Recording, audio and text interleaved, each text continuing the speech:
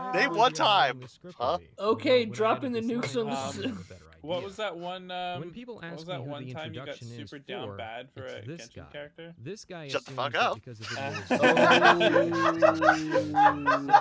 is Never assume just because It was you Goro understand and Yai, something so it was implicitly, two. that means Two everybody times, else yeah. does You as No, well. it was like those mid drips. You're a tummy guy, huh? It was the understand same basic time because they were both on features screen. about long-form No, content. Not only that, but found the that as two implication instances. of You'll find a list cross-dressing of all the Goro was on the sources. table. I started So taking that's not sourcing fair, seriously alright? halfway through the Miss Morrowind project, so it Hina, wasn't the Goro, best and sourced Yai video. at the same time. This time, Alright, however, I'll be starting that's from the not beginning. fair. Every single interview All I'm No hearing man is this can is tell. 3 instances now. It's being upgraded. Hey, I didn't say anything about that. I didn't say I got. Doesn't matter. I have spoken.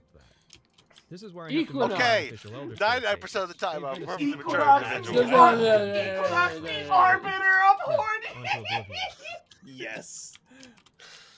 Why do Morrowind videos have to tear down Oblivion so Oh, You yeah. cannot It's just control like this Oblivion. level of horny, you bastard. What the fuck you think you are? But I'm still more mature than you. Fucking Judge Dredd, but instead of a fucking magnum, it's a fucking bat. Wow. Also, why do you have to remember it to call my bluff? That's what I do. You My goal is bitch. not to prove Oblivion is good or bad.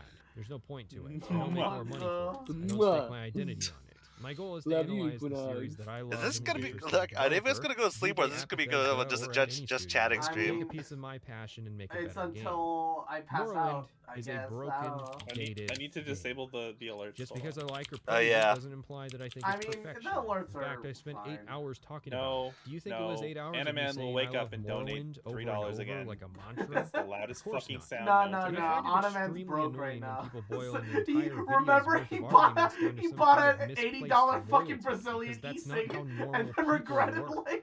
An immediate There comparison is that's no going to be minimum made is to dono Will for your Love's sound, video Cross. game's It could own be a 5-hour penny. retrospective of Oblivion. I don't know think this because people Streamlabs will already let you make do the a penny. I comparison think it with has my a dollar Morrowind minimum. analysis.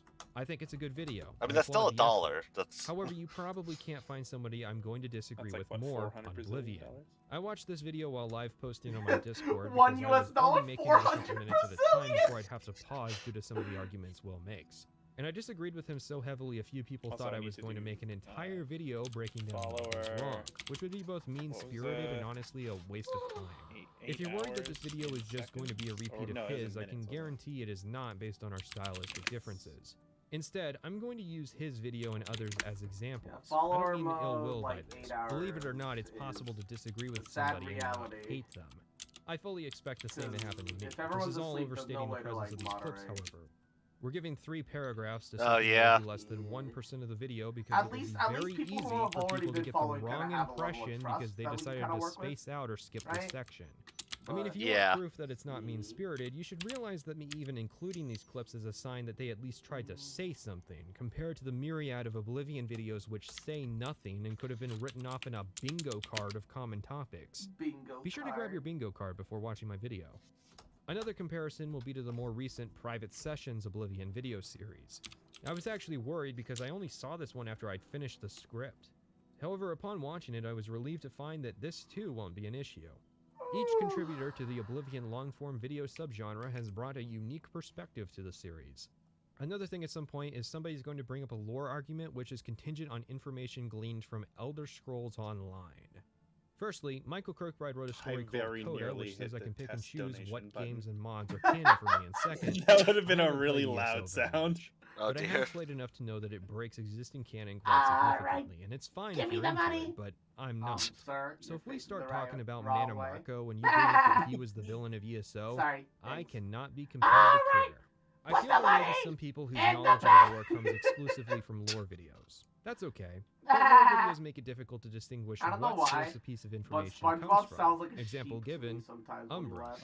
Umbra is a sword created by a witch that has the Which power to steal okay. souls. Kind of works That's because it. they're both kind of In Morrowind, a guy named himself after when his it comes sword to the Umbra. wound, the sponge, Not because he right? was Like, bewitched by it, but because his name was ultimately irrelevant. You So I'm might as leaving- well have called I'm him by leaving his follow sword's name alerts, due to violence sub being his alerts. life's accomplishment. Turning off donos. That's it. Turning off hosts. Oblivion would Leaving change this bits. canon to make the So you're sword gonna more wake up the Who malicious Wireless. in its powers. Turning And the off novel rates. Umbriel would And change leaving the Who canon Wireless further one to probably elaborate makes that sense, yeah, that Clavicus was Vile was wild. involved in the creation of the sword.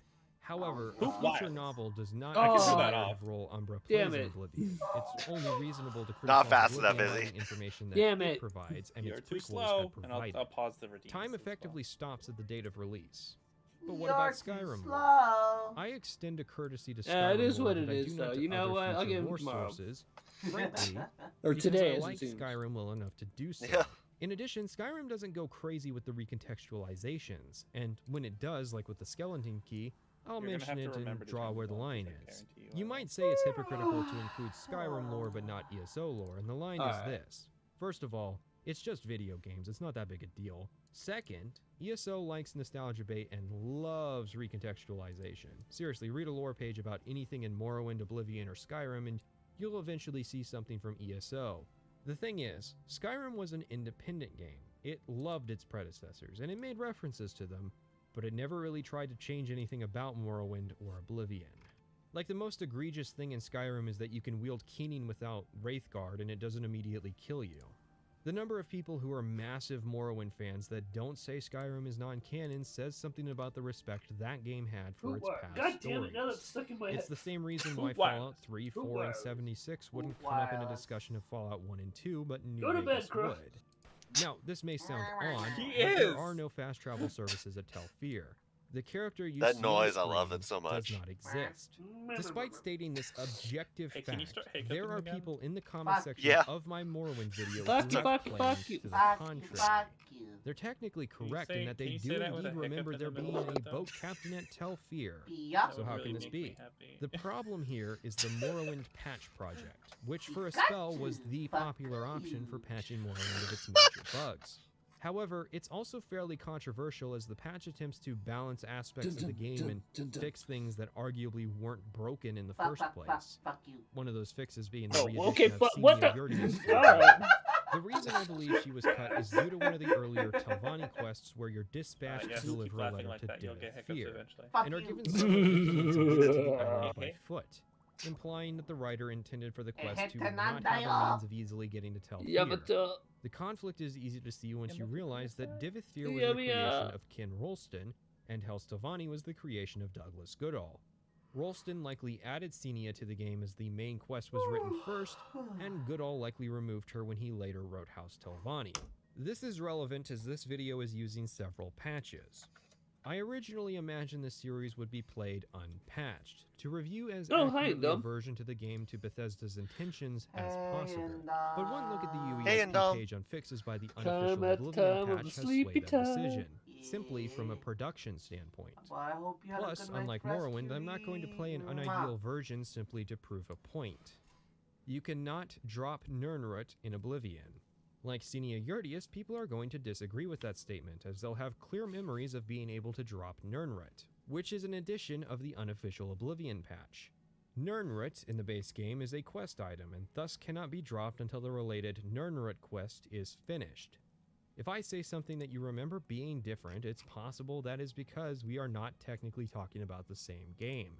Given the immensity of material we have to go over, I can't account for all of these minor discrepancies.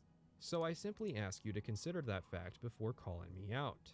A few other mods were used as well. A mod to prevent some Redeems have crashes, been not that it opposed. entirely worked. Damn A mod to maintain a you. higher Oh, field there. of view without Still having some. to I type should the have command taken a every chance 5 there and grabbed minutes. one. And a mod that Should've allows me to have a taken high the but chance frame rate with there. wireless full You screen. still Hey, have The first and third this. mods are to help Hey, with Cross, the there's recording, while there's the a second bully mod in is there. for my benefit as a player and your There's benefit no as a bully viewer. in there, is he? So now let's talk Damn about it, why I shush, use you're not other supposed to mods. tell me. Sure, I plenty of know. issues that I'm going to bring up Yeah, I can know. potentially be fixed with a mod. You're too But I think slow. that modifying You're mechanics too or design slow. effectively invalidates any arguments I You can little make. shit. Because at what point am I criticizing the designers at Bethesda? And at what point am I criticizing the mod? And this is I have Kozak to right here. speak So to the hi version of the again. game that Bethesda created. Hello.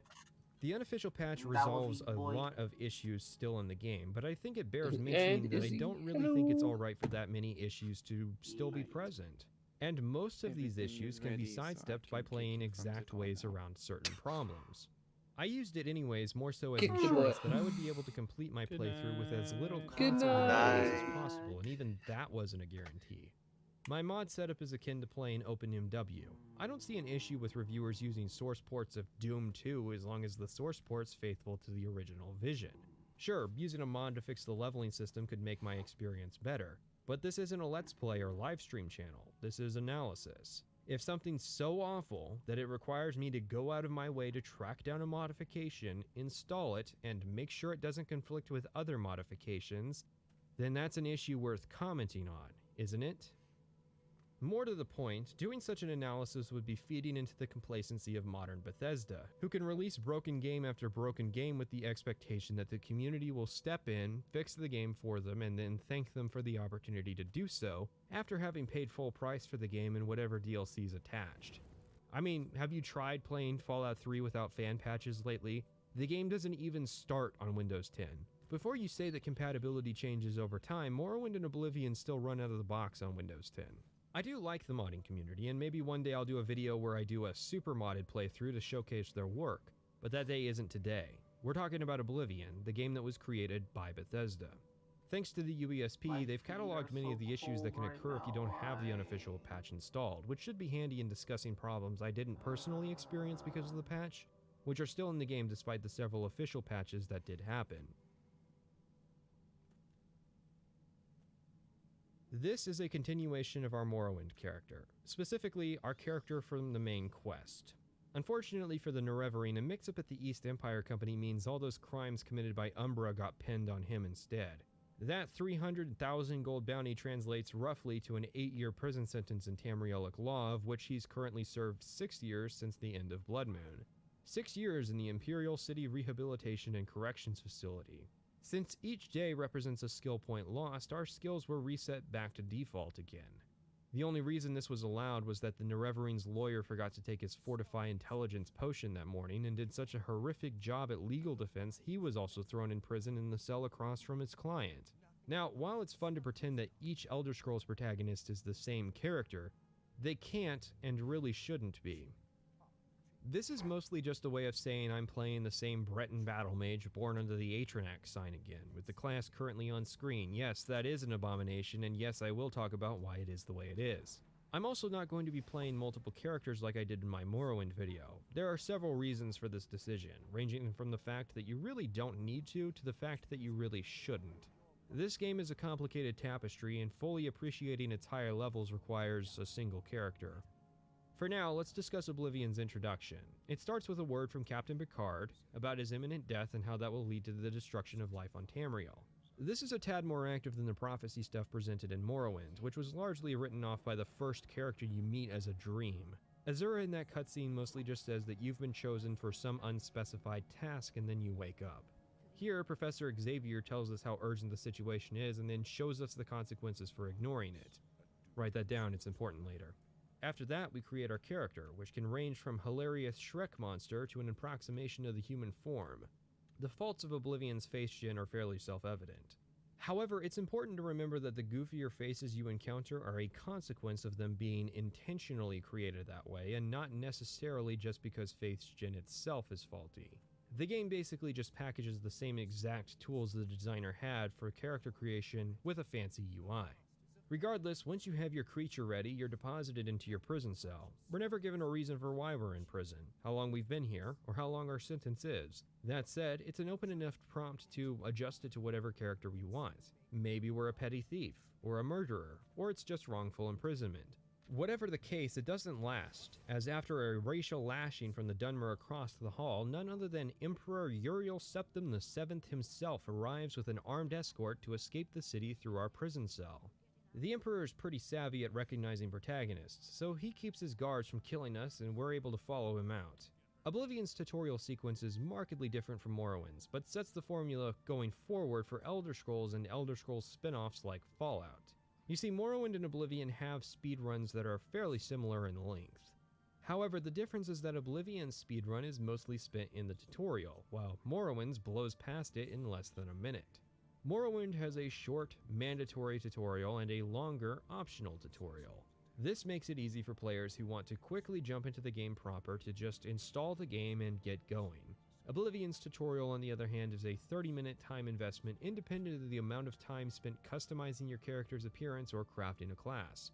Of course, Oblivion vets will say to just make a save before exiting the sewers, but, well, that's kind of the point, isn't it? Bethesda could have easily built in a prompt after we make our character offering to skip straight to the end so that we can get our character underway. In fact, I've implemented such a thing already. albeit in Morrowind, but it's the same general design structure in Oblivion, just longer.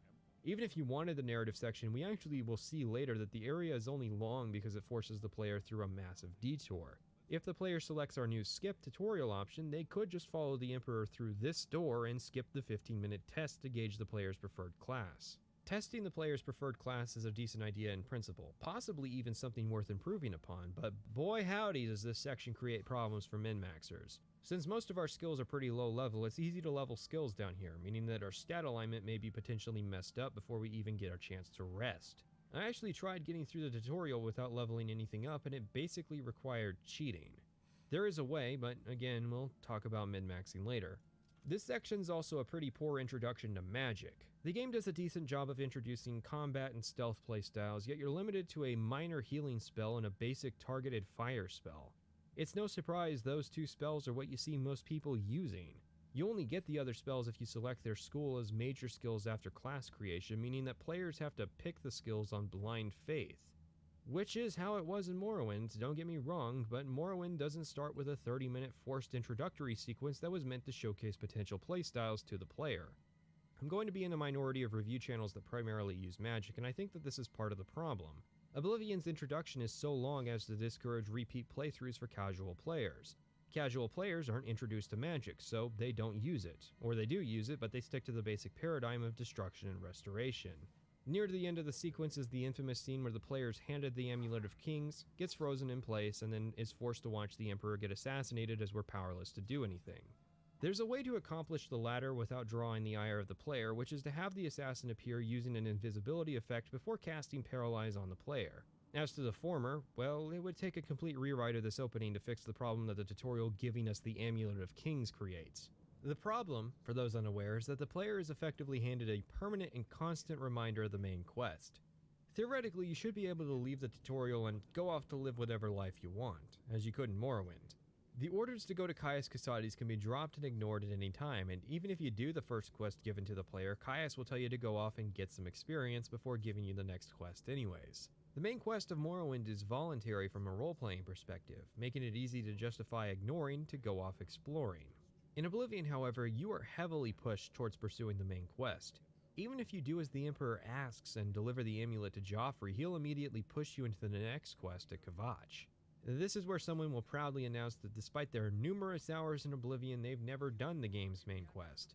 I'm not sure why people feel compelled to keep mentioning that they haven't. I suppose it's some kind of praise of how much they enjoy playing the game that they haven't even done the questline that marks an arbitrary end of the game. I mean, the main quest is in the middle of this review, so you can tell that I don't really consider it the end either. Just because you ignored the urgent crisis of this game doesn't mean I can justify doing so. Although Jake Decker over at GameSpot had an interesting take on this. You can quite literally take Patrick Stewart's words of warning as the ramblings of an old man approaching his death and do whatever the hell you want.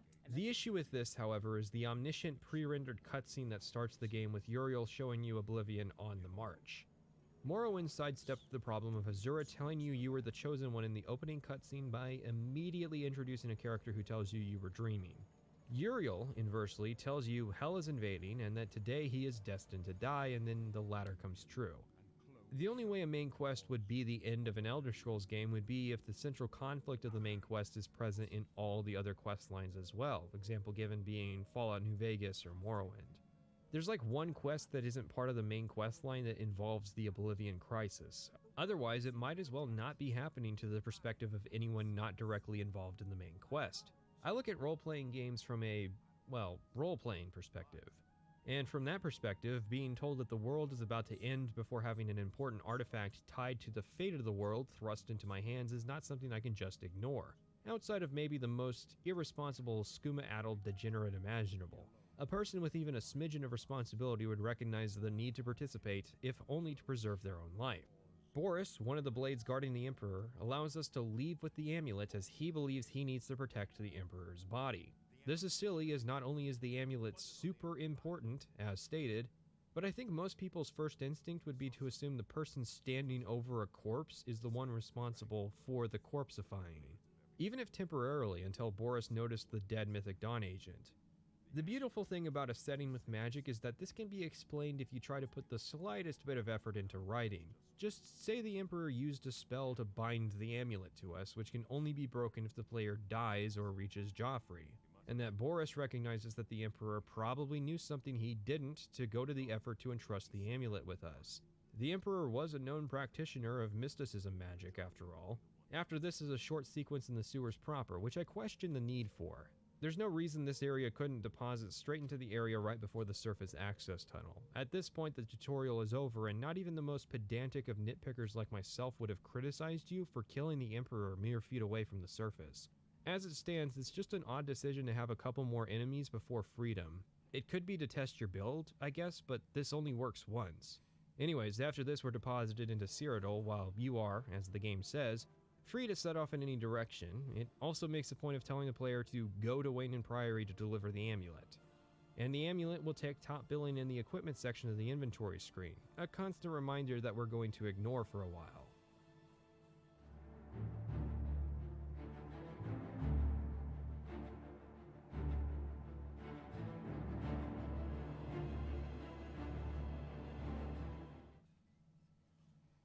The arena is the first faction of our character, as it takes place almost entirely within the Imperial City arena.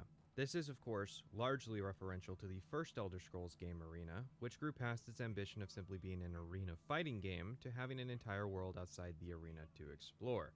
A game set entirely inside an arena would be focused entirely on combat, which arguably isn't to the strength or focus of the series.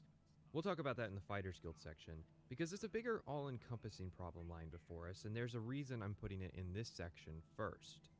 The arena is a simple faction, in that it's basically a series of fights from beginning to end, with one whole quest at the end. This is fine, great even. What's strange about the faction is that despite its simplicity, it never really bothers explaining the fundamental questions of the faction, like who is the yellow team, where did they come from? They seem to share training space with the blue team, but there's only one door up from here, and Owen, the Blade Master, seems to act like there is an opposing side to us, but there isn't. We could say it's all fake, but that doesn't excuse how bare bones the faction really is. Put the raiment on, arrange a fight, wait for the announcer to finish his bit, fight, and then go and get paid. I got the faction done in 2 days. If you do it at a higher level and start as soon as the arena opens, you could feasibly complete it in a single in-game day. So while we do that, let's discuss Oblivion's leveling problem. Oblivion's leveling problem is a central issue tied to almost every aspect of Oblivion. Rather than explaining the problem outright, we're going to work backwards and start with the 3 schools of thought that exist to try and solve the problem.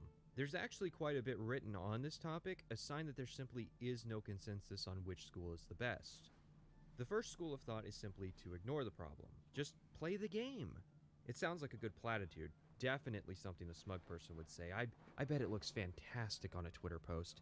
Indeed, this solution has its benefits. It takes the least thought on the part of the player in terms of their character building. After all, the goal here is to create a system where the player is defined by the skills they use in the game. But the problems become apparent pretty quickly. This has to involve scaling, which is not in fact the biggest problem with Oblivion, although its implementation is definitely a major contributing factor to the leveling problem. Enemies on the road of Vardenfell were scaled, although in Morrowind they were called leveled enemies, which are displayed by these ninja monkeys in the editor. It's why at level 1 you'll encounter a Scrib or Quama Forager, and later you'll encounter higher level monsters like Elites or Kagutis at the same exact spot. It's so subtle that people are prone to making the mistake of claiming that Morrowind has no level scaling at all. This is actually the same scaling system that Oblivion would use. Oblivion just implemented it for everything.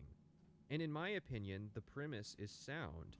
I don't really have a problem with escalating the threats of the world relative to the player. In Morrowind, enemies would have set levels, so if a low-level player wanders into a high-level area, they'll probably just get killed, and I think that's great because it makes the world feel more lived in. If a bunch of powerful mages are living in a ruin, then they should handily stomp some normal low-level guy who wanders into the area. The way that you make that work with scaling has already been done in Skyrim with the Dragon Priests. These enemies are relatively tougher than everything else around them, so you get the benefits of having enemies be around the same level as the player, while also preserving the fact that some people in the world should stay relatively powerful. The reason scaling largely doesn't work is due to the bracketing system. Rather than a smooth transition, enemies are instead staggered every 3 or 4 levels. This leads to a flow where you start a bracket weak and then get decent against a bracket, only to reach the next one and face a new set of enemies that are, relatively, stronger than the previous bracket's weak stage. You'll spend several levels easily beating on imps before hitting level 8 and running into trolls, who are both tankier and do more damage. By the time you get decent at fighting trolls, they'll be replaced with minotaurs, who are, relatively, tankier and do more damage, who get replaced by ogres, who get replaced by minotaur lords. I've used the word relative several times, and I want to be clear on what it means. Trolls do more damage than imps, that's a given. But they also do more damage relative to what imps did at their respective point in the bracket. An imp probably won't one-shot you when you first encounter them. Ogres and minotaur lords can when you first face them. If you ignore the leveling problem and play how you want to, you'll quickly be overwhelmed by the scaling difficulty of enemies as their damage and health outpace your health and damage. You can solve this problem by turning down the difficulty gradually, but that defeats the purpose of ignoring the problem. Remember, we're not supposed to be thinking about it, we're just supposed to be playing. Adjusting the difficulty slider on the fly is not a good solution to the problem because it means diving into a submenu on the fly to modulate enemy threat levels. I have an audio interface with a volume knob on it that quickly lets me change the volume of the audio in my computer without having to play with the settings or the built-in software volume mixer. I kinda wanted one of those, but just tied to the difficulty in Oblivion. See, the problem can't be solved by turning the difficulty down to easy and just playing that way. Remember, skills level as you use them. What you're seeing on screen is the number of times you have to use a skill in order to max out its level. Base is the default if the skill is not part of your major class or specializations. Major skills are the skills that are part of your class, and specialization are the skills that fall under the part of the RPG trifecta you chose. So, for example, for me to raise my blade skill, which is not in my character specialization or his major skills, to 100, I would have to land 20,435 blows. Now, if I lower the difficulty to the bottom, almost every enemy in the game dies in 1 or 2 hits, delaying my progression that much more. I spent the first hour of the game running around Lake Rumari, picking Nernrit and punching mud crabs to train my hand-to-hand at high difficulty, because in order to train effectively, I need the crabs to survive several hits. And enemies vary wildly in their health. The difficulty that is ideal for fighting monsters and undead is way different than the difficulty that is ideal for fighting conjurers or necromancers. See how much we're thinking about the problem now? So the next argument will be to simply ignore the leveling and keep the difficulty down. But that doesn't work as well because some mechanics are tied behind perks which unlock at higher levels. And ignoring the leveling means we enter another school of thought when approaching Oblivion's leveling problem. The only winning move is not to play. See, a solution to this problem of enemy escalation is simple: don't level. If you watch a video of someone playing Oblivion and they always have this icon next to their compass, it means they're practicing the school of thought. It has its strengths. You no longer have to play with the difficulty because encounters will be somewhat consistent. It doesn't take a lot of thought either. There are a couple quests tied to resting though that you now need to watch out for or tackle early on. If you do end up leveling, you will level very inefficiently, meaning that once you start, you have to commit. Every Daedra quest also has a level requirement, and sacrifices may come from enemies that don't start appearing until higher levels. Gold drops in dungeons and quest rewards are also scaled, meaning that if you do a quest at a low level, you won't be paid very much and quest rewards won't be very powerful. Sigil stones and soul levels will also be restricted here. The most powerful effects only start appearing at level 17, and access to Grand Souls for custom enchantments will be extremely limited. And you'll be fighting the same couple enemies for dozens of hours. There will be enemy types you simply won't encounter. I don't think there's a way to encounter Landdrag or Spider Daedra unless you level up to the point they start appearing. Training will also be unavailable to the player as it is now capped at 5 times per level. This means some of the more tedious skills to level will either have to be done by hand, fortified during use, or just flat out ignored. See why the leveling problem is so complicated? Pretty much everything is tied together so intricately that approaching the problem in analysis becomes difficult. And so we come to the third and most difficult solution to the Oblivion leveling problem, the solution I chose: min-maxing.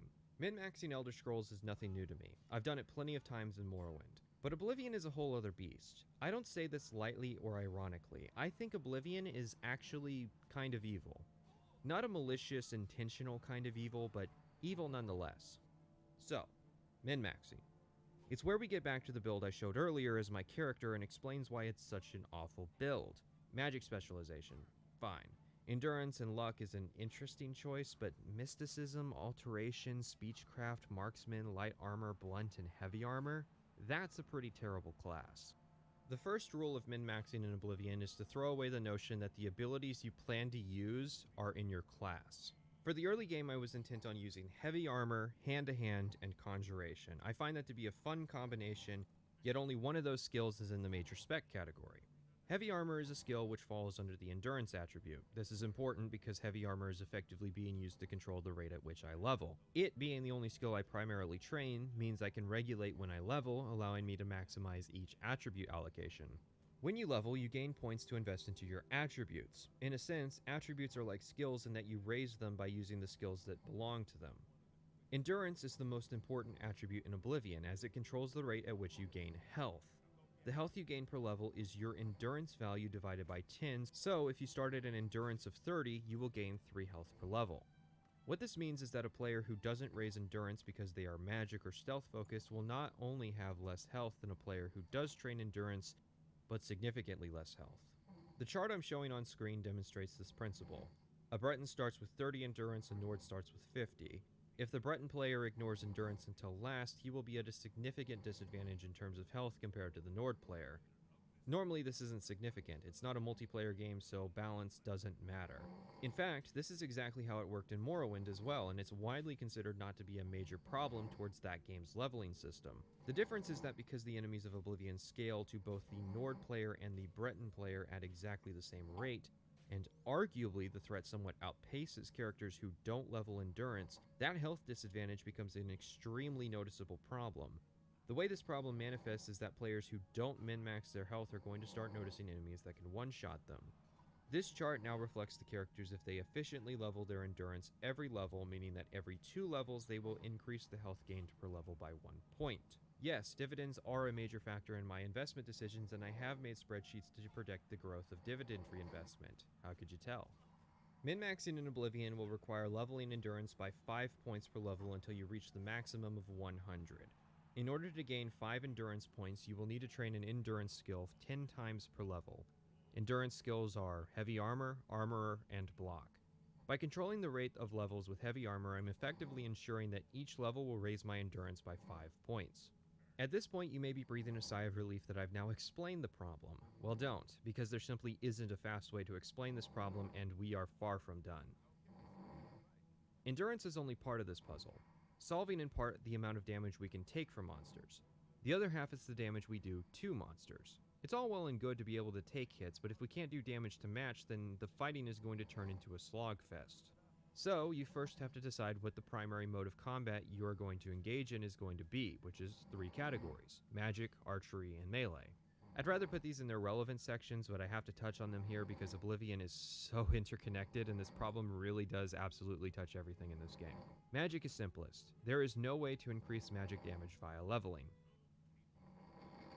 Yes, really. In Morrowind, skills and attributes were irrelevant to the raw damage a spell does. The way you do more damage with magic is to make more powerful spells. The way you successfully cast more powerful spells is to be better at the magic skill, attribute, luck, and to have a high fatigue. This was changed in Oblivion to address a few things. Spell chance has been removed. There is now a 100% chance of success when casting spells. That change by itself in Morrowind would mean the limiting factor of magic would be magicka, so to compensate, Oblivion added a tiered system of magic to the game.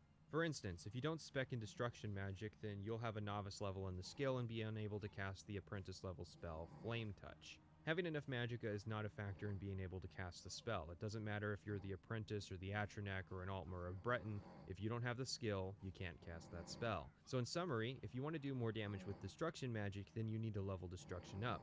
Every 25 levels will unlock another tier that does more damage. Willpower is not a factor, and now all it does to influence your damage per second is how fast magicka regenerates. Unless you pick the Atronach sign, in which case willpower is a dump stat. Intelligence will determine your maximum magicka, which can throttle what spells you can use, but since magicka regenerates now, having a large pool isn't as big a factor as simply having enough.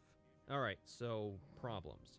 First, the tier system means that you'll be doing the same amount of damage with spells for a long time before seeing a significant change each time you level. Meaning, if you want to be able to really use magic, you're going to need to use it constantly to make sure it's keeping up with the enemies of the world. Second, destruction and restoration. The two skills which can do damage directly are both willpower skills, meaning that if you want to raise intelligence efficiently, in addition to endurance, you're going to need to use an intelligence skill a lot, as well as raise your magicka enough to use those better spells. Third, spell costs in Oblivion are way higher than they were in Morrowind, probably because magicka now regenerates during combat. If you build the exact same character I did between games, in Morrowind you'll have around 175 magicka, while in Oblivion you'll have around 300. In terms of two spells that do the same amount of damage, however, things wildly differ. In Oblivion, the Flame Touch spell does 25 points of flame damage on touch, costing 46 magicka at destruction level 33. The exact same spell in Morrowind costs 12 magicka at every destruction level, as magicka cost in Morrowind is determined by spell effect only and does not factor in skill levels. Now, you might say that the systems aren't directly comparable, and that would be correct. However, what we can compare is the number of casts each character would have. The Morrowind character with 175 magicka would be able to cast Flame Touch 14 times, while the Oblivion character with 300 magicka would only be able to cast Flame Touch 6 times. The difference stems from the fact that, as I said previously, magicka in Oblivion regenerates, unless the player selects the Atronax sign. If our character doesn't select that sign, then they will only have a paltry 150 magicka, or 3 spell casts, before they need to regenerate more. Fourth, yes, there is a fourth point. Remember that skills level based on how often you use them. So the old death spell I used in Morrowind is now a bad idea, because to train your destruction skill, it's better to cast a 3-point damage effect 100 times in combat than a 300-point damage effect once. Not that you would be able to cast that spell anyways, and the limitation of training means we can't boost our magic skills to get up to that point, so it's just not an option. The main takeaway is this. If magic is the way you want to play, you'll have to use it constantly at a difficulty level that allows you to cast a lot but not take too much damage. You'll likely want to efficient level intelligence and willpower in addition to endurance. Oh, we'll get to that. Next, archery. Archery damage is mainly determined by the cumulative weapon rating of the bow and arrow, which itself is determined by agility, marksman, and the durability of the bow. You can see it displayed by this formula. You got all that? It's not actually that complicated. So, if marksman is the way you want to do damage, then you can simply focus on using bows, which will improve your marksman skill, which in turn improves your agility. You'll want to raise your agility 5 times per level in addition to endurance, which means you'll probably need to supplement your agility by using sneak and security. Like destruction magic, hitting more often is more important than hitting hard. So I would avoid the temptation to use poisons or to even use sneak attacks, which may seem odd, but it's important to remember that sneak attacks do not in fact level up your sneak skill, and you'd be doing more damage, which would mean less hits, which would mean less levels. Finally, melee combat. This includes blades, blunt weapons, and hand-to-hand. Melee combat is similar to archery in that damage is determined by weapon rating, which is determined by strength, blade, or blunt, and durability. Hand-to-hand has a separate formula, but otherwise functions the same aside from durability, obviously. So for melee fighters, leveling strength in their skill of choice as fast as possible is important. You would focus on using your preferred weapon as purely as possible, as well as trying to land as many hits with it as possible without dying, so no stealth or power attacks and no poison. You would also want to use a one-handed weapon, as they will swing faster and thus level quicker. Melee weapons take the most amount of uses out of all of the offensive skills to level, but are also the easiest to spam to level. You can land 2 or 3 blows in the time it takes to cast a spell, and 4 or 5 in the time it takes to fire and hit a target with an arrow. Melee fighters have the added benefit, or potentially detriment, due to leveling their preferred armor class when fighting. Oh yes, friends, the well goes even deeper. See, it's possible to level a skill too quickly in Oblivion. Confused? That's normal when I tell you in a game where leveling your skills is the primary focus that it's possible to level too quickly. See, heavy armor is the main attribute we're leveling in order to raise endurance to get as much health as possible. The problem is that once we hit that 10th heavy armor level, attribute points will stop raising for the next level. If you realize the implications of this, the migraine will soon set in. This is why I call the system evil.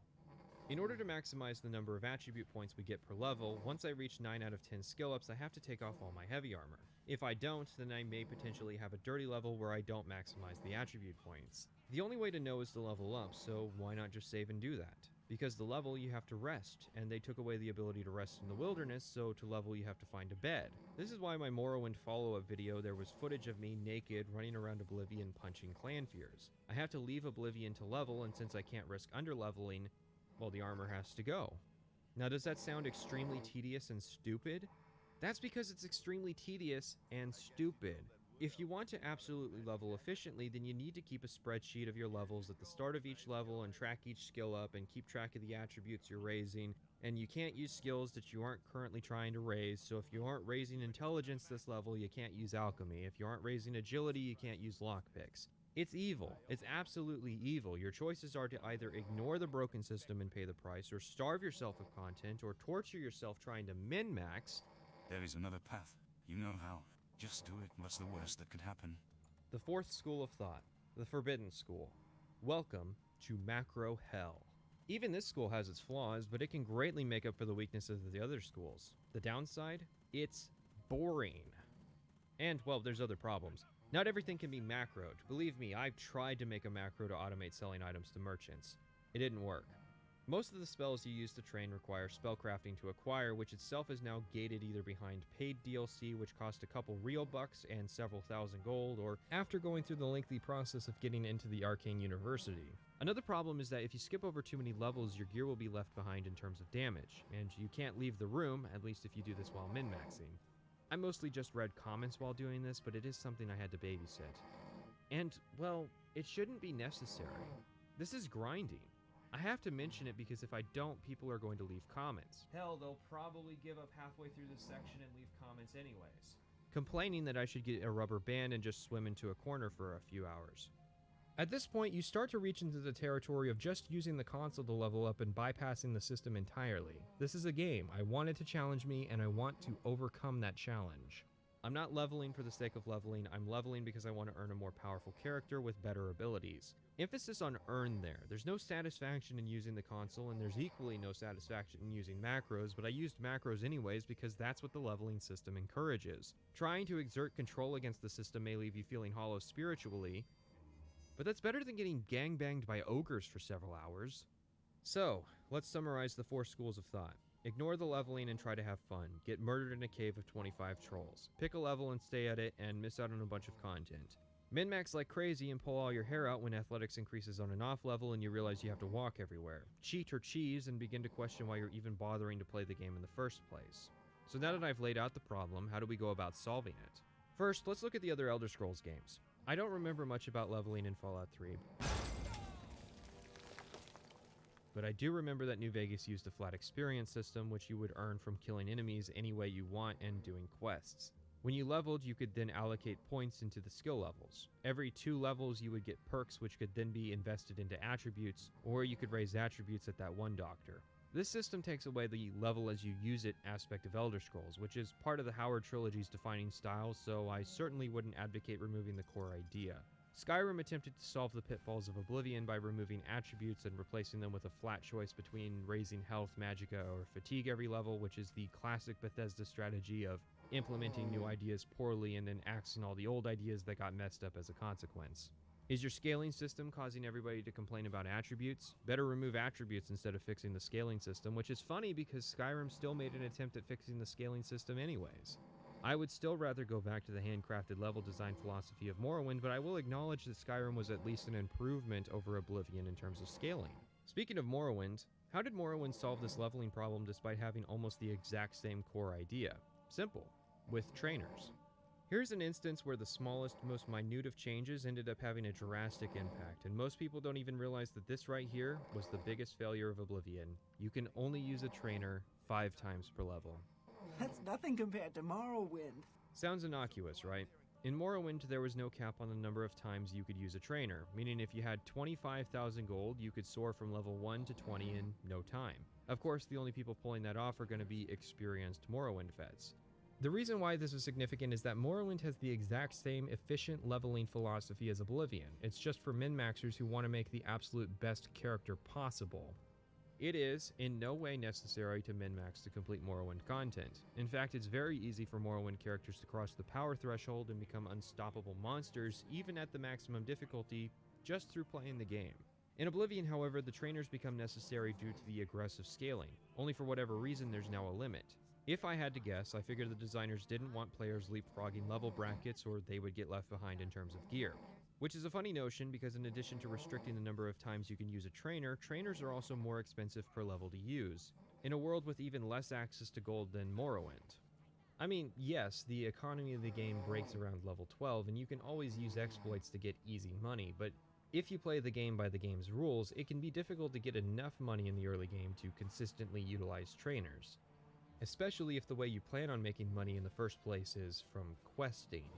The number of overall trainers has also been reduced. There are almost as many trainers for Longblade in Morrowind as there are trainers total in Oblivion, and that's not a joke. There are 95 Longblade trainers in Morrowind, just that one single skill, and there are 105 trainers total in Oblivion.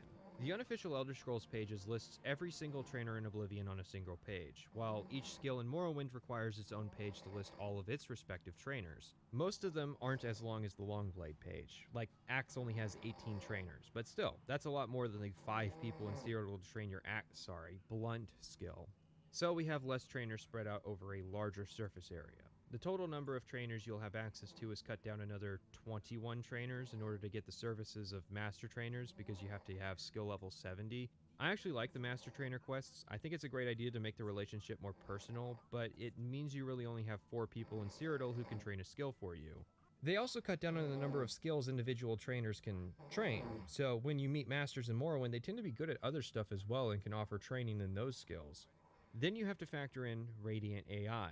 I have the amazing ability to consistently arrive at a city at night, meaning I have to wait until whenever the trainer's scheduled to start offering their services to train and then track them down, because if I wait in their house, it'll be considered trespassing. And then there's the cost, which is 10 times the skill level. And sure, you can use Drain Skill to cheese trainer costs, but you also can't delete spells in Oblivion, so I didn't use that exploit. So, overall, most people probably don't mention trainers because most people don't find any use for them in Oblivion. After all, their jobs can be outsourced to a macro. Their best use is training skills that either can't be macroed or even with a macro level at a glacial pace, prominent examples being Mercantile, Restoration, and Athletics. And, well, there's a limited number of uses for trainers. I'd guess most players doing a general playthrough get to around level 25 or 30, higher if they try to 100%. So most players can only get 125 to 150 levels from training, assuming they somehow have the gold to afford it at the low levels. That might sound like a lot of easy skill ups, but that will probably only end up covering like half of the grindiest skills in Oblivion. Trainers are an area that got even worse with Skyrim. There's even less of them, not just because of the skill crunch, but there's just less per skill in general, and the Skyrim player now lacks control over when they level, meaning getting the most out of their limited use requires some serious gymnastics. Skill books are another option. In Morrowind, you'd mostly use skill books to finish out the final few levels of a skill when it's most expensive and most difficult to level. Arguably, their usefulness in that respect means they're worth saving until much later in the game, and I would end up forgetting to use them. Saving skill books in Morrowind is easy though, at least on PC, because you can pick them up without reading them. Well, you can't do that in Oblivion, although the ability did return in Skyrim if you ordered a follower to pick the book up for you. So I'm guessing the idea is that skill books are meant to be an immediate leveling reward for an area, but that idea doesn't work. Okay, so in Oblivion, I need 254.9 experience to level Restoration from 99 to 100. Doesn't sound bad until you find out that each restoration spell, regardless of effect, gives you 0.6 experience. That is 425 casts of restoration spells. Or I can get my hands on the book Withershins or 2920 Rain's Hand and skip all that. If I had used that at restoration level 25, which requires 54 casts to raise to 26, then that would obviously be wasteful. Morrowind played with the idea of giving skill ups as quest rewards in the Tribunal Temple and House Telvanni quest lines in the form of skill books. I think rewarding levels in a faction with a clear skill focus, like magic skills in the Mages Guild, is a good idea. The only problem then is messing up an efficient level because you got points in an attribute in an off level, or accidentally qualifying the player for a level up too early. Do you see what I mean when it's all interconnected? I was going to say the Grey Prince giving you a spell effect to raise your skills instead of training you normally was an oversight, but now I'm not so sure. Speaking of skill books, there are less of them in the world. Many are randomized loot, and some are difficult to immediately identify. This is a problem Skyrim somewhat addressed, actually. In Morrowind, each skill book would have 3 to 5 fixed locations they could appear in. Sometimes more, sometimes less. Only once did a skill book only appear in one location. They were never leveled loot, and they were always more valuable than non-skill books, meaning identifying them was easy. Skyrim is pretty similar in this respect, actually. 3 to 5 versions of each skill book with fixed locations and clear values. Oblivion messed this up in several ways. There are usually only 1 to 2 versions of each skill book. Many books are available through randomized loot, meaning a stealth player might find a combat book. Some books, like A Dance in Fire Volume 7, are only available in randomized loot. Book values are also not consistent. Most of the time they're valuable, but sometimes you get a book like The First Hold Revolt, which will blend in with other book values at its low price point. For the coup de grace leveling, you have to consider all of this information, all of it. All of the formulas and XP values and charts and trainer locations and different philosophies and essays. You take all of that and you try to cram it into an Oblivion playthrough. You'll forget to use a trainer here, you'll accept a dirty level there. At some point you'll probably break down in macro a couple levels or just turn the difficulty slider down to try and experience the world that we haven't even really gotten to yet. And you'll realize you did all this to get a character that can kind of handle enemies at medium difficulty without making you want to gouge your eyes out and check yourself in at a mental hospital. You'll look to the sky and wonder how a benevolent being could permit such an atrocity to pass QA. I know it's a meme to say Bethesda doesn't playtest, but I seriously cannot imagine how Bethesda let this system slide. Did nobody play the game for more than a couple hours? I love the Making of Oblivion documentary because it shows level and world designers, but do you know who it doesn't show? The guy responsible for this. Wait, no, it does. He's right there. He's hugging Terrence Stamp and showing off how big his cock is for getting 3 celebrities in the game and calling it a star-studded cast. And the E3 demo. We'll get to that later. What, did you think I wasn't going to mention it? So we're wrapping up the arena now, and we get to its one and only real quest, which is optional. The Grey Prince requests we go and investigate his lineage. He's far too busy standing in place and cutting up this target dummy to do it himself. Now, one would think that given this is literally the only quest to go outside of the arena, that it would be in any way complicated. Nope.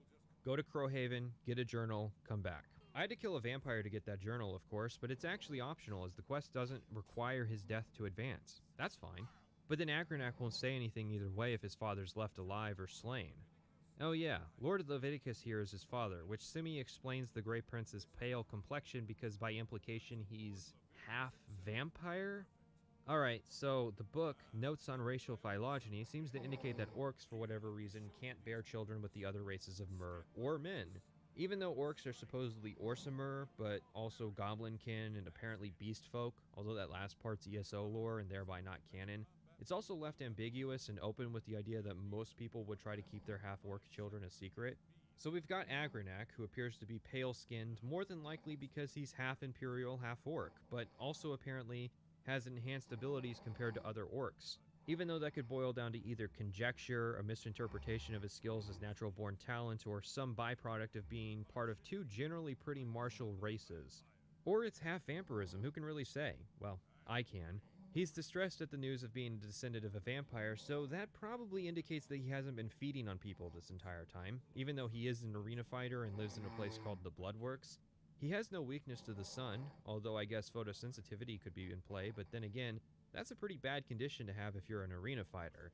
And he doesn't turn to vampire dust when he dies, but maybe half vampires don't. The real point of the story is simple. The Grey Prince staked his entire identity as a fighter on having some mysterious legacy behind him. It's a pretty big part of his branding.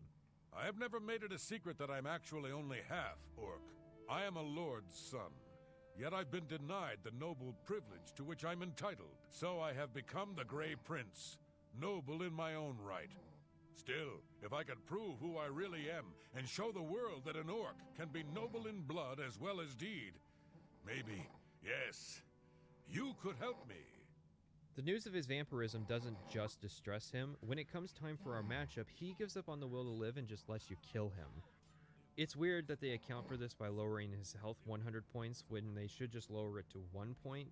That would make him go down in a single strike and would avoid the hilarious instance of it taking dozens of swings to down an opponent who isn't fighting back. And if you think it isn't difficult, it's literally just the command set AV space health space 1. You have just witnessed the impossible! Malad has been defeated. I say again, the Grey Prince has been defeated. Behold, the new hero of the people of Cyrodiil. Behold, your arena grand champion, the Divine Avenger. In the unpatched version of the game, if you kill Agranak after revealing the truth, it's counted as murder by the game. Before we take the title, we get our own custom title we get to pick from. I chose the Divine Avenger for various reasons. It's not a big deal because after you defeat the Grey Prince, all you fight are leveled monsters with the same one line every time, so being the Divine Avenger is really nothing special. Afterwards, we get an upgrade into the Raiment of Valor.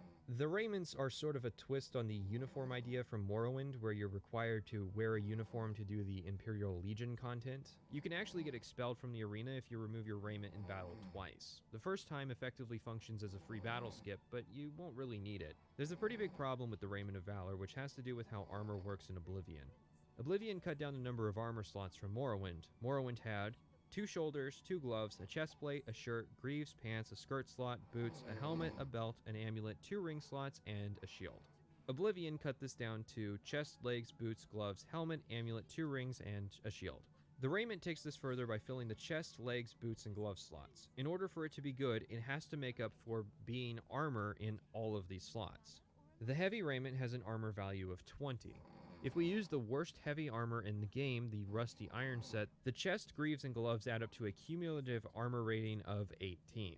There are no Rusty Iron boots, so we move up to regular iron boots, and then the cumulative rating of the worst heavy armor in the game is at 22, compared to the Heavy Raiment of Valor's value of 20. It gets better. If we compare the weights of these pieces, the raiment has a weight of 72, while the combined weight of the Rusty Iron armor set and the iron boots is 63.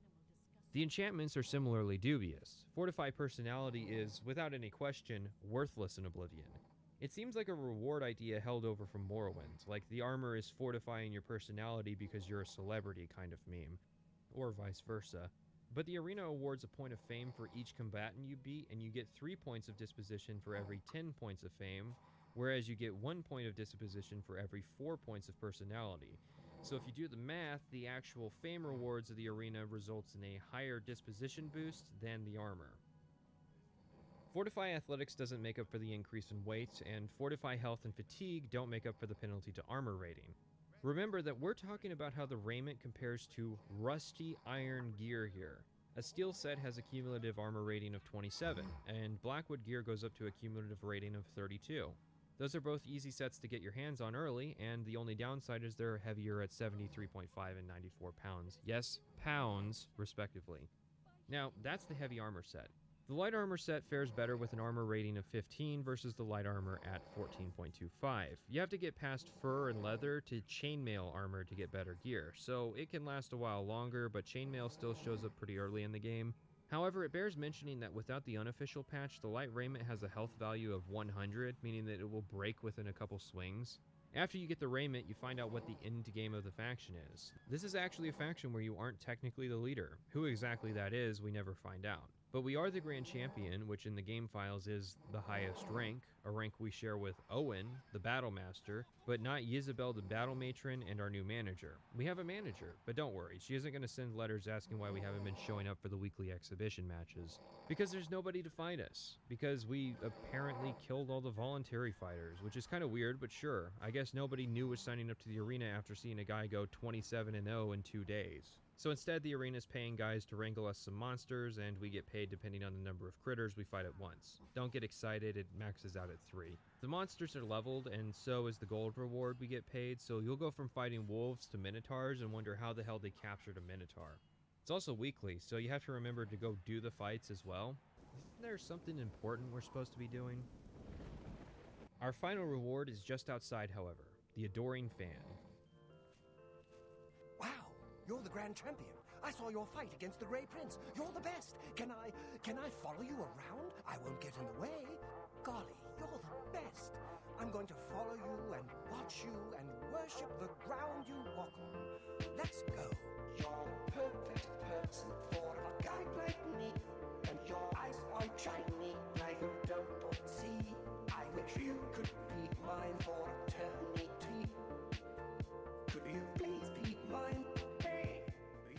There were only a couple escort missions in Morrowind where you could get a companion. Oblivion would greatly add to this number, although most of these quests will remove your companion afterwards. Still, there's a few NPCs which exist for the express purpose of serving as full-time companions. The mechanic is, it's not quite there yet. Fallout 3 would overhaul followers, which translated to Skyrim.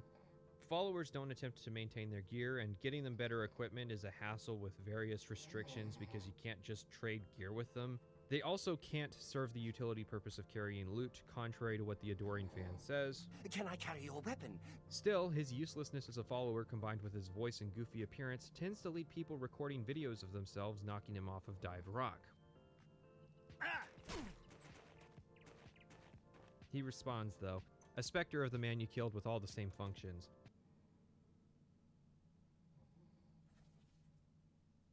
Yes! Oh, great and mighty Grand Champion? Is there something you need? All right, then. You're the Grand Champion.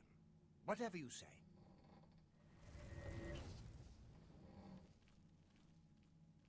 You dare attack me?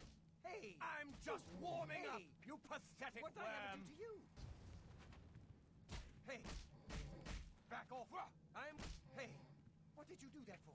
You some kind of... Hey! Hey! Most NPCs in Oblivion are essential, but not followers. If you bring one with you, you now have to worry about them getting one shot by ogres as well. And I'd rather not. I suppose I'm somewhat expected to propose fixes for the arena instead of just leaving it broken by the side of the road. The problem is that my fixes would mean a fundamental change to the arena, which I'm usually not comfortable doing. I like to fix quests by preserving the writing, changes that would still tell the same general story. Other than a fundamental rewrite, I could propose something that keeps the same general structure, but with a lot more features to make the faction interesting.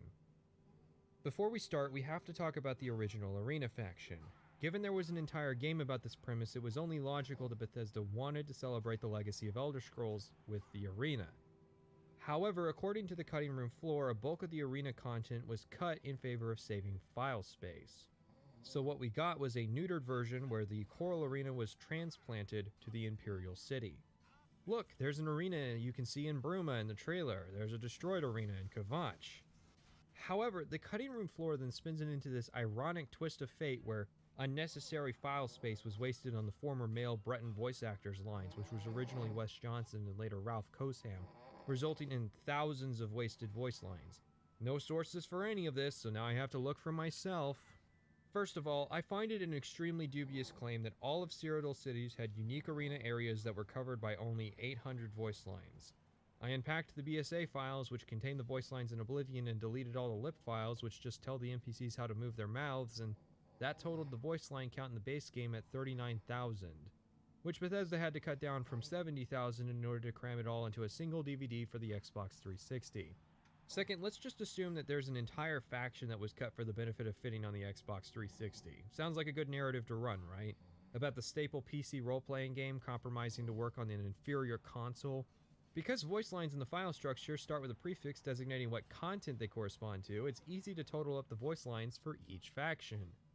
The Thieves and Fighters Guild both have 1,757 lines. Yeah, both of them apparently have the exact same number. Explain that, atheists, because I can't. The Mages Guild has 2,745 lines. The Dark Brotherhood has 2,526 lines. And the main quest has 3,061 lines. The arena has only 641 lines.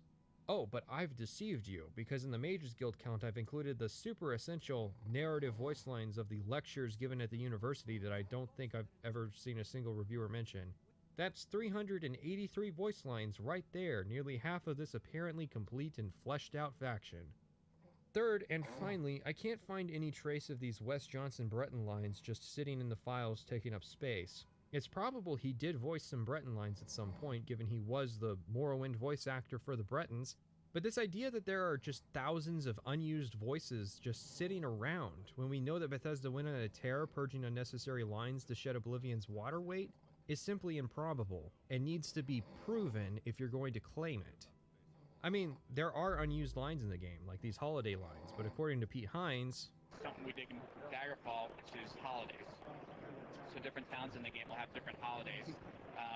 at different times of year, and horse armor, so you can own horses in the game. And one of our downloadable things, so you can buy different kinds of armor to put on your, you're riding around, you got all this cool Daedric armor on, you want to have something cool for your horse, so you can buy this downloadable stuff that'll let you go to different places and buy armor for your horse. And that brings us to our final point.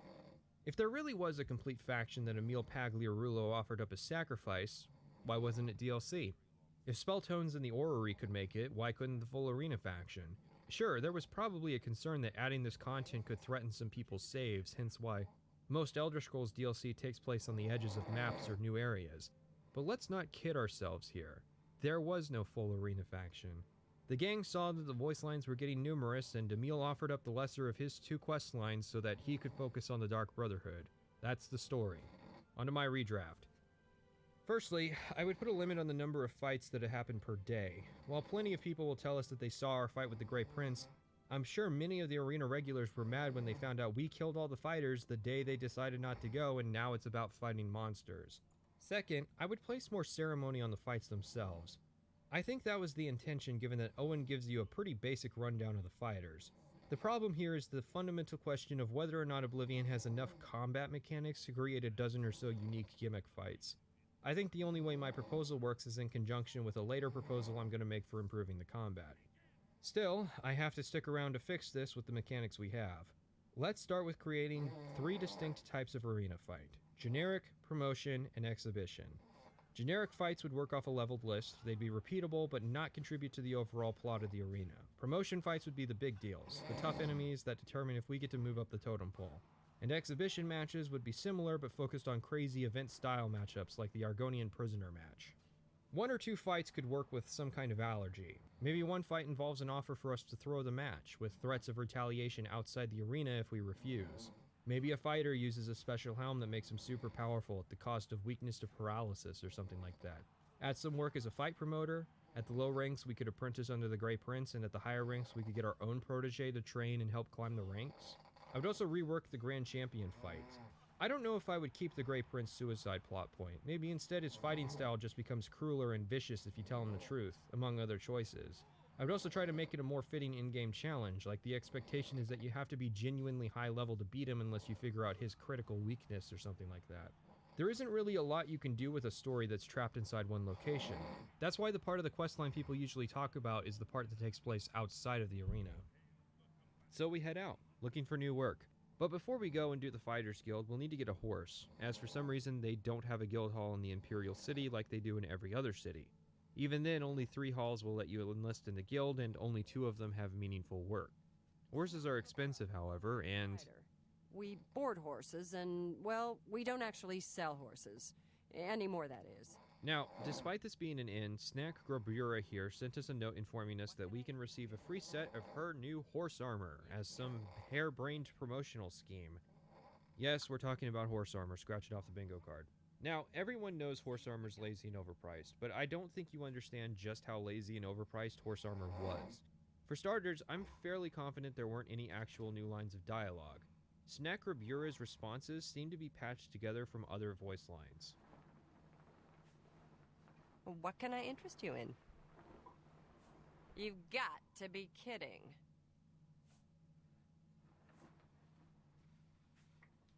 Let's see what we've got here.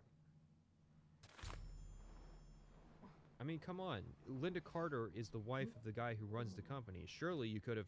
The only new asset that's added are the steel and elven armor sets, and even then the difference is purely cosmetic. All the armor does is give your horse a bit more health, which... Fuck, fair enough, I guess. However, if you don't own a horse, which is fair at low levels, as they're pretty expensive, starting at 500 gold, then Snack will throw in a free horse with the same stats as the worst horse in the game. Starting the theme with the DLC, however, is that they introduce something that messes with a base concept. Horses are a simple idea. You spend a few levels running everywhere on foot until you have some money and end up purchasing a steed to get around quicker. Makes sense, right? So throwing in a free horse minutes from the end of the tutorial is kind of a punch in the nose to that idea, although there's another free horse you can get in the main quest, like the first main quest. I don't think Bethesda really knew what they wanted from horses, and as a result they come off as an undercooked mechanic. Are they to help the player get around quicker because this is a game with fast travel? Running is pretty much better because you can level athletics, and if you stop to fight something, there's a long animation as you dismount. And you'll be stopping because the roads are packed with critters despite the frequent Legion patrols you run into. And if you don't stop, you'll have to contend with all the critters you aggroed along the way all at once. Let's just say it wasn't long until the old nag died, even with the armor. Bethesda charged $2.50 for this DLC, which doesn't sound like a lot, but the gaming world of 2006 hated it. If they released it 2 days earlier, they could have written the whole thing off as an April Fool's joke. One thing that always bothered me was the people arguing that it wasn't alright because it was a cosmetic difference that other players couldn't see, which is technically not true. There's a negligible gameplay difference, and if other players could see you, you'd be embarrassed for wasting both real and in-game gold on horse armor.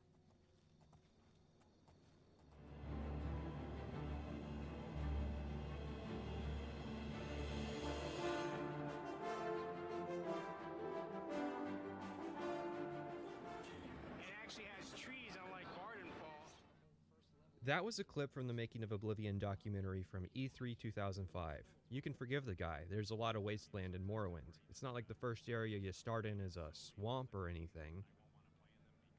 Oh yeah, E3 2005. We'll get to that.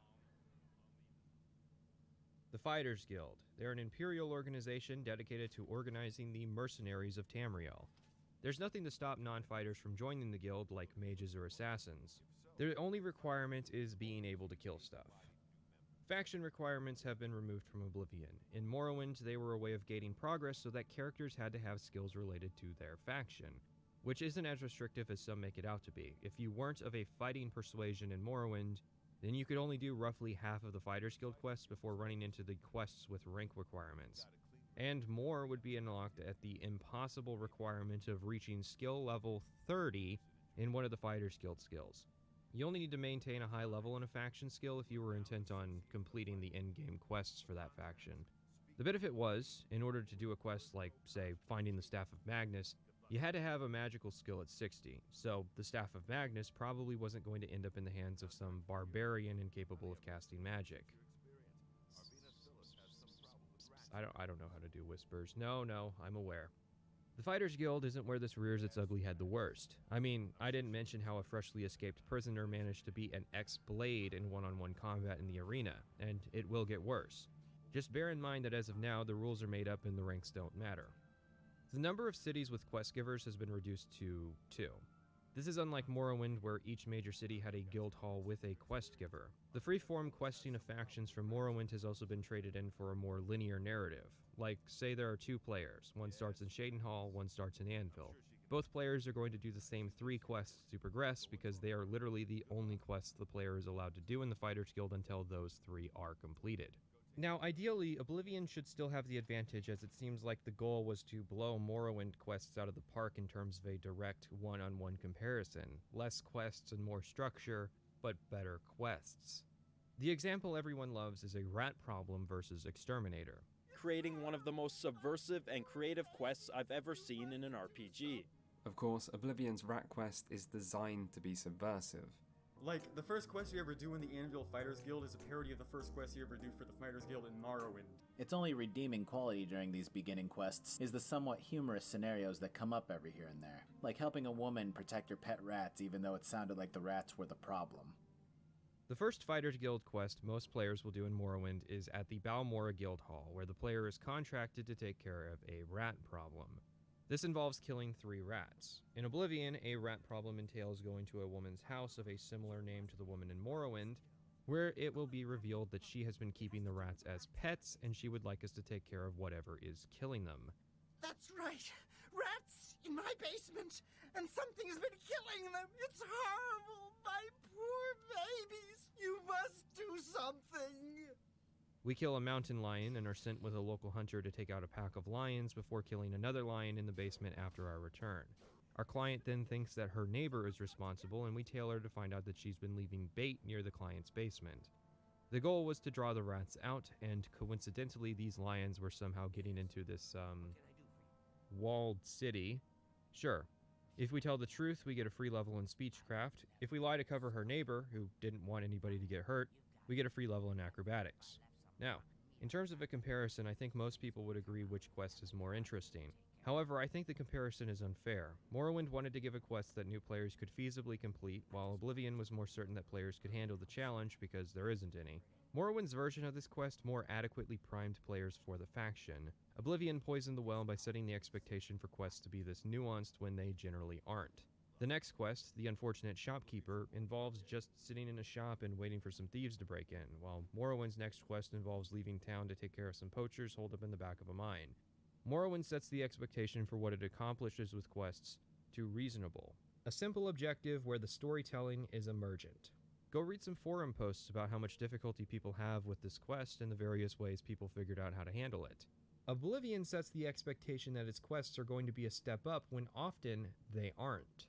The player is also told at each step how to handle the problem, so you don't get that moment where the player realizes they can chug alcohol to improve their stats in order to fight the rats. Quillweave also won't place the meat to bait the rats until after the player goes with Pinnerus on the hunt, and the choice is somewhat bizarre as speechcraft and acrobatics are not the hallmarks of a fighter. It's the illusion of a quest with depth, and it worked because people like to talk about how much of a wonderful subversion this quest is. In order to go further, we have to talk about the writers. Oblivion did us the great favor of crediting every single writer as quest designer without a clue as to who is responsible for what quests. So unless the writers have since taken credit for their work, it's become nebulous who to attribute what work to. This was true of Morrowind as well, although with a smaller writing team, the writers themselves giving credit was far easier. An example then, the creators of various Doom and Thief levels are very well known. When you discuss those levels, a part of the analysis is understanding the people behind their creation. Yet people are willing to spend hours discussing Elder Scrolls quests without acknowledging the people responsible, to the point that Wikipedia credits Ted Peterson and Michael Kirkbride as the writers of Oblivion. Now, that's an easy mistake to make, and I believe there are two parties at fault here. Bethesda for not crediting developers properly, and the Elder Scrolls community for not better documenting sources. The writers shouldn't have to be like Emil Pagliarulo shouting from the rooftops that he created the Dark Brotherhood questline, but in the same vein, he often doesn't bring up that he's also responsible for the Arena questline, a fact that almost fell into obscurity if not for the Fallout Wiki's own archive linking to a Gamasutra article. Yes, the Fallout Wiki did more to document an Elder Scrolls quest designer than the Elder Scrolls wikis did. Bruce Nesmith's work on the Thieves Guild would have been missed if not for a Ken Rolston interview mentioning the fact offhandedly. Brian Chapin worked on the Mages Guild, and Kurt Coleman worked on the main quest, and Mark Nelson worked on the Fighters Guild, although I can only say that one with 80% certainty. In fact, I can't really say with any certainty that I won't be proven wrong on at least one of these accounts. I mean, I only figured out that Nelson worked on the Fighters Guild from the credits section of a mod on the Nexus. The nature of development at Bethesda as well makes it difficult to say just one person worked on each questline. It's more than likely multiple team members contributed to each questline, with one designer acting as the lead for that questline rather than as sole developer. But it's the best we have unless some of these developers pull a Douglas Goodall and break down who was responsible for what quests. Speaking of, Morrowind had 10 factions you could join in the conventional sense of starting at rank 1 and progressing to rank 9. The Fighters, Mages, and Thieves Guilds, the Imperial Legion and Cult, Great Houses Halalu, Redoran, and Telvanni, as well as the Tribunal Temple and Morag Tong. And 8 of those factions had the same writer. Now we have half as many factions, most of which have exclusive writers. So the transition from quantity of Morrowind to quality of Oblivion should be apparent by default, and yet it isn't, as you'll see. Before you get ahead of yourself and leave comments about fast travel, I implore you to actually listen and not just assume my argument from my position. Once you complete the 2 quests in Anvil, you now have to go to Shadenhall, or vice versa if you started in Shadenhall. This is a fantastic opportunity to discuss fast travel and the world of Oblivion. If we look at a map, we can see that we start the game here, near the Imperial City. We then went to Anvil, which is here in the southwest corner of the playable area. And now we have to go here to Shadenhall in the northeast to progress. A common defense of fast travel goes something like this. If you don't like it, just don't use it. Rolston and Nelson, who were anti-fast travel during Oblivion's development, lost the fight with Todd Howard under similar logic, and sure, if you don't use fast travel in Oblivion, then it's just like Morrowind. Except it isn't. For one, Mark and Recall have been removed, likely because there are more than a couple quests which would break in terms of sequence and scripting if the player could simply teleport out of a trap. There was, however, already a built-in way to stop players from teleporting out of certain areas in Morrowind, such as the final boss area of the main quest, the Clockwork City of Tribunal, and the Maze of the Blood Moon expansion. Now, you could say it would break immersion to prevent the player from teleporting out of certain traps in Oblivion. After all, the examples I gave tended to involve some powerful magic to stop the player, and that's fair. Maybe we could introduce some kind of Psijic suppressant crystals that explain why you can't teleport in some areas. The downside is instead the immersion-shattering realization that the wizards and mages of Tamriel willingly gave up the ability to teleport, and nobody, especially not any evil mages present in this game, were willing to break the law for the useful power of actual teleportation, let alone in emergencies. I bet having a mark set at Cloud Ruler Temple would have been really useful to the Emperor. The other reason Mark and Recall, as well as the intervention spells, were likely removed was that the developers thought they were unnecessary. Because there's fast travel now, so they added a system that they intended to be optional for more hardcore fans, and then removed a solution that those same hardcore fans used. Fine, we'll just hire a Silt Strider or a carriage or a boat to transport us. Well, there aren't any, because there's fast travel, so it would be unnecessary. See the problem here? I honestly believe most of the proponents of the just don't use it argument are people who haven't played Morrowind and so are blissfully unaware of the diegetic travel options of that game. They just hear that it didn't have fast travel and assume that everyone must have just walked everywhere. Something people seem to get caught on during my Morrowind discussion of this topic is time management. If people are busy in their lives, then they don't have the time to spend on hours of travel and navigation. I think people are missing something important, however, which is that time is self-equivalent. 2 hours of playtime is still 2 hours of playtime, whether you spend that time traveling or not. Is it really more satisfying to get 10 generic quests done with fast travel in the same time you could have spent adventuring the countryside?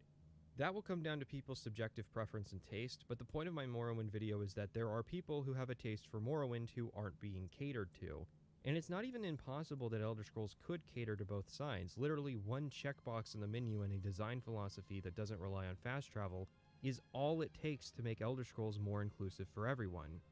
Instead, and we're quoting Gavin Carter, adding in a fast travel system to eliminate the tedium of long trips. These things are features the fan community has requested again and again. Rather than everyone getting what they wanted, features were slashed in favor of appealing to a vocal minority.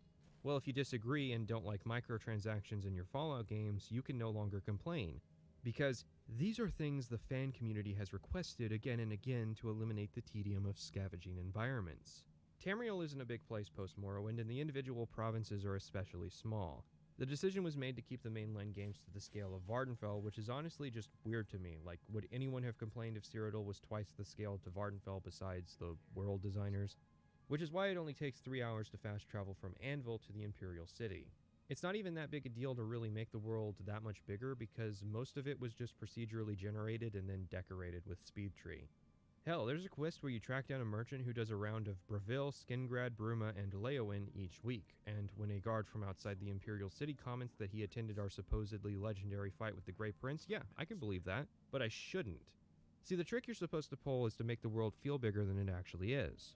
Morrowind may only have a population of around 2,600, and you might not see merchants traveling the world, or people sleeping, or even adequate housing for every single person, but it achieves a feeling of being even bigger than it really is by showing the player how it is that people get around, and by never breaking the illusion of Vardenfell's actual size. These provinces are supposed to be the size of real-life countries, but in reality they're smaller than real-life cities. That's a limitation of handcrafting the world, and the key to making it work is not breaking the scale. People in Bruma shouldn't be wearing the same clothes as people in Leowen, not only for cultural but climatic reasons. Morrowind gave people in different regions different styles of clothing and conversation, and were able to do that because of Morrowind's more advanced gear system as well as text-based dialogue. There are, however, non-immersion reasons I support a lack of fast travel. The first is that it's a system the player now has to master. If you're able to select a point on the map and click accept, you've mastered travel in Oblivion. Navigation and map knowledge are the difference between a player who knows where they're going and a lost player in Morrowind. You'll never wonder if you're on the right road to Skingrad if you always just fast travel to the city. You'll never be tempted to explore the dungeon on the side of the orange road you pass every time you travel from Coral to Bruma. And the consequences for not properly planning out your quest will never be felt if you can always just teleport back to your base of operations. In the Morrowind video, I told the story of an adventure I went on where I had to end up fighting a dangerous vampire that I could barely defeat. On the flip side is the Oblivion version of that story where I ran out of health potions, so I just left the cave, teleported home, crafted more, and then teleported back and continued the fight like nothing had happened. If the goal of the gameplay formula is to incentivize exploration, to allow each player to tell a unique story by the simple means of which path they choose to navigate the world, then you have failed from the start by unlocking every city by default. That mistake has since been corrected, but that does not alleviate the fact that once you unlock a point in the middle of nowhere, that point can now serve as a nexus of fast travel. If you travel to Desolate Mine on foot, you better remember that journey, because every time you fast travel to Desolate Mine to get to other places near it, you miss out. This is Coomer, my friend's character from our playtime in TES 3MP. Here, put those on. Jesus Christ. See, I can explain all the efficient ways to navigate the world, but my friend who's never played Morrowind before doesn't know that the Mages Guild will take you from Caldera to Aldrune. So we walked, and we got lost a little, but we found our way. It was a proper adventure. Well, if you were to somehow play more Oblivion together, all Coomer has to do is click on Aldrune and hit accept. See, part of what makes Morrowind work is that the map tells you almost nothing beyond the basic geography of Vardenfell. It's actually pretty cool gradually filling in the map because you'll see exactly where you've been. Oblivion's map, on the flip side, shows you the cities and roads by default. Oblivion's map is also tied to the Oblivion UI, which is a tangent I'll have to set aside for now, but since Oblivion's UI can't be scaled or zoomed out, you can't actually see the entire map of Cyrodiil like you can Vardenfell. Because if you could, you would notice how every faction is extremely reliant on fast travel in Oblivion. Rather than having halls in each city that give contracts local to that area, guild halls in Oblivion represent all of Cyrodiil, which becomes apparent at the 4th quest. The 3rd quest in Shadenhall has us passing out gear to some Fighters Guild members and then trying to keep them alive. Pro tip: turn down the difficulty every time someone gives you someone to protect unless you really like loading screens. But, well, after Shadenhall, we're directed to speak to the Guildmaster. What, already? You're needed in Coral. Report to Velena Danton. She's got some duties for you to take care of. So we journey from Shadenhall across Cyrodiil to Coral to be told to speak with Modron Orion. I would like you to speak with Modron Orion. He will assign you any duties that are currently pending. To be told again to cross Cyrodiil down to Skingrad to deal with a guild member's delinquent contract. Once that's taken care of, it's up to Coral to then be sent down to Leowen in the opposite corner of the map, then back up to Coral only to be told to get another job from either Anvil or Shadenhall. This is part of the reason it feels like Cyrodiil lacks any distinct culture no matter what part of the world you're in. Now I want to be clear here, yes, there are reasons that the Fighters Guild Master sends you around the map to take care of guild business. That isn't unreasonable, and there were Morrowind quests that had you crossing the map frequently. The difference is that if you play without fast travel, you can still get around fast in Morrowind, whereas if you play without fast travel in Oblivion, you either rush to get Shadowmere or use Fortify Speed and run. If we're going to be centralizing our guild operations, could we at least start hiring couriers to send orders instead of getting all of our instructions in person? Let's face the facts here. Most of the quests in Oblivion are just Morrowind quests with better scripting and voice acting. Talk to a lady and get her 5 portions of ectoplasm so that she signs an exclusivity deal with the Fighters Guild. The difference is that Oblivion doesn't have the mechanical intrigue of Morrowind, so getting ectoplasm isn't a big deal because once I have it, I can just teleport home. So why include fast travel? Well, Todd knew best. The 2006 release date and the audience that Todd Howard was going for needed fast travel. PC was his core market, and he knew they would buy the game no matter what. It was selling the idea of a role-playing game to the console plebeians that mattered. Hey man, just got back from Coral after a long mission near Leowen. I heard you got a contract for me? I've got another contract for you, meat. I assume you won't embarrass yourself. It's from Biena Amelian at the Water's Edge settlement.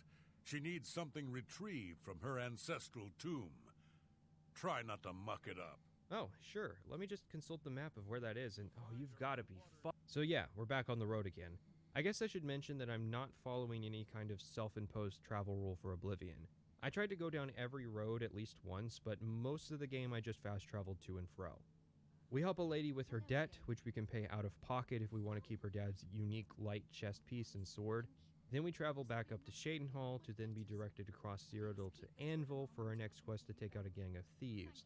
You'll note that these quests aren't very complex. It's literally just go to caves, kill targets, get things, return. The only thing that's notable about the Bosmer quest is that Maglir, the guy who defaulted on his contract back in Skingrad, is joining us for this mission. You have the choice to either rat him out or keep his secret, and it apparently doesn't come up during this outing, which is strange because you have to complete the Skingrad job to get this quest. After this, we go back up to Coral for another mission from Orion. Orion, if you aren't aware, is a reference to a Malakath quest in Morrowind where you kill a man with a similar name who was supposedly the last of his line. But in classic Malakath fashion, this wasn't the case, and apparently the super powerful helm of Orion Bearclaw was returned to Modron out of goodwill. And I guess that makes Umbra's death in the Morrowind video canon. Wait, if Orion has this super powerful helm, why doesn't he wear it later when he joins us for some field work? We're taking the son of the Guildmaster out on a contract as a morale boost, and, well, don't worry, he's essential. He has to survive this quest so that later he can die and we can suffer a meaningless demotion. See, they couldn't have risked him dying here because he would absolutely get annihilated if he wasn't flagged essential. This is the start of, oh, there he is! There's that savage troll. He's the real antagonist of the Fighters Guild, alongside his brothers Savage Ogre and Savage Minotaur. You'll see why soon enough. This game is weird in that the Savage moniker is actually supposed to indicate that they are leveled enemies rather than stronger variations on normal trolls. Anyways, we find the body of the guy we're looking for alongside a broken shield. Orion is very interested in this shield, and our reward is one of the most convoluted loot tables in Oblivion. Our next job from Orion is to go to Breville and investigate why Maglier has defaulted on yet another contract. Sure enough, it's revealed that Maglier has left the Fighters Guild to join a new mercenary organization, the Blackwood Company. Defaulted? That all you talk about? I'm Blackwood Company now. This is where that choice from earlier matters in a really stupid way. If you covered for Maglier, he'll tell you what his original contract was and you'll have to complete it for him. If you told Orion the truth about Maglier, he won't, so you have to go all the way back up to Coral to then be told what his contract was so you can go back down to the Breville Mages Guild to complete it. What's wrong with this is that our last job with Maglier during Den of Thieves, nothing changes mechanically about the quest despite being closer to our choice regarding Maglier, so him being upset now is just kind of weird. As is Orion not giving you the details of Maglier's contract ahead of time just in case. You'll find you have to get 10 samples of Imp Gall for the contract. At least with this quest, you're told a location to get the stuff at and not just supposed to wander around or look up where to find ectoplasm at a low level. Our next contract from Orion is an off-the-books investigation. Several different quests have now pointed us at the Blackwood Company. Vitellis Danton was another son of the Guildmaster who died alongside 14 others in an attempt to retrieve the sword Senweaver from Azani Blackheart for the wizard Argoth. I just love that detail that's thrown in. We threw 15 bodies at a single contract and failed where Orion and ourselves are going to succeed. And we have the gall to be upset when the Blackwood Company started to look like a viable alternative to the Fighters Guild. I mean, sure, they did pull some underhanded trickery with Blackheart, lying about killing him and then paying him some of the contract money to give the sword to Argoth, and then giving Blackheart Argoth's details so that he could be mysteriously murdered and the sword taken back. But even with that information, the Blackwood Company still looks better by comparison for not losing 15 people in one raid, at least until later. If you look at the UESP page, you'll note that this quest has some serious issues with bugs. The highly scripted nature of this quest means that it's prone to breaking in a few spots. Anyways, we fight through the generic bandits until we get to Blackheart, who is pretty strong because, surprise, surprise, his gear isn't scaled to the player's level. Is it any surprise that the guy who worked on the Daedra quest in Morrowind understood that fact? I wish he'd use it more often. Orion takes Blackheart's ring to prove that they were the ones to complete the contract and that the Blackwood Company lied. But who did he take the ring to? The Black Horse Courier? The Arcane University? High Chancellor Okado? Well, the Courier doesn't publish the new information, the University doesn't serve that function in Cyrodiilic society, and Okado is probably preoccupied with the Oblivion crisis. Nothing comes of this quest except establishing that the Blackwood Company lied about completing a contract and screwing over one of their clients, which is for the dramatic benefit of the player, even if it doesn't make sense. The Blackwood Company doesn't have to be evil for the player to be justified in supporting the Fighters Guild. Hell, Morrowind was the game where you could join the Fighters Guild in their war with the Thieves Guild or vice versa. But you'll notice a trend with Oblivion quest lines of there being opposing, unjoinable factions with childish characterizations. So, the Fighters Guild got Azani Blackheart. Blackwood Company said they did him, but apparently they were mistaken. Or stretching the truth, maybe. After the Blackheart job, which started in Coral and ended near Leowyn, by the way, we head to Shadenhall in order to get our next contract to take care of some fugitives by Breville. Go to a cave, kill 2 fugitives, come back. Does anybody work at the Breville Fighters Guild Hall? There's only 4 people here. One of them's a generic NPC that exists at every guild hall. No quest ever takes you here, and the one thing of note is the Nirnroot plant. Hell, Leyawiin has a guild hall, which exposes a problem. They really shouldn't. Just say the Leyawiin Guild Hall was doing so poorly they got evicted and the Blackwood Company took over the building. Maybe a few quests near the start of the faction take place in Leyawiin, to make the takeover personal. Or maybe the Fighters Guild wasn't allowed in Leyawiin until the recent Imperial takeover. It would match the themes of the nobility in Leyawiin being racist towards beast folk, which the owners of the Blackwood Company are. So after we finish in Breville, we then have to go from Shadenhall to Anvil to take an Altmer scholar named Alante of Alanor to a cave full of Daedra. She can die, but it's also easy to clear the area ahead of her and then go back to grab her. If that description sounds familiar, it's basically a copy of the quest Sondale from Morrowind, where we rescue an Altmer scholar named Sondale of Shimmerine from a 6th House base we were supposed to escort her through. There's a key difference though. If Sondale died, the quest giver Harundi would refuse to give you his 2 remaining contracts, including the lucrative pt2 egg mine quest. If Alante dies, you lose out on a fame point and a little bit of gold. Because Oblivion can't afford to actually punish the player for failing a contract that it didn't plan for you to fail. Mind you, if you failed in Morrowind, you could still generally make it to the end of a faction as long as you didn't fail any other quests. But Oblivion's linear and rigid structure has no tolerance for failures, so the player can't fail, even if the client themselves dies, because you didn't do what they hired you to do. Now, theoretically, what you could do with the rigid quest structure is be punitive with ranks. Players still get access to all the content, but they might not achieve as high a rank.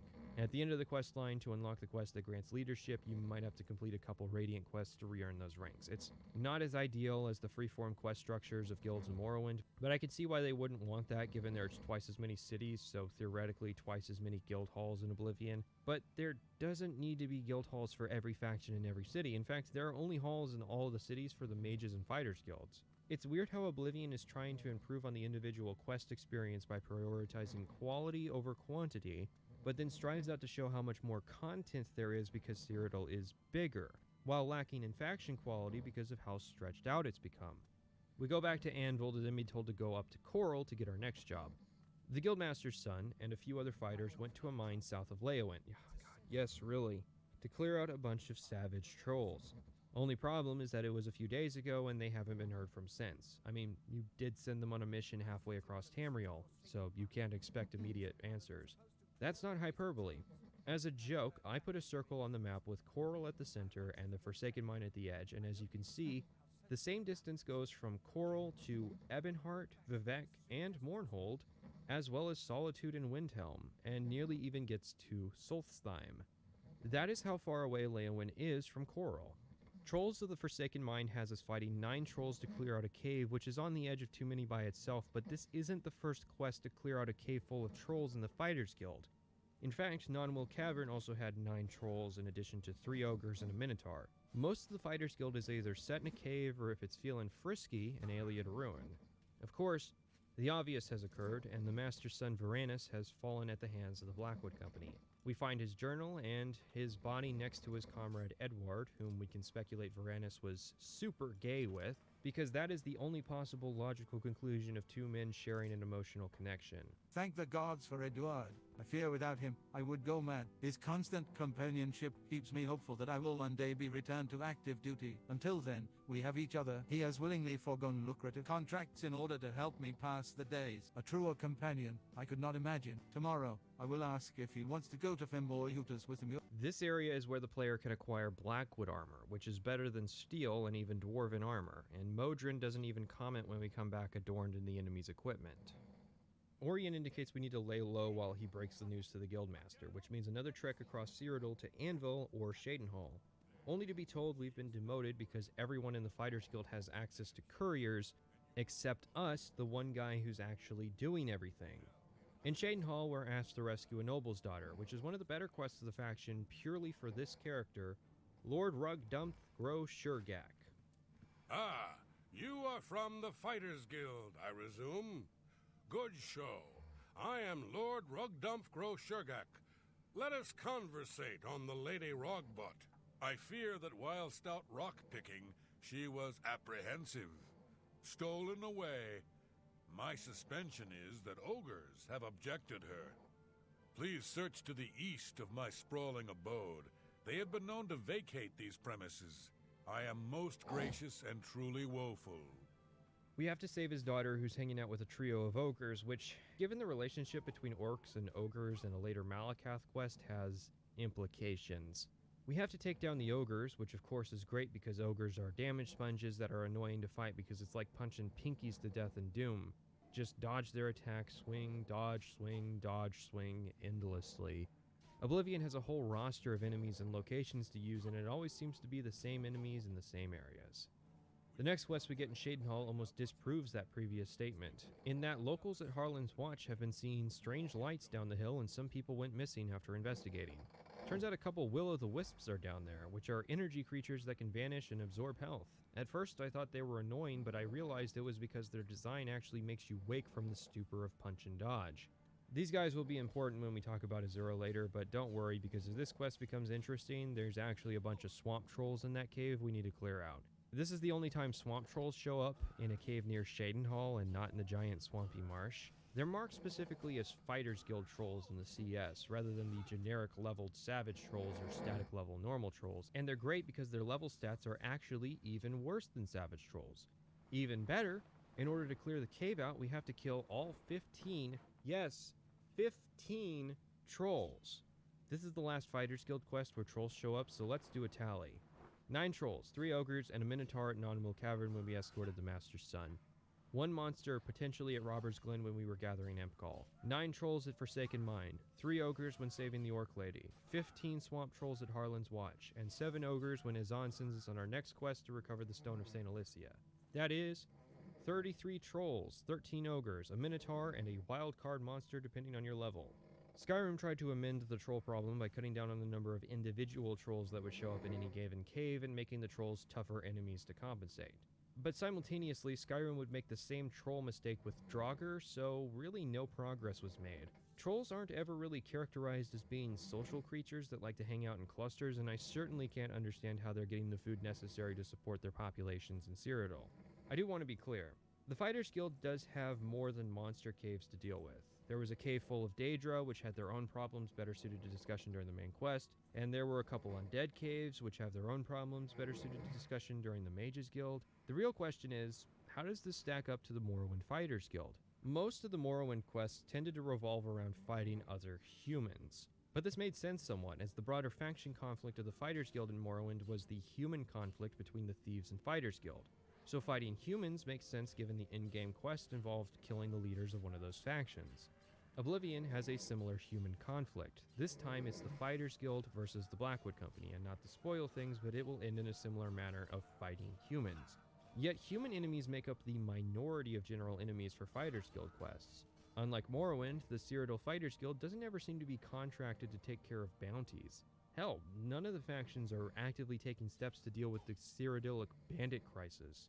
Speaking of bandits, our next quest is to recover an artifact from the Bruma Chapel from a gang of bandits. How bandits acquired the stone isn't elaborated on, almost like they aren't going to be the main enemies of the quest, and sure enough, we use the power of the map marker to find one of the guys who stole the stone, but he's the only survivor of an ogre ambush. Recover the stone and our lost ranks are restored. Almost like losing the ranks was pointless because they don't perform the functions they did in Morrowind. Let's talk about Oblivion combat. Oblivion's combat is a total overhaul of Morrowind's combat system. Almost every element has been changed in some way, and it can be stated without question to have been an improvement. Or can it? The problem with gamers is that they hear my discussion of Morrowind's combat and assume that I was saying it was a perfect combat system, and that every game should take cues from Morrowind, including the absurd example that Dark Souls combat would be improved with hit chance. This is not a position I ever took, and I could spend hours clarifying myself to no avail because some people have impressive willpowers when it comes to missing the point. The problem, I think, is that a lot of people in discussion of video games as an art form believe in the universal design philosophy, that there is exactly one way to make video games that all roads are leading to. Imagine saying there's only one way to write books, only one way to write songs, only one way to paint a canvas, only one way to direct movies. That would be absurd, and I think the same is true of game design. When people describe the difference between the two systems, you'll often hear something like dice roll combat versus action combat, which I think is also inaccurate. Morrowind is not entirely dice roll combat. It's still reliant on the player's ability to control their weapons. You still have to aim, and you still have to lead targets. A true dice roll combat system would have completely removed the factor of mechanical skill from the game. Morrowind's combat is in fact an action system, with a dice roll system layered on top. This stems from its origin as a tabletop simulation, and there are several reasons why this worked well for Morrowind once you adequately understand them. Morrowind is attempting to simulate the character's skill and attribute levels to adequately portray elements of the fight that it can't with its graphics. Morrowind's biggest problem isn't chance, it's feedback. Feedback is an interesting thing because you can give the same player the same shotgun, but change the feedback and their perception of that shotgun will change entirely. In order to demonstrate Morrowind's combat system, I'm going to add an element taken from other games to explain what's going on. A combat log. This will now communicate what is happening on screen when we fight. See, the thing is, Morrowind's not the first game to have a system where the player's weapon model will collide with the enemy model only to do nothing. But when you have a combat log and more information about what is happening, people seem less likely to complain. Suddenly, those misses aren't misses, but glancing blows, or parries, or dodges, or just plain luck. Morrowind is communicating with its combat system that this is the battle of your offensive and defensive skills against someone else's offensive and defensive skills. If you fight a master of a defensive skill, you're going to need a high offensive skill to land hits. Now, when I say that, most people will go, well, why aren't there animations for that? And I just say, look, do you know how on the wire Morrowind's development was? The system we got for Morrowind wasn't perfect, and I don't recall ever saying it was. What I do recall saying was my wish to see that system iterated upon rather than replaced. Oblivion removed hit chance. This simple change necessitated a cascade of reworks due to how hit chance was a variable in most combat equations. The goal was clear. People complained about not being able to hit stuff in Morrowind. With only a limited time to fix the system, and with a desire to increase the appeal of Elder Scrolls, the easiest way to fix that problem is to remove the mechanic entirely. If you play Morrowind with a 100% hit chance mod, I think you're doing yourself a disservice because Morrowind by itself isn't designed to progress you through a world where everything always hits. Oblivion had to hastily design a system where the player's progression improved their ability to fight, and this inevitably just meant that higher skill levels meant bigger numbers. Higher weapon skills translate to getting bigger numbers out of weapons, and higher armor skills translate to getting a bigger number out of armor. However, hit chance is just a piece of the puzzle. Strap in, we're going deeper. Fatigue was king in Morrowind. A lot of things were king actually, that's what made it interesting. But your fatigue, and more importantly how much you've used, was a factor in a lot of equations in Morrowind, not just combat. Because it makes sense. If you're out of breath, it's hard to do anything. Fatigue in Oblivion is just a damage modifier. Having low fatigue means you do less damage. You lose fatigue from swinging, and a lot of fatigue from power attacks. Fatigue regeneration has also been simplified, for no reason. Fatigue now recovers 10 points per second, throughout the entire game, whereas in Morrowind, fatigue regeneration was derived from this formula. It wasn't very robust and needed a finer tuning, but it was something that could inform your build. Blocking. Blocking has been made a manual action, and this doesn't bother me. Blocking in Morrowind was derived from your skills, including the chance your character would use their shield. Now the player and AI can control when they block and can block more than their shields. Weapon directions have also been removed. This will be relevant later, but Morrowind had directional weapon attacks. Todd was very proud of this system. The only downside was that because each weapon dominated specific categories, having an option to just toggle the best weapon attacks was inevitable. Rather than fixing this, it was removed. Dodge rolls have been added. This is tied to your acrobatics, and I rarely see people use it for combat due to how unwieldy it is to use, but it's worth mentioning that they took a stab at it, if only to see how many people didn't realize there was a dodge mechanic in Oblivion. The end result of all of these changes is a combat system I would describe as spongy. I demonstrated the difference in the two systems in my Morrowind video, and I'm going to try and improve that comparison. Okay, so I'm rewriting this section because my quote improved unquote comparison was very confusing and difficult to follow. The problem stems from the fact that the comparison doesn't work for people watching, compared to people playing the games, so let's talk about that instead. In Morrowind, I've been playing this character lately. He's a Redguard proficient in Longblade and Conjuration. He doesn't carry a weapon, instead he summons his sword in before every fight. It's pretty fun, but at level 1 he only seems to hit about 75% of his swings and has an 80% chance of casting his summon spell. Those are actually pretty good chances for a level 1 character, but most people who play this game seem to fail the basic expectation of picking combat skills tied to your playstyle.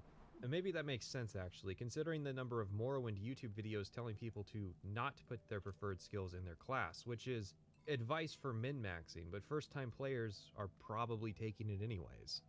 It all comes back to that mud crab on the peninsula and Saint Denis over by the lighthouse involving a character who isn't good at short blade swinging that iron dagger.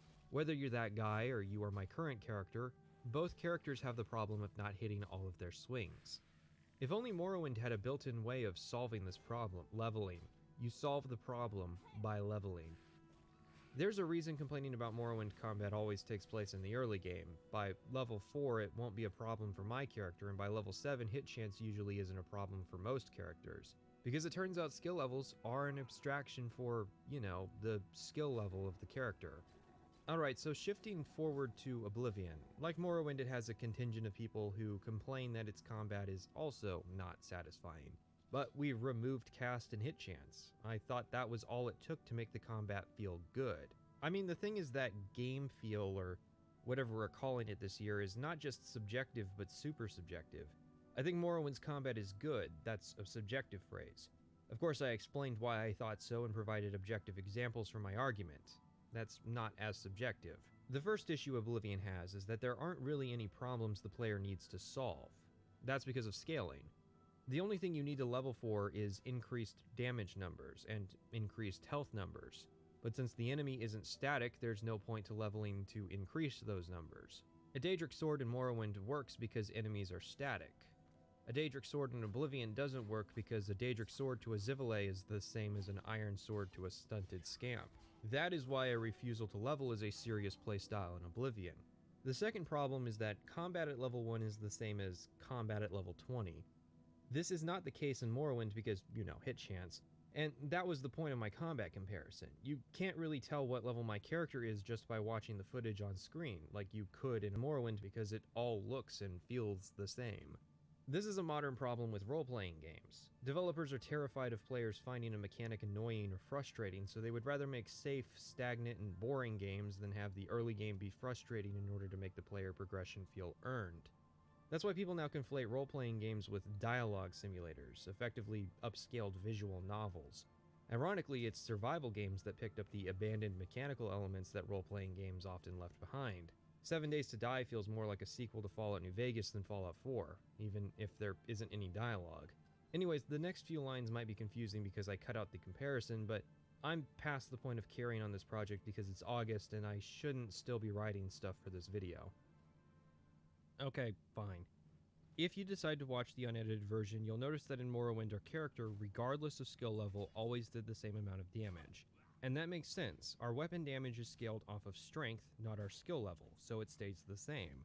Because being more proficient with a weapon doesn't make you do more damage, your body does. Your training with your weapon instead determines your ability to land those hits. You can be the strongest man in the world, but if you keep missing the high striker, it's pointless. In a sense then, your damage per second is derived from both the physical damage you can do and how often you can do it. This creates a large amount of nuance in building your character, having to balance a multitude of factors in your playstyle. Strength for raw damage, skills and agility for landing blows and dodging attacks, endurance for the rate of fatigue recovery, speed for dodging attacks. By taking the hit chance out of the equation, you've crippled this system. To compensate, the fundamental dynamic has to be changed. In Oblivion, weapon skills now determine damage as well as strength. So does fatigue. Surprisingly, however, Oblivion does maintain a complicated, nuanced web because this is where scaling comes back. I told you, it affects everything. This is why I couldn't really go into detail about this topic in my Morrowind video. Alright, so in the Morrowind CS, you have this option when creating NPCs to auto-calculate stats. This takes all the basic information you give, their class, level, race, etc., and auto-calculates what their skills should be. Oblivion inherited this, but it also added level offsetting. The example we'll use is Captain Hieronymus Lex. Captain Lex is always 15 levels above the player, and every time we level, he levels and his stats increase. So if you aren't level 1, you can go to Captain Lex right now and use the command GetAV space blade on him, and find that the value is much higher than its construction set value of 58. See, a lot of people, when discussing Oblivion's scaling, just leave it at health, because that's what's noticeable at a cursory glance, even with research on the UESP. They may not be realizing that the horror doesn't stop there. I'm actually writing this section very late in production, and I've probably looked at over 100 different NPC pages, and almost all of them used level offsets rather than fixed levels. In the same vein, it's probable that most of these NPCs are also using auto-calculated levels, meaning that it isn't just the gear of bandits or health values that's increasing. The people of Cyrodiil are actively getting better at skills as well. Morrowind's combat better conveys the feeling of becoming a master with a weapon than Oblivion because it has that relative skill difference. Even then, Oblivion is surprisingly robust at displaying the difference in skill levels with its damage system, and you'll only see that difference if you don't level. Because NPCs aren't improving when you don't level, you'll gradually grow in skill level compared to other NPCs. It's only one way, however, so it's not a perfect fix. It's funny to me that they actually made the combat system work for the purpose of displaying skill difference in Oblivion without hit chance, and then completely invalidated that advancement in formula with level scaling. Now I'm adding this section after having recorded and edited the combat demonstration in order to clear something up. I didn't really know what my second attempt at this would demonstrate until I did it. The first time it was to show that Morrowind combat, regardless of skill level, always results in the same paddle spamming combat, whereas Morrowind combat is faster and more dynamic. In doing this test, I realized that Oblivion's combat system actually has the potential to do a fine job of displaying skill levels, but you won't ever notice due to the aforementioned scaling. I still think the clip demonstrates my objective of showing how Oblivion's combat feels more spongy than Morrowind, with the player not really feeling all that more powerful as they level up. However, one thing I've noticed in discussions of Elder Scrolls is that people really don't get Morrowind combat. Now, if you want to make the criticism that Morrowind doesn't do a good enough job explaining itself, that's one thing. But I think if you have analysis or retrospective in the title of your video and you have a surface level or even atmospheric level understanding of the system, then that's a problem. I'm bringing this up earlier than I wanted to because I think it helps demonstrate my point. Let's say I'm analyzing Dark Souls and I say something like this. Dark Souls combat is frustrating because there's simply too much unavoidable damage. Look at this gargoyle fight. I'm unable to run fast enough to avoid these attacks. If you heard me say that and have played Dark Souls before, that's a red flag, because it shows that I don't understand how the game's defensive systems work with dodges and blocks. I would be rightfully criticized for analyzing a game I didn't understand. Most analysts I've seen discuss Morrowind's combat fundamentally don't understand it, and that's a red flag. By the way, if every other Oblivion video can have tangents about Morrowind combat, then so can mine. I've come up with a handy 3-strike system to expose these reviewers, and you can take it for a spin on any discussion of Morrowind's combat you want. Let's see how people stack up. First strike, spamming the attack button. See, in Morrowind, you do more damage if you hold the attack button for a second before releasing. This is akin to a power attack, but is actually efficient with your fatigue.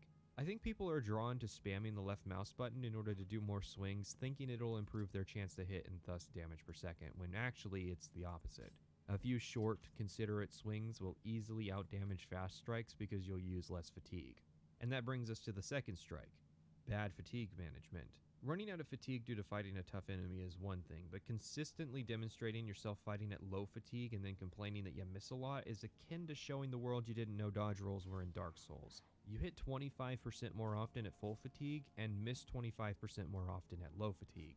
The third strike to knock you out is this: using weapons not part of your class. It's one thing if you train a weapon skill up to a usable level, but I've noticed a trend of people not picking the short blade skill, but using short blades anyways, specifically the Iron Dagger. The Iron Dagger itself is a red flag because it's the free weapon at the census office. If someone is genuinely playing a short blade class, they would probably upgrade pretty fast from the low damage Iron Dagger. I simply don't believe in a longsword dominated world that there are this many people dedicated to using short blades. It's far more likely they hit record, started Morrowind, made a character, rushed to fight the first enemy they could with the starter weapon, and that's the clip we're seeing. Bonus points of the combat clip examples they use take place in the Bitter Coast or Ascadian Isles. And with 3 strikes, you're out.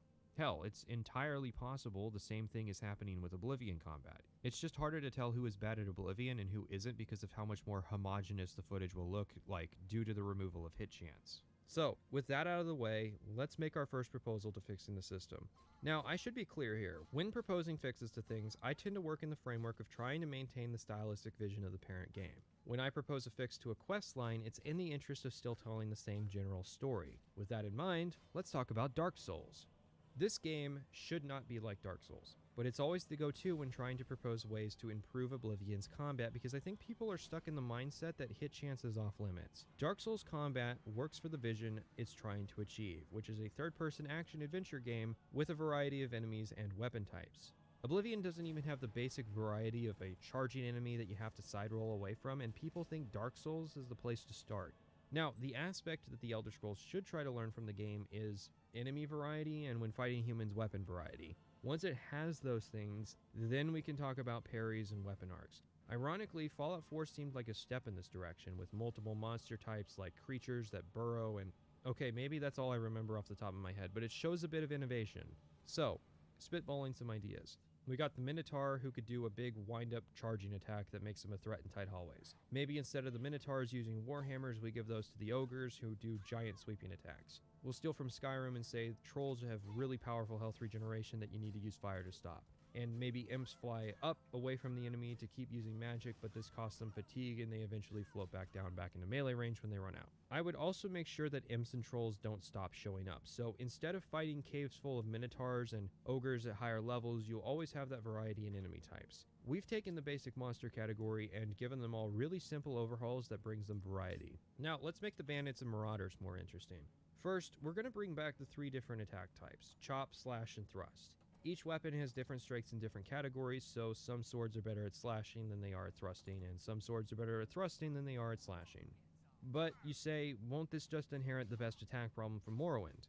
Meet Mordhau. Mordhau has directional attacks as well as upward and downward swings, and thrusting attacks. Mountain Blade would also later use the model of directional attacks as well. No, really, Elder Scrolls was actually early to the first-person melee brawler party. So why don't people just stick to using one attack type in Mordhau? Well, while people do tend to use the same attack over and over, thrusting with pointed weapons and slashing with the others, they still have that option of switching in order to shake things up, not for themselves, but for their enemies. Maul users will often poke with their blunt weapon because it's faster than winding up a massive swing, even if it does less damage because it knocks people out of their rhythm. Swinging with a spear rather than stabbing may seem silly, but the goal is to have as big an arc as possible to improve your chances of landing a hit. While each weapon may have an ideal mode that it's strong in, the other options could have strengths as well, like making the attacks faster. Another common occurrence in Mordhau is people not being able to swing their massive claymores in tight spaces. Longsword is a bad option in close quarters. The thing, though, is that Mordhau is an imperfect example. It's a skill-based competitive multiplayer game. You never roleplay as someone bad at fighting, although I do sometimes use that excuse. Elder Scrolls can learn from Mordhau, at least in terms of how it handles its weapon systems, but the focus still has to be on the role-playing aspect of the franchise. If my guy is, in character, not good at using swords, I shouldn't be able to just pick up a great sword and fight like a master, because I, the player, am good at fighting with a great sword in the system. Our next addition is changing how armor types affect combat. It's pretty easy to identify when someone is wearing light, medium, or heavy armor, or no armor at all. So different weapons having different strengths seems like it would work well. Now, armor effectiveness being realistically portrayed as a rabbit hole of extremely niche knowledge and bickering I'm not interested in exposing myself to. Bladed weapons could be great for fighting people in little or light armor. This would gradually fall off as you got into medium and finally heavy armor. Blunt weapons would generally do less damage than bladed weapons overall, but wouldn't fall off with the heavier armors, presenting themselves as better all-rounders. Material should also be a factor. Maybe a Daedric sword cuts through iron and steel armor, but a steel sword does nothing against Daedric plate.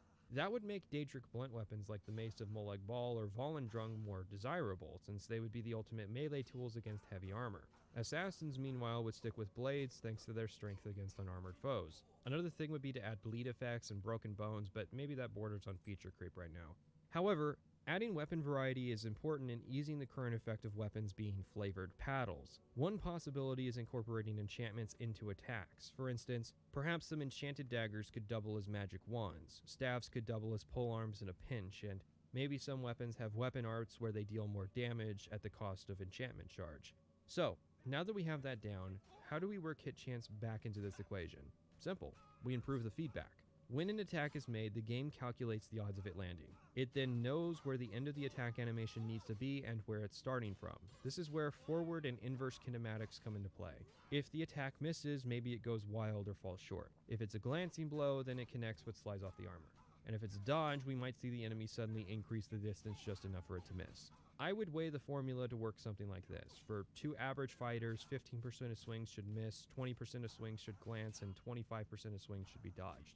If someone rates high for agility, they dodge more often. If someone rates high for armor, there are more glancing blows due to their instincts. If someone rates high for luck, attackers miss them more often.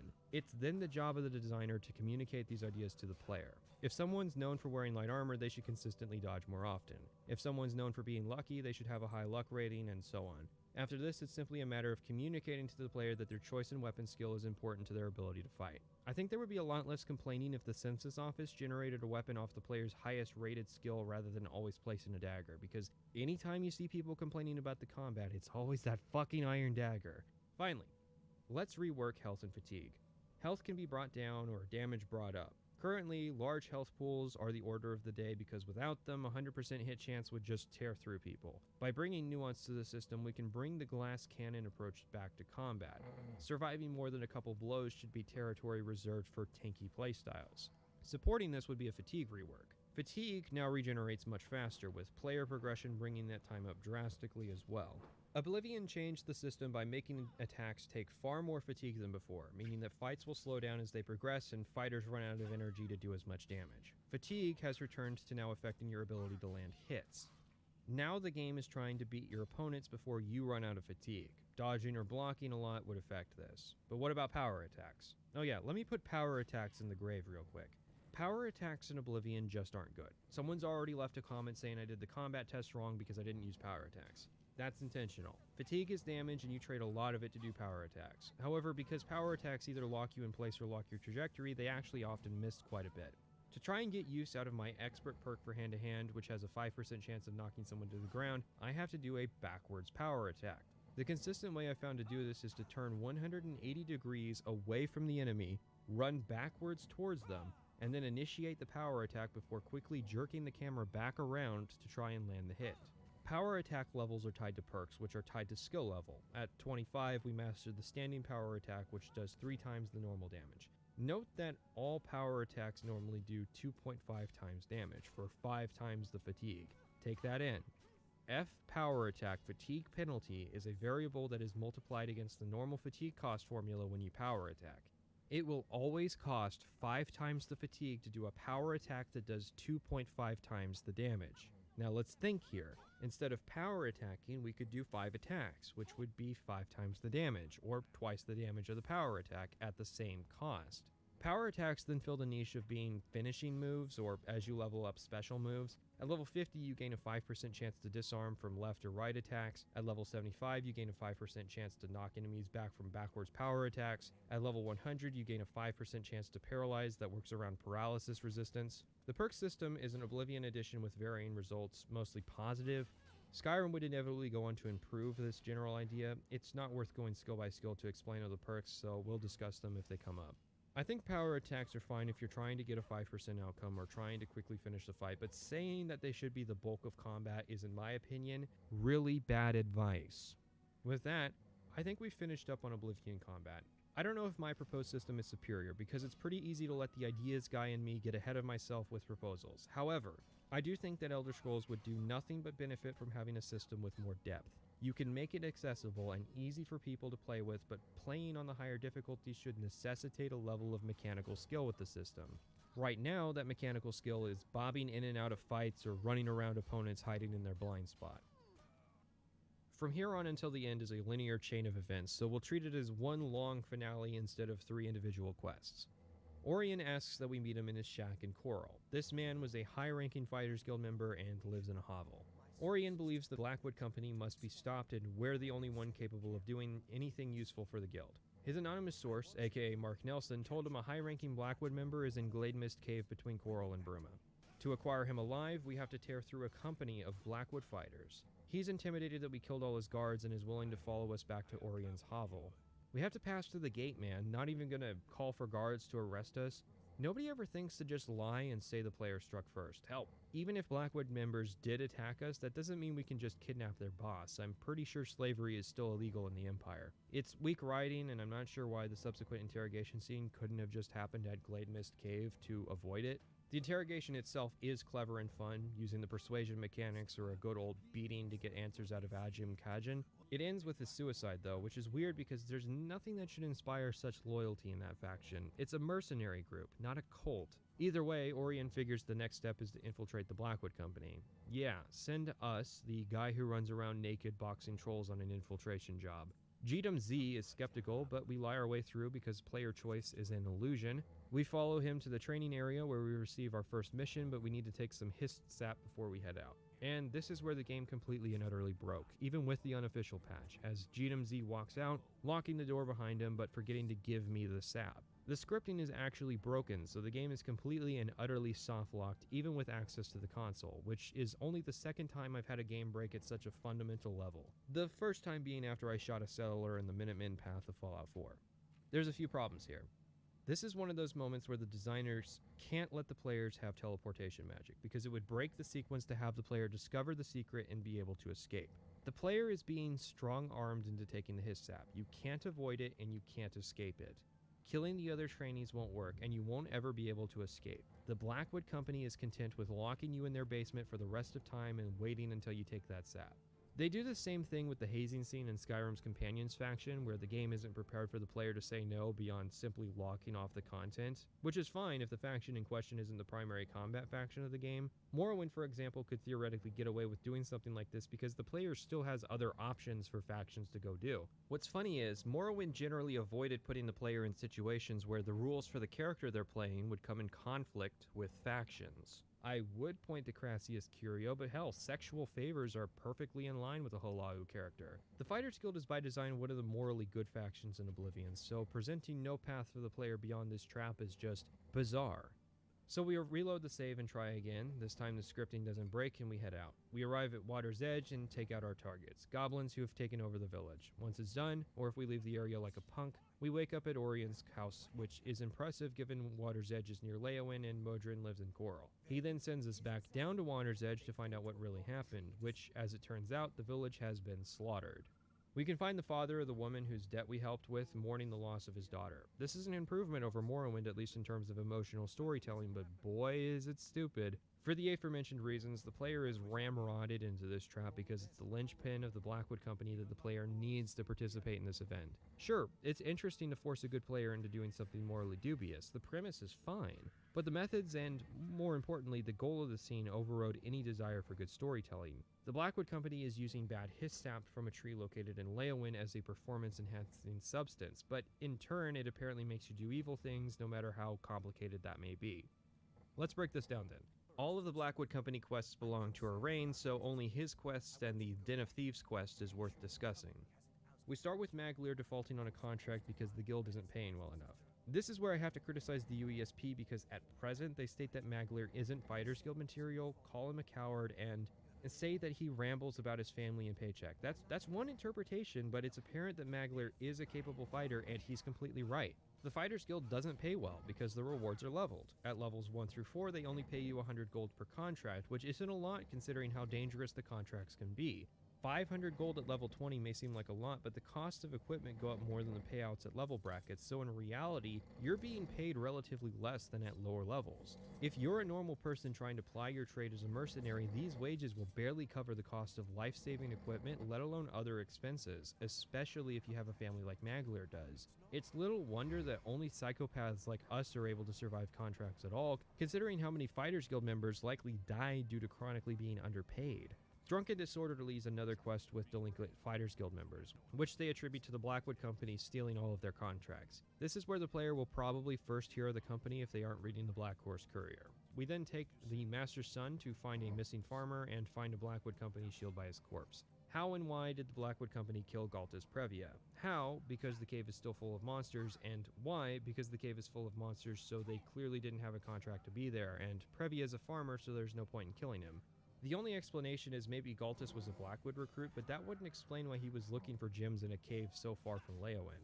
After this is Den of Thieves, the quest where we go with Maglir to take care of some Bosmer. This quest is weird because, as I've stated, Maglir won't bring up if you ride him out in the first quest, and here he is being at least content with participating in a contract. He'll complain at the lack of direction, but that's a valid criticism of the guild not doing the investigation for us and simply sending us out to do the fighting part of the contract. After this is more unfinished business where Magleer leaves the guild to join the Blackwood Company. This isn't unreasonable. They are getting better contracts and they're even equipping him with Blackwood armor, an improvement over his former iron gear. The only thing that's wrong here is that Magleer didn't finish his contract, and really, the only thing that's wrong is that Magleer didn't tell anyone he wasn't going to finish his contract. He's not obligated to do so, given that he left the Fighters Guild. So at worst, Magleer was unprofessional in airing what were otherwise valid grievances with the guild and joined another organization that paid better and provided equipment. Azani Blackheart is where the faction takes a turn. Vitellis Danton, the guildmaster's other son, died alongside 14 others trying to retrieve a sword from Blackheart. His death is the reason Varanus stopped being sent out on jobs, and is stated to be the reason Velena Danton has been running the guild into the ground. The Blackwood Company claimed they did the contract before Argoth mysteriously died, and it's revealed that Blackheart is still alive. However, and this is important, nothing here points at the sap. In fact, nothing up to this point has ever pointed to the sap. It's simply shady dealings, and it's shady dealings we have to take Modron Orion's word on. I draw Orion into question because there's a great deal of information that he has access to that the player doesn't. Another thing is the question of how Blackwood Company got their hands on so many contracts that the Fighters Guild already received. Did they just show up at Argoth's house out of the blue, sword in hand, and turn in the job? Or were they hired by Azani to do so? Because there is an important distinction there. If Argoth can hire the Fighters Guild to retrieve a weapon from Blackheart, why shouldn't Blackheart hire the Blackwood Company to take care of someone who basically contracted hitmen against him? Argoth doesn't speak for the Imperial government, so can anyone just put in a contract to kill people with bounties? Sure, it seems underhanded because the Blackwood Company played a client for financial gain, but all we have to go on is assumptions by Orion that Argoth hired the Blackwood Company. We're shown multiple times clients of magical dispositions stating that they prefer to hire the Fighters Guild. Simply put, there's no clear answer here, beyond the fact that his sap isn't a sufficient excuse to explain the Blackwood Company in this situation. Then, Varanus Danton dies at the Forsaken Mine. They took on a contract to take care of some trolls, however it becomes apparent they were attacked by Blackwood Company who killed troll and Fighters Guild warriors alike and then left. The clear implication is that they were affected by the Hiss sap, likely seeing the Fighters Guild members as trolls. However, question. Who made this contract and why did they hire both the Fighters Guild and the Blackwood Company to do it? That's like hiring two different electricians to wire the same outlet. Surely the Fighters Guild would have some kind of exclusivity clause in their contract prior to Danton running the guild into the ground. And here's the thing. If you hire a contractor to do a job and then some random guy shows up, says he found the mangled corpse of the original contractor, so he completed the job instead, you aren't obligated to pay that random person because they weren't who you contracted to do the job. Rather, you're obligated to call the police because they're likely a murderer. So, were Ajum Kajin's guards under the effect of the Hiss sap? We didn't find any bottles of sap empty or filled. Are the Blackwood Company members even aware that they've been hallucinating enemies and doing immoral things under the influence of the sap, or is that just their initiation process? And that, guys, brings us back to where we were. Simply put, this revelation can only be described as really stupid. It recontextualizes exactly one quest, and said quest didn't need recontextualization.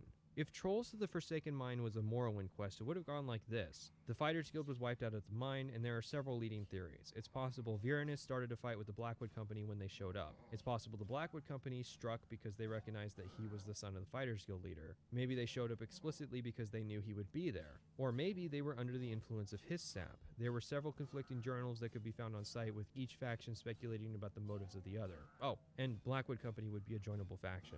Instead, they're a vaguely evil faction under the influence of drugs, and this is grounds for us to go to their headquarters and wipe them out to a man, murdering every single person involved. Where's the law in this matter? You are no longer one of us. Fighters Guild spy. Traitor, your life is forfeit. You pathetic world. Orion isn't even a member of the Fighters Guild anymore. He got expelled after Varanus died. We're doing this under the table, and I'm pretty sure Officer Wes Johnson isn't going to be impressed with the excuse that it was for the good of the Fighters Guild. The canonical new leader of the Fighters Guild should be serving time pending execution for the murder of all of these people, including Magleer. Yes, Magleer shows up to fight, which is just the cherry on top. Regardless of whether you kept a secret or not, you can't avoid fighting him, which kind of runs contrary to the coward theory, although again it runs contrary to his family excuse as well. And don't say it's the Histap, considering he recognizes who we are. Velena is outraged at our actions, but decides that we're worthy of leading the Fighters Guild, and we appoint Orion our second in command. The end. Boy, what a disaster. Assuming Mark Nelson really was the writer, it's easy to see that his primary focus was the Daedra quests, because they are way better than what we got with the Fighters Guild. At best, the Fighters Guild got to loose outlines of ideas that really needed a second draft that didn't come because Mark and Kin were busy trying to fix a problem with the NPCs of the Daedric Shrines. Not to hate on Nelson, he wrote the Daedric quests of Morrowind as well. It's funny that Rolston claimed that Nelson hated fast travel because, well, let's think about that claim for a second. If Nelson believed that, then surely he would have pushed his quests to not rely on fast travel, right? So what does a Fighters Guild playthrough without fast travel look like? I've been hinting at this, so let's fully map out what this quest line looks like. Why? Well, I'll tell you when I'm done. Assuming we start in Anvil then. The first two quests start in and around Anvil, so no travel necessary. But now, to progress, we have to go get a quest from the Shadenhall Hall. We go to the Desolate Mine, which is near Shadenhall, then back to town before being directed to our next quest in Coral. Our first quest in Coral then sends us down to Skingrad, and in turn to Fallen Rock Cave near Skingrad. Then we have to go back up to Coral in order to be told to travel down to Leyawiin.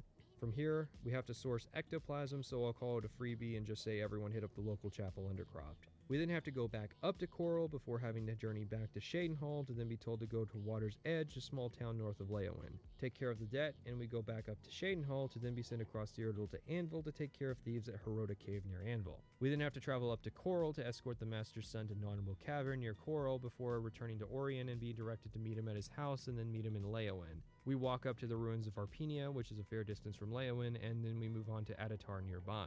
Then we go to Shadenhall to get a contract to deal with fugitives hiding in Bloodman Cave, a stone's throw away from Breville.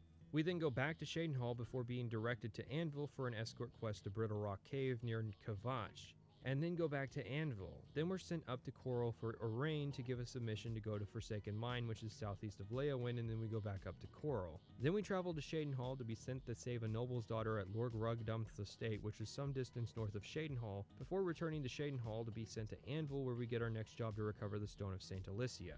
So we go all the way up to Bruma and then are sent east to find out the stone is at the ruin of Sador, which is halfway between Shadenhall and Bruma. Then we go back to Bruma and then back to Anvil before being sent to Coral to kidnap a guy from Glademist Cave, which is halfway between Coral and Bruma.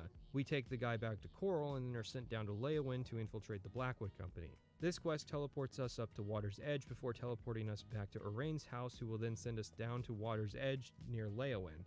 And then we return to Arain's house in Coral, who orders us to wipe out the Blackwood Company headquarters in Leyawiin, and we finally return to Coral to finish the quest line. I want to put a nail in the coffin for people who make the just don't use it argument anytime fast travel comes up. The problem isn't the traveling, the problem is being asked to travel to and fro a dozen times. I had no problem each time I stepped out into the wilderness to go to a troll cave, but the caves were always a stone's throw away from the cities. The bulk of travel time you'll clock in Oblivion is going to be going down the same roads over and over, and the reason is that the designers knew you would have access to fast travel, which is why the argument doesn't work. It would be one thing if the questline was designed around a non-fast travel playthrough, but there are a few steps you can take in that front. For instance, having Orion relocate to the nearby guild halls for each quest, using a courier to deliver messages and make it possible to turn in contracts at any guild hall. But because the designers knew the player would have access to fast travel, they don't have to worry or probably didn't realize just how much of a mess the questline is for the person who decides to disable fast travel. Finally, we have Battlehorn Castle. This was a piece of DLC that added a themed home for warriors. A large castle complete with a retinue of fighters and servants, and even the ability to collect and build trophies from the enemies you defeat. There's even a cool sword you can find. It's kind of busted because the castle is just handed over to the player if they stop the marauders currently besieging the castle, all 4 of them. What Battlehorn Castle does break is armor. We'll go into more detail later, but here the player can purchase a Dwemer Forge fortifying armor of 15 points, using an ability which grants us future perks. This is important for getting the skill up to 50 quickly in order to repair magic equipment, as otherwise this is one routine expenditure the player can expect until they get to skill level 50. It's probably the most innocuous of the mechanics broken by the game's DLC, and otherwise I rate the castle pretty highly.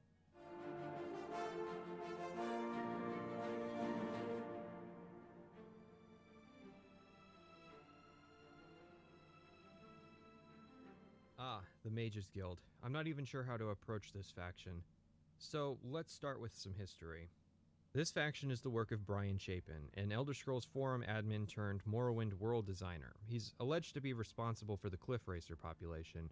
He got to switch into quest design and writing position with Tribunal. As with all things Bethesda, it's difficult to specifically credit which quests he's responsible for, although there is more certainty he's responsible for the Oblivion Mages Guild questline and Mothership Zeta DLC from Fallout 3. So, how did he do? Well, I'm generally against saying that factions are outright bad to start. I think the angle we need to take is this. Is the Mages Guild a good magical faction? And the answer is not really, mostly because the faction is basically Harry Potter. Gotta get back to Hogwarts. I don't know if you know this, but the Prisoner of Azkaban movie came out in 2004, and this was basically the beginning of the fantasy obsession with magical high school, which is not, and never has been, the purpose of the Mages Guild in Elder Scrolls.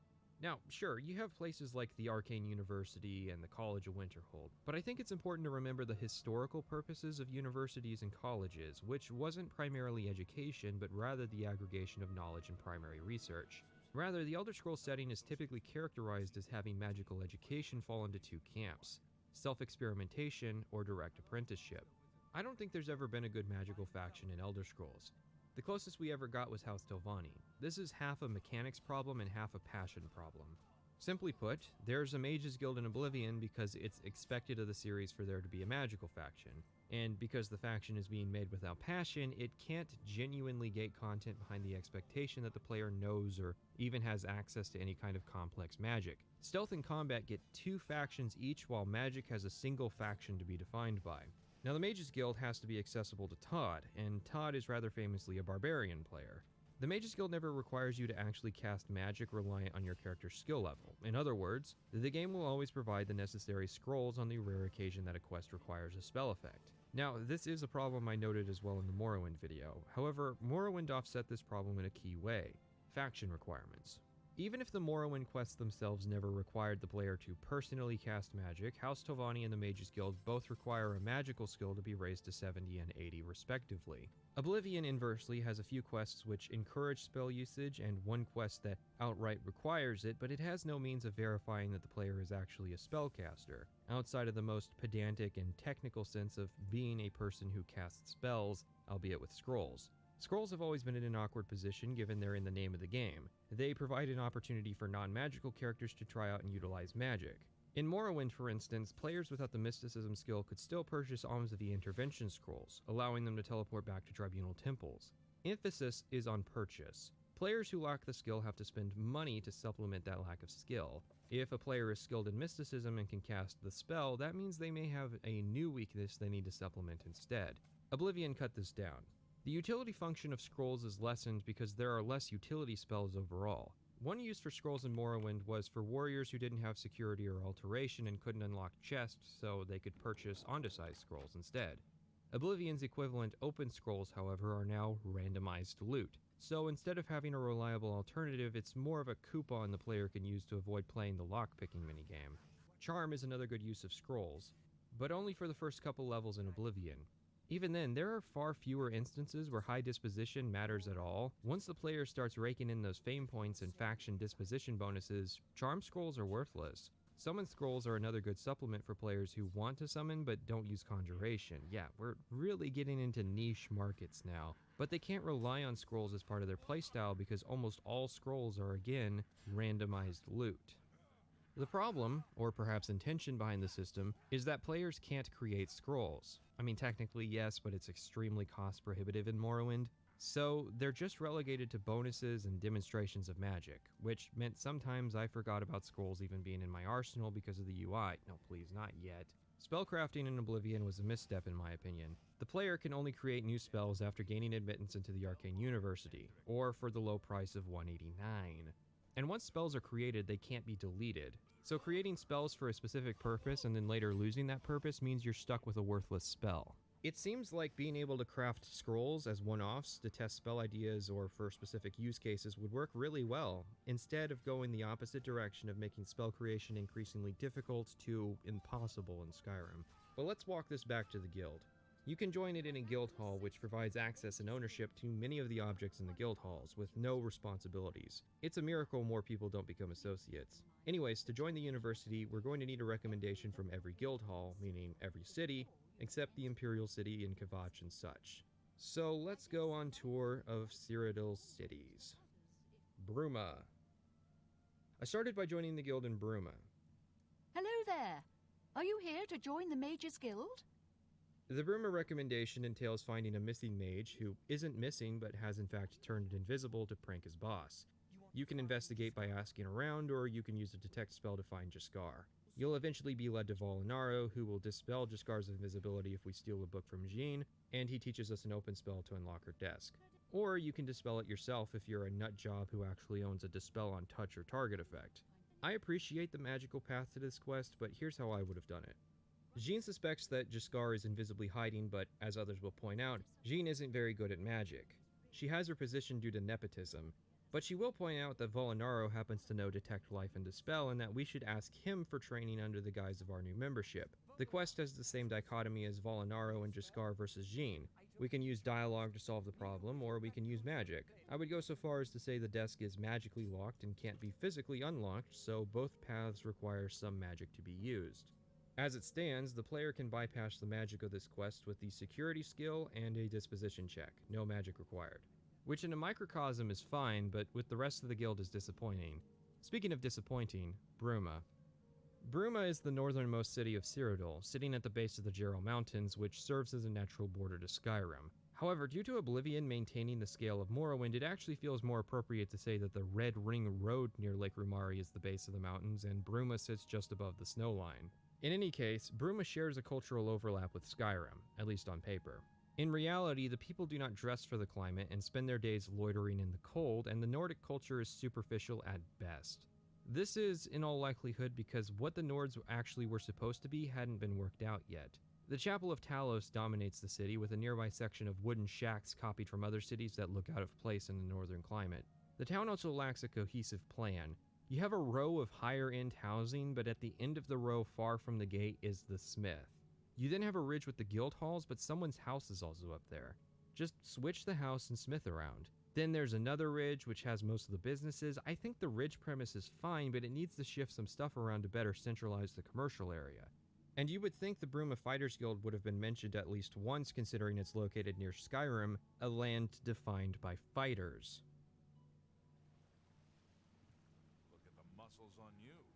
Shadenhall. Shadenhall sits below the Vallis Mountains, which border Cyrodiil and Morrowind, although this time below the snow line.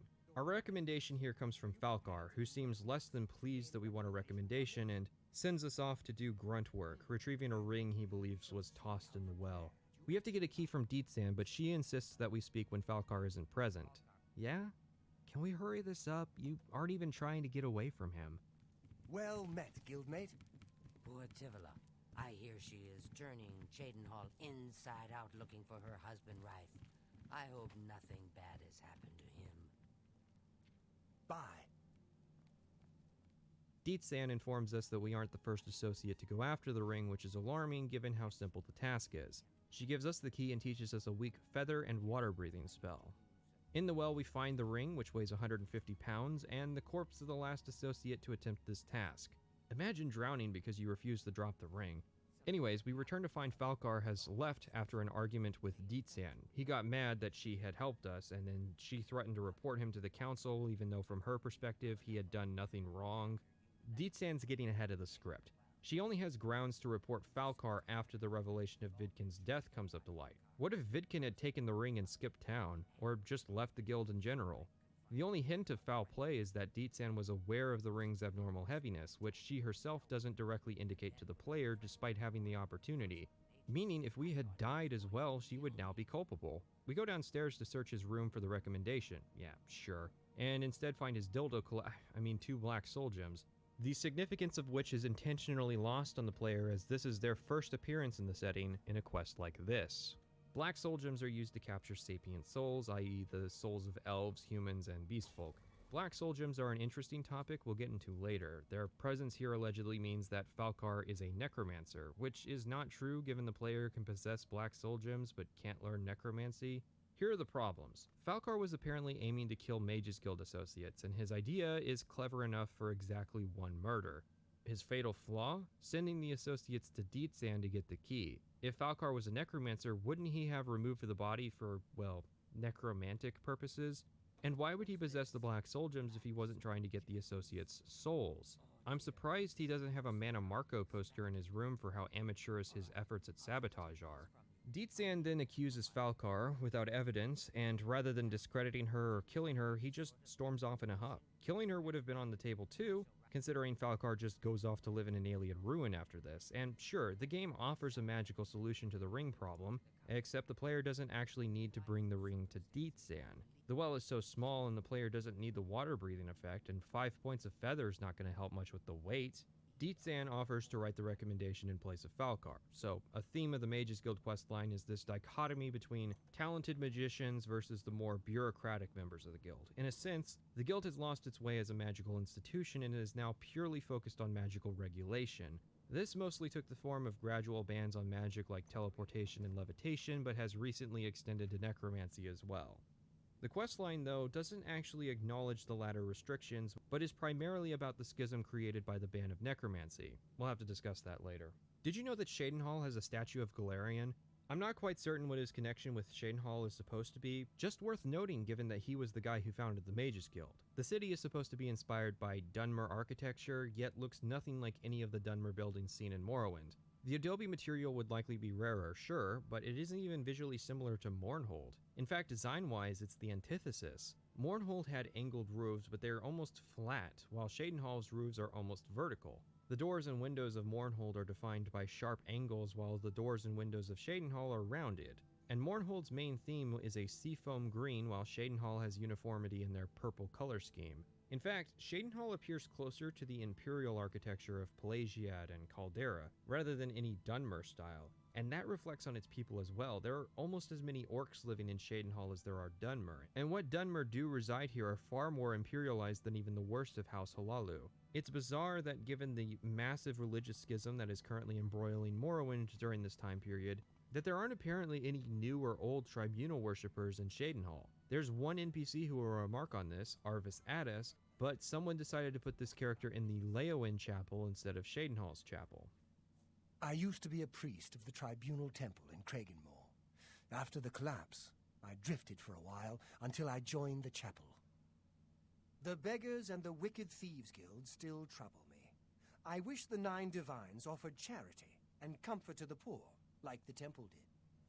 Here you have your chapel-going Imperials and your chapel-dodging Dark Elves, and never the twain shall meet. The Imperials have the gold, houses, and top spots. Dark Elves like me left Morrowind and the whole priest-ridden tribunal nightmare. And we take the whole patriotic Imperial mission attitude with a dose of salt. Shadenhall at least has a more functional design, with a clear divide between its commercial and residential areas. And the city's quite beautiful, with the contrast between the buildings and the plants and the river that flows through the middle of it, but to say that it has heavy Dunmer influences is little more than flavor text. Like the questlines, the cities had individual designers, and we know that Shadenhall was the work of Megan Sawyer, who started at Bethesda with Oblivion. You can even see her working on the city in the Making of Oblivion documentary. Leowen. DeGale's the head of the guild hall and asks us to recover her personal amulet, pointing us to Agata. Most of the guild hall is dissatisfied with DeGale, as without her amulet she simply isn't fit to lead. Calthar is the most vocal about this, which isn't surprising given his tragic facial status. Agata asks us to pry, and Calthar reveals DeGale's father for some reason. DeGale in turn points us to the fort her father was stationed at. I know where you must go. Blood ran blue and dragons flew high. Under broken towers and broken bodies it now lies, waiting to be found. That may sound like a riddle of some sort, but it's only solvable if you happen to know the names of all the local forts, which is why a quest marker pops up, pointing us exactly to it. Unfortunately, Calthar also got a quest marker and turns up as soon as we get her father's amulet. Why are you trying to ruin everything? I'm just now learning this. According to the wiki, Calthar can reveal that he was a necromancer but ended his practice when the guild banned it. This is a revelation to me, and this is not the first time, even in the last 2 years, that I've played this questline. Yet in all my playthroughs, I've never learned this basic fact, because I've never thought to ask Calthar about the Mages Guild. That's a pretty important piece of information about his character to not include in any of the main dialogue. I thought he was just some asshole with a half-misguided, half-legitimate grievance against the guild who took it out the wrong way. This quest is so much worse with this new information in mind for reasons that bear mentioning when we talk about the necromancers. So, we give Degale the amulet and she sends off the recommendation. I think the weirdest part of the quest is that the antagonist is the one that proposes the solution, which is weird because Calthar's never given a legitimate reason to care about Degale's father. Hell, given that she and her father are Bosmer and she's on the older side, it doesn't seem like something Calthar would know about. So, Leyawiin. I put some feelers out there, and Leyawiin seems to rank in the lower end of Imperial cities, at least in a lot of people's opinions. Leyawiin isn't the ugliest city, we'll get to that. It's colorful and has a unique aesthetic without making it seem like the local homeowners association commissions the Dark Brotherhood to enforce the roof color. If I had to guess, there are two problems with Leyawiin. The first is the aforementioned aspect I discussed in the Fighters Guild section about how the player is expected to make so many trips down here. Even with fast travel, it can be annoying having to scroll the map down to Leyawiin. That's for the benefit of doing quests in Leyawiin, and there are more bad quests than good here. And that's grading on the curve that is the standard of Oblivion quests. In addition, Leyawiin isn't laid out that well. It does a decent job of not mixing its commercial and residential areas together, but then there's this guild area. The way you fix this is to switch the guild area and the chapel around and then swap the Fighters and Mages Guild so that the Mages Guild is closest to the gate because the Fighters Guild serves no purpose here. The Blackwood Company is a quest finale, and the bookstore is a bookstore and a post-Morrowind Elder Scrolls game. Also, the horse heraldry is just weird considering the city's in a swamp. Horses and swamps just don't go together, you guys should know better. Leyawiin sits at the apex of Cyrodiil, Elsewhere, and Black Marsh. Despite its advantageous naval position, it doesn't actually have a port, which is just bizarre given wars have been fought over cities that sit on naval choke points. For gameplay reasons, the river isn't even deep enough for ships to actually pass.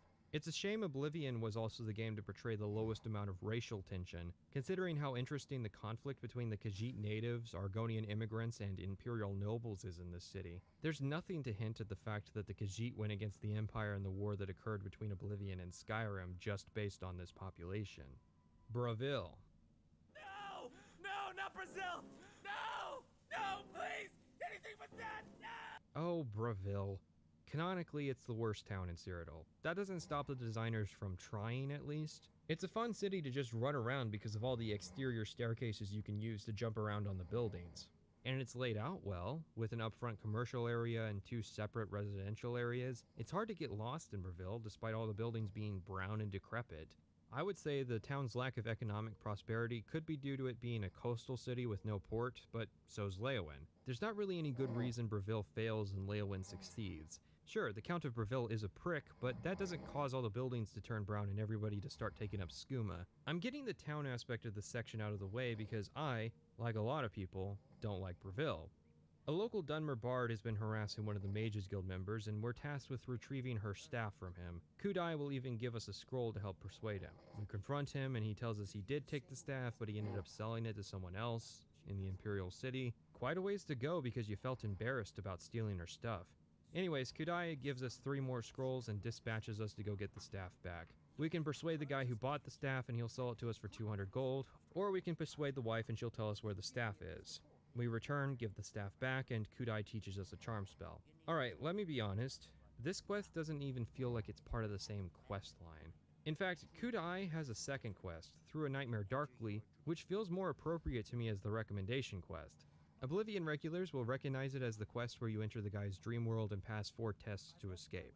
In either case, neither quest really has any significance to the broader Necromancer story, and you know, I appreciate that.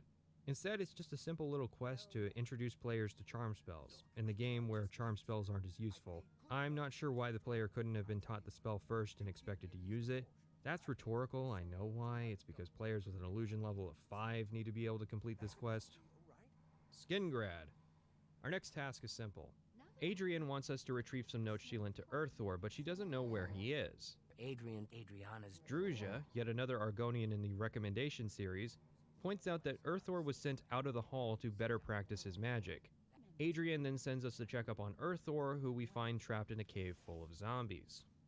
And he'll refuse to talk to us until every single one is dead and he telepathically knows if this is true or not. Now, why he's in a cave with 7 zombies is never actually stated. 7's a bit much to accidentally set loose upon yourself, so the implication, I guess, is that the necromancer sent the zombies to kill Earthor because he's a guild member, even though they could just try recruiting him.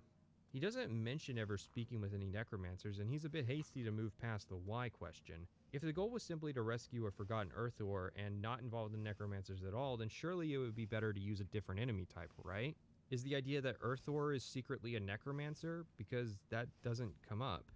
Adriana will teach the player a weak fireball spell to help deal with the zombies, so that's nice. But given this is the simple task of killing X and retrieving Y, any player is again capable of completing this quest.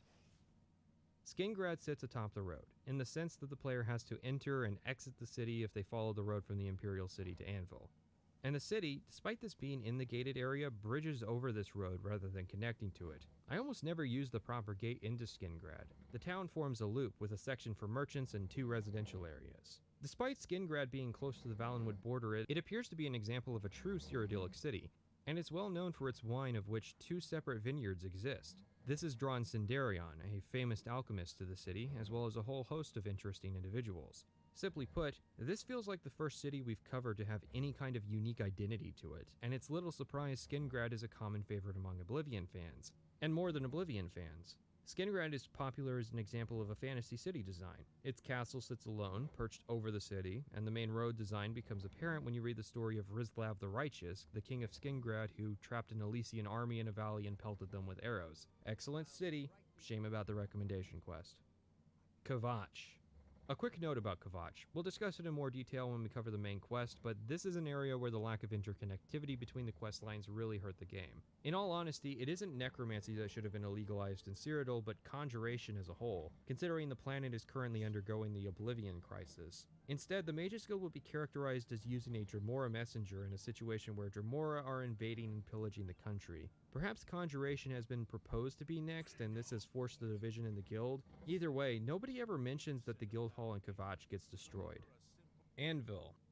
The Anvil recommendation quest is interesting in that it shows the Mages Guild actually performing their function as magical regulators. Someone has been ambushing travelers along the Gold Road utilizing frost magic. This is a bit much for a recommendation, and if you're like me, this may have been your first exposure to the Oblivion Mages Guild. In any case, we're more so acting as bait than actually taking out the highwaymen. We meet with one of the battle mages sent to assist us at the inn, and she directs us to rent a room and use the cover identity as a merchant. Sure enough, one of the other patrons asks our identity and expresses concern given recent events. We sleep. This is one of those quests players trying to avoid leveling have to watch out for, and the battle mage meets us in secret, laying out a plan. The next morning, or whenever really, we set out down the road. Sure enough, the high elf who asked our identity earlier ambushes us, and you may not know this, but she's a necromancer. The clue is really obvious. Don't you see it? It's right before your eyes. Okay, so the trick is to close Oblivion and open the construction set, and then look at the quest scripting to see that she's added to the necromancer faction when she ambushes us. Oh, were you expecting the clue to be in the game and not just some hidden variable?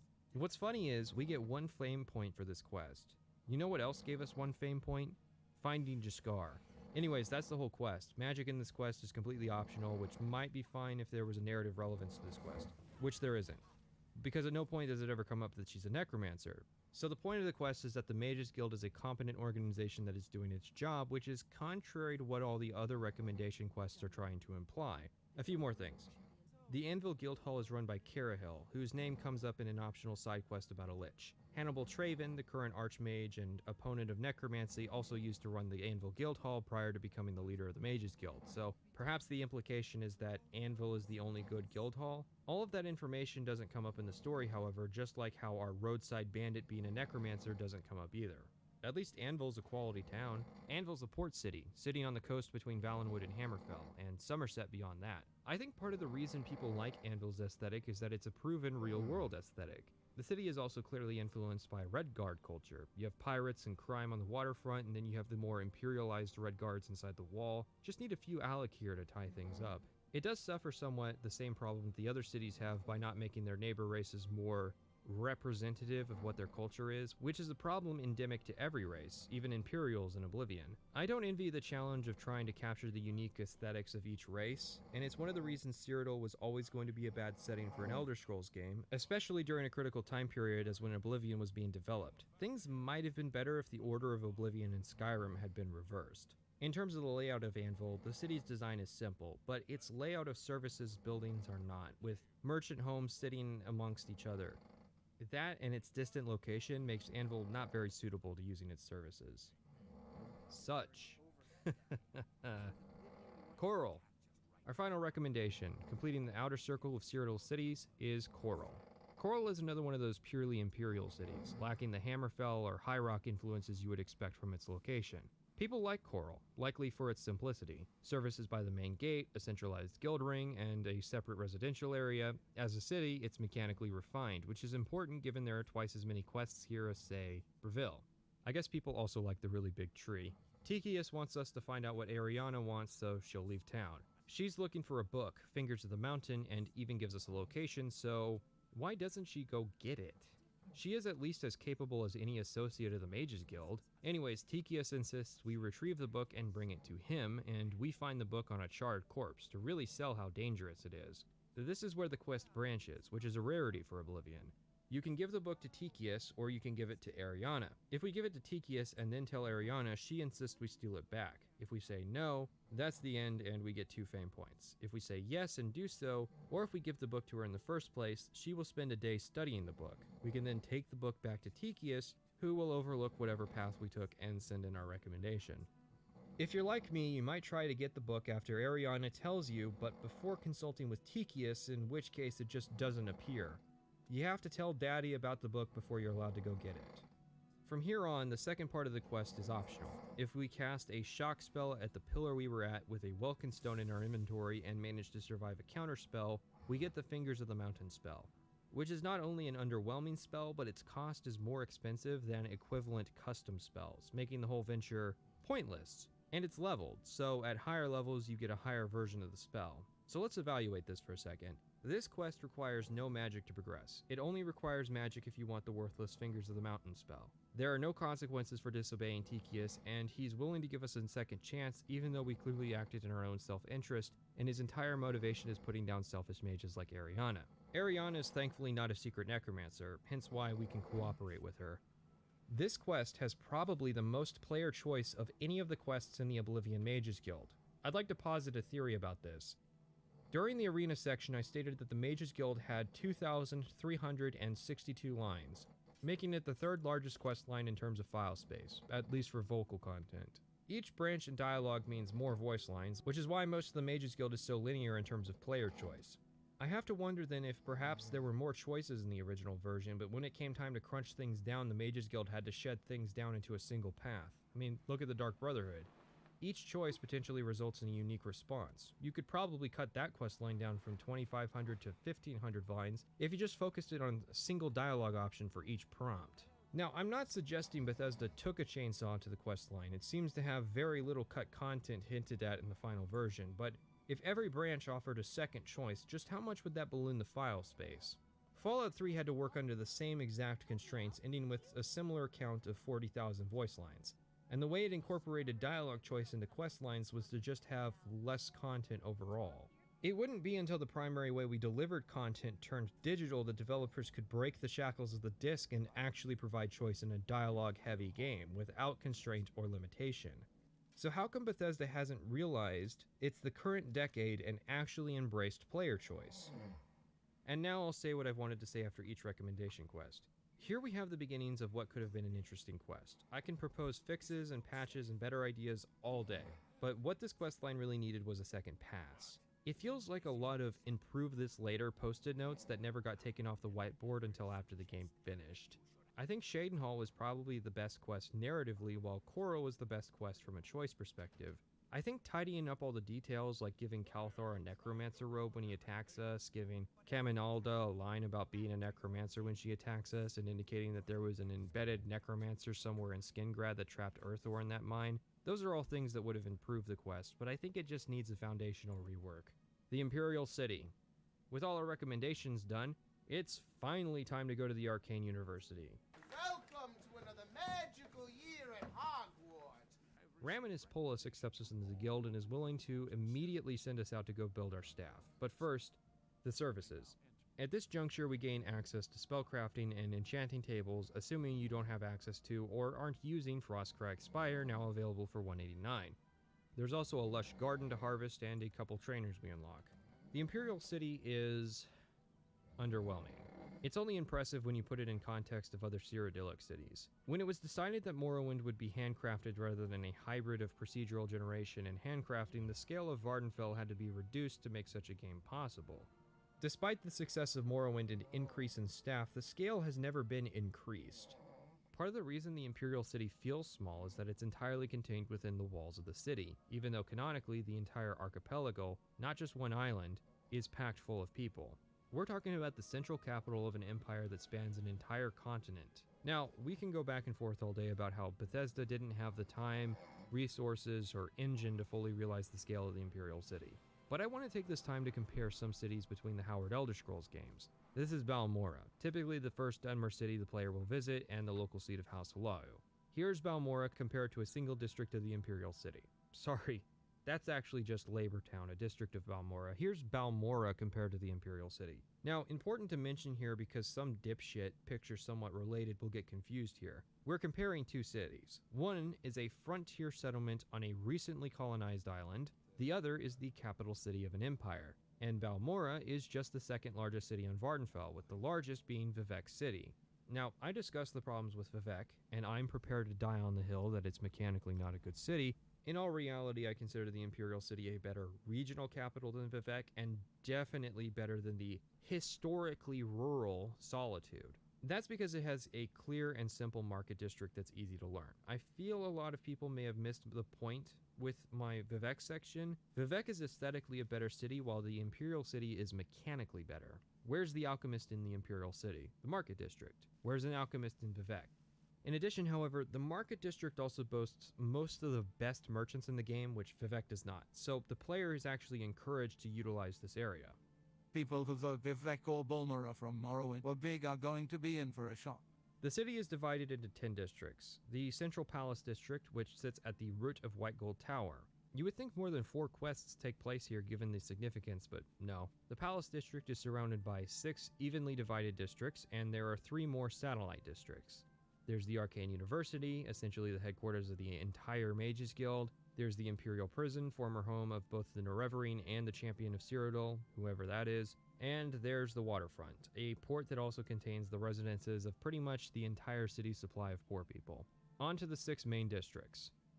The Arena District is the home of the titular faction. Not much else to speak of beyond the statues of Mora House and St. Alicia, although Pelinal Whitestrake's absent. The Arboretum houses statues to the 9 Divines, with Talos at the center. The Temple District houses the Temple of the One, although at least this one actually houses people. The Talos Plaza District is the wealthiest part of town with large manors. After that is the Elven Gardens, named so for the Elven Gardens in the alleyways. Whose decision was it to line an alleyway with tons of shrubs? And the Market District, the only place in Cyrodiil where you'll easily be able to find a merchant for everything. Let's take a step back and look at it another way. Is the Imperial City impressive for an Oblivion city? The answer is yes. The city is home to roughly 1/5 of the named NPCs in Cyrodiil, and unlike before, the vast majority of these NPCs live daily lives involving routine eating, sleeping, and recreation. So, while the Imperial City is actually smaller than Vivec both in physical size and population, it feels more lively seeing so many people walking around at different times of day. My only complaint about the city would be its island. Not filling the entire island with a city, fine, I'll accept that. But not even for disparate farms or Imperial Legion camps or anything? I would kill to own a farm within walking distance of a major metropolitan area. There's simply no way. It's not possible. This island has to be full of people. The Mages Guild questline from here on is a linear questline. We get 4 quests from Raminus, and after that we have 7 quests from the Archmage Hannibal Traven himself.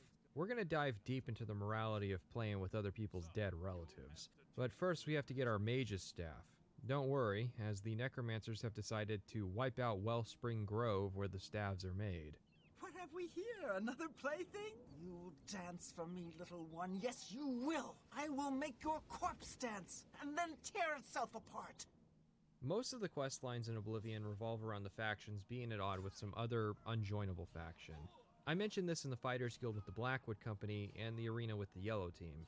Here, it's the Necromancers. The only problem is that this faction conflict is an ideological divide, unlike the previous two which had monetary motivations. The thing is, ideological faction divisions tend to be more interesting settings for stories, provided the story in question explores the antagonistic faction. Morrowind would do this by having the faction conflicts include factions that the player could choose between. The Mages Guild versus House Telvanni. The Mages Guild is a top-down bureaucratic establishment which utilizes imperial law to expand their sphere of influence. They believe in controlling the magical population for the benefit of the magical and non-magical. House Telvanni is a libertarian society with little need or desire for regulation. The core of their ideological beliefs are that might makes right and that magic is the path to becoming powerful. And we see both factions' modus operandi. The Mages Guild has quests that involves dues collection, recruiting freelance wizards, and performing primary research. House Telvanni has quests that involve finding artifacts, performing menial errands, and defending the house. We also see both sides stoop to match the other. House Telvanni makes appeals to fairness to prevent the Mages Guild from monopolizing Redoran territory, and the Mages Guild can potentially resolve the conflict by sending the player to assassinate the Telvanni leadership. Now let's compare the Mages Guild of Oblivion to the Order of the Black Worm. The Mages Guild is characterized as being a busybody organization that rarely performs meaningful functions for society. Their saving grace is that they are morally better than a literal death cult that is actively murdering people, stealing their souls, and enslaving their corpses to further torment their victims. They have only one stated objective, the complete destruction of the Mages Guild, and it can be assumed they will not stop once they've done that. Dangerous death cults can be interesting, but I think a good rule of thumb is to only have one per game. Someone should have realized that the Mythic Dawn is already filling that niche in far more interesting and developed ways, and that having the Necromancers attempt to share space with them in that front was a bad idea. I think it's more appropriate to just have the Order of the Black Worm operating as a more generalized cult. The heart of the Necromancer conflict in broader Elder Scrolls is really about the bounds of reasonable magical regulation. The story started in Daggerfall with a faction called the Necromancers, led by Mana Marco, the King of Worms, and former owner of the Necromancer's Amulet. He was one of the leaders who the player could give the Totem of Tiber Septim, and as the book Where Were You When the Dragon Broke details, Mana Marco, like all the others, somehow canonically received the totem and achieved his ending. It's actually funny that this book isn't in Oblivion considering its relevance. Oblivion did come with the book Mana Marco, King of Worms. It details the history between Mana Marco and Vanus Galerion, the founder of the Mages Guild, and it's an alchemy skill book for some reason. Anyways, Mana Marco. Using the Totem of Tiber Septim, he underwent apotheosis and gained divinity, which is emblemized by the Necromancer's moon, which will occasionally block out the body of Archery, one of the divines who represents death. The Necromancer conflict would be on pause during Morrowind, although interesting to note, Morrowind was apparently one of the few provinces in Tamriel to outright ban the practice of necromancy. Although it bears mentioning that the Dunmer practice ancestral worship and various necromantic rituals, and the law mostly pertained to performing necromancy on Dunmer corpses. Morrowind was also the game that introduced Conjuration to the series.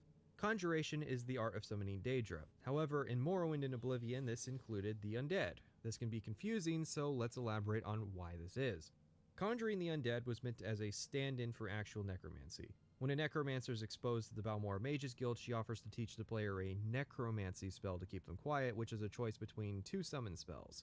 This is because Reanimate as an effect wouldn't exist until Oblivion, and even in Oblivion it was only available through a single staff or a power in the Shivering Isles expansion. Full-blown necromancy wouldn't become available to the player until Skyrim, one of its few genuine contributions to magic in the series. But once reanimation was available to the player, well, conjuring the undead was taken away, at least until the Creation Club came along and Bethesda reanimated a dead Skyrim. Now, what's broken about this explanation is that the way you acquire spells to conjure the dead is from Mages Guild members, including members who get killed by necromancers. It's just sloppy that the mechanics surrounding necromancy stayed vague when Bethesda was intent on telling a story about necromancy. In a theoretical second pass, the conflict could be explored better. Maybe the player can acquire real necromancy spells, but only if they join the Order of the Black Worm. You lose access to support from most schools of magic to practice purely one. I understand the desire to tell the necromancy story. The game is set in the home of the Mages Guild, and Mana Marco is at odds with them. But it's like the designer forgot the whole reason Mana Marco's here in the first place is because the player could support the Necromancers in Daggerfall. Anyways, we got the material and we went and got our staff enchanted. We get a choice in a few effects: Fire, Frost, Shock, Charm, Paralysis, Silence, Dispel, Soul Trap, and Telekinesis. Fire is a valid choice for the questline considering we're about to fight a lot of undead. Frost is, for that reason, a bad choice. Shock does not yet have the property of sapping magicka, so it doesn't really have special use as an anti-spellcaster weapon. Charm isn't very useful, and it would definitely be wasteful considering Paralysis as an option. Paralysis is difficult to cast and difficult to find on weapons. For this reason, it's one of the few I went with. There's also Silence, which is a valid choice considering there's quite a few spellcasters in the game. Soul Trap is, in my opinion, simply a waste because the effect runs far too long to be efficient.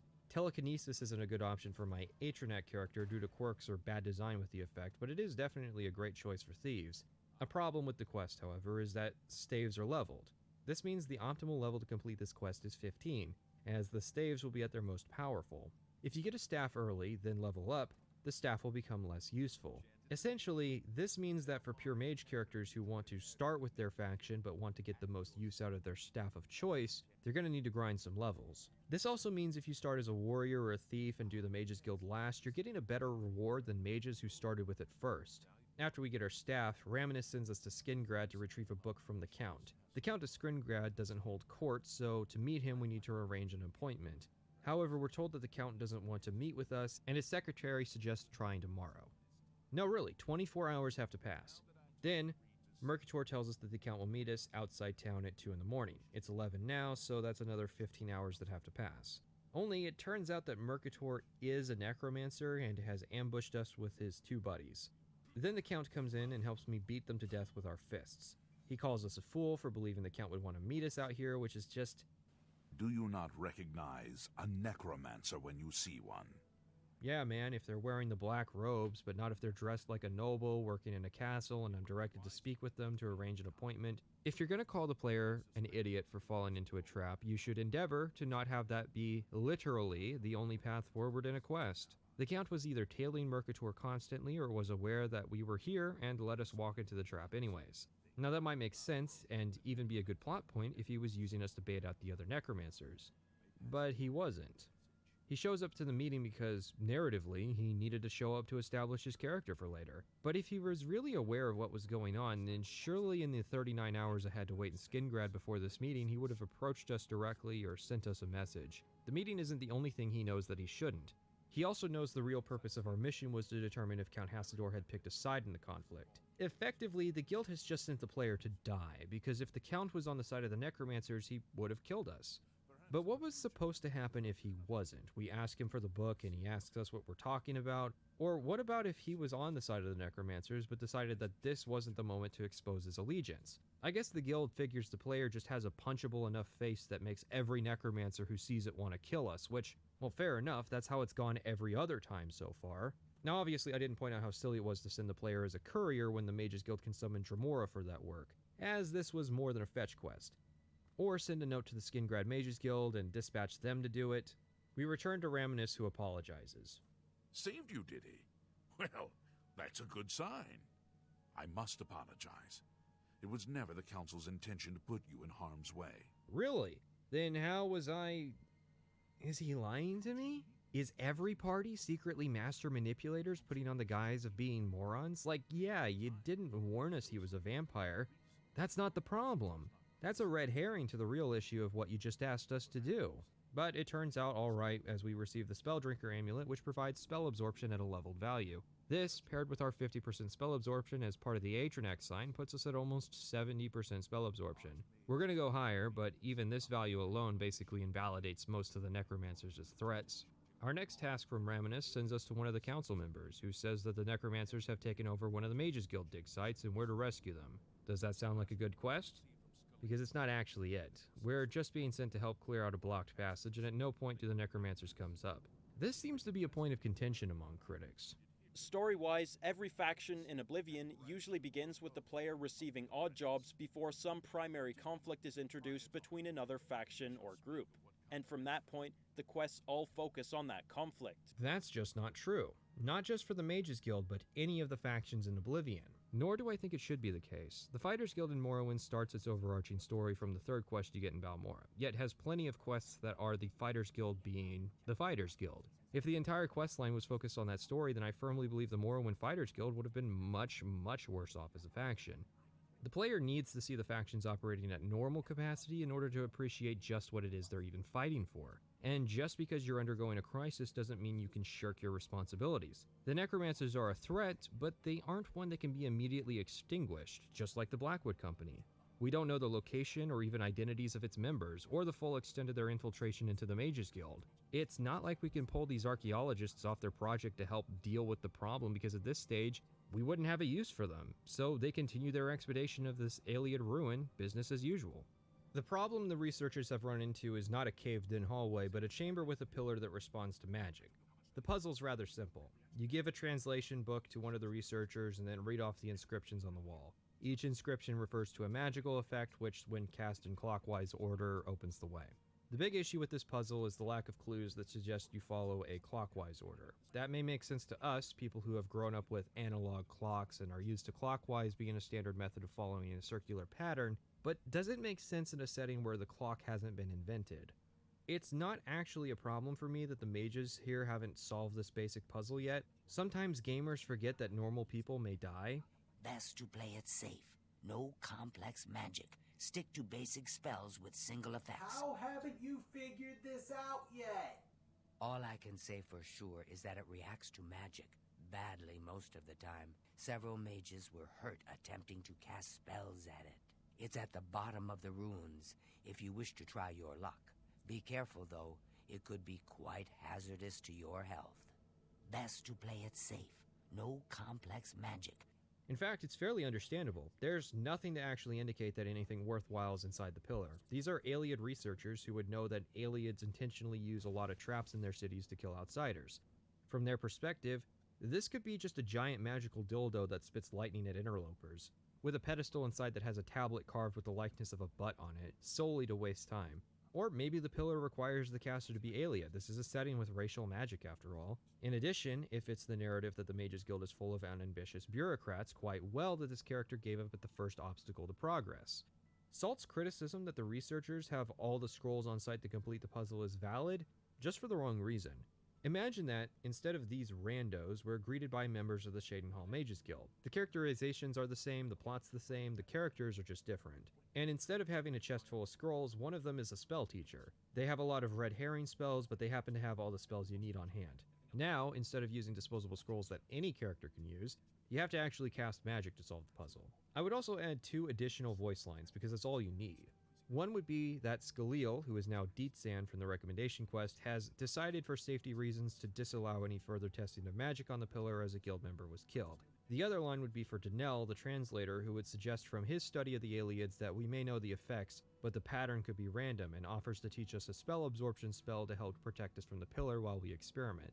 The quest now requires that we go behind the back of Deetsan, someone who has helped us before, and after we succeed she may even threaten to report us for not following her instructions to the letter, because remember, we're telling a story about a mages guild that has lost focus on the point of research and has become embroiled in petty politics and egoism. The other half of the time spent on this quest is a standard Iliad ruin, subsection Undead Variety, particularly 8 of these wraiths. Fighting them is more tedious than difficult due to the fact that I can absorb their magic and easily dodge their melee attacks, but they are built like tanks. I love the undead. I try to use them as much as possible. Just bring in one of these guys, pop them down. We get our hands on an ancient elven helmet. They could have specified Iliad, but whatever, and return to Erlav Jarol to finish the quest.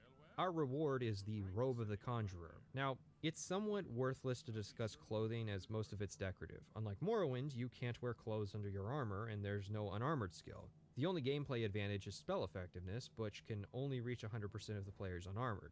The changes to the armor system have had an impact on the number of articles of clothing the player can wear. You don't have as many options to combo or layer clothing, which is more than cosmetic considering enchantments. Robes are actually inferior to a shirt and pants combination because the latter provides more slots for enchantment. Males can no longer wear skirts, so the imperial purple skirts of Morrowind are gone. The Mythic Dawn robes that I want to wear go further by taking up the gloves and shoes slots as well. The best combination I found was the dark shirt, the black wide pants, a black hood, and a generic pair of shoes, and the wrist irons you start the game with. This combination works because it will only weigh 1 pound. The downside is that it looks awful. Spell effectiveness is a multiplier to the power of the spell effect, so 90% on a 100-point fire spell would do 90 damage instead of 100.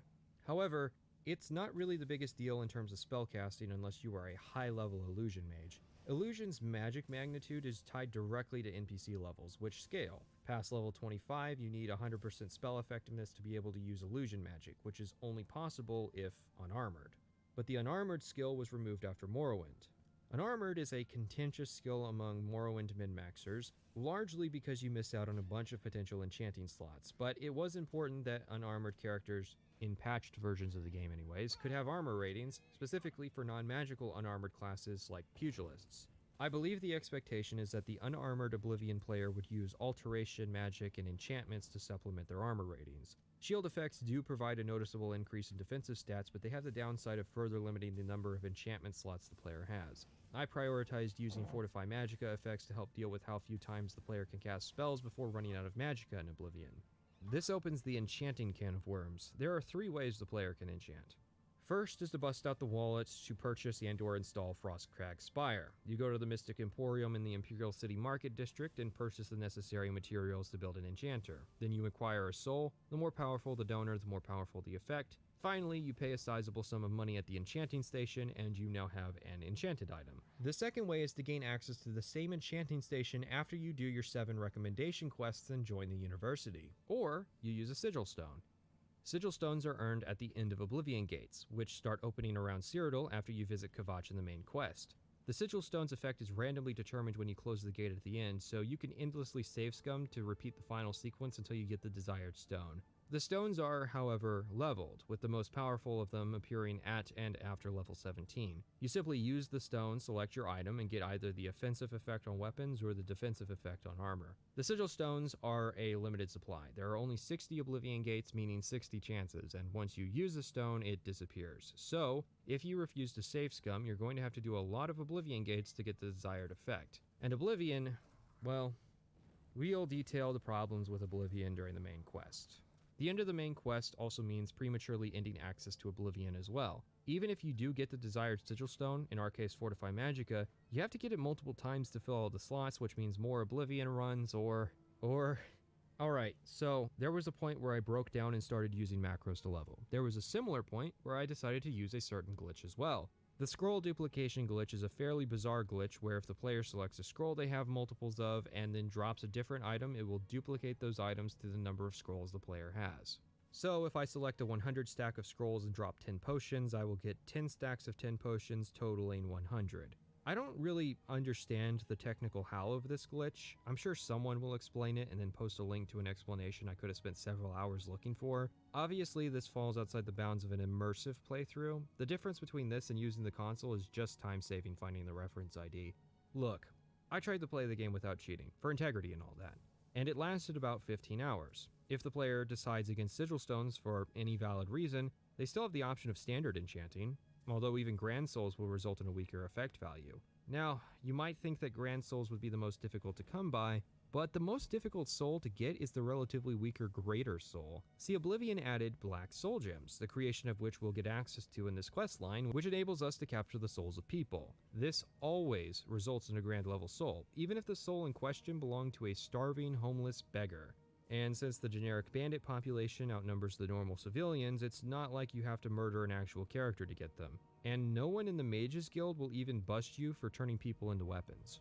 Personally, I think that nameless NPCs, if you have to have them, should result in only a greater level Black Soul Gem. Black Soul Gems are a shortcut to creating powerful items because they allow you to get around the need to soul trap powerful white soul-bearing creatures, so it should come with the cost of sacrificing named NPCs for this cause.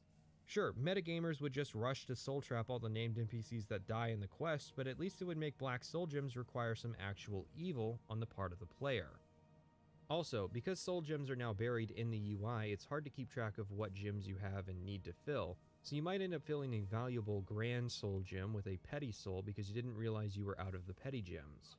As stated, however, grand level enchantments are generally weaker than their sigil stone counterparts, although custom enchantments do allow you to have multiple effects. So the comparison looks like this. Sigil stones are tedious to acquire, there's a limited supply, they have leveled values, and they're randomized. Grand souls are easier to acquire, but cost gold to use, have a weaker effect, but a custom effect at the same time.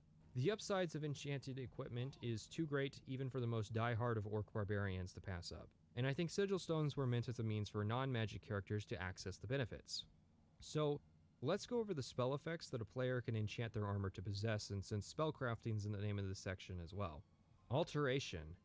Burden and Feather are both effects which impact Encumbrance. It's strange to hear people complaining about Encumbrance when Feather and Fortify Strength are both effects that exist in the game. And then again, Feather and Strength in general were cut from Skyrim. Burden, which has a similar effect to drain or damage strength, allows you to offensively encumber somebody, although most people don't carry enough equipment to be noticeably affected. Still, it's a good tool to have in the arsenal, as NPCs can use it to suddenly throw an unexpected wrench in the player's plans if they're redlining their own inventory. Shield, as previously stated, is used to increase the target's armor rating. Armor works a bit differently in Oblivion than Morrowind, however. It's now effectively a percentage that determines the physical damage absorbed and caps at 85%.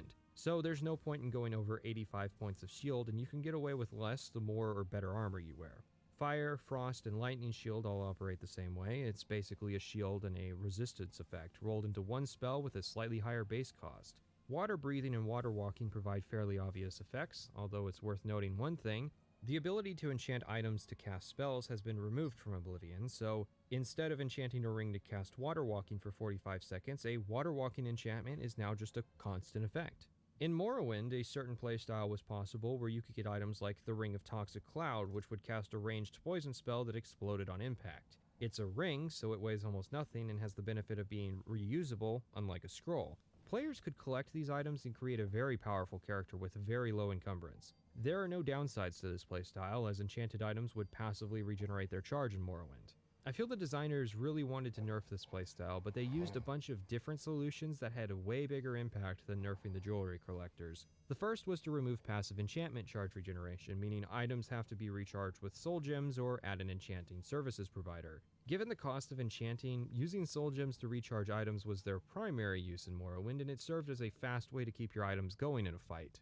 Removing passive recharge means the player now has to soul trap, or spend money to keep getting use out of their enchanted items. That's fine for a custom enchantment job because that likely means the player is already magically inclined, but not for something like the Wabbajack. If players aren't going to soul trap, then they have to spend 1 gold per point of charge to keep using their toys, which is extremely expensive, or they have to use Varla stones, which are extremely valuable and difficult to acquire and require running Ayleid dungeons. However, another nerf was dished out. Enchanted items can no longer cast spells, so a Ring of Water Walking doesn't cast Water Walking for 30 seconds, but now provides the effect as long as the player wears it. Constant effect items existed in Morrowind, and creating custom constant effects was the end goal of every player using the enchanting system, something you had to work hard towards. Now it's the only option, and a lot of the fun has been removed. Granted, they did fix the infinitesimally small chance of hand enchanting by cutting it from the game, and they fixed the superbly high cost of enchanting at a service provider by turning them into lectarns and hiding them behind a paywall and a locked gate. Anyways, Open is the magical player's alternative to lockpicking and is tiered into very easy, average, hard, and very hard lock effects. Oblivion made a change to the lock system, which was to have lock level 100 correspond to requiring a key. In Morrowind, if you had the skills and or tools, you could open any lock, and it wasn't hard to have a high enough security or alteration skill to do so. Oblivion would introduce the trend of creating locks the player was incapable of opening without any mention of a key, because there is a possibility that the player might find a chest or door ahead of time and break a quest sequence, and rather than accounting for that, it's way easier to just slap a requires key sticker on it and move on. The lock spell was also cut from the game, although it does exist in the construction set. This was probably because the spell would break Radiant AI, and rather than simply having the AI call for help and a nearby guard unlocking the door, they just cut the spell. Lock was a neat spell. Its main use was usually security training, although the lock spell you buy is also useful for macro alteration training. Oh, yeah. And since the AI couldn't open locked doors, you could trap them in rooms and hit them with explosions you shot at the door. I can see them wanting to fix that. Sure, it's just a shame the fix was a cut. And speaking of cuts, jump, slow fall, swift swim, and of course levitate. Jump was probably cut because it was superfluous with Fortify Acrobatics, even though it wasn't and worked in a separate way. and even then the game makes damn sure to limit how hard you can fortify acrobatics. Funny how we went from finding a scroll to jump across the map to nervous that high-level acrobatics players might realize you can jump up to the end of Vilverin at this ledge near the beginning. Swift Swim. It didn't have a lot of things going for it in Morrowind, but that was bad balancing, because it was better to use Fortify Speed than Swift Swim. Just make Swift Swim cheap to use, but obviously ineffective on land, and it's balanced. But no, just cut it. Slow Fall was an easy way for mages to mitigate fall damage, which isn't a problem in Oblivion as dungeons and even open areas are very rarely designed vertically. And they were probably worried someone would slow fall off Castle Skringrad into the walled part of the city and break the illusion, which is definitely why Levitate was cut from the game. Even though areas where levitation effects are magically negated do exist in the setting and were used in Mournhold for the express purpose of preventing players from flying out of the city, but again, areas in Oblivion are very rarely designed vertically, so even if you did have the effect, it's not like you would ever actually get to use it. Still, it would be fun to be able to levitate up mountains or across rivers. Just say that cities and dungeons and Oblivion gates use suppressants to inhibit levitation magic, or make it so that responsible people witnessing you levitate gives you a bounty. It's illegal, so maybe we have to track down Dovin or Rain, a former levitation trainer who lost his passion after the spell was banned from the Empire. Man, I can't help but imagine how Levitate might have helped the Emperor here. Conjuration. Conjuration has one enchant effect, which is Turn Undead. It makes undead lower than the spell level run away from the player. I continue to be amazed that among all the cuts that happen to the magic of Elder Scrolls, Turn Undead has managed to survive it all. Conjuration's remaining effects are to bind equipment and summon creatures. Binding weapons in Oblivion has always seemed like a meme to me. Like in Morrowind, you can make a Redguard spec in Longblade and Conjuration, and get him a bound longsword spell that he has a 93% chance of successfully casting in less than 15 minutes. But in Oblivion, weapons are leveled to your conjuration, so a novice is stuck with a dagger, then at conjuration level 25 they can get an axe, then at conjuration 50 they can get a mace and a bow, and at 75 they can get a claymore. It's the same thing with the armor. You get the boots, gauntlets, and helmet at novice, the greaves at 25, the chest at 50, and the shield of all things at 75. Bear in mind, your other reward for getting to expert was a two-handed sword, so no sword and board for conjuration players anymore. I think the concept of summoning your equipment is pretty cool, so I'm glad it exists, even if it's a mangled victim of the Oblivion balancing act. What's even weirder is that someone at Bethesda clearly likes binding equipment, as evidenced by the Mythic Dawn entering combat by binding their armor. And its terrible Oblivion implementation didn't see it getting cut from Skyrim, so I don't understand why players are expected to switch from blade to blunt and back to blade again in order to use the bound weapons. Creature summoning is actually mostly the same as it was in Morrowind. There's a couple new creatures like the Lich and the Spider Daedra, but also a few that got taken away like the Ogrims and Winged Twilights. You can also only start summoning creatures at Conjuration 25, meaning that Turn Undead and Bound Dagger have to do if you don't make it a major skill.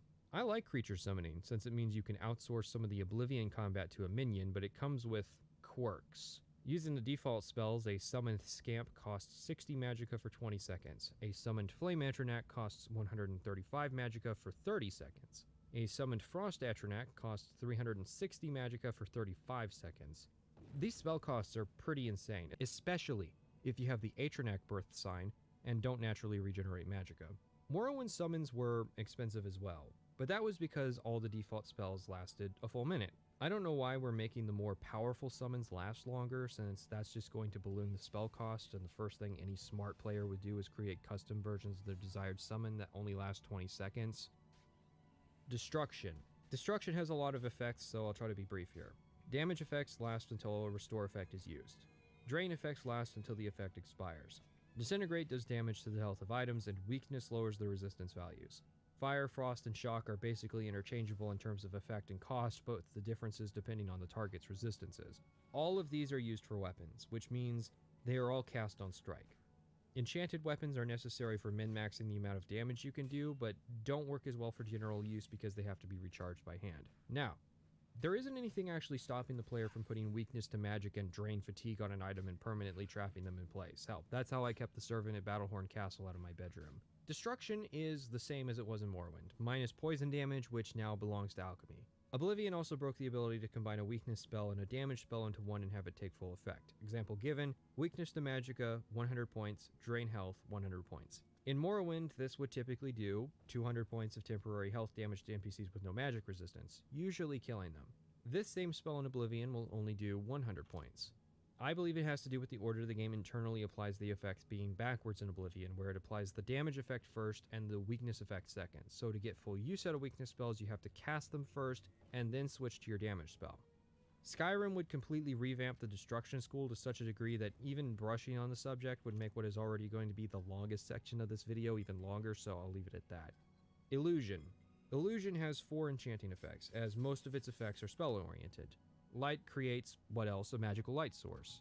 It's actually better than its Morrowind counterpart, given the light more prominently affects the player's ability to sneak. However, it's somewhat unnecessary, as Oblivion isn't really a dark enough game to need the light effect. Skyrim would improve the light effect by allowing players to cast it at targets. Night Eye in turn allows the player to see in the dark without casting light, for stealth purposes. Unfortunately, everything turns this color. Then there's invisibility in Chameleon. You can't enchant items with invisibility, as the effect would expire as soon as you interact with something, and you would have to constantly re-equip the item. You can, however, enchant items with Chameleon. The difference is largely the same as in Morrowind. Invisibility makes you undetectable until you interact with something. Chameleon allows you to interact, but is more expensive. In Morrowind, if you were under the Chameleon effect and attempted to speak to an NPC, you could potentially fail and suffer a disposition loss. I assume to simulate the NPCs not recognizing who the player is, or maybe getting spooked. This was removed. The player can freely chat with anyone at Chameleon level 100. In fact, Chameleon level 100 is... we'll talk about it later. Silence is an effect that prevents spellcasting. However, an improvement from Morrowind was made to the cost. Also, why is it called Silence if spellcasting is non-verbal in Elder Scrolls? Paralyze was equally effective to Silence at the same cost and more universally useful. Now Paralyze is much more expensive with a lower duration, so Silence can actually fill its niche as an anti-spellcaster tool. The problem with Silence is, and will continue to be, the spellcaster AI, as they simply never make effective use of magic. So going out of your way to equip and cast a Silence spell will never be preferable to just doing damage, which is why Silence was removed from Skyrim. Why fix something when you could just cut it instead? Calm, Charm, Demoralize, Frenzy, and Rally are all spells which affect various values that belong to NPCs, with pretty obvious effects. The problem that was inherited into Skyrim is that because the effect has a level variable which caps, and levels can raise beyond that cap, illusion spells can drop off in viability after a certain point. If the player stops using illusion spells and passes into a new level bracket, they may find their old spells no longer work. Or they may not be skilled enough to cast the new spells and have to grind some levels to catch back up. Calm can be useful for ending fights, but unlike Morrowind, there are no hostiles that are worth calming down. Example given would be Corin, a hostile Altmer mage who is also the master enchanting trainer in Morrowind. You could also calm any normal bandit and then use Persuasion to intimidate them into no longer being hostile. Generic Oblivion bandits, even when calm, won't talk to you, and using the spell to end fights with town NPCs you don't want to kill is unnecessary, as Oblivion added the ability to yield. Seeing as calm is now just a combat spell for a slightly higher base cost, you could instead use Demoralize, which causes NPCs to run away in fear. The only time this would be a disadvantage is if the NPC runs further into the dungeon and draws the attention of all its friends. These spells seem to fit the niche of the stealth player who wants to continue using stealth after being caught, or a normal person who doesn't want to fight all the woodland creatures. Then there's Frenzy. Frenzy exists to start fights. I believe the idea was that you could use Frenzy in a group of enemies to cause infighting, but in reality, Frenzy gets used as a free murder pass in Morrowind and Oblivion. I don't actually mind at all that Frenzy is considered assault in Skyrim, as Frenzy has zero downsides as is. And I never got a frenzied enemy to actually become an ally, they usually just end up targeting me anyways. Rally is a spell I've never understood the usage of. Enemies in Morrowind generally didn't run away unless you got somewhere they couldn't pathfind to, and I've only noticed enemies in Oblivion fleeing because they were trying to utilize ranged magic. Skyrim was really the first game to implement widespread enemies running away dynamically, so I guess Illusion was the baby of the AI designer. Commando is a spell that was taken from Conjuration and placed into Illusion magic, which is honestly fair enough. In Morrowind, it could be utilized to move NPCs around, moving a merchant into the player's home. The more complex AI scripting means that even if you try to relocate an NPC, they'll just go home when the effect ends, appropriately angry at your magical manipulation. You can also use command magic to force enemies to fight for you. Sadly, command was another spell that got cut come Skyrim for no apparent reason. Overall, illusion magic is fairly versatile, but it does a bad job of selling itself because most of the lower level effects are pretty weak and it can be pretty easy to outlevel the skill. Mysticism. Rest in peace. Mysticism has a short list of effects. Detect Life has had a genuine improvement over its Morrowind counterpart, showing an on-screen effect instead of indicating the detections on the minimap. Telekinesis has also improved. It allows the player to manipulate objects remotely, but is more dynamic and allows the player to move objects around the environment. Soul Trap applies an effect that, when the target dies, captures their soul in a soul gem. Reflect Spell, Reflect Damage, and Spell Absorption are a little more complicated. Spell Absorption is a chance that converts points of magic damage into magicka. The Atronak trades passive magicka regeneration for 50% spell absorption, meaning a 50% chance a spell's effect is absorbed into magicka. Reflect Spell is another chance, which reflects a spell effect back onto the caster. Reflect Damage is a new effect, which reflects a percentage of physical damage taken back onto the caster. Unlike the latter two effects, this is guaranteed to occur for each melee strike. It would be neat if the AI recognized that it was damaging itself and switched to a bow to compensate. Oh well. The designers seemed cognizant that these effects were unusually powerful enchantments, given that Martin will comment if you give him Spellbreaker, which has a 30% reflect spell. Not many people would give up Spellbreaker for destruction, my friend. Your sacrifice honors me. We'll have more to say on these later as our characters develops. The final mysticism effect is Dispel, which removes active magical effects. This is only effects from spells, but can be positive or negative. You can use the spell to dismiss enemy summons, for example, or to remove an absorb effect from yourself. It's a good idea. The only problem are the enemy spellcasters. A spell effect usually isn't going to be on you long enough for you to stop and dispel it, because most enemies will use magicka inefficient, quick burning spells that'll be over before you can dispel them. And, well, there's the ever-present issue. If I'm going to be casting magic at an enemy, why not just cast a spell that does damage to them instead? Magic users generally aren't durable enough to actually require thinking about disabling their magic. Now it's time for the cuts. Absorb effects have been moved to Restoration, making its long list of effects even longer. Almsavie and Divine Intervention have been cut. Detect Enchantment and Detect Key have been cut. Mark and Recall have been cut. With only 7 spells to its name, by the time Skyrim came around, Mysticism had been cut. Restoration.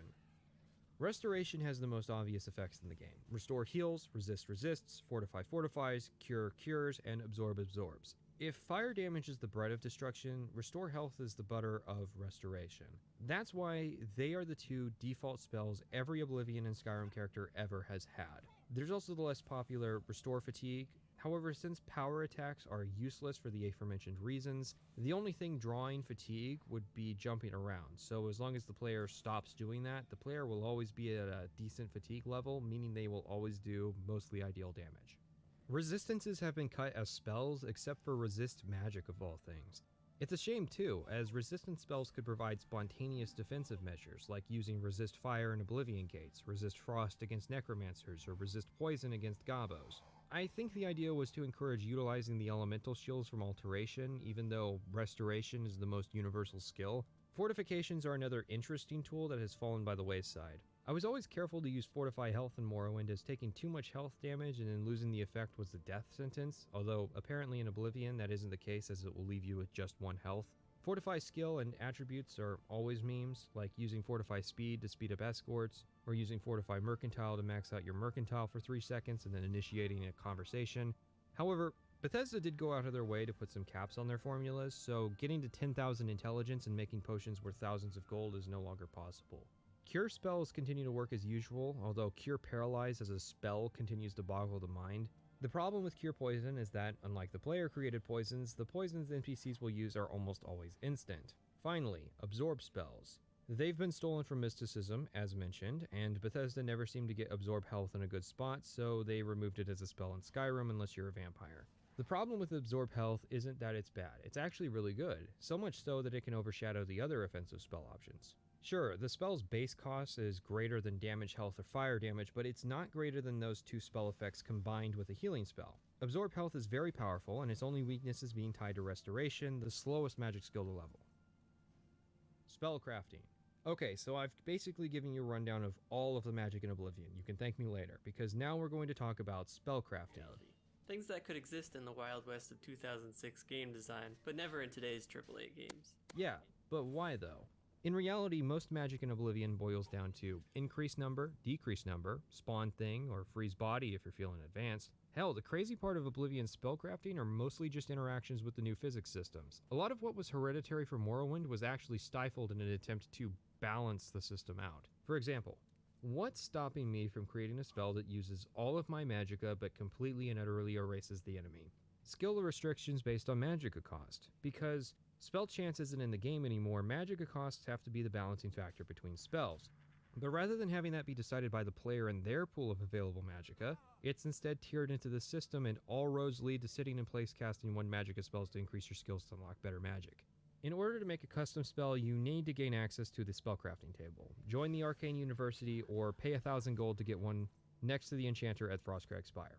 Morrowind was much more open to spellcrafting, allowing anyone to do so at the Mages Guild. To acquire effects, you need to learn a spell from a trainer. This is where I mentioned that you can't delete spell effects in Oblivion, meaning if you want to make a custom spell, you will have to first acquire a spell you will almost certainly never use again, and will thereafter have to scroll over it for the rest of the game.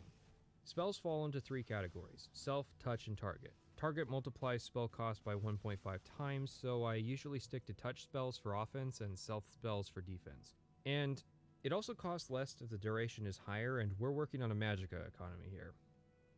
I should mention spell tomes. This is an odd one. Back in the day, for $1, you could get this plugin that adds a bunch of books to the game that will teach the player spells. That ended up being the primary way spells are taught in Skyrim, so it's kind of weird that this is how the idea got its start. Of course, now it's packaged with the base game and it's inserted in such a way that many people might not even realize that it was downloadable content. Spell tomes just have a chance of replacing scrolls. There is a conjurer that will try and kill you carrying one, but that isn't even really necessary for you to start encountering them. When you use the tome, it will offer to teach you the spell in question. This is in varying shades of usefulness. Ironically, it's more useful in my Super Dungeon mod as a way of getting magic than it is in the actual game because, well, spellcrafting.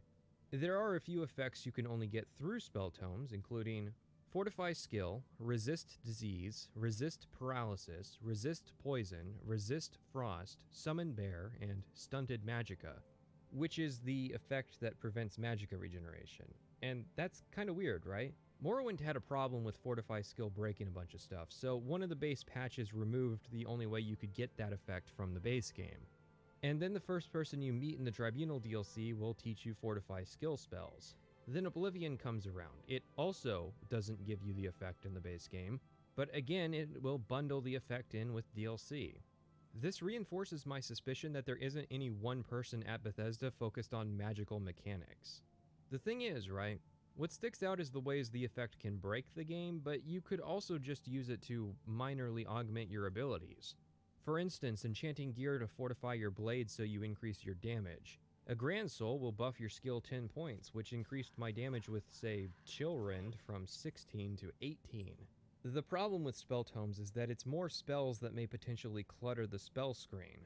Maybe if the spells were more magicka efficient, a couple are, but most of them are identical to what a custom spell would give you. There are also a bunch you can potentially find for pre-existing spells. It's a small DLC that I guess is kind of useful to magical playstyles. Maybe? I created a basic 1-2 punch. We start with weakness to fire 100% spell for a couple seconds that's quite cheap, and follow it up with a fire damage spell that does low damage over a long period of time. Even though the weakness to fire spell expires before the fire spell finishes, it will continue to do damage as though it is there. Hotkey to weakness to 1, and the fire spell to 2, 1 cast, 2 cast, and then, I don't know, just beat them to death with your fists or something. Did you know that a 93% chameleon effect for 3 seconds is an apprentice level illusion spell? You can get up to 96 points of fortified mercantile for 3 seconds at apprentice as well. Hell, a novice can cast a 100-point charm effect for 3 seconds and impress every single NPC in the game. Honestly, even with its limited spell pool, custom spells in Skyrim had a lot of potential due to all the new additions to magic like the flamethrower effect, dual hand charging, cloak spells, and runes, and we lost all that because we decided to cut this entire system. When last we left off, we had gotten the robe of the Conjurer. Raminus Polus now asks us to try and get some information on the creation of Black Soul Gems. We're sent over to the archives to meet with Tarmina, who is angry at first but is more cooperative when we state our objective. It's good that not every character in the Mages Guild is characterized as being self-destructively up their own ass. We have to find the book, but don't worry because there's a quest marker to help us. This is something I don't get about the quest marker supporters, right? Okay, so they're supposed to help prevent bad directions. Yeah, let's pretend that's true. But what about this quest? You can't just let the player look through the library for the book? Is Bethesda worried that players will get bored or worried that some players will complain when they miss the grayish-brown book on the brown table? I mean, they could have used a different, more obvious colored model for it. The book, Necromancer's Moon, details a celestial phenomenon called the Revenant and states the purpose of black soul gems in the trapping of humanoid souls. I am unfamiliar with the shade of the Revenant described within the book, but I was never one to dabble in the more, shall we say, amoral arts. I wasn't aware astronomy was an amoral art. Actually, I'm curious how Tarmina even knows that's what it's called, considering it's referred to as the Revenant and the Necromancer's Moon in the book. Anyways, Raminus has no clue, so he sends us to the university astronomist Bothiel. She doesn't know what it is either, which... That's literally your job. The Necromancer's Moon has been a thing since the end of Daggerfall 16 years ago. She does at least remember that Falcar, the necromancer who had infiltrated the Shadenhall Guildhall, had asked about the same thing, and he had left behind a note in a hurry. The note states 4 locations, one of which is literally called the Dark Fissure, and then states, altars have been raised, anchorites have been called, watch the skies. Once a week, his grace shines down on us. Okay, am I being pranked? When did Falcar research this information? We know it wasn't after we met him, because he's a murder suspect, unless Raminus didn't think to say something when a known necromancer came into the university to do some research. Why did Falcar write this note that would obviously implicate him and expose several important sites to his order? Why did Bothiel think it prudent to save this note, but not report this information to Raminus? Does she save all the paper scraps people leave behind? Does she not read them out of principle? How would she know which paper scrap belonged to whom? And once Falcar, again a known murderer and necromancer, was found out, why did Bothiel not see it prudent to further investigate the Revenant? Is Bothiel a necromancer? And why, when we bring this information to Raminus, does he know where the Dark Fissure is located? Is he a necromancer? The answer is no. Bothiel, Tarmina, and Raminus are not necromancers. They're just incompetent. Which might be interesting. It might give the player some pause for consideration during a future quest if they were approached with an offer to join the Necromancers. Raminus wants us to investigate further at the Dark Fissure, although you can technically go to any of the sites. The Dark Fissure is the only one which has a Necromancer performing the ritual. Is that true? We can wait for the ritual to occur, or we can go into the cave and kill the Anchorite and take a note detailing the ritual, or we can intuit the ritual ourselves. When the Revenant shines, a Grand Soul Gem is placed in the altar, and then Soul Trap is used on the altar, and that converts the gems over. We go back to Raminus, get an optional promotion to Magician, and are told that the Archmage is going to be giving us orders from now on. Before that, let's talk about the Orrery. This room is actually in the game, even if you don't load the DLC, and it looks like this. No, I don't know why the scale of the room is so large. Of all the DLC, the Orrery feels like cut content from Oblivion that got a second chance at life. Without it, you can't reach this empty room. With it, the door goes to a room, which leads to another door that leads into the Orrery proper. But it's non-functional right now. So Bothiel decides to write a letter to a freshly escaped prisoner asking that they go out and retrieve the parts needed to make it go again. It would take until Skyrim for us to learn to level gate the DLC so the player isn't ambushed by 10 prompts as soon as they step out into the world. And then the Creation Club messed that up. The quest is pretty simple. We go out and collect 4 Dwemer parts out in Colovia.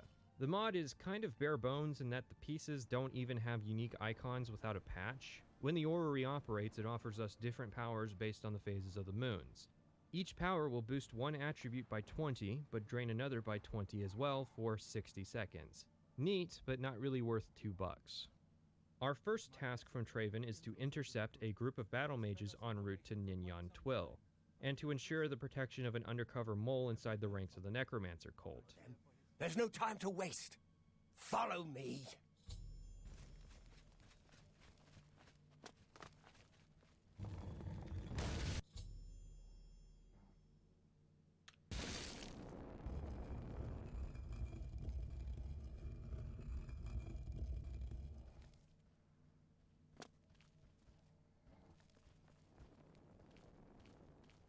Funny scene. I suspect to counter the later scene where we find out the mole was turned into a zombie.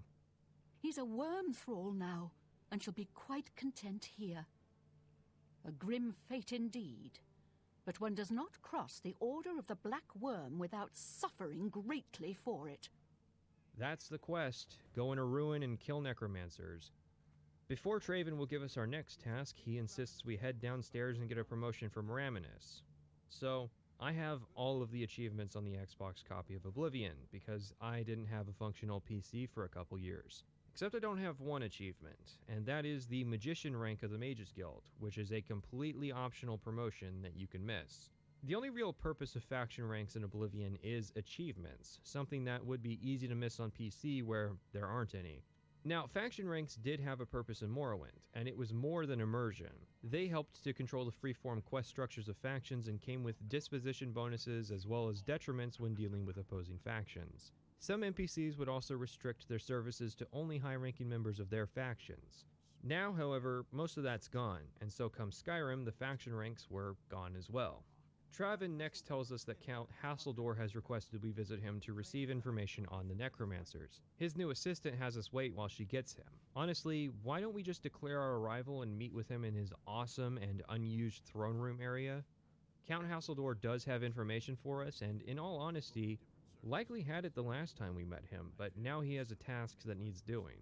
Count Hasseldor is a vampire, for those listening and unfamiliar with him. A pack of unrelated vampires recently moved into a nearby cave. He speculates attracted to his county by his success as a vampire. These vampires, however, have drawn the ire of the the Order of the Virtuous Blood. No, not even those guys, just a generic vampire hunter group.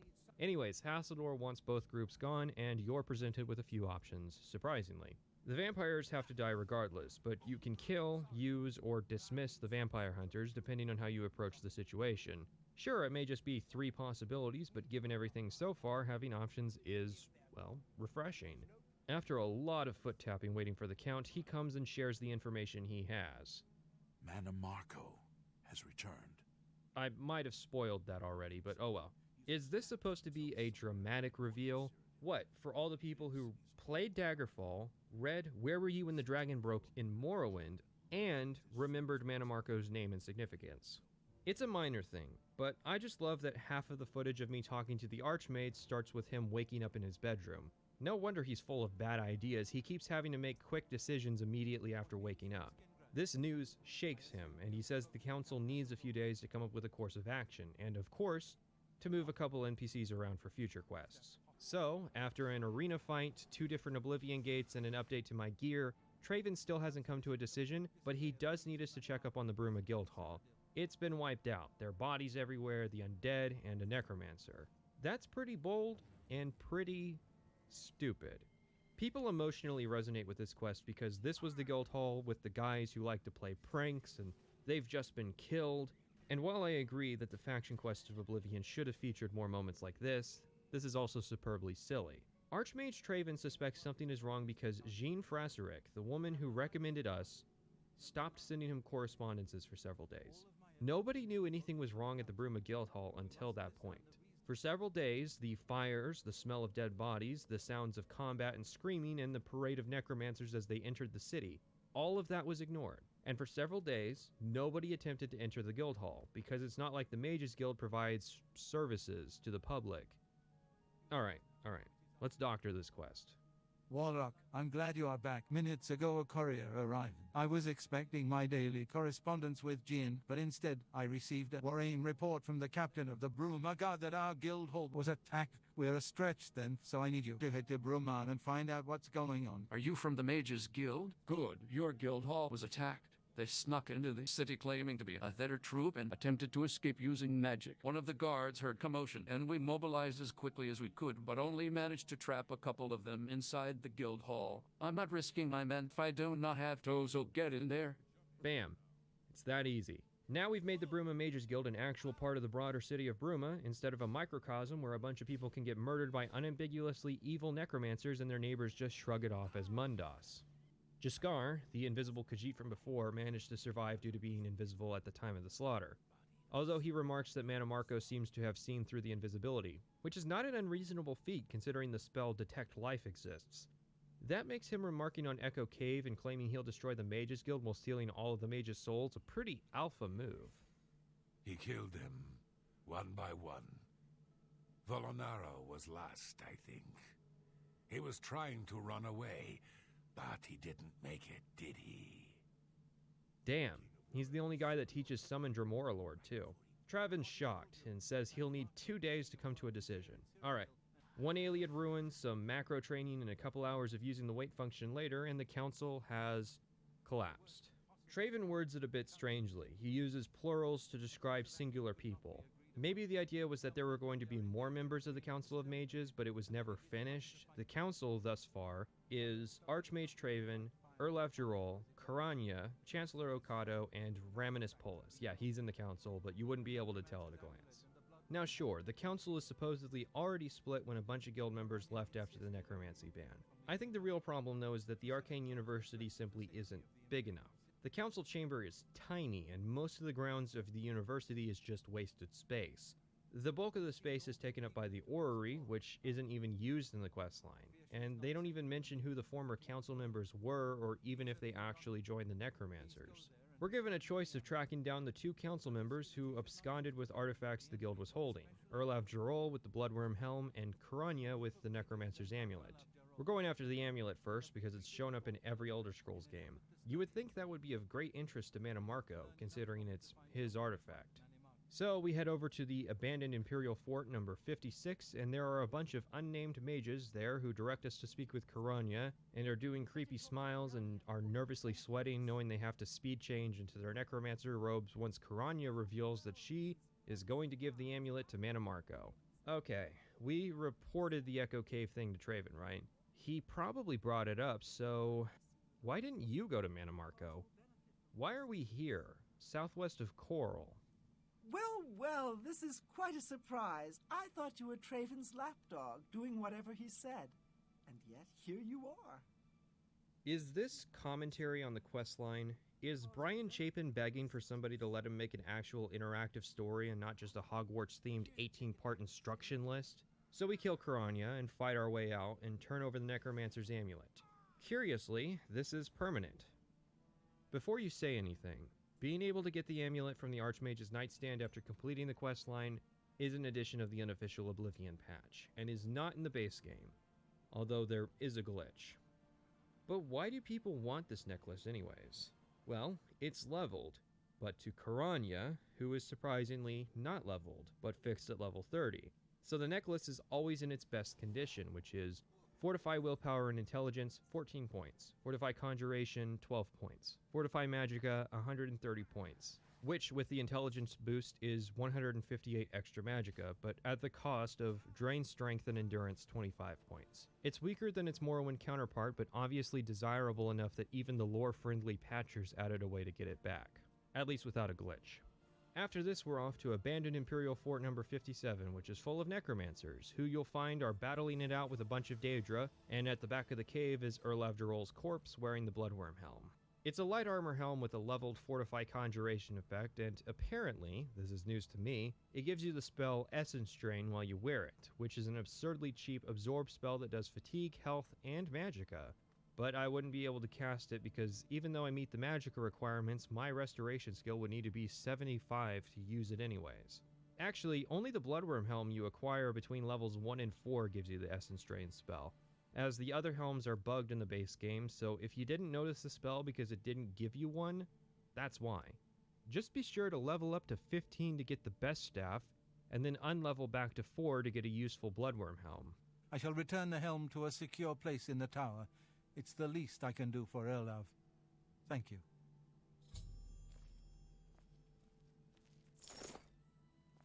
Have you recovered the Necromancer's Amulet? Before we continue, you should speak to Raminus Polis about your advancement within the guild. I'm sorry, did I walk in on you jerking off? Maybe get a secretary so I don't have to report on your dead colleagues in your masturbatorium. We're Master Wizard now, but don't think for a second that actually means anything. Traven has apparently learned of a colossal black soul gem that has been created in the Iliad ruin of Cylorn. How? Everyone in the Mages Guild is incompetent, and we are shown spies failing directly. I'm really curious how exactly this information is being gleaned.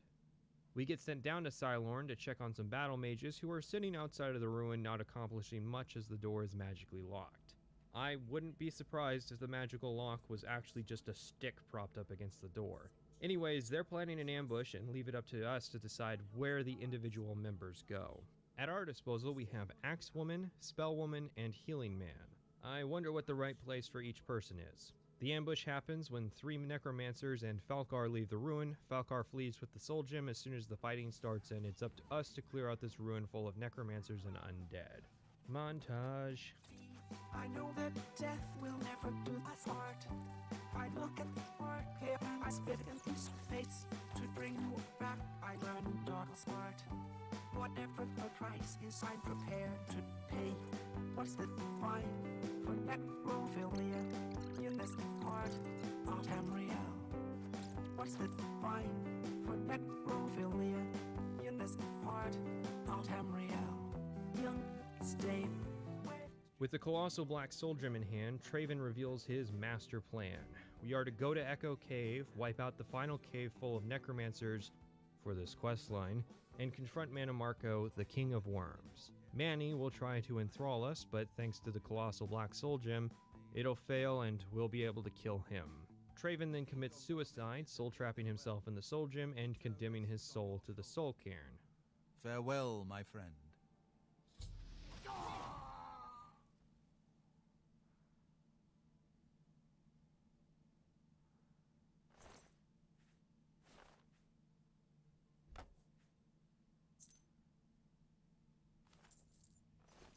You would dare to approach the King of Worms? If you seek an audience with his grace, you must open this door. I hold the key, and I will die defending it.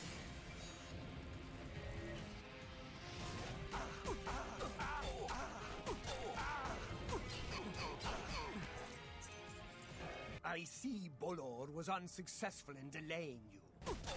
Very well. I shall reanimate him once we are done here. Alright, let's talk about Mannimarco. Manny Boy is a cartoon villain. Dude, I get you're into the whole necromancy, dark arts, black hoods, and monologue thing. But what happened?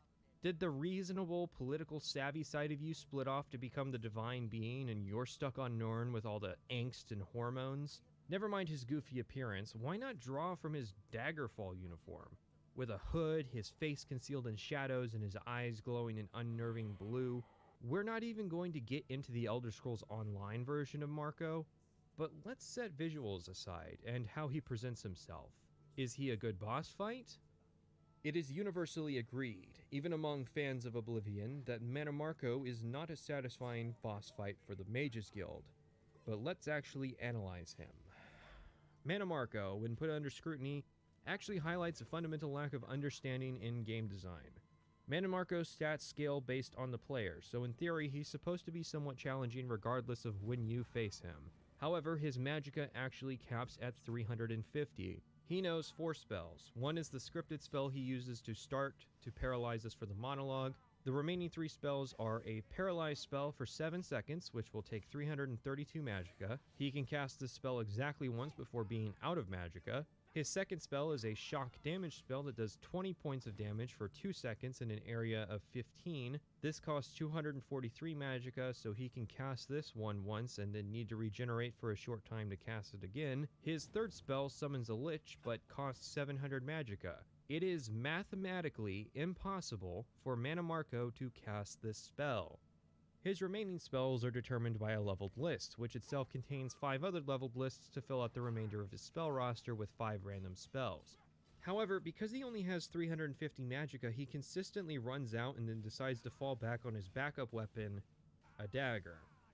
Mannimarco is a necromancer. The necromancer class often falls back on summoning daggers as backup weapons, but confusingly, they do not have blade in their skill lineup. They do, however, have athletics, sneak, and blunt. 2 skills the player won't see NPCs using, and 1 skill the necromancers can't utilize because they can't conjure maces. Mannimarco, however, doesn't conjure his weapon. He instead carries a generic silver dagger. That's right, his weapon choice is not leveled. Whether you come here at level 1 or level 50, Mannimarco will always fall back on a silver dagger that he doesn't have the blade skill to use effectively.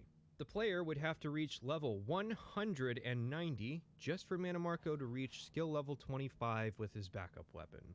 Note that at this level, the player would have somewhere between 600 and 2,000 health. So even if the player fought naked, Mannimarco's dagger would likely break before managing to kill the player.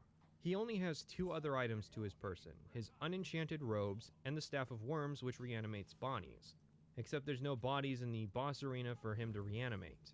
He does, however, have a unique birth sign, fortifying his health 100 points, his intelligence 20 points, and giving him a 50% resistance to magic, normal weapons, and paralysis. So at least he's got that going for him.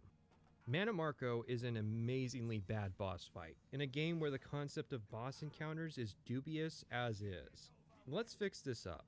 First, we'll give Mannimarco a whole 1,000 magicka, plus additional spell points from scaling, and 25% spell absorption to boot. We'll also up his resist normal weapon stat to 75% from 50%.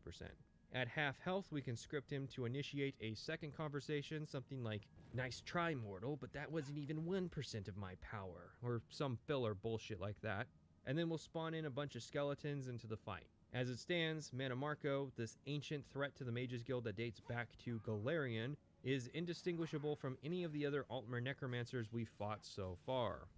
Off his corpse, we receive the Staff of Worms, a primitive version of the reanimation spells that would appear in Skyrim.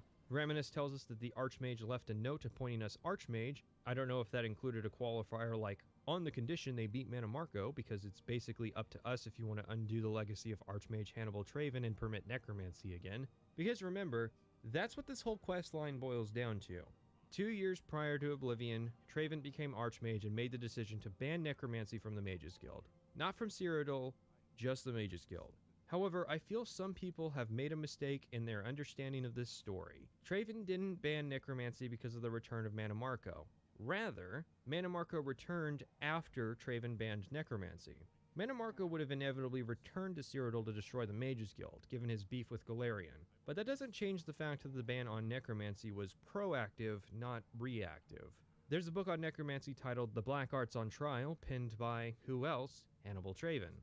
The book details the debate between 2 Mages Guild magisters, one from elsewhere and one from Orsinium, discussing the issue of banning necromancy. Master Grakog argues that the guild should form an objective understanding of necromancy, while Master Carlos argues that necromancy is the work of Satan and should be banned. The book tries to justify Carlos's position by later stating that Grakog was a necromancer and that Traven attempted to have her arrested, despite necromancy only being a provincial crime in Morrowind. Traven even calls her a slave to the black arts, and that her only possible motivation for endorsing this study of necromancy was to the benefit of evil. Like, hold on. If this was a discussion on banning destruction magic, and the person making the defense for destruction was a master of destruction magic, would they be called a slave?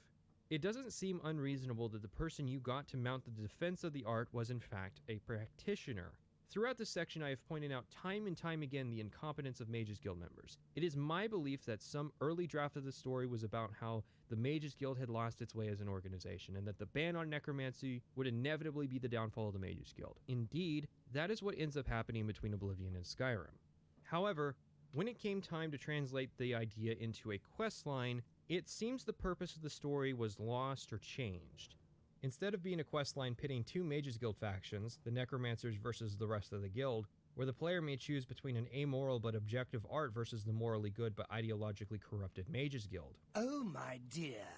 I didn't mean to imply that you have a choice. It became the story of a renegade faction of outwardly evil mages out to destroy everything that is good and holy, justifying satanic panic, and only we can stop this threat. The more I analyze this story, the more I realize that it has the potential to be one of the greatest quest lines in a Bethesda game. I'm not even kidding, the pieces are all here. The setup is here. An ideological conflict about the role and purpose of the Mages Guild? Is it a faction dedicated to the study of magic, or is it a magical regulator that cowers before the whims of the non-magical population? Traven's position as a hardline anti-necromancer could embody everything that has gone wrong with the guild. Someone who is opposed to the guild's understanding of an entire school of magic was allowed to dictate to the Mages Guild from Black Marsh to High Rock that necromancy was not to be studied. If the player was a necromancer, they might arrive at the university to suddenly find themselves saddled with the same choice that other guild necromancers like Kauthar, Karanya, and Falkar had to make. Do we continue our membership, depriving ourselves of a school of magic, or do we join the necromancer faction, depriving ourselves of all other magical services? Instead, look at what we got. It's easy to sit around and speculate about what could have been. The Mages Guild questline could have been a quest about building an airship fleet to go conquer Akavir. But when all the pieces are already here, and when all these elements are half-formed, it makes you question why. If the necromancers aren't going to be joinable, then why write the Mages Guild members like this? In Morrowind, there was a spectrum between politics and academics-focused mages. Edwina Elbert represented the academic aspect of the guild, and most of her quests focused on the acquisition of knowledge. Trebonius Arturius represented the political aspect of the guild. Every quest involving him focused on the political relationship the guild had with Morrowind. Renus Atheris was politics-focused, while Ajira in the same guild hall was more academic with minor politics. Skink and Tree Shade was a mix of politics and academics, and you have to do all of his quests to get the option to peacefully replace Trebonius Arturius. However, in Oblivion, all the mages are just incompetent academics. It's hard to see how there were two separate magical factions in a post-Oblivion Cyrodiil. Given pretty much everyone we meet in the guild is on team fuck necromancy, most of these people would absolutely join the Synod and go on to ban conjuration if it means they can continue to get paid to do nothing. I just love the line the necromancers drew in the sand. In the year 421, the Empire passed the Levitation Act, which banned the use of levitation magic across the Empire. Morrowind was exempt due to the Armistice, but Cyrodiil obviously wasn't. 421 was only 12 years prior to Oblivion, and this wasn't a guild-only ban like necromancy, this was the outright criminalization of levitation magic.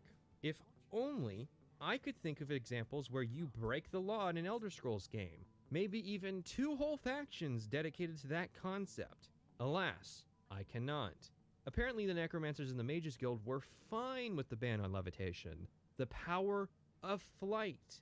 The ability to ascend vertically into the atmosphere. The necromancers, they're a little sleepy. There's nothing that could stir them awake. But the practice of reanimating the dead, where its practitioners often target bodies without consent and raise abominations to the point of soul-trapping humanoid souls, we ban the practice of necromancy just in the guild halls. And all of a sudden, they are wide awake, rebelling. Half of the Mages Guild Council resigns in disgust at this gross violation of magical study. And this is why I think the Mages Guild fails as a magical faction. It doesn't require magic, it barely encourages magic, and it fundamentally does not understand magic. Speaking of not understanding magic, let's finally discuss Frostcrag Spire, the DLC home option for the magical player. It's a wizard's tower atop a peak overlooking Cyrodiil. That's pretty cool, and it looks great with a distinct style over substance design. The deed appears in your pocket as the tower's master was apparently our dead relative, Terrace Rindel, Archmage. What? I guess he was the Archmage before Traven, although he sounds notably Dunmer. Given that he's supposed to be the player's relative, it might not be a good idea to actually name him. Anyways, he built the tower but failed to put the finishing flourishes on it, and so bequeaths that responsibility upon us. The first thing are the enchanting and spellcrafting station, which apparently require special permission from the Arcane University. We need to buy candles for them to work. Working with the master alchemist Sendarion, he created the apparatus table, which fortifies our alchemy 15 points. He also built an Atronac table, which will do those permanent summons of Atronacs you may have spotted me using, in exchange for 3 of their salts. Kind of smart, since you can't really summon Storm Atronacs without reaching the level 19. Psych, there are enough Void Salts in the world to actually do it at level 1, but still, this is cool. He also made portals to the Mages Guild halls. Seriously, what? He needed permission for custom spell and enchantment stations, but could casually create teleporters that span half the continent. The garden here also provides access to plants that are limited in the base game during the main quest. For all those reasons, Frostcrack Spire was my base for this playthrough. Even though you now have the ability to buy houses in every city, I usually only bother with the house in the waterfront until I've made enough money to purchase the upgrades for Frostcrack Spire.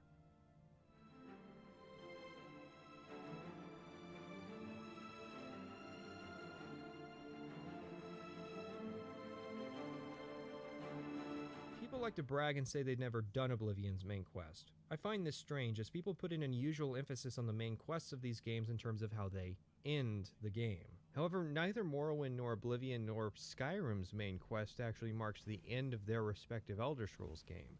The end of the game is really just the last time you hit exit game on a character. However, what people can't say is that they haven't started Oblivion's main quest, unless you're somehow in the minority of individuals whose first playthrough involved an alternative start mod. So we have to go back to the beginning. The introduction. We are a prisoner sitting in a cell inside the Imperial City Prison. Emperor Uriel Septim VII, with a group of Blade bodyguards, uses a secret exit inside our cell to escape. We follow, as the Emperor has had visions of us before and trusts us. He gives us the Amulet of Kings, and we witness his assassination. We're instructed to go to Wayne Priory, and we leave. As we exit the sewers, we're told to either fast travel to Coral or to follow the quest marker to get there. Now before we set off, there's something that I feel merits discussion at this juncture. Why was the Emperor skipping town? The obvious answer is to escape the Mythic Dawn assassins, but why? Secret passages out of cities typically exist in the event a city is besieged and the defenders aren't confident they can keep the attackers out. It's a way to get your leadership out of the inevitable torture and execution. This is not what you do in the event of an assassination attempt, because now instead of being surrounded by guards, you're surrounded by ambush positions. But fine. I guess we'll assume that the Blades have decided that there may be infiltrators in the Imperial Palace and they can't defend them there anymore. What are their options? Firstly, teleportation magic. For 65 years, I've ruled as Tamriel's emperor. But did you install a teleporter in the Imperial Palace? That apparently doesn't merit special permission, and besides, you're the Emperor. Even if there is no teleporter out of the palace, the Emperor is a master of the mystic arts, so Uriel definitely knows how to cast Recall or Divine Intervention. But that would be illegal. We may be fleeing for our lives here, but we aren't criminals, goddammit. Okay, so you're in the Imperial Palace and you want to not be. Go through the sewers. Except the only palace sewers entrance connecting to the palace proper is lost knowledge that is only later recovered during the Thieves Guild. So I guess they went across the surface, through the market district, crossed the bridge to the prison district, went into the bastion, and then came down to our cell block. So they were going to leave through the same sewer exit we use, right? Which is not far from a shallow point in the lake. There are 4 ways to get off this island without swimming. The Imperial Dragon Bridge, the Wood Bridge in the northwestern corner, a shallow part in the lake in the northeast, and a shallow part in the south. What's our plan after that? Maybe we take the Emperor to a fort. Except there aren't any Imperial Legion forts in Cyrodiil. The closest fort is Fort Urasek, which is full of goblins. The second closest fort is Shalman, which is full of undead. Fine, we're going up to Cloud Ruler Temple. Except one little thing. I was born 87 years ago. So you're telling me you're going to march an 87-year-old man up this mountain to Cloud Ruler Temple. Are we confident that he's even going to be able to breathe up there? And the answer is yeah, because have you seen the Imperial Palace? Cardio day is every day when you live in a skyscraper with no elevator. I mean, we see the guy on the roof in the trailer. Uriel's probably ripped under that robe. But we don't even have to get up that far. The road is Ambush Alley. Again, trying to get Uriel out of the city is probably not that great a plan. Caius Casades in Morrowind was talking about a secession crisis 6 years ago, so surely you guys have prepared something in the interim besides, take him to the fort high in the mountains. Okay, so what are our options? You could have just stayed in the Bastion. The prison district is like a fortress, and the only downside of the prisoners, of which there are only 4. But if you don't want to go that route, you could instead go to the Arcane University. Sure, there might be hidden necromancers, and it would suck to flee from one death cult to another, but it's highly defensible. There are battle mages there, and a bunch of powerful wizards. You could also go to the waterfront and commandeer a ship and then sail away from the city. Oh wait, there's a shallow section there, so you'd have to get out and push the boat. The only problem with the main gate is that there aren't any horses at the stable. Also, here's a question. We know the Emperor walked by here, right? So why didn't they march him around the prison? You'd get to the sewer exit faster and could even commission some legionaries to escort you.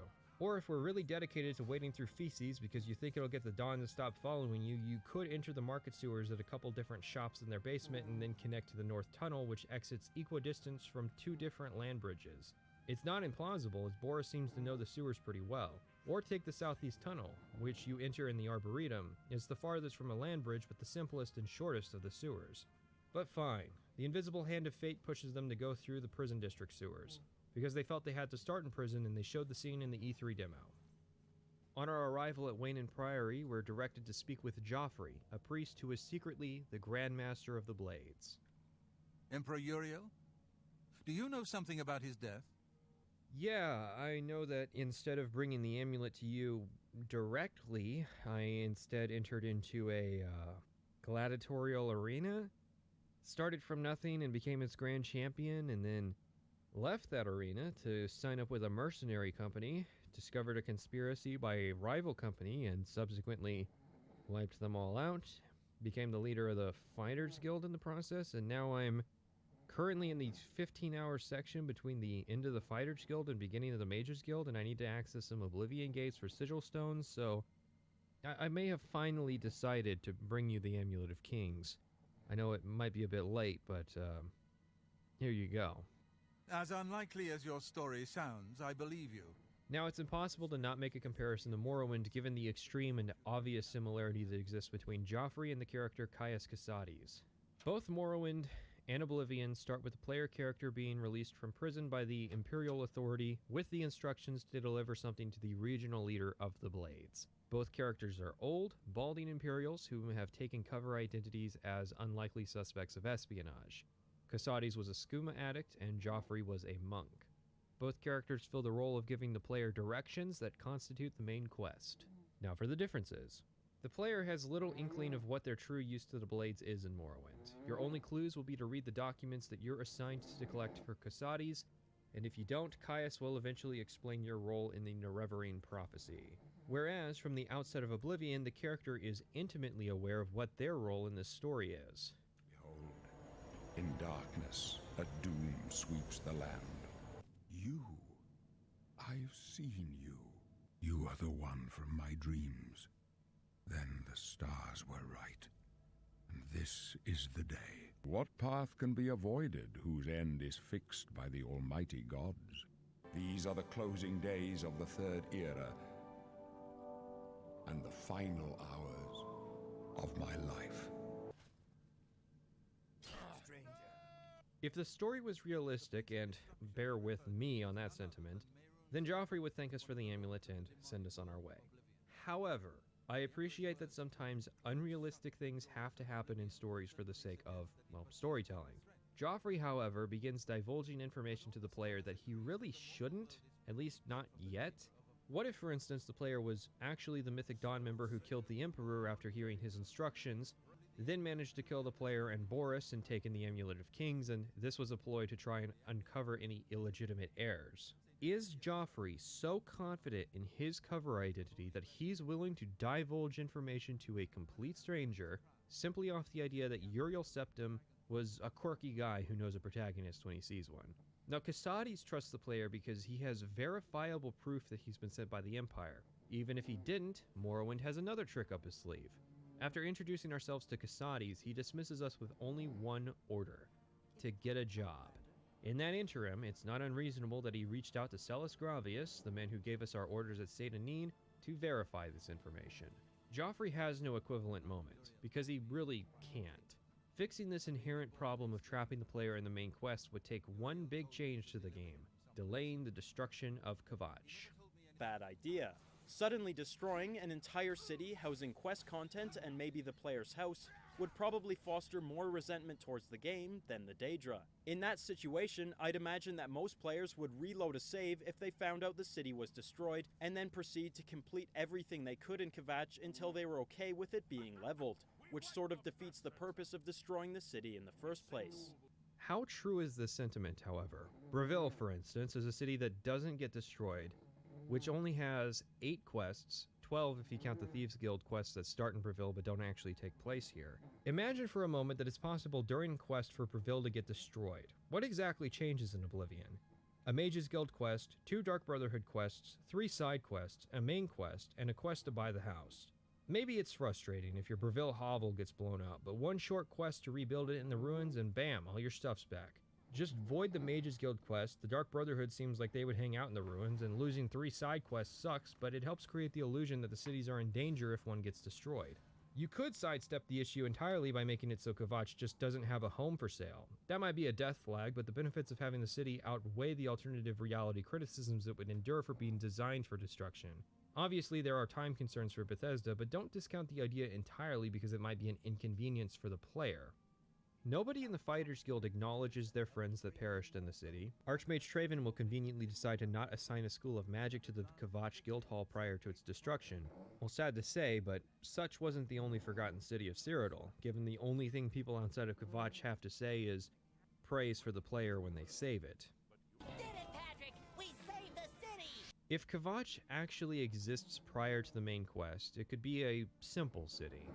A few quests, most of them simple and might only pay out gold.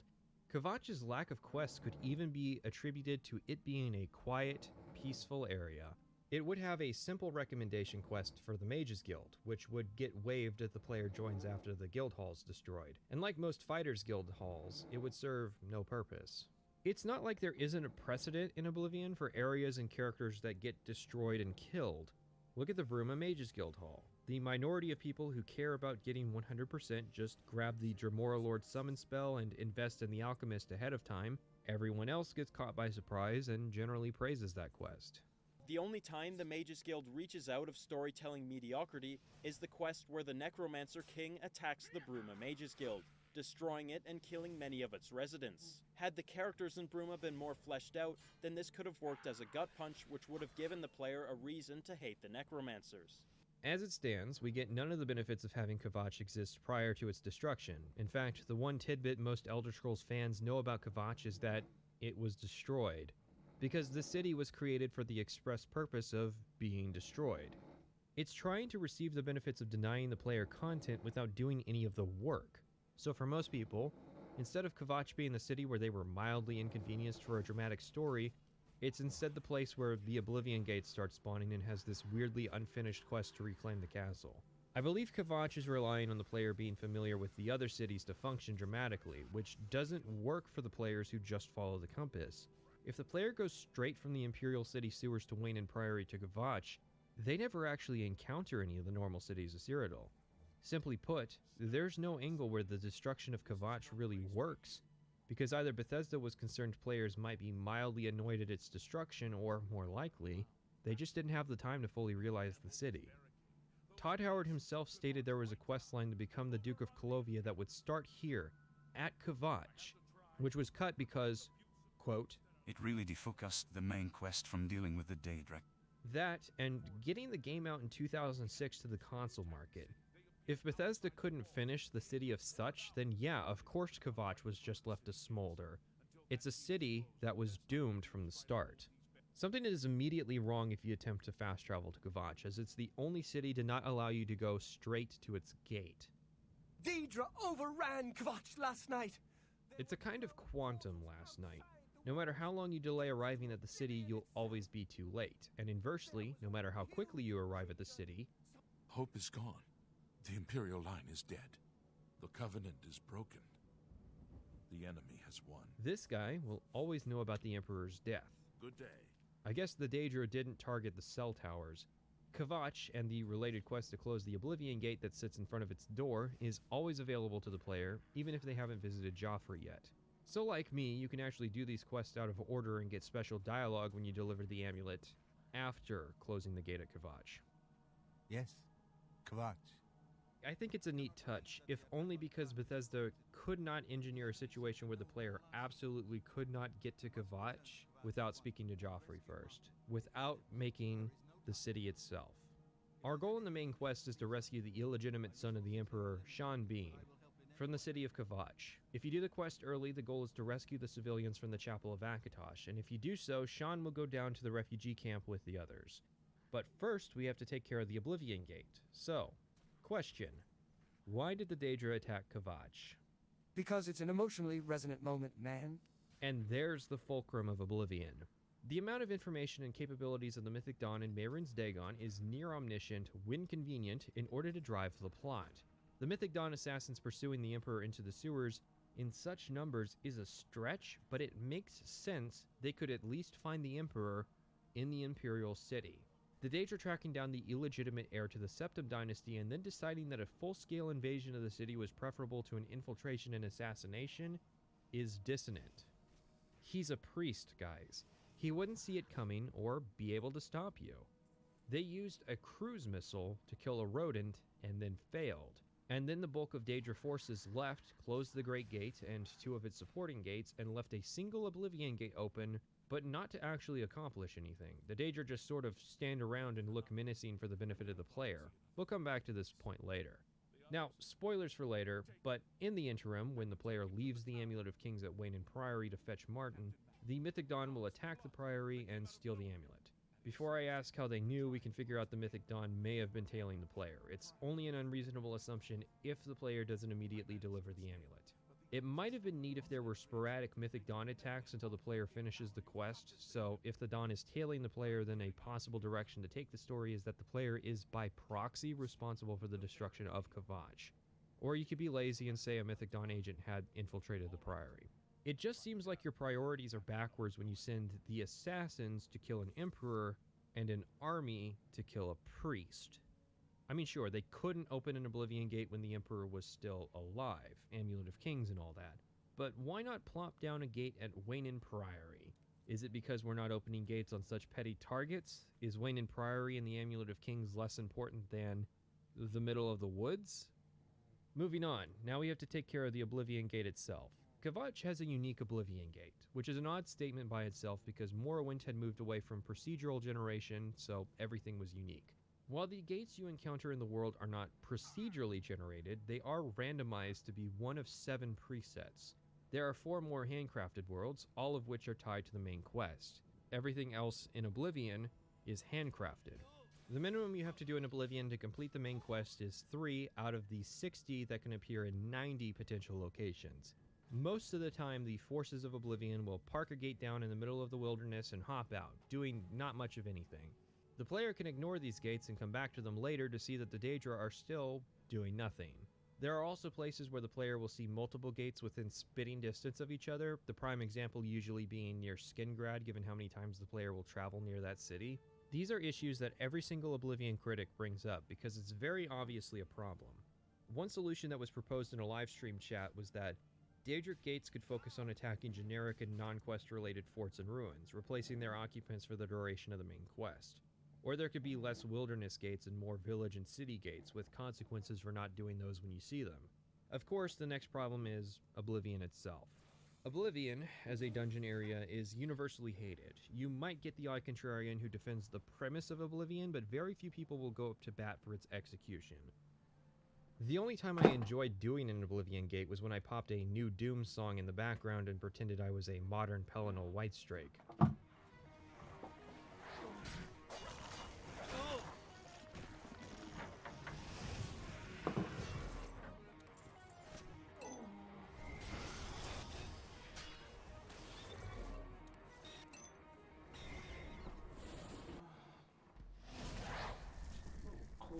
What you don't seem to understand is, Nirn isn't your world to conquer. With 50 random gates in the world sharing 7 preset designs, if you decide to take down all gates by hand, you'll likely encounter each design around 7 times. The variation between these designs is sparse, with the towers all being copy-pastes of each other. The reason the towers are, where underground ruins aren't, is that the towers supposedly have to conform to realistic dimensions since they're above ground. Now, given this is Oblivion, and especially given this is the Daedric Prince of Change's plane of Oblivion, this isn't actually true, and there were a lot of opportunities to make Oblivion more unique than the overworld dungeons. I mean, it's in the name of the game. And several of the Daedric quests involve going to Oblivion, yet every variation of Oblivion ends up being the same hellish Deadlands area. First, the overworld. This is the best part of Oblivion, being the only dungeons to generally involve exterior skyboxed cells. You'll encounter towers that spit fireballs at you, magic landmines, even plants that try to poison or slash you. It's awesome. And that isn't counting the Daedric occupants. They suffer in some regards. Daedra and Morrowind were always higher tier threats, even scamps merited caution until around level 7. However, the expectation is that the player may be completing the gate at Kvatch at level 1, so the enemies have to be leveled to be beatable. This starts with stunted scamps and Clanfear runs, which for most players were simply so threatening that they overwhelmed the Kvatch guard. They stand side by side with generic Dremora enemies who have traded in their impressive and powerful Daedric armor for weaker and leveled Dremora armor that can't be taken off their bodies. At some point in Oblivion Gates, you'll encounter the Oblivion Caves, arguably the most miserable variety of cave you can find in the entire game. And then there are the towers, which have the same beginning, middle, and end for every single Oblivion Gate in the entire game. I'm sure the original design document there was something about a joint invasion effort that might have the player visiting various realms of Oblivion, hence the name of the game is Oblivion and not Deadlands. Maybe a Four Horsemen motif with Mehrunes Dagon, Molag Bal, Periite, and I guess Namira would be the closest thing to Famine. Instead, we got a game focusing on the intricacies of the Daedra, where most people just write off Mehrunes Dagon as Satan and Oblivion Gates as hell you get to go through in the Eye of Sauron. This is Menion Goneld. This character shows up once in Oblivion and then disappears forever. He exists to tell us how to close the gate. He cannot be rescued, as he will insist on closing the gate first, resigning himself to whatever fate that will bring him. You can't even tell him that the city needs as many guards as they can get and that he should endeavor to return home alive. Nope, just a pointless sacrifice that is supposed to come off as heroic. We go up to the Sigil Keep. I detailed the Sigil Stones already. They apparently serve as anchors for the gate, and conveniently, instead of just being trapped inside of Oblivion after closing the gate, we get deposited outside. That's pretty much the only heroic aspect of what we, or Menion, were trying to accomplish, and once we know taking the Sigil Stone allows you to escape, then what we're doing is really no different than any normal Marauder or Necromancer cave, because, well, there's no way to get stuck inside Oblivion. With the way into the city clear, we asked the acting guard captain to accompany us into the city. After one fight, we group up with the survivors in the Chapel of Akatosh, and they are allowed to escape. Now, there is more to this quest, but our part relating to the main quest is done for now. We meet Brother Martin, and I looked into it. Martin and Joffrey are the only people in Oblivion referred to with the brother honorific, something that rarely shows up in Elder Scrolls and hasn't since Redguard. Except with Joffrey it makes sense, given that he's living in a monastic order. Martin is the only member of the actual Church of the Nine Divines to hold such a title, and given the rather easy connections between Mehrunes and Satan, it's not hard to see why. Never mind him being a priest of Akatosh would surely be enough to convey that Martin is a good guy, or that Martin allies with us against the forces of hell, or that Martin suggests we give our attention to the needy of Kvatch instead of him. None of that really conveys Martin is a good guy until we slap that little brother down there. We explain the situation to Martin. He's bummed about the Divines and their plan to destroy the city, even though that is how God is typically characterized, and the Nine Divines aren't generally characterized as having any kind of omniscient plan laid out for their subjects. Still, our honesty in having closed the giant Hell Gate means that Martin is willing to trust us and meet with Joffrey. Not that there's any other approach, like lying to him or telling him to get over himself. Nope, we just tell him that determinism is silly and not a valid excuse for being evil, and he comes along with us to Wayne Priory, which, as I said, is currently under attack by the forces of the Mythic Dawn. Why not plop down one of those gates you were going to use to molest the local wildlife to instead wipe out this monastery of undercover Blades agents? Out of my way! I'd once fond of deer, and I'll do it again.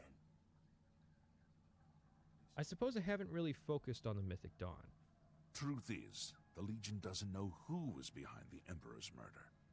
We've already ruled out the Dark Brotherhood. How? So is this something worse? Come on, Mythic Dawn is printed on the robe. Surely it can't be that hard to figure out. Their beliefs will come under scrutiny later. Right now, we're just looking at their basic exterior. Their movements and numbers are mysterious, but they all seem to be wearing these red robes and using magic to bind full sets of armor. It's a cool trick, likely inspired by custom enchanted items people made in Morrowind that did that effect. It's a shame that they're wasted on these satanic Hydra cultists. Help! You must help! They're killing everyone at Wayne Priory. I don't know. I think they're right behind me. Prior Mabarel is dead! We go and bail out Joffrey at the chapel and then go and recover the Amulet of Kings because the plot would be over if people kept taking their brain medicine. But it's missing, oh no. We gained Uriel's heir and lost the Amulet of Kings. We set out on horseback to Cloud Ruler Temple. There's something cosmically hilarious about passing an Imperial legionary who's already gotten word of our heroics at Kvatch, whilst being tailed by the heir to the throne and Grandmaster of the Blade. It's you, the hero of Kvatch. Only an Elder Scrolls game can engineer such a beautiful moment. Of course, you could just fast travel to Cloud Ruler Temple, as the game not only unlocks that point on the map, but discovers it for you as well. The hidden fortress of the Blades, yeah, sure. It's a shame too, as getting there from Wayne and Priory involves one of the more interesting roads in the game. We arrive, Martin makes an awkward speech to the Blades, and Joffrey offers to induct us into his order. I decline, go off to do the Mages Guild, and return in full ebony armor with the ebony blade in hand. I don't think I need the katana, but thanks. A lot of people claim the blades are inspired by Japanese historical armors, but no, that's quite literally Roman centurions armed with katanas. Orcish armor from Morrowind, on the other hand. Anyways, being a part of the Blades is optional in Oblivion and only comes with the benefit of being allowed to take their stuff and sleep in their beds. But it's not actually a faction. Granted, it was only technically a faction in Morrowind as well. Once we continue on the main quest, Joffrey dispatches us to meet with Boris, who had been doing field work in the Imperial City. Given the Blade's prominence as a spy organization, you would think there would be a dozen agents filling this role, and hundreds in the canonically upscaled Imperial City. Funny thing is, the Mythic Dawn does actually have sleeper agents, many more than the Blades do. So we meet with Boris and he gives us some simple instructions. I'm going to get up in a minute and walk out of here. That guy in the corner behind me will follow me. You follow him. I will follow you. Remember, I've trained for this kind of follow thing my whole life, so don't f it up. Listen, I'm going to get up in a minute and walk out of here. That guy in the corner behind me will follow me. You follow him. Astav Wyrick, whose one package is to sit and read his book until this very moment, stands up and follows Boris into the basement to assassinate him. Boris, I hope you aren't wondering how your cover keeps getting blown, considering you walk around proudly displaying your katana. We kill Wyrick, grab his book, and chat with Boris. What? They took it from Joffrey? Things are worse than I had thought. You didn't know Joffrey had it, unless you and him have been communicating using illegal teleportation magic. Anyways, the book is the Mythic Dawn Commentaries Volume 1. Boris suggests we head over to the Arcane University and speak with Tarmina, since she is apparently supposed to be an expert on Daedric cults. Yeah, no, I've worked with her before. She's barely suited to being a librarian, let alone an actual specialist. You may be wondering how the player who hasn't joined the Arcane University is supposed to meet her at the Mystic Archives, and the answer is you don't. Because Bethesda couldn't come up with a way to give the player a guest pass, she'll sit in the Archmage's lobby instead, having received another one of those illegal teleporting messages notifying her of our arrival. She, of course, doesn't know much, as they are a secretive cult, other than that their leader is Mankar Cameron. The Mythic Dawn isn't secretive at all, or really any more secretive than any other Daedric cult. Maybe the implication is that they're secret because their shrine is in a cave, whereas most Daedric shrines are in the open. Really, I suspect she's saying as much because that's the extent of her knowledge and we're her boss, and she doesn't want to look unprepared for something she is supposed to know. You have a scholarly interest in Daedric cults, then? Are you serious? The Order of the Black Worm, the Necromancer's Moon, the Revenant, Black Soldiers, Metamarco, any of this ringing a bell, Tarmina? I might be interested because it's my job as the continent's magical regulator supreme to know this kind of stuff. She gives us the book's alternative name, Commentaries on the Mysterium Xarxes. At the very least, she actually gives us the second volume instead of making us search the library. From there, she refers us over to the first edition, a bookshop in the Market District, to try and find volumes 3 and 4, as they're exceedingly difficult to find. You must be referring to Mankar Cameron's Commentaries on the Mysterium Xarxes. A common mistake. No, Boris, Azan, Owen, Armand. Oh, we haven't done that one yet. Fentius mentions that the third and fourth volumes are rare, but that he does happen to have a copy of the third volume on hand, awaiting someone to pick up their online order, so he can't give it to us. He even goes so far as naming the person who's coming up to pick up the book. Like, what? I don't know him personally. Well, you have awfully loose lips, all things considered. We're not even given a chance to read the book before Gwyneth arrives, or try to copy some notes down, or to offer a higher price, as there's an intended sequence we have to follow, and because of that, Fentius is not only as knowledgeable about the series as Tarmina, Arcane University Daedric cult expert, but willing to taunt us with the fact that we have to politely ask Gwyneth for the book. I'll point out here the missed opportunity to have time pass as you read books. It means all the coffee table books are basically worthless given the possibility of using them to pass time waiting for NPC patterns. Now, we do actually have the option of stealing the book from Phintius. However, to progress the quest, we still have to talk to Gwyneth because he has a note we need in order to get the 4th volume. In addition, this option isn't really apparent as Gwyneth is scripted to arrive shortly after our conversation with Phintius, so it seems like Phintius would obviously suspect us of stealing the book. Gwyneth grabs the book and we follow him outside. We can actually do a disposition check to buy the book off him for 100 gold. However, 2 things. Gwyneth is actually from Valenwood and traveled across the continent to come pick this book up, so the idea of someone cracking a couple jokes and convincing him to part with the book, especially for so little money, is silly. However, we also have to still get the note from him, which we can technically steal or loot off his corpse, but so could the book. Ultimately, the path of last resort is to simply talk to Gwyneth, which always ends in us getting our hands on the book and note without any other requirement, making it the only real choice. He isn't willing to part with the book or note until we accuse the Dawn of being the assassins behind the Emperor's death. From the way he talks, the hero of Kvatch strikes me as kind of a moron. He actually thinks making an accusation of criminal cult behavior would affect a cult initiate, and don't say something like, "Well, it worked, didn't it?" Because yeah, it does. That doesn't make it all right. The note details that Gwyneth was to meet someone named the Sponsor in order to receive the 4th volume. Now, we could go do this without Boris, but 1, absolutely not, and 2, Boris will eventually track us down anyways. He can help us as we fight our way through the sewers. The Imperial City does have a full sewer system, but thankfully Bethesda learned from Tribunal to not set all of its quests inside it. I happen to know that if you go up the stairs there, you can get a vantage point on the meeting room. Boris, how much of your brain is occupied by knowledge of the Imperial City sewer system? We're given 2 options at this juncture, which is important as Boris has been flagged as non-essential. Oh yeah, essential flags. Up to this point I've mentioned them, but I haven't really explained them. When an NPC is flagged as essential, they cannot be killed. While this is common in a lot of games, arguably most games, Morrowind allowed the player to kill every NPC they wanted and would inform the player if the NPC they killed was considered essential to the main quest. Now, the next argument goes something like this. NPCs in Oblivion are more dynamic than Morrowind NPCs, so they need to be essential because it's possible they may get killed while doing their routine. And that would be sad face, crying emoji. This ignores the fact that essential could just mean that NPCs can't be killed by other NPCs or falling damage or drowning, but only the player dealing a lethal amount of damage. The other big argument is that being able to kill any NPC in the game would break quest sequences. Oh, my dear. I didn't mean to imply that you have a choice. Really, the only decent argument I've heard against my proposal is that the player might accidentally land a fatal blow on an NPC and have to reload their save. However, this potential stroke of bad luck is a small price to pay in order to preserve the freedom of killing any NPC in the game. In fact, the Thieves Guild already has consequences for killing certain NPCs, a feature we'll talk about when we get there. Ultimately, it's a design philosophy that made the questlines of Oblivion so rigid that murdering a single NPC could ruin the entire questline.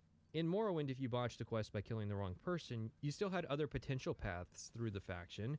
Even then, you had quests like Miro Hilano's Slanders, which accounted for the possibility of the player killing someone despite being directed to do otherwise, which was a disposition penalty and a lack of reward.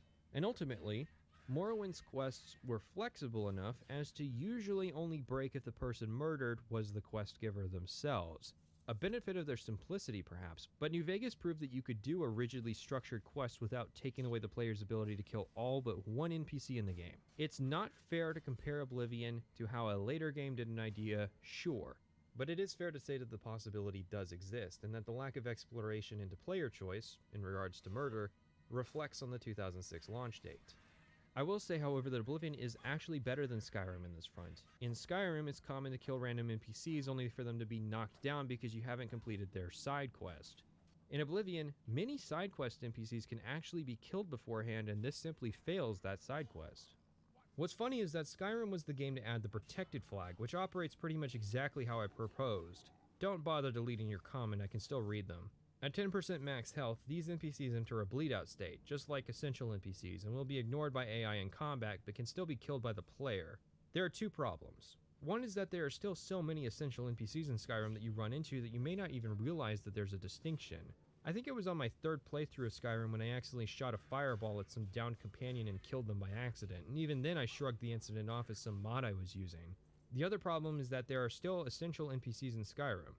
Most of the time, protected flags are used to simply prevent certain NPCs who are targets of assassination from dying early, or keeping your companions alive. So I thought I would bring it up because yes, I am aware. Boris is no longer essential, so if the meeting goes south, he may die in the process. This will prevent him from appearing in later quests, and there is some free training tied to his survival. I wish that, in Bethesda's limited capacity to allow the player to kill NPCs, that they had included more opportunities like this to focus on saving lives. Boris tells us that he should meet with the sponsor, having been trained for this. He can, however, be convinced to allow us to meet with the sponsor instead. Let's change this a little bit. Add this Speechcraft 3335 thing here, add a Fame 20 there. Maybe if you're feeling sexy, we could put in a thing where if Boris's disposition is low, he'll actually recommend the player handle the meeting themselves. What are those? Well, skill checks. Morrowind had a moment like this in its main quest, and that should have been a prelude to Oblivion being full of them. So, you want to become one of the chosen of Mehrunes Dagon? The path of dawn is difficult, but the rewards are great. I have the book you seek. With it and the Master's 3 other books, you will possess the key to enlightenment. But I told you to come alone! Brothers, kill them! Whatever happens at the meeting, a pair of Mythic Dawn members will head out on a vantage point and either spot the player or recognize Boris as a Blades member, and a fight will break out. There's technically a peaceful resolution if you immediately steal the book and leave, although I think that's an exploit. If he survives, Boris leaves for Cloud Ruler Temple, leaving the player to figure out the rest of the quest line. There's a puzzle in the 4 volumes that the player has to figure out, which is a fairly easy cryptography challenge, but is a surprising amount of trust Bethesda has in the player's ability to figure out a just go ask Tarmina. A day later, she'll tell you to go look at the first word of each paragraph. Before that, let's talk about the commentaries. In the base game of Oblivion, they are some of the few contributions of Michael Kirkbride, concept artist starting with Daggerfall and lorebook writer starting with Redguard. Unlike the other writers, Kirkbride has a fairly detailed list of all of the materials he wrote for the series, likely due to his current status as having been the guy solely responsible for Elder Scrolls writing. In any respect, after having written the 36 Lessons of Vivec for Morrowind, the commentaries seem to be the Oblivion version. So it's only fitting they are only an eighth of the size as the 36 lessons and less interesting to boot. Honestly, the only comprehensible part of the series is the puzzle. The 36 lessons actually read like lessons, while the commentaries read like an Imperial Library dictionary of lore terms and ideas being dumped out onto the pages as Kirkbride hurries to complete the book before security removes him from the building. The books are written by Mankar Cameron, a fact so transparently obvious it really doesn't even bear mentioning, yet both Tarmina and Fentius do so, as it can really be assumed that most players aren't going to read the books. Cameron gives some clues at his story and ideology, but it's caked in so much symbolism as to be meaningless, probably intentionally so. For example, every quarter has known us, and none bore our passing except with trembling. Perhaps you came to us through war, or study, or shadow, or the alignment of certain snakes. Though each path matters in its kind, the prize is always thus. Welcome, novitiate. That you are here at all means that you have the worthiness of kings. Seek thy pocket now and look. There is the first key, glinting with the light of a new dawn. You can probably easily draw out some meaning from that. Every quarter would refer to the 4 corners of Tamriel, but also to the next line, which refers to the 4 playstyles of Oblivion, which would also exist in the ranks of the Mythic Dawn. What it almost feels like, and this isn't actually that unreasonable given what happens in the main quest, is that when the player pretends to join the Mythic Dawn, the player could potentially decide to stick around. This was something that was alluded to in Morrowind with the 6th house, but not fully realized in the final product. Perhaps Kirkbride hoped that the Mythic Dawn would remedy that, but was again not fully realized. Something to be noted is the extreme similarities between the main quests of Morrowind and Oblivion, something I'll go into more detail later. The puzzle is the first letter of each word highlighted for an easy solution. Green Emperor Way, where tower touches midday sun. You may need Tarmina to know that Green Emperor Way refers to the Palace District, since the map itself refers to the area as the Palace District. Anyways, at noon you walk around looking for clues and find a map glowing on the tomb of Prince Camaril. As Tarmina says, the commentaries are contemporary with Tiber's septum, over 400 years ago. This means that this tomb has been glowing red and pointing at a spot in Cyrodiil every day at prime garden walking time for 433 years, and no one ever thought to go check that out. People see the wrong symbol on a building and assume child predators are involved.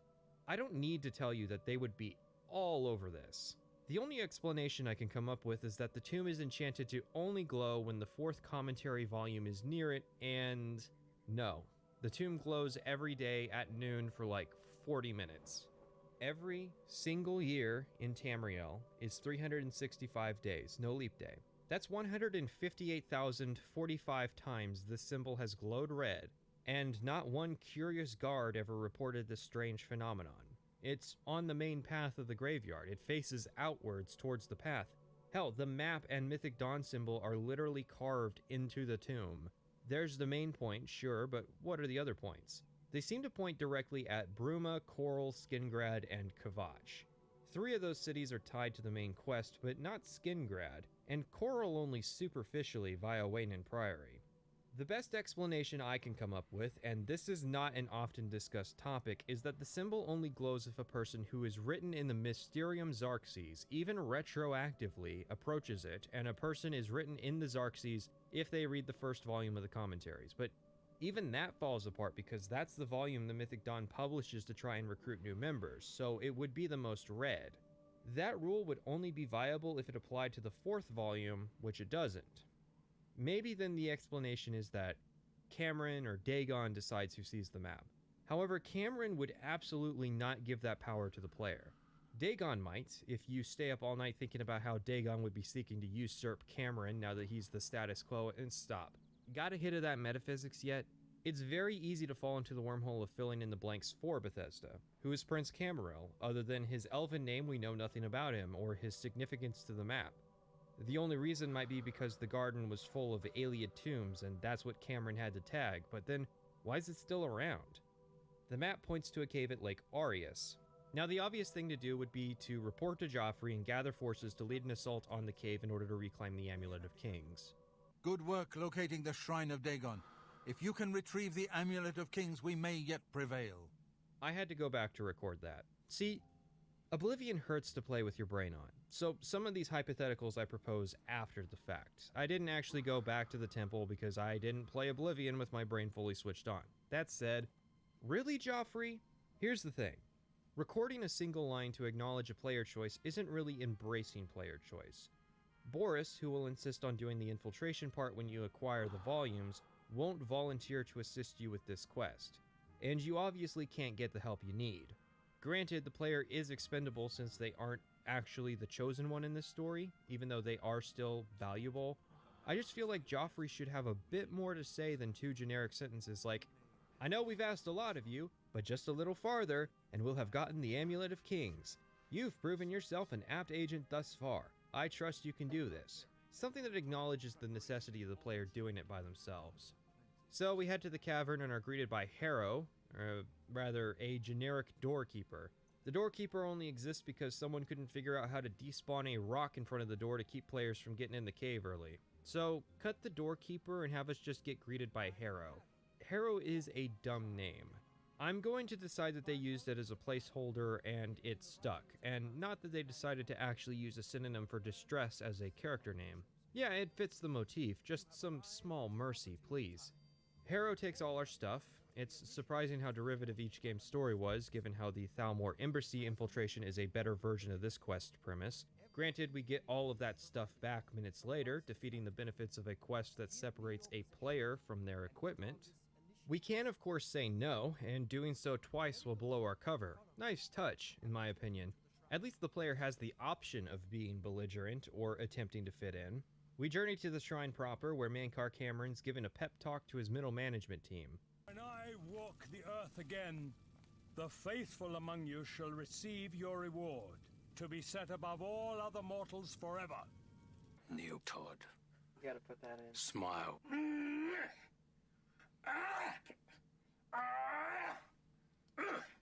You'll tell me if I'm overdoing it, won't you? We see our target, the Amulet of Kings, dangling around Cameron's neck.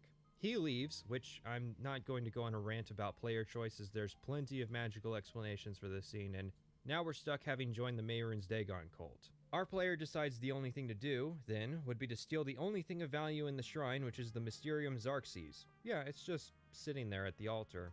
We're told to take up the sacrificial dagger and offer some red drink to the statue, and the dagger's sitting right next to the Xarxes. Apparently, the lesson the game is trying to teach us is that stealing a copy of Oblivion will make people very angry. The sheer amount of material written on the ensuing fight says a lot about how most people build their characters and play Oblivion, which is heavily dependent on gear rather than skill or attribute levels. Granted, I have a home field advantage having been trained in both Conjuration and Hand-to-Hand, and the Atronex sign helps with all the incoming magic. Once we take down Harrow, the guy holding onto our gear, we're golden. Now, before we leave, there is a topic of Gelius, the guy we're supposed to sacrifice. I usually save him, although this time he perished. He offers some free skill boosts to alchemy, restoration, and mysticism should he survive, although that itself is its own challenge. When we grab the Xarxes, the Dagon statue collapses on top of Gelius, usually killing him. We can preemptively free him, but that itself starts the fight. I enjoy that playing the hero and absolutely saving everyone is an added challenge with its own rewards. It really helps with making the player feel like an actual hero for going above and beyond, instead of most other times where we're just the hero because we ticked off some boxes. The Mythic Dawn is even joinable as a faction. Granted, it's a bit weird. If you talk to the doorkeeper and trigger the part of the quest where you're in the faction and then immediately leave before speaking to Harrow, you're effectively a member of the Mythic Dawn. Your relationship with the Blades will take a disposition hit, and you'll gain a disposition bonus with all the Mythic Dawn members out in the world, as well as a couple unique lines of dialogue. The player will also scream a voice line along the lines of, "For Lord Dagon," but only certain races and genders that have recorded lines and only when you power attack. This is likely an oversight as to how those lines were scripted rather than an intentional feature of the faction. The whole faction screams oversight, as you can't actually leave the cave if you go through the initiation ritual. It's curious people like to discuss theories about joining the 6th house in Morrowind, but researching this video was the first time I had even heard about actually joining the Mythic Dawn, which is more feature complete than the 6th house as a faction ever was. And really, that draws onto an interesting topic of how derivative this questline is to Morrowind's main questline. That might seem like a good thing, but in all honesty, a lot of the pieces that made Morrowind's main quest work as well as it did are missing in Oblivion. Morrowind's main quest can be divided into 3 sections. The first 6 quests relate to intelligence gathering, meeting various contacts and performing favors in exchange for information on the Nerevarine prophecy and cult, as well as the 6th house. This entails meeting with 6 different informants as well as later meeting the leadership of an Ashlander tribe. Oblivion starts somewhat similarly. Despite its bombastic introduction, its first act can be described as the same intelligence gathering format, this time with the Mythic Dawn. However, Oblivion deviates by establishing the Mythic Dawn as an existential threat from the very first moment. And by the second quest, they have destroyed a city and killed the Septim lineage. In addition, the Mythic Dawn are not as complex an enemy as the 6th house, and much of the necessary prophecy information is already known to the Blades and explicitly told to the player, without having even earned the trust of Joffrey yet, as though this information gets published in the Black Horse Courier. Morrowind's second act begins with a mission to eliminate a 6th house base. This begins the player down the path of directly interacting with the 6th house and fulfilling the 7 trials that mark the player as the Nerevarine. In turn, Oblivion's second act begins with a mission to eliminate a Mythic Dawn base in order to track down an item necessary for fulfilling a ritual that will close shut the jaws of Oblivion. When the player returns the Mysterium Xarxes to Cloud Ruler Temple, they will eventually be dispatched to collect a series of items in order to use the Xarxes to open a portal to Mankar Cameron's personal realm of Oblivion.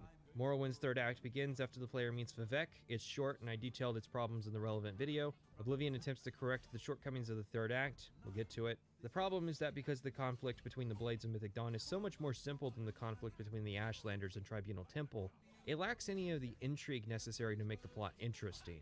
Oblivion instead has to rely on emotionally resonant moments to keep the player entertained. Before we can get to doing important stuff, Martin sends us to Joffrey, as the game can't justify Martin knowing what the first piece of the ritual would be within seconds of getting his hand on the Xarxes. Strangers have been spotted on the road leading to Cloud Ruler Temple, and Joffrey needs someone to flush him out. This quest is actually somewhat important and interesting in establishing the stakes for Oblivion's second act. and a lot of people miss that. The Blades can't and won't extend themselves from the temple to hunt down the Mythic Dawn scouts, and the Mythic Dawn can't just materialize a portal wherever they want. This quest also establishes the Bruma City Guard, who play a big part in the coming quests. Captain Stefan of the Blades will tell us that the spies have been spotted by the Runestone at dusk. We head over to Bruma as Joffrey suggested, and... Go ahead. I'm Captain Bird, commander of the Bruma Guard. Except for Gerald coming back from a trip down south, things are pretty quiet. Not much travel right now with the Oblivion crisis. Never was. Bird won't be much help unless you take the only lead he offers offhandedly, that Ural has returned from down south recently. So we break into their house, and there Ural's sleeping during the day, so I can easily break into her basement without drawing attention. A Dunmer woman is sleeping down there, next to her copy of the first edition of the Commentaries of the Mythic Dawn. Not exactly interesting reading material. I guess it's for recruiting new members. Anyways, Faram freaks out and we put her down. It is neat that the spies who operate at night were given packages to sleep during the day. It would have been very easy to forget about that detail. Okay, so problem. An actual sleeper agent probably would have tried to implicate us as a trespasser rather than blowing their cover. Although there's enough damning evidence here to expose them as Mythic Dawn agents, the law isn't exactly on our side. Even if we do find a note both implicitly naming the homeowner and detailing the Mythic Dawn's plan to destroy Bruma in order to assault Cloud Ruler Temple and kill Martin. So, we find a cavern which leads out of the city towards the Runestone, murder Ural in her sleep, and report back to Joffrey. It's a shame the player can't steal the orders, report back to Joffrey, and then attempt to arrest the two for interrogation. We shouldn't have to rely on a clandestine organization like the Mythic Dawn making a mistake and leaving their evil plans just lying around for us to find. Unless the plan is a misdirection, but it's not. Joffrey tells us that he'll warn the Countess of the danger and sends us back to Martin. Xerxes mentions 4 items needed for the ritual, but so far I have only deciphered one of them. The blood of a Daedra Lord. Come on, man, it's just a simple substitution alphabet. Martin wants us to get our hands on any Daedric artifact. This is one of the more interesting quests due to how freeform it is and obviously requires some sacrifice on the part of the player in terms of their access to a Daedric item. If the player doesn't have one or know how to get one, Martin will point them at a book and tell them to read it to find out more. Said book points at the Shrine of Azura, which results in Azura's Star. A bad choice, and absolutely hilarious that Azura's Star is the artifact recommended for sacrifice to the player. Should the player somehow lose every Daedric artifact, starting this quest is a prerequisite for Hermaeus Mora's quest. That's a pretty serious artifact to have to lose, but you would have to make some serious mistakes along the way to reach the point where the player can actually softlock this quest.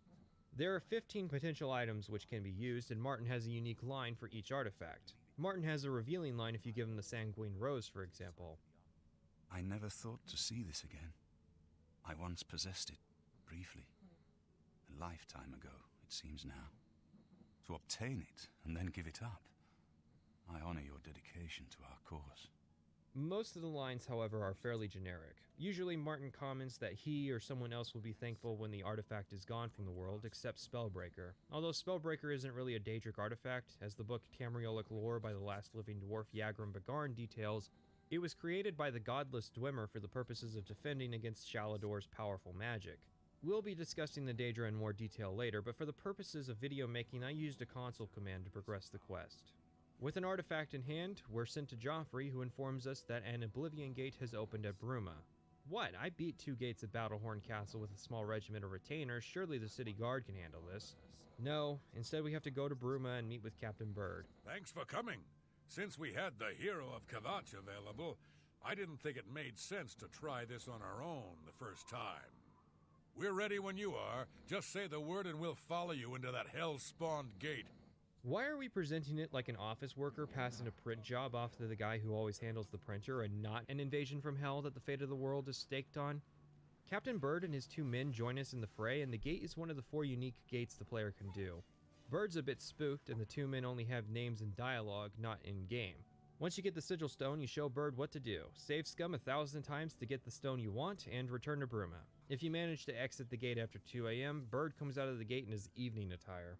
Returning to Joffrey, he commends our job in instructing the Bruma Guard, but suggests we go out and try to raise a larger garrison for the city. The Allies for Bruma quest is actually optional, and the consequences for not doing it are rather minor. Still, I went along with the spirit of the game and did it anyways, but more on that in a bit. Martin will simultaneously give us a quest to retrieve the blood of a divine. The second item is the counterpart to the first, the blood of a divine. This was a terrible puzzle to me. Unlike the Daedra Lords, the gods have no artifacts.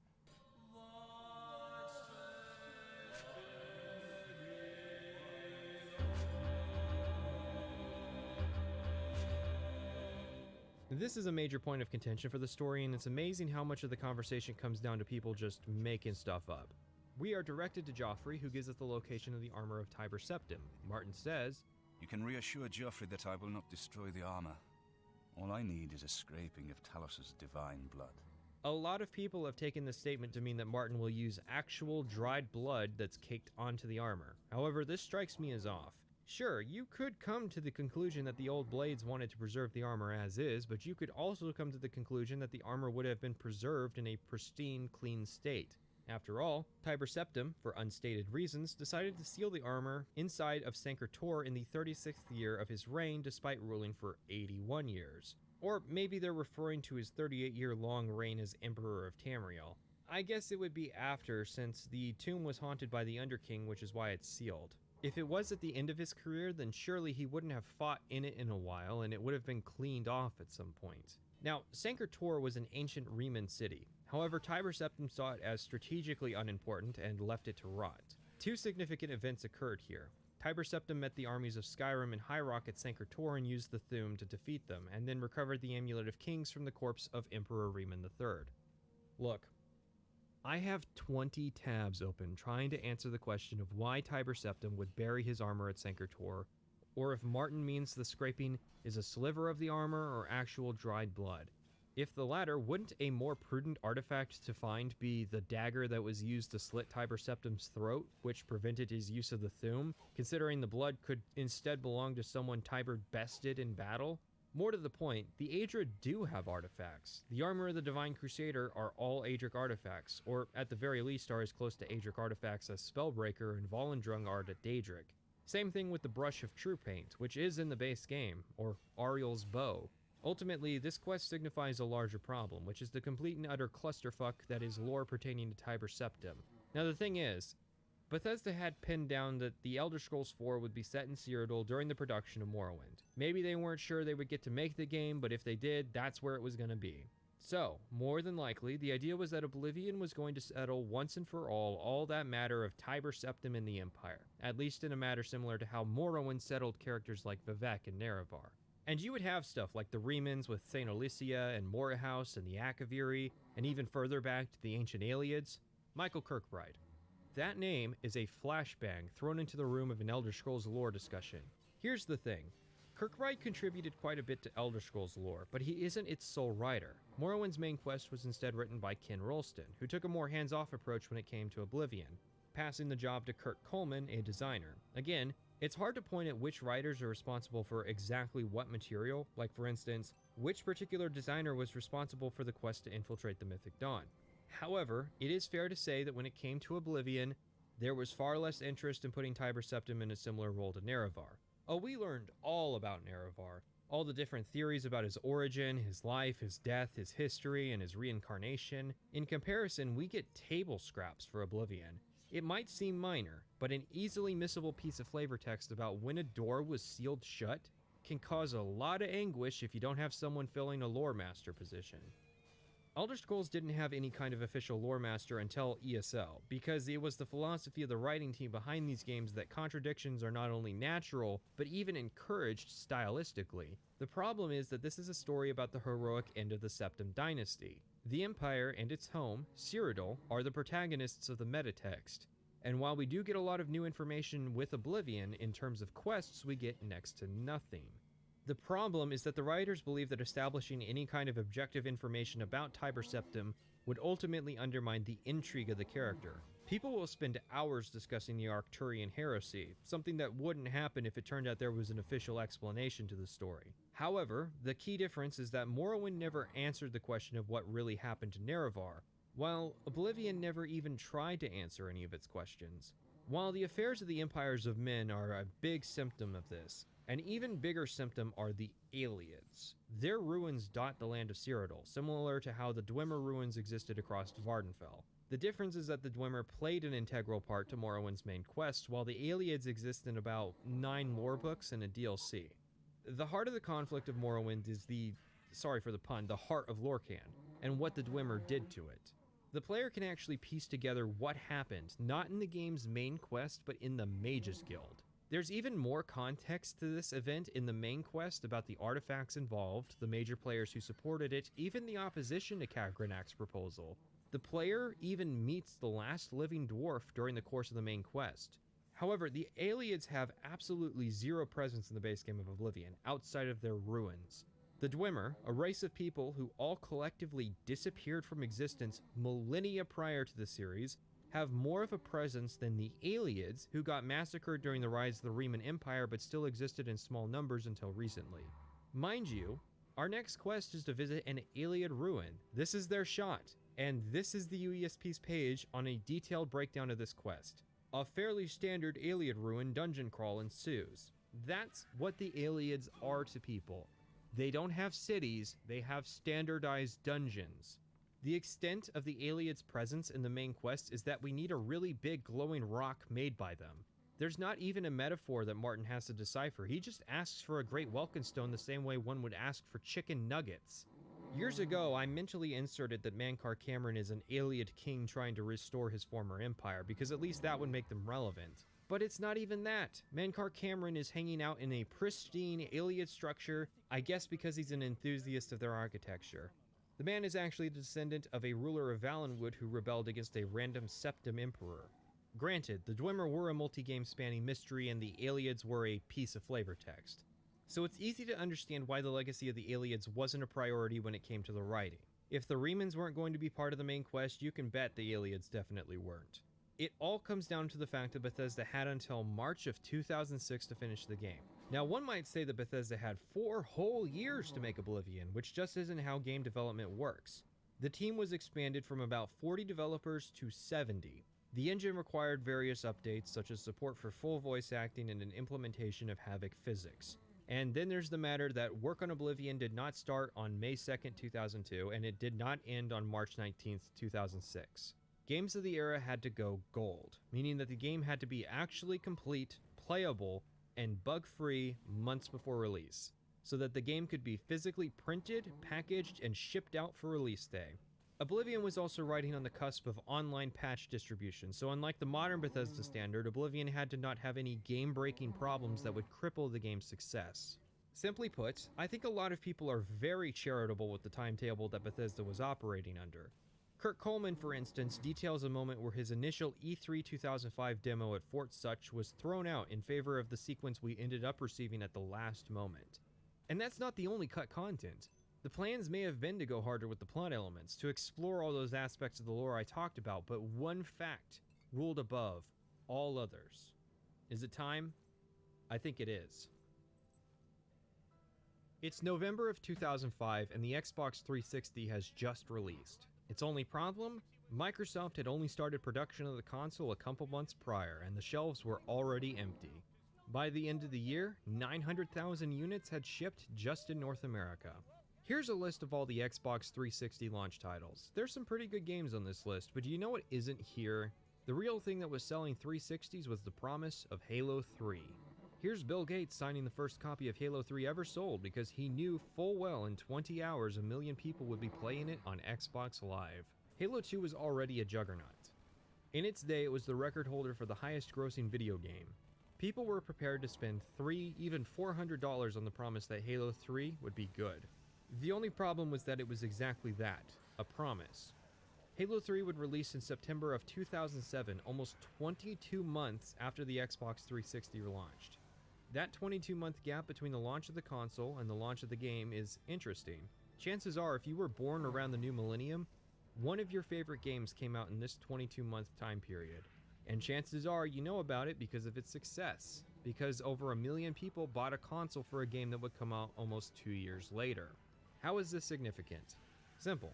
Bethesda released Oblivion in March of 2006, only 4 months into that 22-month time period.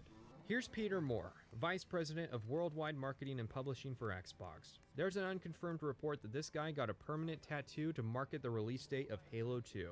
He's standing on the stage of E3 2005, less than a year after Halo 2 set its record for making $125 million in one day.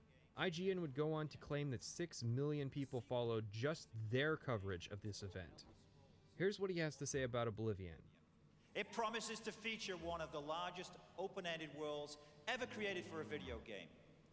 It also includes thousands of characters that are governed by groundbreaking AI. These characters eat, sleep, and complete tasks all around the clock. And they make their own choices based on what's going on in the world around them. Welcome to the world of Oblivion. What would follow would be Oblivion's trailer, showing little but hyping the game up. Todd Howard would follow that act during the conference with his presentation of the game. Kirk Coleman may have been annoyed that his E3 demo got the axe, but Todd Howard could see the bigger picture. Morrowind may have saved the company, but Oblivion was what made Bethesda worth $7.5 billion to Microsoft. Okay, that part's hyperbolic. Each step was important, but arguably there was no greater turning point in the story of Bethesda than these words. Hi, I'm Todd Howard of Bethesda Softworks, and welcome to our demo of The Elder Scrolls IV Oblivion. Now, I want to finish my point before we get into the specifics of this gameplay demo. Bethesda didn't have their modern reputation. To the broader gaming audience, they weren't the studio known for action-adventure games with light RPG elements that are full of bugs and use an outdated engine. Most of the people who knew Bethesda had a history with bugs at the time were hardcore CRPG fans, and most people ignored that crowd. To the layperson, Bethesda was an up-and-coming studio with a unique idea that was pushing the boundaries of what was possible. Millions of people saw this demo, and with 18 months to Halo 3, millions of people got their hands on the game. This wasn't possible without two things: the Xbox copy of Morrowind, and the ease of which traditional PC developers could port games onto the hardware. But Morrowind wasn't even the prologue, just the foreword on the inner sleeve. To most Elder Scrolls fans, the story of Bethesda started with Oblivion on the Xbox 360. So let's watch that demo. It lasts about 20 minutes and can be divided into the following sections.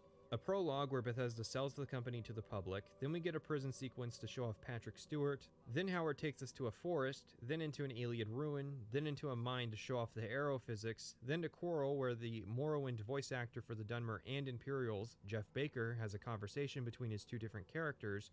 Rumor has it there has been an attack on Kvatch. They say the Daedra attack in great numbers. Grave news indeed. Perhaps my axe can be of use. Then we get the dog torture scene before ending the demo at the Battle of Kvatch. So, how much did Howard lie?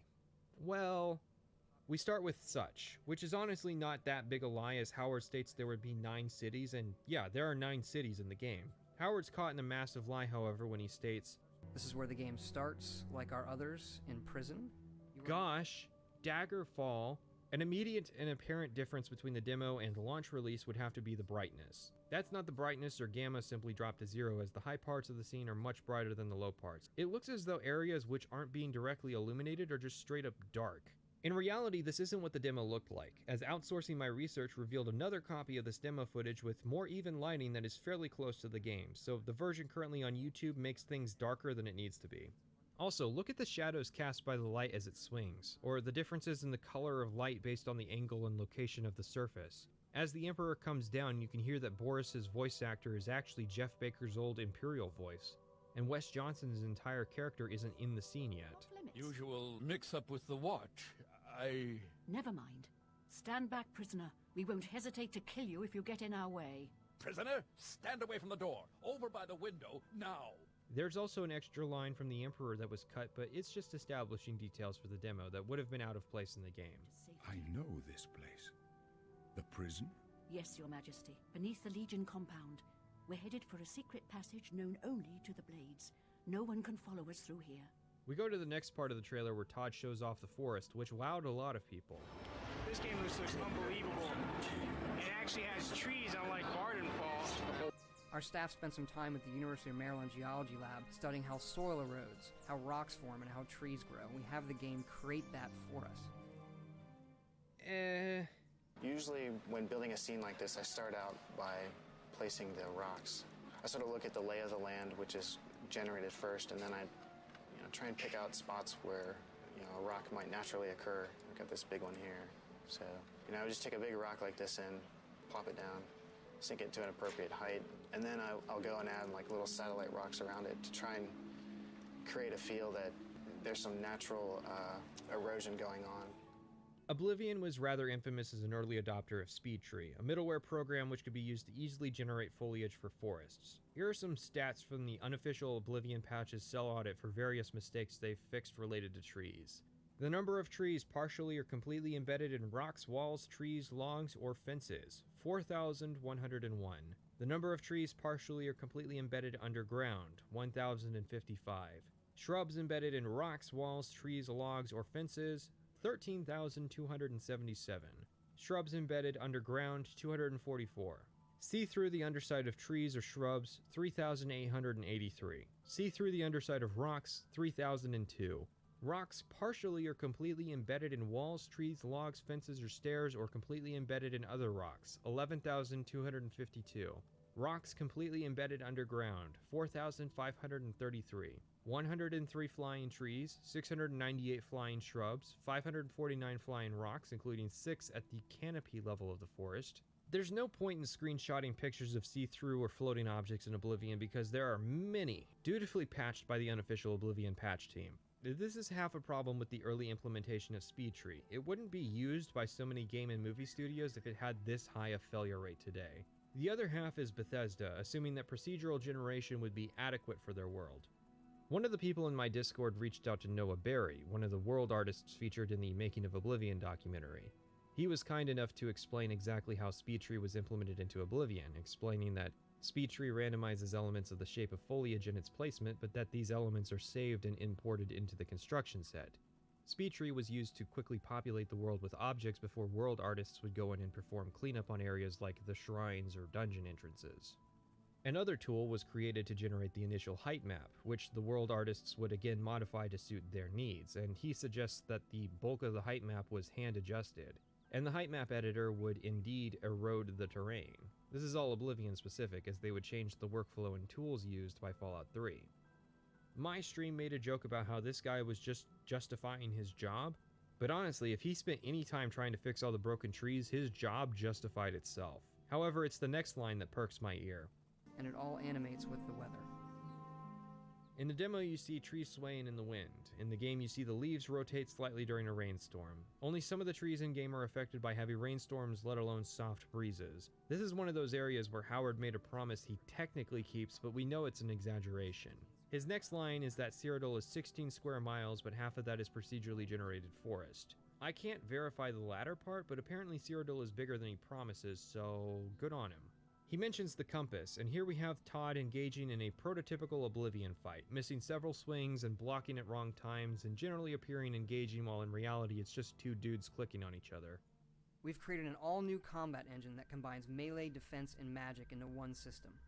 That new combat engine was actually just removed directional swings, removed hit chance, removed spell chance, and reworked a couple formulas. We spent a couple minutes killing things in the ruin. I'd say making the demo dungeon and Iliad ruin full of undead is surprisingly honest on the part of Todd Howard. He does overstate the relevance of the Varla stones, and we move on to the stealth demo. Most of what he says here is fairly accurate, although he does say, there are no experience points. He does 3-shot an ogre, which is outright deception. Next, Todd states there are, quote, there are 9 main cities in the game and dozens of smaller settlements. Let's count! Using a spreadsheet and a map, and later a page listing all of these areas to double check, I listed out everything that could be considered a settlement. Let's start with the first category. This is every multi-building area in Cyrodiil that isn't a stone's throw away from a larger city. There are 14 of them. 9 of them are considered villages, 4 of them buildings with an outhouse, and 1 temple area. Most of these areas only have 2 structures. Bleaker's Way is an outlier with 8 different buildings. Now we have 2 areas which have multiple buildings, but are close enough to a city to be considered a satellite settlement. These areas are Harlan's Watch and Wayne Priory. If we say that every multi-building settlement outside of a city walls are considered to be settlements, that brings the total up to 16, which is 8 short of the technical definition of dozens. Now, we're going to stretch the definition of a settlement. It's generally agreed upon by pedants everywhere that the term settlement refers to a plurality of buildings. However, the in-game Cyrodiil is not a one-to-one representation of the actual memetic Cyrodiil. In a sense, each person represents 10,000, and each building theoretically represents its own village. This loophole gets stretched with something like Mellus Petilius's house, which is just some guy living in the middle of the woods alone, and likely doesn't represent a village, but for the sake of argument, we'll count it. Here's all the single building areas that are not adjacent to a city. There are 20 of them, so Todd is hitting 36 settlements, even though over half of that count are single building farm areas, 4 houses, a couple chapels, and all of the inns located outside of the cities. That would make 36 settlements, although I'm not sure that argument would hold much weight in an actual legal settlement if Bethesda were to be called out for false advertising. Remember, 2 of these 36 areas could be considered an extension of the city near them. Let's fill out the remaining areas, which are single building areas adjacent to cities. There are 12 single building structures located next to cities. Most of them are stables with a couple farms, a house, and a chapel.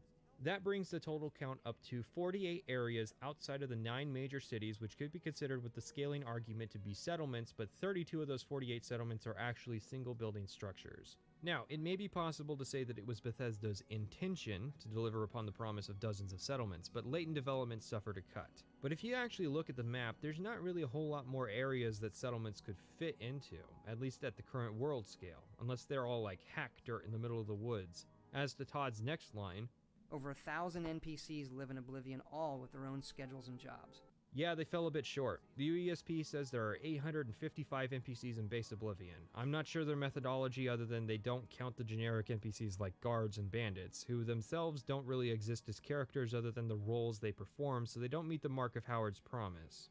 Mind you that Peter Moore promised thousands, which was accurate for Morrowind at over 2,600 NPCs. We'll have more to say on this topic later.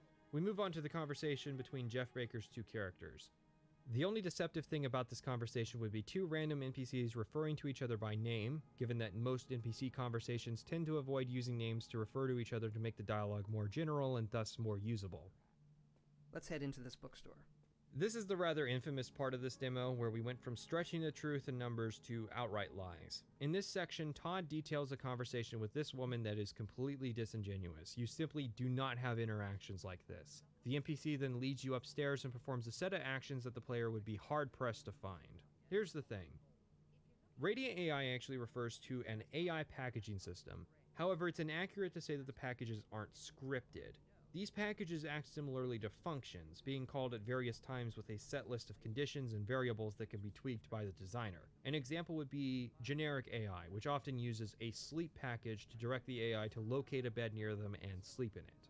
This is essentially a function being called that searches for a bed and once it finds it, directs the AI to sleep in it.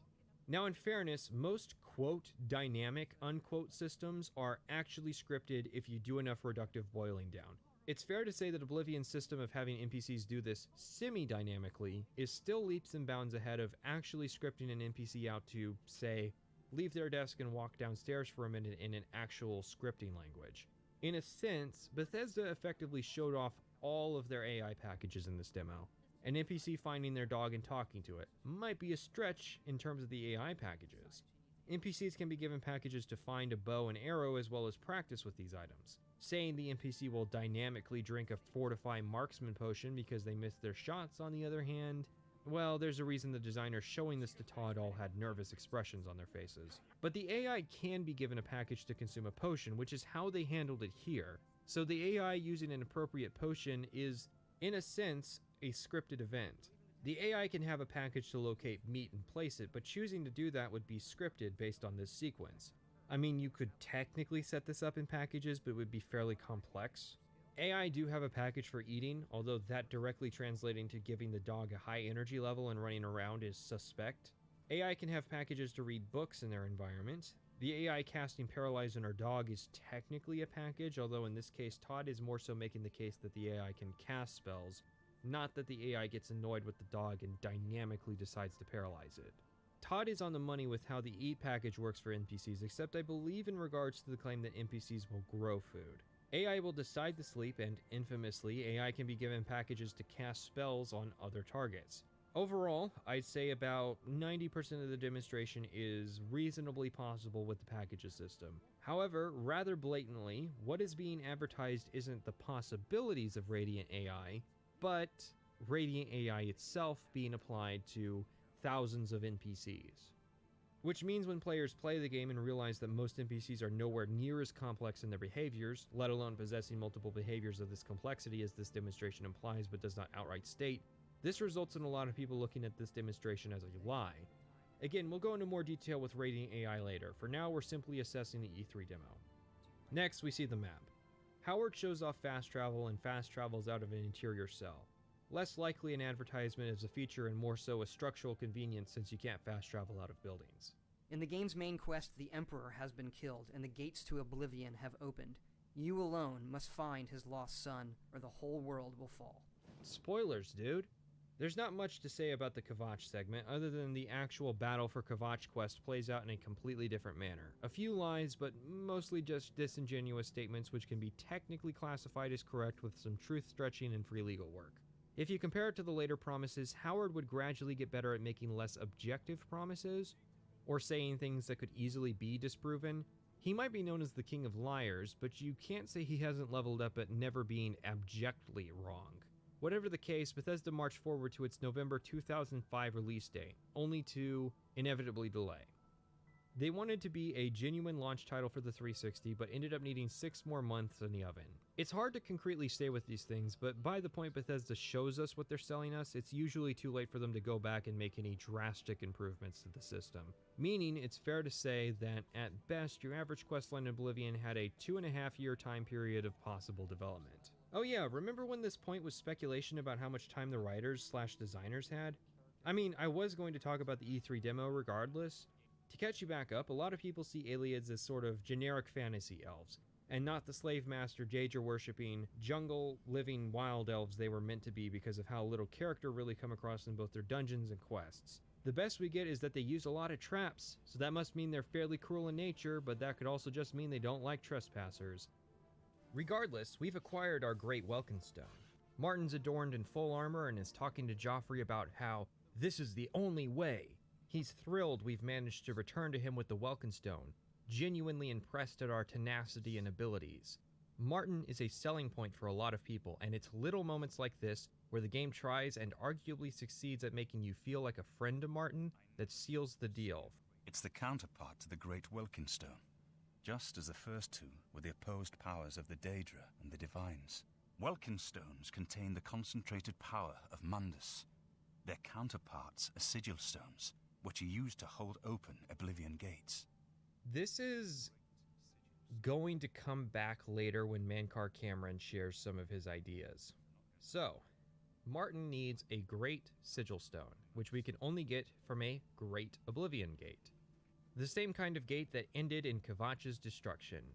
Mind you, we only have confirmation of normal sigil stones existing, and it's possible the Great Gates are a special mechanism tied directly to Dagon. But Martin's confident, and I just can't say no to that face, or, well, really it's the voice. And with Sean Bean, it was actually over the phone. So it was me and Kurt Kuhlman and I believe Todd Howard around the speakerphone. But you recognize the voice when you hear him. You know what? Let's try a small exercise. You. Suppose you were sent to kill me. We're in this meeting together. You're sitting there in the chair, waiting for your moment. How would you kill me? What's the plan? Fast-acting poison. Memetic. About 5 seconds from ingestion to reaction. Terrible accident. Gruesome. But I've survived worse than that. He's willing to open a great gate at Bruma in order to recover the Amulet of Kings, and asks us to go down to the Countess and ask that she meet him at the Chapel of Talos. We kind of miss a memo by explaining the plan to her, when instead we should have just explained that the heir to the throne wishes to meet her at the chapel and let Martin do all the talking.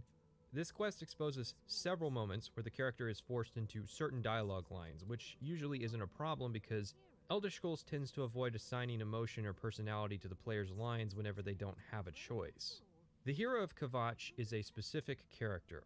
Whatever character you've forged up to this point is effectively molded into the heroic archetype, which I think is missing the opportunities of the main quest to test the player's heroic attributes.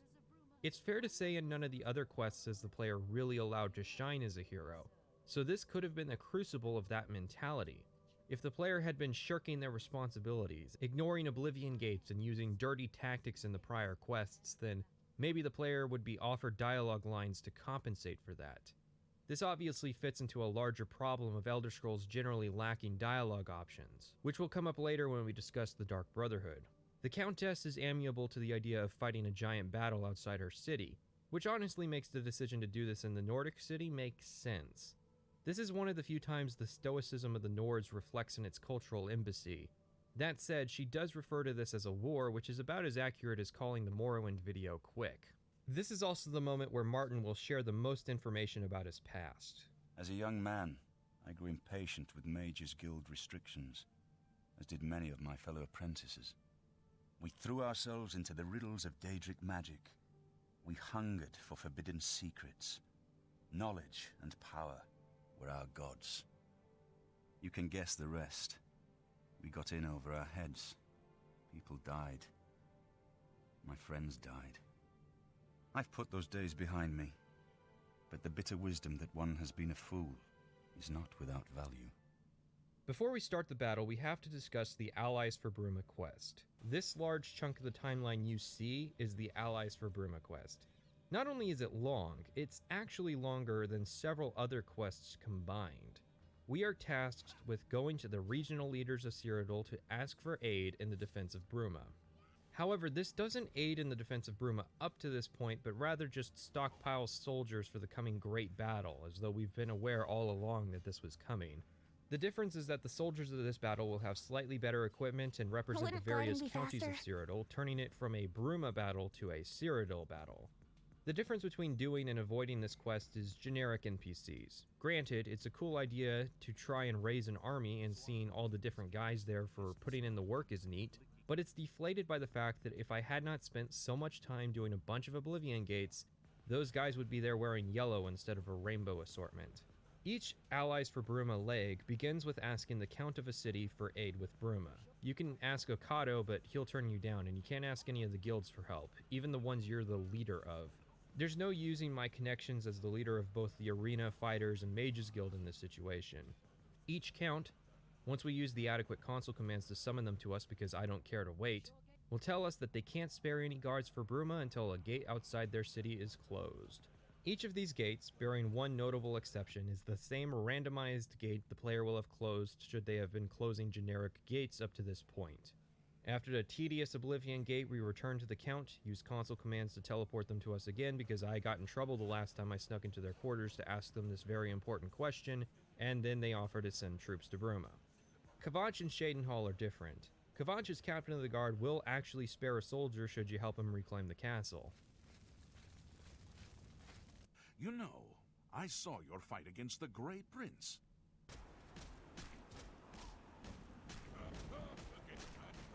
Let's talk about how busted this quest is from a logic perspective. The tension of this quest relies on the player closing the gate, saving the chapel, and then going and clearing out the castle. However, if the player gets here from the main quest, which they were shoved into via the urgent introduction, then they will be here to get Martin. A pragmatic player wouldn't stop to help the guards with the situation given that Martin needs to get to safety immediately.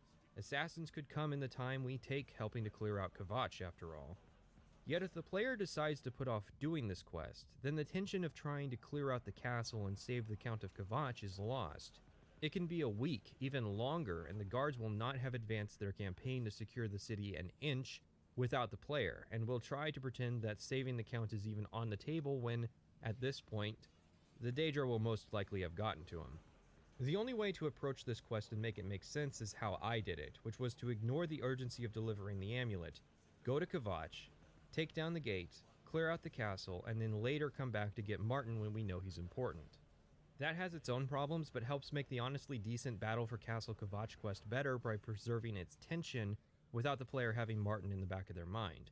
And sure, we can just conclude that Martin is essential and that the game not only won't kill him on this quest, but that we can actually bring Martin to help us clear out the castle. But I try to roleplay these things, and from that perspective, there's no way to approach this quest that doesn't have issues. The other quest of note is the Shadenhall quest. Not only does it have a unique Oblivion gate, it has an entire quest tied to its Oblivion gate. The Count's son, Farwell Indaris, took his band of knights into the Oblivion gate. This is another example of why seeing Kvatch prior to its destruction would be a good thing. Prior to the Oblivion crisis, the Knights of the Thorn, if the player pays attention to local lore, are basically just a local fraternity where they spend more time bragging about their exploits than actually accomplishing anything. However, when a gate pops up next to their headquarters, the knights went in. This was disastrous for them and were to try and save the Count's son. Not only is he not essential, but there are consequences should he die.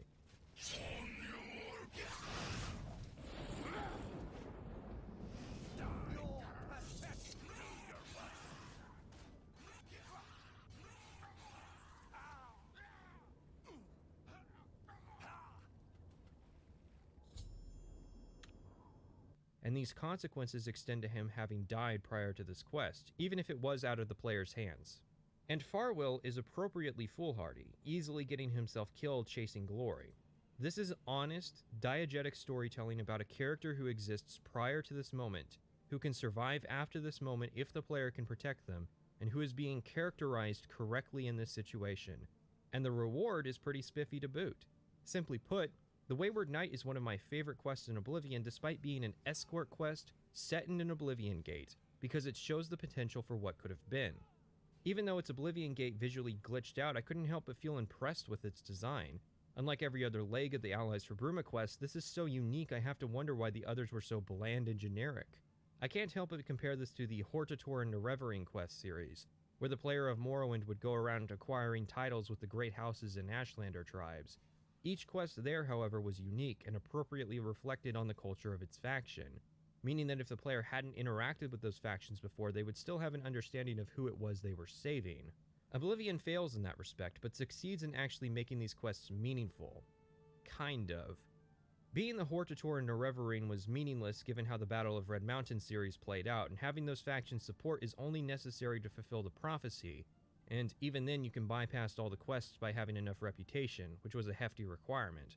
That said, giving the player a contingent of slightly stronger guards is not really a good reward for the sheer time and energy investment that is the Allies for Bruma quest, and it's often described as a weak point of the main quest. Having our allies recruited, they gradually roll up to Bruma and form into a camp. Even if it's goofy hearing Wes Johnson talk to himself a dozen times, seeing all these guards does elicit a feeling that what we're about to do is significant. As we march out of the city for battle, the citizens even cheer us on, which is a great detail. Martin even gives a speech. We must hold fast until the hero of Kvatch can destroy their great gate. We must kill whatever comes out of that gate. Whoa, hey Martin. Big Dick Captain Bird came to battle in his nightwear. I'm sure he can handle that great gate no problem, given he's been closing gates just like us for some time off screen. When people complain about the Battle of Bruma doesn't feel epic because there's not hundreds of people on screen, sure, I get that.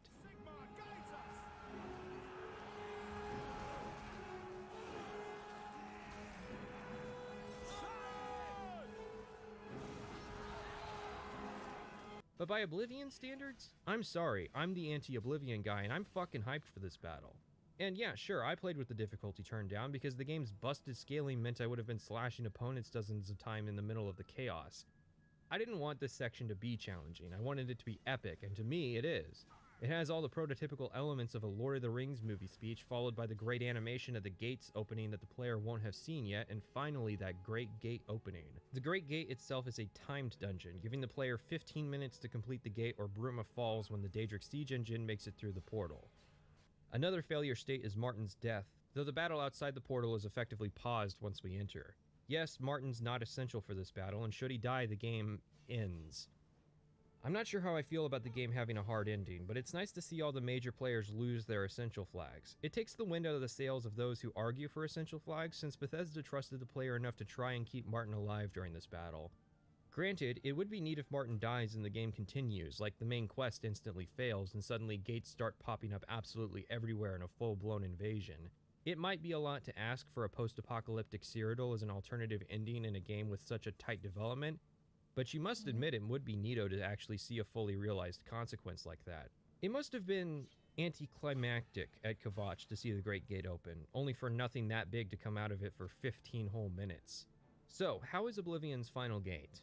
We step in and immediately see the vision Big U showed us at the start of the game, a great siege engines marching toward us and spraying fireballs to boot. The thing is, it only took me 6 minutes to get to the Sigil Stone. There are random Oblivion gates more dangerous than the Great Gate, probably because Bethesda needed the average player to be able to complete the Great Gate if they somehow got their character stuck at this quest and couldn't reload to a previous save for whatever reason. I don't know, just make a save for the player at some point. With the Great Sigil Stone in hand, we've won the battle, and even though there are several other gates as well, I'll assume those were handled by the guys outside and not tied to the Great Gate. Martin tells us he's going to prepare the ritual, and we set off to prepare for the unknown. I have everything in place for the ritual. I'll open the portal whenever you're ready. Martin explains that the portal will be one way and speculates that Mankar Cameron is an anchor for the realm and will need to be killed for us to return. The ritual is performed, we head in, and are greeted by Paradise. Paradise represents the possibilities of Oblivion, and its visual design is unlike anything else seen in Oblivion. Purple vegetation, a perpetual state of sunset, intact alien structures, deer roaming around alongside the Daedra, and constant torture of Mankar's subjects. Mankar also does some narration, becoming aware of us the moment we arrived. We're going to break down Cameron's lines all at once later, just bear in mind we're being narrated to as we progress. Eventually, we come across mana bloom plants, which are the only respawning source of ambrosia and lycor in the game, which are both single effect plants that restore health and magicka respectively. The path eventually leads to the Dremora Cathatet. He greets us peacefully, remarking that we destroyed the Sigil Tower at Ganona, or the gate that opened at Kvatch. He's got some interesting lines. Your swift retribution earned you much respect among my people. We had not expected that a mortal would act with such resolution and honor. It is no dishonor for us to speak. You speak directly, like one of my people almost. I'm glad I did not kill you immediately. Cathatet offers us a choice. To progress into the Forbidden Grotto, we need the bands of the Chosen. We can fight him for them or earn them through service, as both are honorable. I choose service, and we get sent on a short quest to free a trapped Zivile, Anaxes, from some ascended immortals who tracked him in a cave. Free Anaxes, return, and then I reject taking the bands from him. You are unlike any other mortal I have encountered. You serve me, and then you spurn the reward for your service. Come, as an equal, I shall grace your name and corpse with honor. Also, you can play Persuasion Pie with Cathatet since Dremora are actually NPCs and not creatures like in Morrowind. And they forgot to give him the flag to prevent persuasion. This also means he has a black soul despite being a Daedra. We head into the grotto, the shackles now stuck on preventing our escape. After some Daedra killing, we meet Eldamil, a delusioned Mankar worshipper who will help us with our situation by getting us past the Dremora Overseer. He removes our shackles and comes with us to fight with Mankar. Finally, we've reached the moment where we reveal what this game is truly about.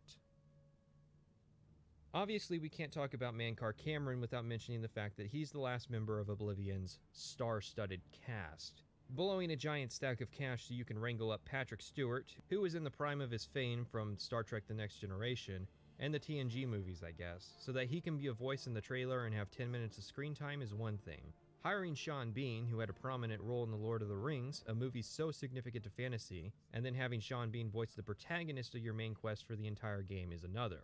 Hell, that makes Terrence Stamp's cameo as Mankar Cameron almost insignificant. Still, it's the voice recording session that the Making of Oblivion documentary showed off, with Todd Howard flying out to London personally to get the lines. Neil Todd. You gotta put that in. Smile. Oh yeah, that's a Neumann U87 microphone, one of the best and most expensive microphones money can buy. Granted, they would have been renting time in a recording studio, just thought I would point it out. As someone who spent a lot of money on a microphone, thanks patrons. Given that Cameron is the game's principal antagonist, one would hope Bethesda would have learned from Morrowind's antagonist, Dagoth-Ur. Dagoth-Ur had a compelling conversation, but most of the time his presence in the main quest proper came in the form of his servants and a few text-based dreams, and Dagoth-Ur proper lacked any substantial screen time until the conclusion of Morrowind's main quest. Cameron corrects this, using that celebrity voice talent to appear a single time in the main quest before our arrival in Paradise, where he doesn't acknowledge the player. The difference, though, is that we get a generally good idea of who Dagoth-Ur is before we ever meet him. Until the time came that I generally had to write about Mankar Cameron, I couldn't have really told you much about him.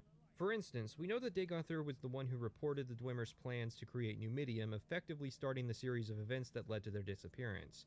Dagorthor was entrusted with the Heart of Lorkhan, and the various claims of what happened after that are a big part of Morrowind's story. Mankar, on the other hand, well, for a long time I just assumed that Mankar Cameron was a former Ayleid king who, after the rise of men, spent a couple thousand years coming up with a plot to eventually overthrow the Septim Empire and bring Tamriel under Elvish domination again.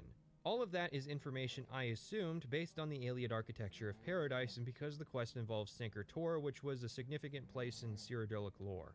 As we complete Martin's tasks, he'll gradually accumulate literature on his desk that is relevant to the plot. One of these books is titled The Refugees, which is a light armor skill book that can only be found here and at the first edition bookstore from earlier in the main quest when we were getting the commentaries. The book details the birth of Mankar Cameron and constitutes the bulk of his lore page. Mankar was born to a Bosmeri refugee, whom as the story progresses is revealed to have been the mistress to Haemon Cameron, who had been a primary instigator in a massive civil war that embroiled Valenwood, Calovia, Hammerfell, and High Rock. So remember when Taormina said the commentaries of the Mysterium Xarxes were contemporary with Tiber Septim? Not the Xarxes itself, she specifies the commentaries. The commentaries are contemporary with Tiber Septim, over 400 years ago, so he is unlikely to still be alive, although you never know. Okay, well, the Pocket Guide to the Empire, 3rd edition, which physically came with Oblivion's Collector's Edition, has a section on Valenwood which dates the war with the Cameron usurper to the 3rd era, year 249. That means that not only was Mankar born far after the establishment of the Septim dynasty, but that his birth is closer to the current year than it is to the death of Tiber Septim.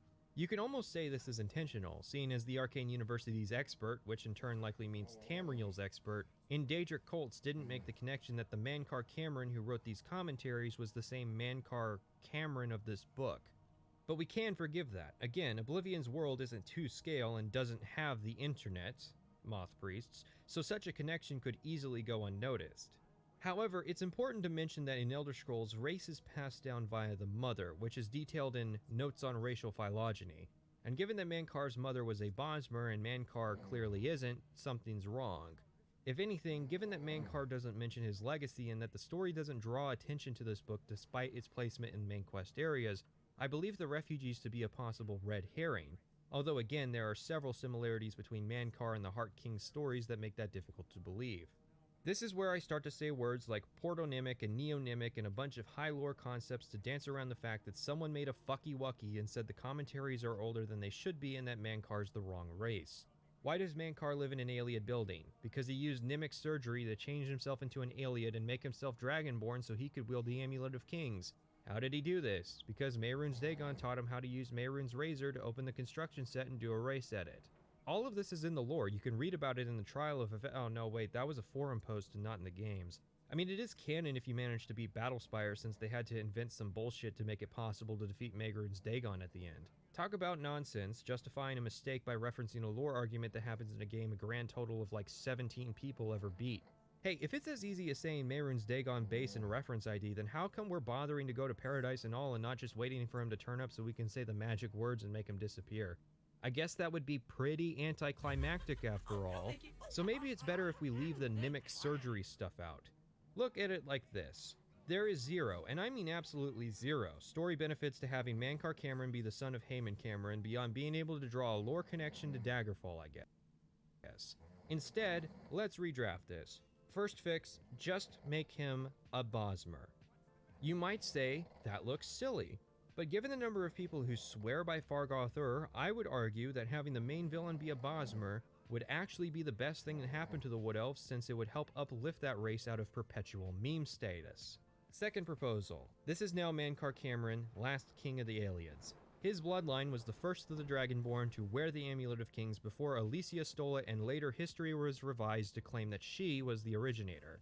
Mankar was born in the final days of the Ayleids' presence on Cyrodiil, near the end of the Second Era when Tiber Septim finally extinguished their culture completely. As a young man, he ventured through Tamriel, experiencing the various cultures of the elves, and realized that Merrick culture could potentially be unified through a mutual hatred of Talos. The upper echelon of the Mythic Dawn would be committed to the reversal of Lorkhan's scheme to create mortality, effectively restoring the world to its primordial and timeless state. By the time the men of the Mythic Dawn realized what was happening, they would arrive in paradise where they would be perpetually tormented in order to maintain a purity of rank. In essence, the Mythic Dawn would become the genesis of the Thalmor, except without Mankar, it becomes about an Altmeri dominion over Tamriel instead of the restoration of Ayleid culture. You could even link it to several conspiracies to create elvish superpowers, such as Dunmer Mythic Dawn members awakening Dagoth Ur or playing a part in the fall of Dagoth Ur and by extension the Tribunal, returning the Dunmer to Daedra worship. How about the Mythic Dawn propping up the Necromancer cult and creating an elvish replacement for Archery and Mannimarco while at the same time undermining the Empire's Mages Guild? You don't have to use all of those ideas, but making Mankar an actual Ayleid king would resolve several of the issues. Of course, the biggest issue with this is giving Terrence Stamp more lines, and that means paying him more money. According to Michael Kirkbride, Mankar's speech came from an email where he was just writing dialogue to help with his work on the commentaries, and Todd Howard ended up using it as dialogue on short notice, which is why Mankar gets several details wrong. His line, "Many are their names and the names of their masters. The cold harbor of Meridia, Periite's quagmire, the 10 moon shadows of Mephala, and..." He attributes the wrong planes of Oblivion to the wrong Daedric princes, because Mankar's wrong in some respects. People have used this to easily and smugly discount his entire thesis. Let's at least listen to what he has to say. "So, the cat's paw of the Septims arrives at last. You didn't think you could take me unawares, here of all places, in the paradise that I created. Look now upon my paradise. Gaia Alata in the old tongue, a vision of the past and the future. Behold the savage garden, where my disciples are tempered for a higher destiny, to rule over Tamriel Reborn. How little you understand. You cannot stop Lord Dagon. The principalities have sparkled as gems in the black reaches of Oblivion since the first morning. Many are their names and the names of their masters. The cold harbor of Meridia, Periite's quagmire, the 10 moon shadows of Mephala, and Dawn's beauty, the princedom of Lorkon, misnamed Tamriel by deluded mortals. Yes, you understand now. Tamriel is just one more Daedric realm of Oblivion, long since lost to its prince when he was betrayed by those that served him. Lord Dagon cannot invade Tamriel, his birthright. He comes to liberate the occupied lands.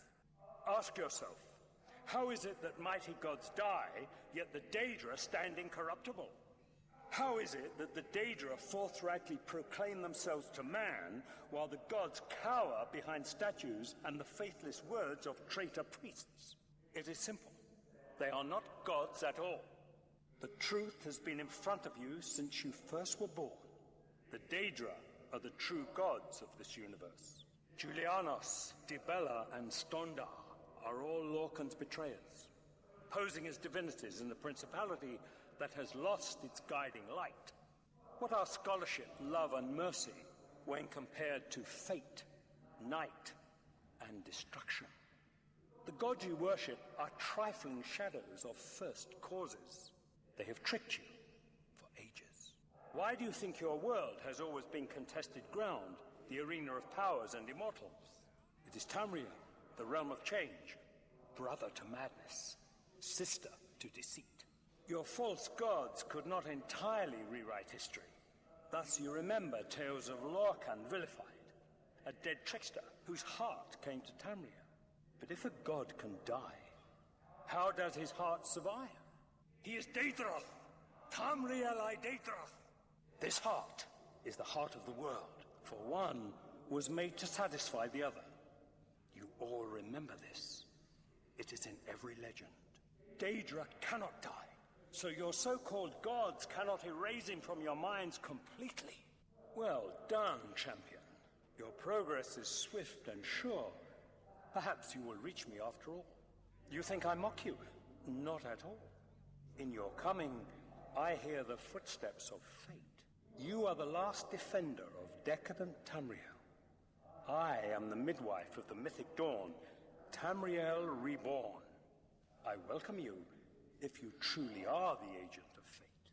I tire of the self-styled heroes who set themselves in my path only to prove unworthy in the event. I have waited a long time for you.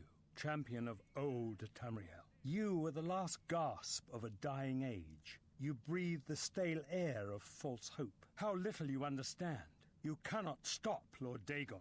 The walls between our worlds are crumbling. The mythic dawn grows nearer with every rift in the firmament. Very soon, the lines now blurred will be erased. Tamriel and Oblivion rejoined. The mythic age reborn. Lord Dagon shall walk Tamriel again. The world shall be remade.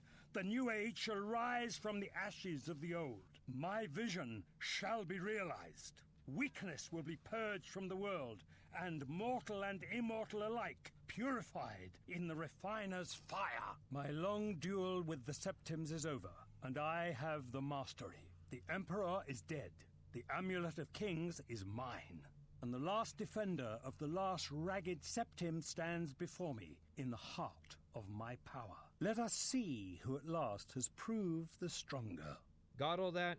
All of that had to have gone through an editor because, when compared to the commentaries, it's at least comprehensible. As to his theories, in my eyes it's not entirely improbable, but also likely not accurate. Lorcan isn't really a Daedra. It's more that he defies classification because he died before the difference in Aedra and Daedra even existed. Assuming he didn't die, then he would be a Daedra, but that would also mean that Lorcan would be around somewhere and that Mehrunes' plan to conquer Tamriel is an act of liberation, even though arguably Lorcan doesn't need liberation, as this may well be his intended outcome. In any event, it's impossible to ignore Mehrunes Dagon as a party in this story. Now, we could put off a discussion of Mehrunes Dagon until he shows up in the final quest, but let's not. Mehrunes Dagon. I mean, look at the guy. What other impressions could you possibly have about him?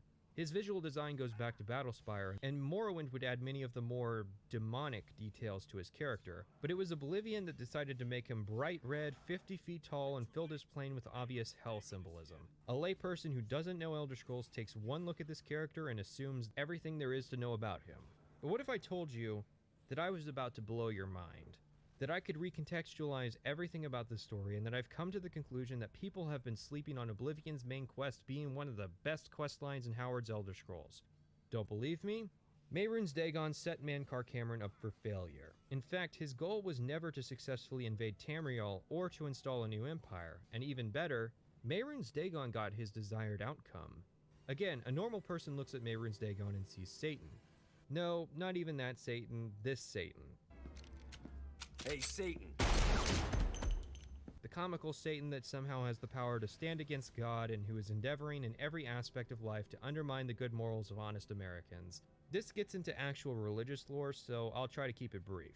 In the Bible, God tells a guy to not go back to a city. This is Old Testament where God was a lot more hands-on. God ends up sending an angel to Earth to stop this guy who doesn't immediately see the angel and needs his ass to tell him to shape up in the presence of divinity.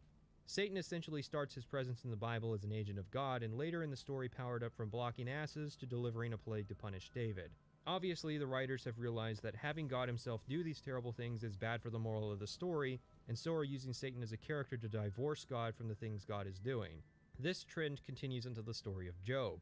Now, Satan isn't referred directly by name, rather the word Satan is used to describe the role the angel is playing in these stories. In the story of Job, however, he refers to this character effectively using Satan as a title, and Satan tells him that he's been roaming the realms of men. This is the first story where Satan is allowed to be evil, where he destroys Job's life under the pretense that, even as a devotee of God, Job will abandon his faith. If you've ever wondered why it's called a job, read this story. Funny thing is, right? Yahweh's basically letting Satan run a train on this poor guy's life just to prove how much of a loser incel Satan is, which is a pretty good indicator of where the mentality of the writer's room was at this point in the series. It didn't help that Zoroastrianism started influencing the writers, and suddenly the angels were having human temptations. Probably without realizing it, they had effectively implied that by sheer contact with humans, these angels were being turned to sin. This set a bad precedent that the splinter religions and their fanfictions would take into full effect. Satan's characterization would take a ramp up in the New Testament after the property changed hands. His retconning story was that Satan was a fallen angel and now a tempter to the ways of evil. This poor guy who started as an angel just trying to do his job and stop a guy from disobeying God is now trying to trick Jesus Christ himself into sin so that he can prove once and for all that he is not in fact an incel loser. This whole character arc screams unplanned writing and would have been better handled if there was a clear moment for Satan's character where he actually fell from grace and that explained why he was so resolute on trying to prove God wrong, or establishing any kind of stakes to power that would make it so that God couldn't just immediately erase his character from existence at the first sign of backsass. Satan's poor character writing, with many of the same flaws as Judas' character writing, led to over a millennia of reinterpretation and fanfiction. Are the kids being bad? Tell them that Satan will snatch them in the woods. Are the adults not donating 10% of their income like good Christians? Tell them that Satan will fuck their ass in hell. It's not necessarily the fault of the believers that they use Satan like this, considering the precedent was set all the way back in the story of Job. I mean, if the main point of your story is that anyone is capable of receiving the Lord's forgiveness, then surely Satan's pretty high up on the list of characters deserving a redemption arc. In any event, popular culture first obsessed with Satan as a figure who represented evil, and then as an example of where you'll end up if you are evil, but at some point the message got corrupted and became this confusing modern narrative that Satan is the Lord of Hell, which leads us to Bethesda, who, in an effort to make a story about good versus evil, abandoned all pretense entirely and converted one of their Daedric princes into the pop culture icon of Satan, complete with religious revisionism. So let's strip that back. Mehrunes Dagon's only real presence in the game is as the antagonist of the main quest. Some people like to point out the Mehrunes Razor plugin, although since you can't sacrifice the Razor and there isn't much lore about Dagon in the DLC, it's not really relevant. The first piece we have is the Mysterium Xarxes, a book directly written by Mehrunes Dagon himself. Martin indicates the book is dangerous to read without magical protection, but really it's unclear if he means the book has the power to corrupt its reader or if the book contains information that inevitably corrupts its reader. That might seem like minutia, but that second detail is important if you consider that Mehrunes Dagon is the Daedric Prince of Destruction and Revolution. The book may well contain some inevitable truths that would push even the most devout person down the wrong path. It's possible that there isn't anything actually written in the book until it is opened, at which point it's filled with whatever truth is necessary to sway the reader. A mimetic truth that changes its meaning to fit the reader. The thing is, Martin seems to have far too easy a time deciphering the Xarxes to recreate the ritual to open a portal to paradise. My argument is this. Mehrunes Dagon wanted Martin to complete the ritual, for the player to kill Mankar, and for Martin to then die at the Temple of the One. Why? Mankar did not want to change the status quo of Tamriel. Not really. He was more so advocating that the Septim Empire be replaced with a Cameron Empire. A beneficial position to be in when the world reverts to the Mythic Age, to be sure. Mehrunes doesn't really want that, and as Jesus pointed out to Satan, why would you give someone the power that you know is going to usurp you? At the same time, Mehrunes Dagon has no interest in installing another Septim to the throne, especially given his involvement with the other Septim Emperors. Instead, neither party got the throne. The Septim dynasty fell and Tamriel returned to a state where conflict plagued the land. However, it's important to note that being the Prince of Revolution is not being the Prince of Chaos. If that were the case, then Mehrunes would absolutely have gone for the plan to restore the Mythic Age, even if it meant getting stuck with a prick like Mankar. The thing about Revolution is that it requires a sense of linear time. In some respects, Mehrunes Dagon couldn't really exist as he truly is without Lorkhan's plan. So Mehrunes used Mankar's ambition as a ploy to host his own revolution against the Septim dynasty, and then when Mankar Cameron held the upper hand, used the player's tenacity as a ploy to host a revolution against the Mythic Dawn. After we return from Paradise, we take the amulet to the Imperial City and try to light the Dragonfires, only to find that Mehrunes Dagon and the forces of Oblivion have invaded en masse. However, if you look at the actual game files, Mankar Cameron's death actually marks a point where the gates slowed down the rate at which they open. This isn't communicated to the player directly, but the percentage chance of a gate opening at a spot is determined by a variable, the chance raising and lowering based on the events of the quests. But why? If the Dragonfires being unlit is impetus enough for the Daedra to invade, then surely Mehrunes Dagon would have just turned up and destroyed the city by now. At the very least, you would think that he would destroy the Temple of the One to straight up game over the Empire. The answer is that this is all going according to Mehrunes Dagon's extremely convoluted plan.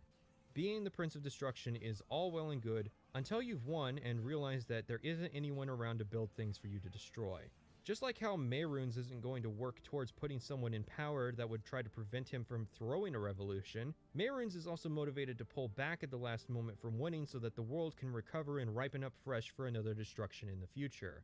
But why then would Mehrunes effectively be responsible for permanently closing the door to future invasions? Well, we'll talk about that more when we discuss Martin's character. For now, I want to show you Mehrunes Dagon's most loyal servant, Eldamil. Eldamil does have a line about making prayers to Akatosh, but that's a red herring. The Divines generally don't work in such direct ways, and given the timeline Eldamil gives us, it's fair to say that we were probably on our way here long before Eldamil started praying. See, we have to answer the question of why all these loyal subjects of the Mythic Dawn are being tortured. At base value, we take it as Mehrunes and Mankar being evil bastards, or that they're really trying to harden and test their devotees. I think in reality what it represents is a punishment for those who don't understand the truth of Mehrunes Dagon. These were the blind worshippers of Mehrunes Dagon who thought he would be a path to domination over others and not liberation. In the same vein, the only people in paradise who are having a good time right now are the worshippers we see who trapped Anaxes. By revolting against their masters, they earned the chance to stay in the nice part of paradise, but it's natural order for Cathatet to eventually crush that revolution. Through the Xarxes, Mehrunes showed Mankar exactly what Cameron needed to see to get the ball rolling. If you compare the Mythic Dawn commentaries to an actual translation of the Mythic Dawn, you find that Mankar actually caught quite a bit of information out of the book. This is because he was proactive, so he needed a lot more than what Martin needed, as Martin was reactive. Note that the characterization of Mehrunes Dagon isn't exactly that outlandish. Mehrunes opposed the Tribunal on several occasions, likely because the Tribunal was a dogmatic religion hell-bent on maintaining themselves and their status quo. Yet despite having opportunities in the past to invade Morrowind, his antics never went too far. Then again, it was the Tribunal, and that's Morrowind lore, so it doesn't bear debating here. Mehrunes could have invaded Tamriel at any time the Dragonfires weren't lit. Remember when I mentioned that Tiber Septim had to get the Amulet of Kings off the body of Riemann III? Yeah, Riemann's death marked the end of the First Era, and Tiber Septim's conquest marked the beginning of the Third Era. Put 2 and 2 together, and that's almost 900 years of Mehrunes Dagon having the door open and doing nothing with it. Of course, there's the ESO lore that Molag Bal copied the plot of Oblivion and invaded Tamriel in the Second Era, but ESO isn't canon to Oblivion, and you just have to accept that. While the prophecy of the Nerevarine can be interpreted as the end of the Tribunal, I have always seen it as a prediction of hope and peace. With this recontextualization in mind, the main quest goes from mediocre to mind-blowing. Why did the Daedra invade Kvatch but fail to take the chapel, the one thing they came there to do? To motivate Martin into rebelling against the tyranny of Cameron. Why didn't the enemy take steps to stop us from completing the ritual? To make it possible. Why did the siege engine take 15 minutes to emerge from the portal? So we could get the Sigil Stone.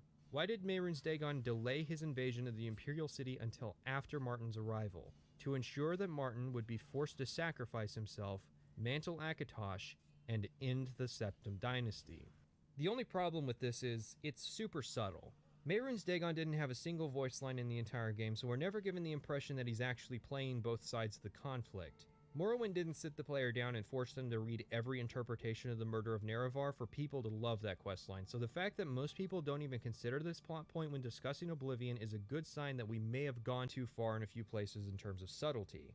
I can't help but feel that most of the pieces are here for this to have been an amazing story. I mean, Kirk Coleman started the series with Redguard and still contributes at Bethesda. Ken Rolston wrote Morrowind's main quest, and they had Michael Kirkbride on hand willing to handle the higher lore concepts. And given that they were willing to pay for not 1 but 3 celebrity voice cameos for this one quest line, you would think that it would have been a priority at Bethesda to make sure that this was the best quest line in the game. Instead, most people just like to brag that they've never done Oblivion's main quest, and people who do play Oblivion's main quest tend to write it off as a boring and generic story, in large part because you can get all the pieces together for a good story, but if you never actually place them all on the board for the player to see, then the only people who are really going to get it are detailed focused nerds like myself. Finally, we arrive at Martin's character. A common interpretation of Martin's character is that he is the chosen one of the story, a twist on the Nerevarine story by taking that role away from the player. Less common, in fact a rarity, is any interpretation which states who chose Martin.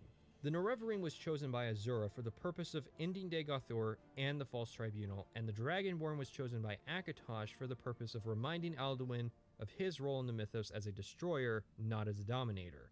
The question is, who chose Martin, and for what purpose? One might think Akatosh. After all, Martin is a priest of Akatosh, Eldamil prays to Akatosh for Mankar's defeat, and Akatosh shows up after the amulet is sacrificed to defeat Mehrunes Dagon. So case closed, right? Here's the thing. If you read about the origin of the Amulet of Kings, discounting the stuff from ESO that ties it to Lorcan, the amulet is said to originate from Akatosh's heart when he made a compact with Alesia that would prevent the invasion of Daedra and Tamriel as long as the Dragonborn sat on the throne and maintained the Dragonfires. First, we have to ask the question of how Akatosh accomplishes this, which is speculation of course, but what mechanism of Akatosh enables him to prevent the hostile invasion of Daedra? Akatosh, and by extension the dragons and Jills as well, represent time, and each of those aspects generally has a role to play in its maintenance. The Jills sweep up the mess of dragon breaks when an event occurs involving divinity that temporarily reverts an area to non-linear time.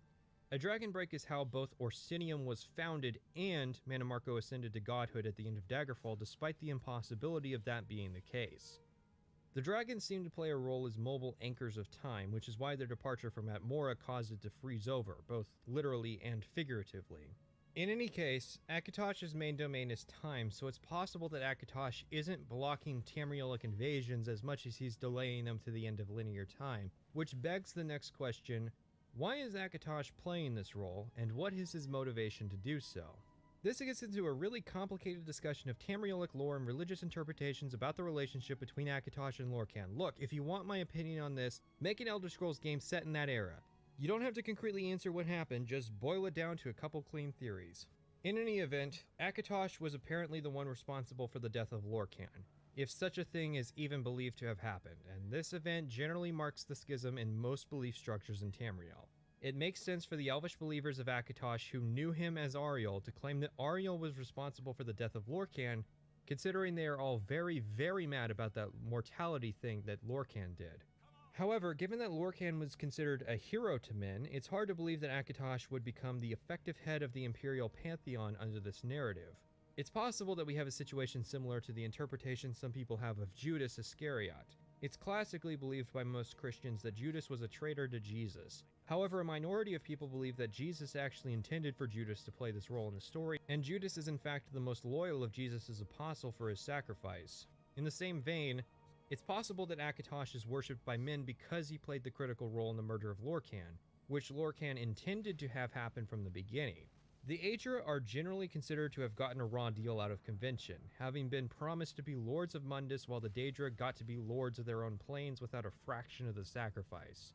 If Mankar were correct that Lorcan is a Daedra and that Tamriel is his plane of Oblivion, then it doesn't stand to reason that Akatosh would bother to protect it.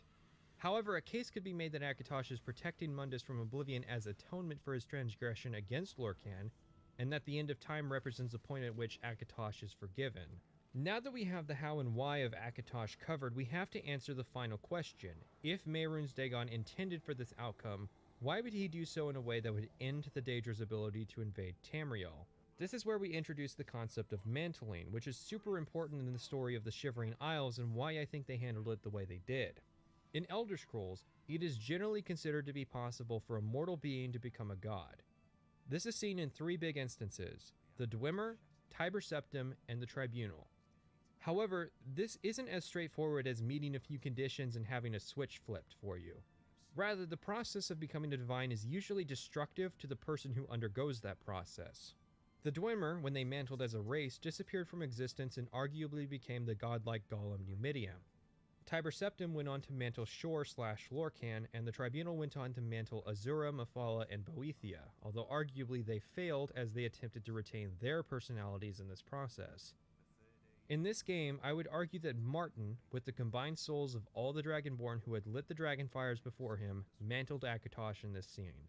The biggest piece of evidence for this is actually Skyrim, where the player is the first Dragonborn to have been created in millennia, and whose main plot required this event to have occurred.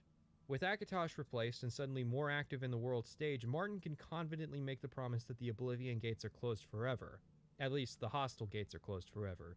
Yet Mehrunes Dagon and the other less friendly princes are still active in the world after Oblivion. Let's look at it like this.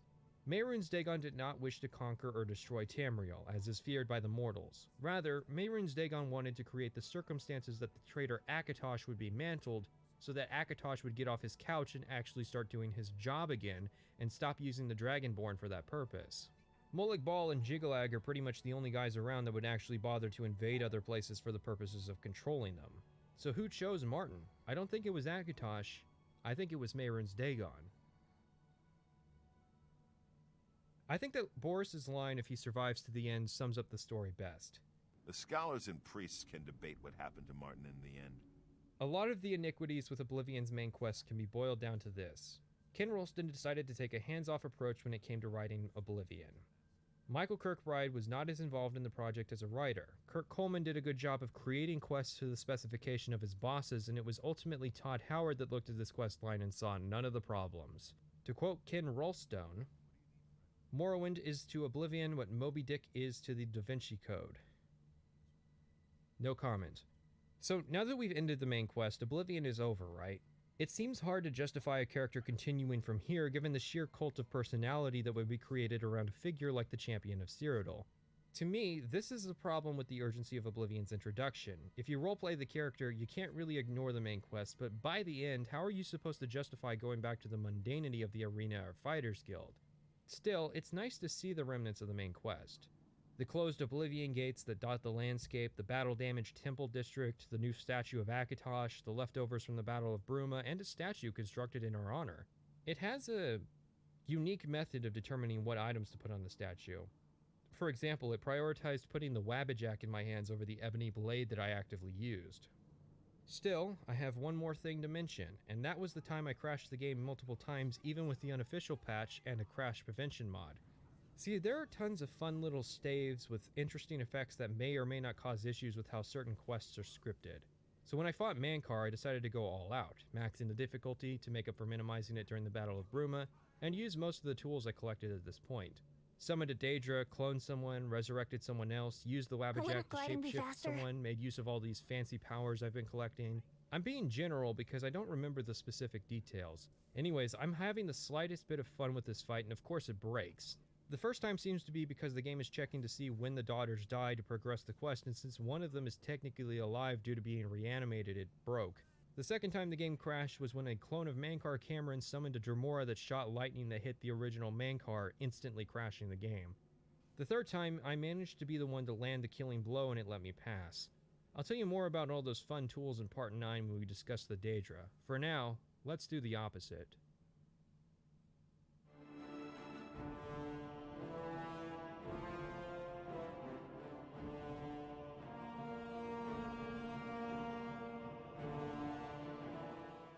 Knights of the Nine, Oblivion's first major DLC that most of its players will have actually played. A massive hole that was left in the design of Cyrodiil was in its religious core. Despite being the home of the Chapel of the Nine Divines, very little of the base game story has anything to do with the Adrix side of the Pantheon. You'll just have to notice that each of Cyrodiil's 9 major cities corresponds to a different Adra, or you'll have to explore the otherwise empty Arboretum and notice all the statues. This is kind of obviously a problem, since if there was any game where it was appropriate to actually explore the Imperial religion, culture, and history, this was the game. However, fans at the time were concerned about whether Bethesda was even going to make an expansion to Oblivion, seeing as they seemed content to just release the official plugins for sale. Still, Knights of the Nine would come out by the end of 2006, first being accidentally leaked as a PS3 exclusive questline called Knights of the White Stallion. So how is Knights of the Nine? Well, it's an 11-part quest series, making it shorter than most of the factions in the game, and I went from beginning to end in just over 3.5 hours, falling a little short of the 20 hours of content promised. Despite those massive limitations, arguably Knights of the Nine is a highlight of the Oblivion experience. However, I don't think it fares as favorably on the quality versus quantity spectrum as people like to think. Like most Elder Scrolls expansions, Knights of the Nine has a rough start. I guess it could be seen as a product of the times. Personally, I think they should have learned from Tribunal and Blood Moon, or any of the DLC released leading up to now, that assuming people of the future playing the game aren't just going to have the expansions installed from the get-go is a mistake. This more so applies to the plugins, however. Regardless, things start when we hear a rumor that the Chapel of Dibella in Anvil was attacked. Are you here to end this nightmare? And free us all from the Savage Garden? Everyone here died in the Master's service. As the Master promised, we are now immortal. But our life here is a nightmare.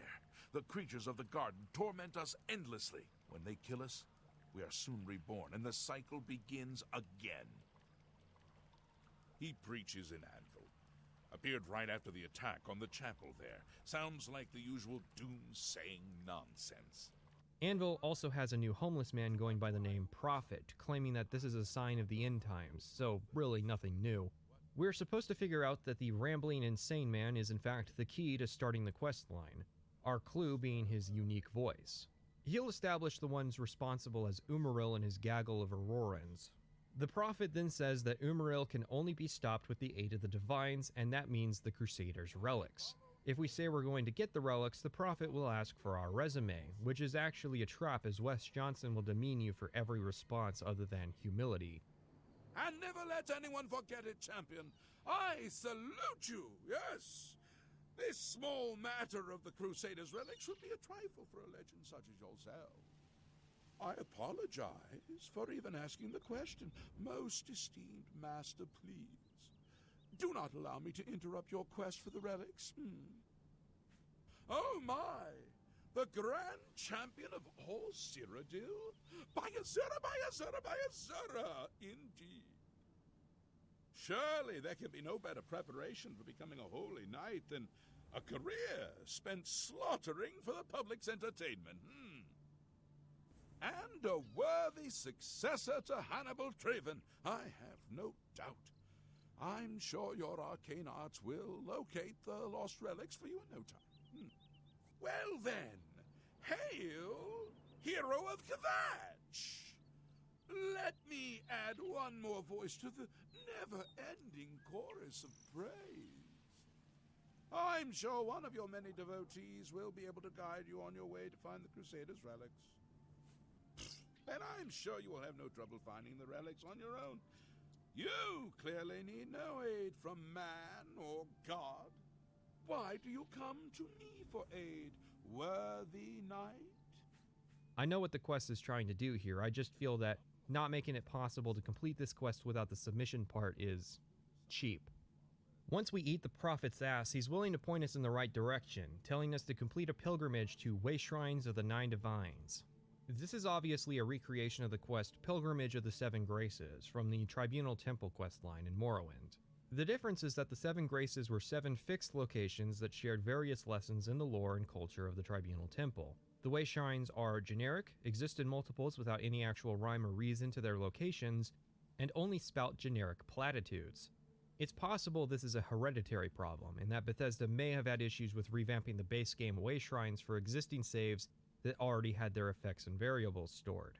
As it stands, the only thing to spice this quest up is potentially running into a couple guys who are doing the pilgrimage. I didn't, because I had already gotten 6 of the Way Shrines in my adventure prior to starting this quest. If you visit all the shrines, and also very importantly call the Prophet Daddy, then you'll be approached by the specter of Pelinal Whitestrake. Unsurprisingly, a guy who died in the First Age has zero idea where his armor is millennia later and can only point us towards a shrine built on the site of his death. Since it's in a submerged Ayleid city, the shrine is untouched, although centuries ago one Sir Amiel managed to almost reach the shrine. It's surprising that despite the criticism, Knights of the Nine is still willing to throw us into an Ayleid ruin/Imperial sewer area full of the undead. Also, if you have high acrobatics, you can just pop the fence. It's pretty cool. This is also the point where the game decides whether you receive the light or heavy version of the armor. I didn't know this was a thing. I always just assumed the game would trust the player to play content called the Knights of the Nine as, well, a knight character. I mean, I understand not wanting to exclude players, but I think having slightly worse stats is preferable to variable armor weights. Or maybe his gear could be some kind of in-between of heavy and light. Is there a word for that? With the usual Elder Scrolls skill crunch, Oblivion decided to cut medium armor and unarmored. Unarmored is still in the game though, encouraged by spell effectiveness. Honestly, I think the skill crunch is stupid, and cutting unarmored despite keeping its mechanics and incentives in the game is asinine. Monks have been in fantasy forever, so I don't understand why we're cutting the core skills of their class. Medium armor, on the other hand, has been cut entirely. Different armor types filled the niche in Morrowind of providing the player with countless options for how they approach designing their character. You could range from going naked to just running light bracers or a shoulder pad to full Daedric armor. The difference was all in your encumbrance. Less armor might mean an extra weapon or potions or more loot on the way back. How much gear you wore, or what combination of gear you wore, was a decision each player had to make in crafting their character. Oblivion changed things up by encouraging players to commit to an armor style. If you wear light armor, you might as well wear full light armor. Same with heavy armor or unarmed. The first 3 perks, or up to level 50 with armor skills, affect how quickly your armor degrades. We'll talk about durability in a bit. The 75 and 100 perks affect how much the armor weighs the player down.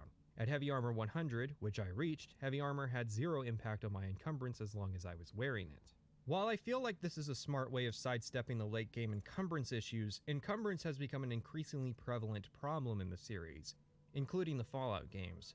People don't like encumbrance because they don't like being told that they can't pick up everything, which isn't helped with the games increasingly encouraging you to pick up random trash that serves obscure purposes. Honestly, I think this is a UI problem. I was attentive and made sure I was routinely cleaning my inventory out of useless soul gems, potions, scrolls, and ingredients. But people who aren't as attentive are probably accumulating an increasing hoard of potions they then try to avoid using. And I think it's because it's easy to not realize how many you have with the newer user interfaces. Wow, this section's Tangent City. Point is, encumbrance has been shifted away from regulating how much equipment the player can carry to how much loot the player can carry, which would be understandably frustrating if Oblivion's economy didn't break at level 20. Still, it turns into a genetic problem for the series when you cut out the magical solutions to high encumbrance. Sure, being able to permanently boost your carry weight with Feather on the cheap was busted in Oblivion, and the design should be more so towards adding an additional weight for a short time so you can take all the loot home in one trip, but that's not grounds to give up on the spell idea entirely. But I do think I am onto something with this UI idea. You can only see 6 things at any given time in the Oblivion UI, and with the large number of potion types and sublevels of potion types plus custom potions, it's pretty easy to realize you've accidentally been carrying a frost resistance potion for the last 6 hours. Part of it is a lack of variation, and potion design makes it so you can't tell which potions you do and don't want. Morrowind had 5 different models and icons to distinguish potions, so you could easily tell what was probably cheap garbage and what was worth keeping.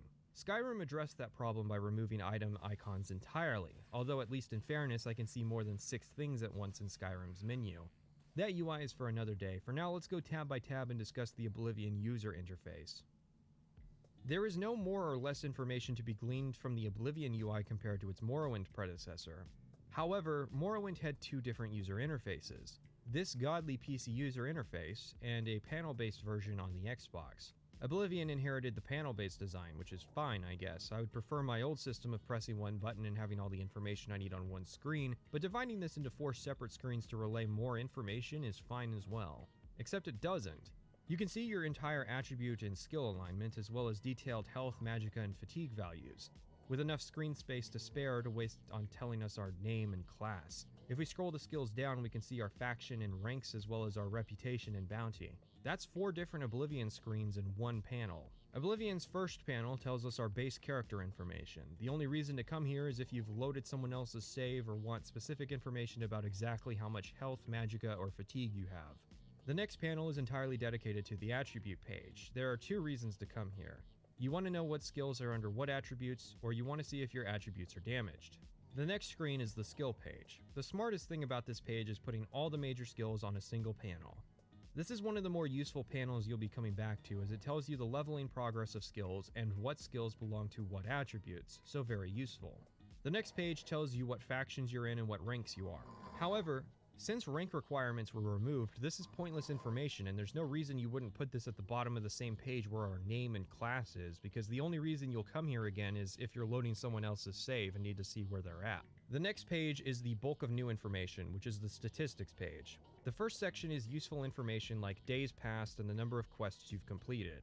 Then there's this section about your skills that I really don't need to know about, and then at the bottom of this is your bounty, fame, and infamy. This would all fit neatly, except the Shivering Isles has an independent bounty, which means you have to scroll to see infamy now. It was so close and the expansion messed it up. The rest of the page is statistical information that 100%ers use to track their progress. It's for somebody, so it's fine. Next is the inventory screen, which wastes the first tab on an all items panel. Stop right there, UI scum. If you're only going to show me 6 things at once like the other screens do, then this is pointless. Here was the chance to zoom this panel out so we could get a bird's eye view on our inventory, and the individual tabs would be in the big text. Either cut this panel or rescale this text. Next is the weapons tab, then the armor tab, then the potions and ingredients tab, and then everything else is shoved into the right. Okay, cut the all tab and add a section specifically for scrolls, soul gems, sigil stones, and welkin stones, please. There's way too much stuff in this tab, especially compared to the weapons tab that could have just been combined with the armor tab because a lot of people just hotkey their weapons anyways. Whose great idea was it to have me scroll through all these keys just to get to the soul gems? Next is the magic tab. We have another useless all spells tab that only shows you 6 spells. Skyrim added a favorite system that would fit in better here since I have way too many spells to scroll through. The tabs are divided into how they're applied, so a target tab, a touch tab, and a self tab. Spells can then be divided into either alphabetical order or by magic cost, and pro tip, use letters at the start of your custom spell names in order to organize them because otherwise this menu will turn into a mess. Between this and the miscellaneous tab, I have a feeling I know the UX designer really doesn't use magic. The final tab is your active effects section. Also, spell effectiveness is just tucked into the bottom of the screen here, just peeking out for you. Since an armor doesn't have a skill, I guess it has nowhere else to go, so yeah, homeless user interface elements. This UI is also wasting a lot of potential screen space for the benefit of showing the player character's goofy expressions at all times, except on the info tab. In other words, we could have had an intelligent usage of the entire screen, with a button on the inventory to glance at our character, and they even went so far as to use that idea, but not for the tabs that really need it. The final tab is for information, starting with the local map. You can't zoom, so you have to scroll this lumbering beast around to actually use this thing in dungeons. Otherwise, I approve. I'm torn on whether Oblivion or Morrowind had a better auto map. Next is the world map screen, and boy does not being able to zoom out make me angry. I'm sure you probably could at some point during development and somebody used the command to unlock all waypoints and the map turned into a mess, so that's why we can't zoom out. It's just so claustrophobic. The best backhanded compliment I can give is that it encourages people to learn the map so they don't have to take so long scrolling around looking for their objective. One problem is that Oblivion's map does a bad job communicating elevation to the player, so you can't look at the map and come up with an intelligent plan to navigate mountainous terrain because all the map tells you is that the area is mountainous. Also, at the top is the name of the interior cell and a detailed breakdown of the date and time in case you were curious. I've never understood displaying the time in a UI that's paused. Surely it would be for an unpaused UI so the player could pay attention to what time it is in game. The next panel is the Active Quest tab, which includes a handy list of all your relevant journal entries and a button to take you straight to the map marker on the world map. Then we have the Current Quest tab, which lists all of the quests you weren't able to say no to before they got added to your log. And finally, you have the Completed Quest tab, which shows you every single quest you've completed. Naturally. You can even read old journal entries here if you want, although it's a shadow of the old book UI for the journal with its topic organizer. I've trashed this UI, and a lot of people do, which begs the question of who okayed it, and the answer seems to be Todd Howard. Specifically, when asked about what mods Todd uses for Oblivion, he answered interface mods. He goes on to talk about how they couldn't work out a good system for giving the player the choice between a PC and console-scaled UI, so they went with this giant user interface for safety reasons. Here's your executive producer saying this is a problem as he's advertising the expansion to this game, as he's saying someone's already fixed it for free, and they've clearly tinkered with the UI to accommodate that expansion, hint hint, and they didn't try to fix it. Like what? Was a toggle button impossible? I know it took years of begging to implement a field of view slider, but come on. Alright, let's turn this around with some praise. Credit goes to Natalia Smirnova. I think your user interface art looks great. I can easily tell what each tab is supposed to be just from the pictograph, like how all the quests are 3 cups, the current quest is 1 cup, and the active quest has a hand holding the cup. Oblivion has a pretty clear and consistent visual design focus, similar to how Skyrim has a consistent design with minimalism. Don't let people criticizing the UX get you down. They just don't get that you were handed an interface and told to make it look good. It's very obvious you know what you're doing, and it's your boss's fault that you aren't allowed to design amazing PC interfaces as well. Remember when I promised we talk about durability for what, the 3rd time? So when I made the Morrowind video, that came with a somewhat controversial section about durability mechanics and intentional annoyances, and I've come to see the light. I still believe my original position. No, the light I've seen is why people were annoyed by this mechanic. It's fine in Morrowind, but I think a lot of people arguing against my point were doing so from the perspective of never having played Morrowind, and so we're imagining Oblivion where it's busted. Oblivion's armor skills would add these perks related to the way armor degrades in quality. Novices break their gear 50% faster, apprentices break it at quote normal rate end quote, and journeymen break it 50% slower. So when you start the game, your gear starts breaking faster than it did in Morrowind. Then you have the Armorer perk, which themselves start limiting the player. So novices and apprentices in Armorer can't repair magic gear, so if you have enchanted armor, you have to go to a services provider, which can be a pain because it means if all your gear is enchanted, you can't train Armorer in the field anymore. And then you add on top of this that As the player levels, they gain access to new item sets which themselves see increases in their total durability. Oh, and armor and weapon stats are tied to durability. A sword at 90% does 90% of its normal damage rating. All of these factors mean that early game Oblivion is going to involve a bunch of broken armor, while late game Oblivion just forgets about the mechanic. I think the system has left a sour taste in a lot of people's mouths, which is significant if Oblivion was your first role-playing game back on the 360. What's funny is that armor level 75 is actually brilliant. At this level, you can actually repair your gear up to 125% durability, which increases its effectiveness. But okay, why should games keep annoying mechanics like durability around? It's a relic of the past with no place in the modern industry. You're being had. As I pointed out, there's not much of a difference between a hunger meter and a durability meter. Both are obstacles the player has to overcome with routine, preventative maintenance. Both are mechanics the player has to plan around during play. I'm sorry, but explain to me how it's unacceptable for modern RPGs to have durability mechanics, but it's fine when survival games do exactly the same thing. Sometimes even with actual equipment durability. 6 million people bought Valheim and were clearly fine with playing a game with equipment durability and hunger. It's one thing to see equipment upkeep as annoying, and it's another thing to be happy at its removal because it annoys you. These people are actively celebrating the oversimplification of their games because they refuse to acknowledge the mechanical and emergent storytelling benefits of equipment durability.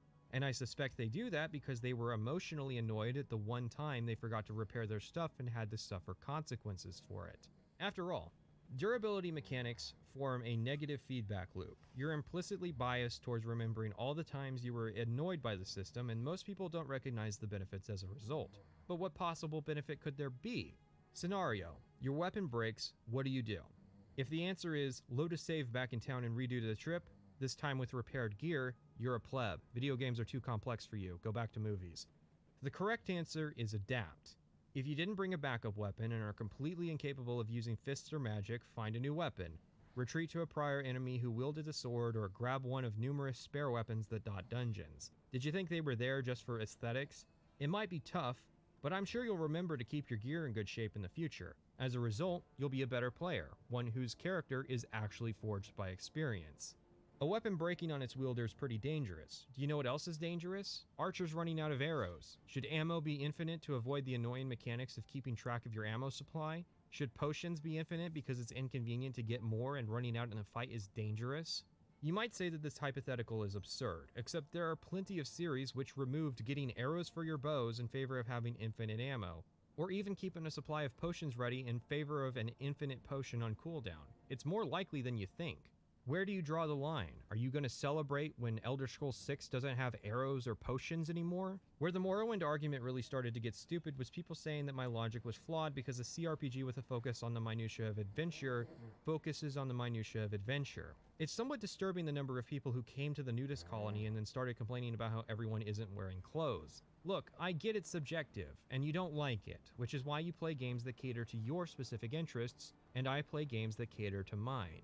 Where we have a problem is when you start demanding that my games change to suit your interests. I've never looked at a Call of Duty game and said, this is fine and all, but what this really needs is hardcore military simulation. Call of Duty fills a niche. It's an action title. It's remarkably simple because that's what the audience wants from it, to not have to think about it. I would change it, but at its core, my Call of Duty game is still an action title. Just like I would add prostitutes to truck sims, but not take away the truck driving part of the game to focus on the bisexual road trip aspects. However, unlike Call of Duty or truck driving sims, there aren't a lot of games purely like Morrowind. It's a niche. So when one of the few companies catering to that niche starts changing aspects of the formula to broaden the appeal by shaving off the edges, it stops being the original niche. It happened to the Daggerfall fans. It happened to the Morrowind fans. It even happened to the Oblivion fans. And it'll likely happen to the Skyrim fans. Not because any of our expectations were unrealistic, all we wanted was the same thing with less flaws, but because it was determined that not using the new accessibility features was adequate for the old fans, and finding mods to re-implement the old mechanics that were cut was an adequate answer to the old fans. The other thing I try to do is that in coming off of Thief, which is a game all about stealth and sneaking, so it was like, how could I get some of that into Oblivion, some of that, how to try to capture a little bit of the charm of the Thief games. It occurred to me, I'm like, shortly after the game is released, the mod community is gonna do what they will. And sure enough, there's like a complete like Thief plugin with all of Garrett's tools from Thief. You know what I mean? Like water arrows and moss arrows and the blackjack and all this stuff. So I sort of knew that was gonna. I was like, this is gonna happen anyway. That's Emil Pagliarulo, a current lead designer at Bethesda, admitting that he has no problem with leaving it up to the community to add features to their games.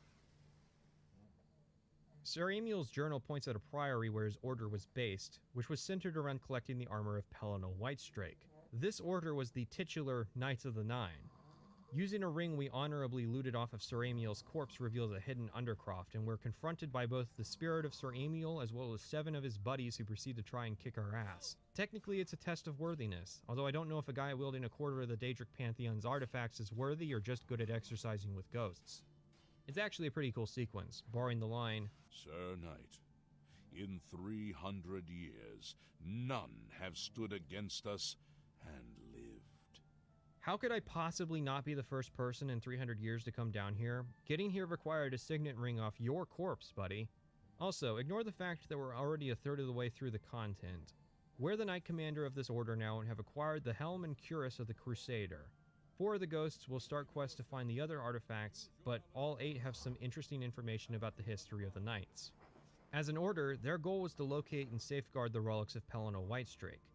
Surprisingly, despite being over 1,000 years late, they managed to recover most of the artifacts, but their fall would come when they began increasingly wearing them. Then the War of the Red Diamond happened, and the Order lost Sir Beric, who took 2 of the artifacts with him to Skyrim to fight in the war. Our job now is to travel Cyrodiil to piece together and fix the long-dead issues of the Order. Let's take a detour and discuss the soundtrack. Oblivion sees the return of Jeremy Soule, well-known video game composer who's worked on dozens of games over the years. His career becomes even more impressive considering how many scores he composed in just 25 years, scoring 8 different games to come out the same year as Morrowind, and 4 different games and 4 expansions to come out the same year as Oblivion.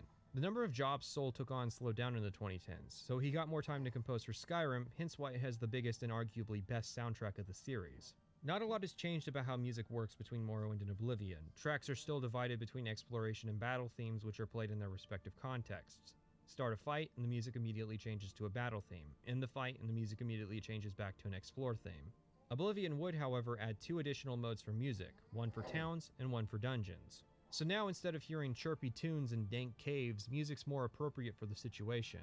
It's still simple compared to modern music techniques in games, but this small change helps the atmosphere of dungeons quite a bit. Let's get into the tracks proper, most of which you'll have heard by now in the video. Oblivion's title theme draws heavily from Morrowind. Those uninformed in the topic of music took this as an insult when I showed how Skyrim incorporated themes from Morrowind, so allow me to explain how motifs work. Motifs are simple parts of music which provide part of the basic identity of the song you're listening to. For Elder Scrolls, this is a recurring motif.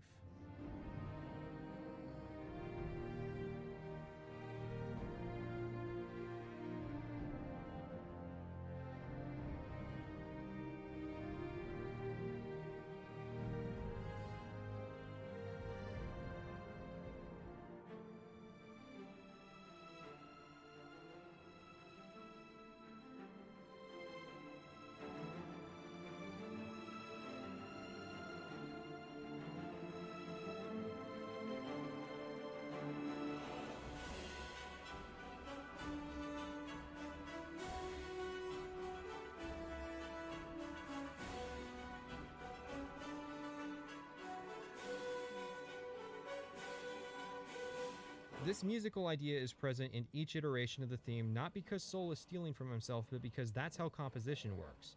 Oblivion's theme is more bombastic than Morrowind's, however. Its highs are higher, but it also has lows. This single 2-minute song captures the essence of the Oblivion soundtrack by touching all 4 corners.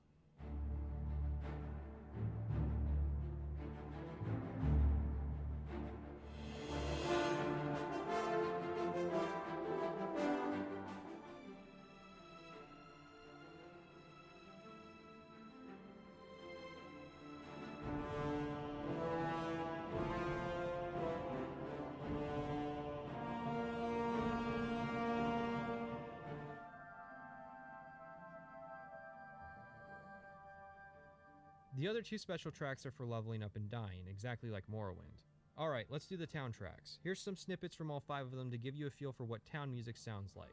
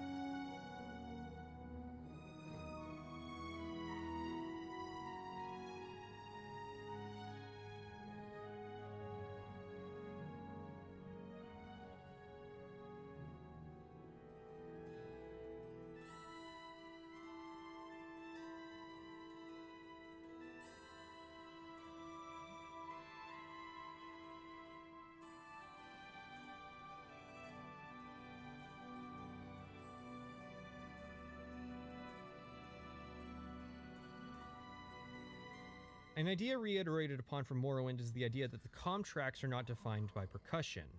I feel if anything has contributed the most to the mimetic element of NPCs in Oblivion, it's the immediately recognizable music that most people instantly associate with NPC hubs.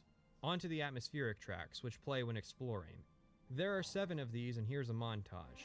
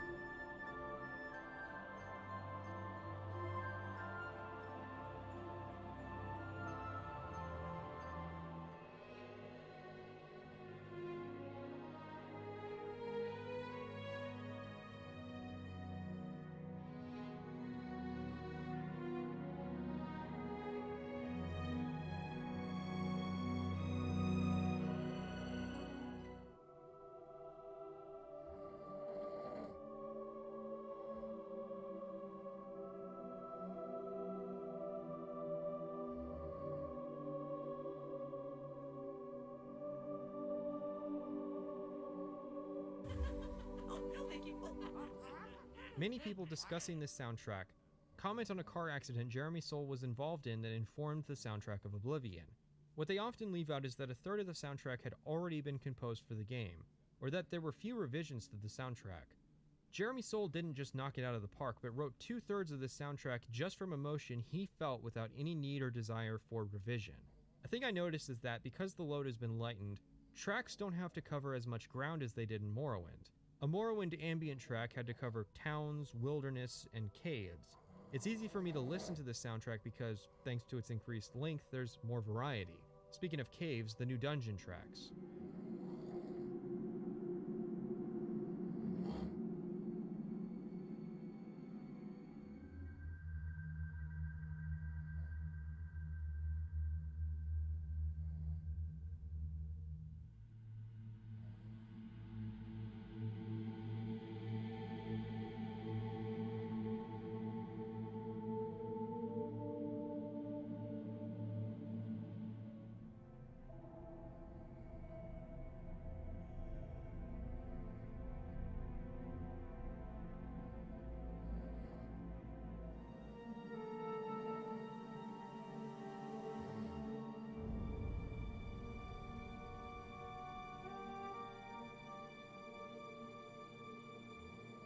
Oblivion's dungeons seem to be defined by long, dissonant notes. The notes sit so long as to be unnerving until a roll of timpanis in the background reminds you that you're still trapped inside the earth.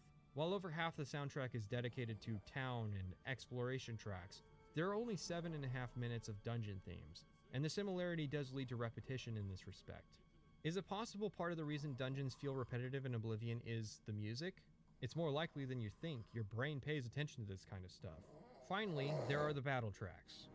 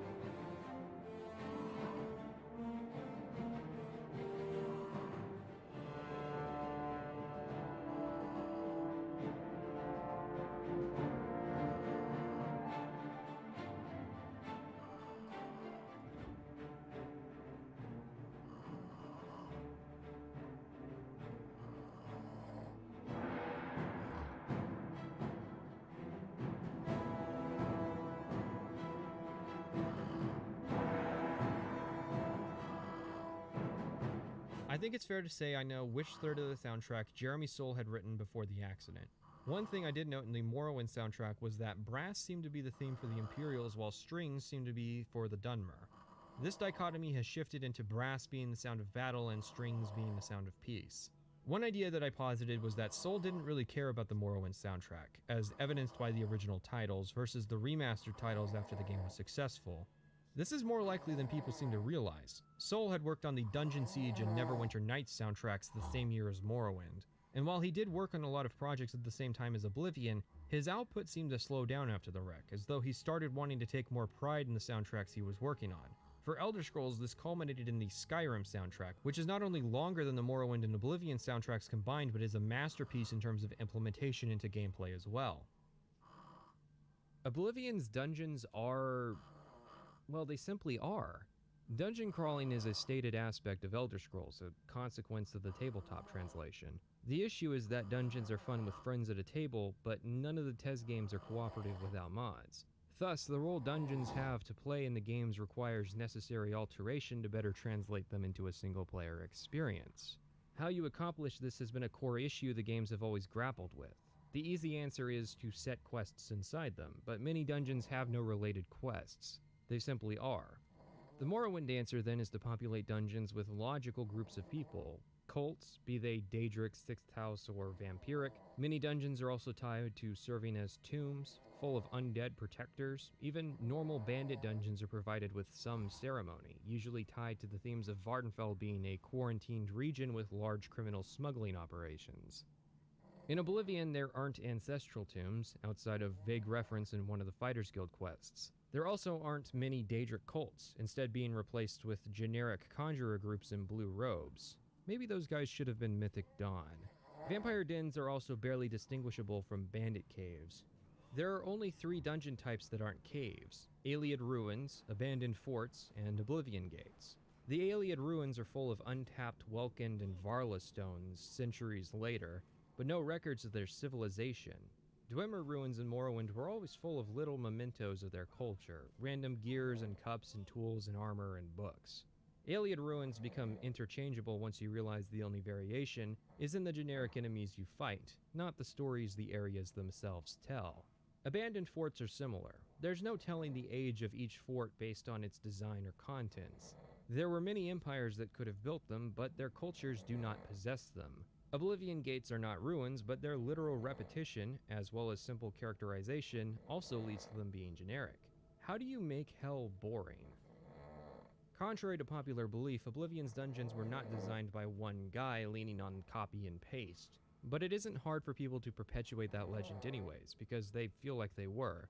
It makes you wonder whether Bethesda got better at dungeon creation or better at the illusion of good dungeons, and what the difference really is. The formula is pretty simple. The player finds an area, they go inside, find out what enemy type the dungeon is, and then either fight or run past all the enemies, looting all the leveled containers before exiting. There's not entirely an incentive to do dungeons for the money, because what are you going to spend it on? Training? And the combat is in a state that fighting for the sake of fighting also isn't fun. So the only thing left is the ceremony of doing a dungeon, but dungeons don't have ceremony. Dungeon diving in Oblivion is just doing quests without the context or rewards of doing quests. It's like Daggerfall without the verticality. Quote, "There are plenty of very large dungeons to be sure, and we're trying to provide a higher density of content than we did in Morrowind." Gavin Carter, Source 10. On our quest, I start with the boots, which Sir Junkin sought and failed to retrieve. He doesn't have much information to share with us other than the location of a shrine of Kinnereth. This makes her the only of the 9 divines to have a shrine in the wild similar to the Daedric shrines, although it plays into her roles as a divine. We head over to the Kinnereth Worthiness Testing Grotto and get mauled by a giant bear for about 15 seconds before the test is complete. I guess the moral is, if a wild animal attacks you, you just let it happen, because Kinnereth has clearly decided your time has come. This would be fine, except Cyrodiil's roads are littered with critters. She's actually pulling double duty as nature goddess, considering her actual domain is the sky. Anyways, in the grotto are 2 friendly Spriggans and the boots. There's a free point of infamy if you try to fight the Spriggans. Wordlessly, the second we pick up the boots, the Chapel of Breville gets attacked by Aurorans. I always thought this was a weak point in the questline. It's supposed to be an escalation in the conflict and a driver of the tension, but chances are pretty good if the player does end up visiting the chapel before the end of the questline and the NPCs get replaced, they won't exactly know what caused the attack. And if you haven't visited the chapel, you might not even notice all the NPCs are different. And, well, even when we do know, there's not a logical line to follow. It's completely arbitrary. Next, I went to Leyawiin to get the mace. A guy will greet us at the door, telling us that he tried to get the mace and failed, and mostly spends his days now protecting the chapel. He does have a pretty big clue for getting the mace, although... See, we pray to the tomb of St. Calidus and get transported to a void that requires the boots to cross. This is because Zenithar is the god of trades and commerce and thereby relies on Kinnereth's new nature motif to function. However, this also means that the Kinnereth quest is a prerequisite to this one, which is a cool idea. The player has a chance to diegetically fail the same way Sir Ralvis did, and let's be honest, I wouldn't be surprised if at least one person threw themselves off the ledge 100 times not understanding what they did wrong. However, against his general motifs, there's actually another way to get the mace. Once we leave, the Chapel of Devella is under attack from the Aurorans and we have to fight them off. This can be particularly ugly if it happens to be Sundas morning during the service when they show up. Caridus is a big help though, and he asks to join our order after the battle. Of the original order, Sir Henrik was by far the most successful in that he found a relic, never used it for ill intentions, and then safeguarded it inside a fort which, to this day, has kept the relic safe. A bunch of conjurers have taken over the fort in search of the shield, but the traps and puzzles are just too great for what are generally the smartest type of bandit. There are 3 main puzzles to Fort Bulwark. The first is a pressure plate puzzle involving 4 series of 3 plates that require a specific combination to pass. Okay, less of a puzzle and more of a door code since there isn't any consequence for getting it wrong. The conjurers already figured this one out and placed candles to hint at the solution. The next puzzle is the Guardians. You'll spend hours toiling over setting the right orientations to, just point them at the symbol in the middle. Phrase kept coming up in the writings I found. When the eyes of the Guardians are upon you, Julianos will show you favor. I'm not sure how, but I just know it's a clue for making it safely through these ruins. The third puzzle at least has no obvious solution pretending to be a clue. This is Rodgar's equipment puzzle. A pressure plate in the middle will randomly highlight one of the statue's items. Each statue has an item but only shows up one at a time. At the same time, a random item is populated in the central chest. The goal is to match these items to the correct statues. This is only really difficult if you don't get the pen and paper out and just write down what statues correspond to what items, which of course means the conjurers would have starved to death trying to solve this one. Elder Scrolls has always had a complicated relationship with puzzles. A lot of people like to point out the simple matching puzzles of Skyrim, but honestly, that's not much of a simplification over how it's always been. Barring some stuff like the one where you drown yourself in Morrowind or the Blackrock Cave in Oblivion, which isn't a puzzle per se, but is just an obscure abstraction set, Elder Scrolls isn't really known as that puzzling of a game. The reason, I think, comes down to the fact that the designers don't want to stop the flow of a playthrough because someone has a challenging time with a puzzle. And I don't mean this from just an accessibility standpoint. I'm sure we can all think of at least one out-of-place puzzle in a game that did this. Elder Scrolls fits a generalist sort of niche, in that rather than focusing on doing one thing really well, it tries to do a lot of different things. And because this isn't a puzzle game, stopping the player to sit down and cogitate for a bit can be out of place. Then you add on that stipulation that everything has to be possible for the player who plays in 30-minute segments on the couch, and yeah, an incentive exists to not make the puzzles more difficult for the sake of the minority of players who want that. I think the solution looks something like this. Bethesda hires a guy who's good at crafting puzzles. Each Elder Scrolls game could incorporate puzzles, but with a clear design ethos that the only thing you get from them is optional rewards. So the player who knows that challenging puzzles aren't in their wheelhouse can skip them, and players who like completing puzzles can do them. Maybe a few side quests, a couple mages and Thieves Guild quests, and one main quest would incorporate these challenging puzzles. That way, when you have a quest where the difficulty of the puzzle has been a hindrance to progress, with this quest or the Mages Guild quest with the pillar, instead of making the characters look like imbeciles for not figuring it out, you could have an appropriately challenging puzzle. Otherwise, you eventually end up with the Blackreach puzzle, you know the one, where you spam the buttons and don't really understand what it is you're trying to solve, but it still has to be there to justify why the Elder Scroll hadn't been already recovered. With the puzzle down, we get our hands on the Shield of the Crusader and leave. I should mention Sir Thedred, but should I really? Regardless of if we meet him or not, he'll come to the Priory and ask to join our order. The excuse given is that we diverted the Conjurer's attention, but even if we stealth through the entire dungeon and steal the shield non-lethally, he still somehow escapes.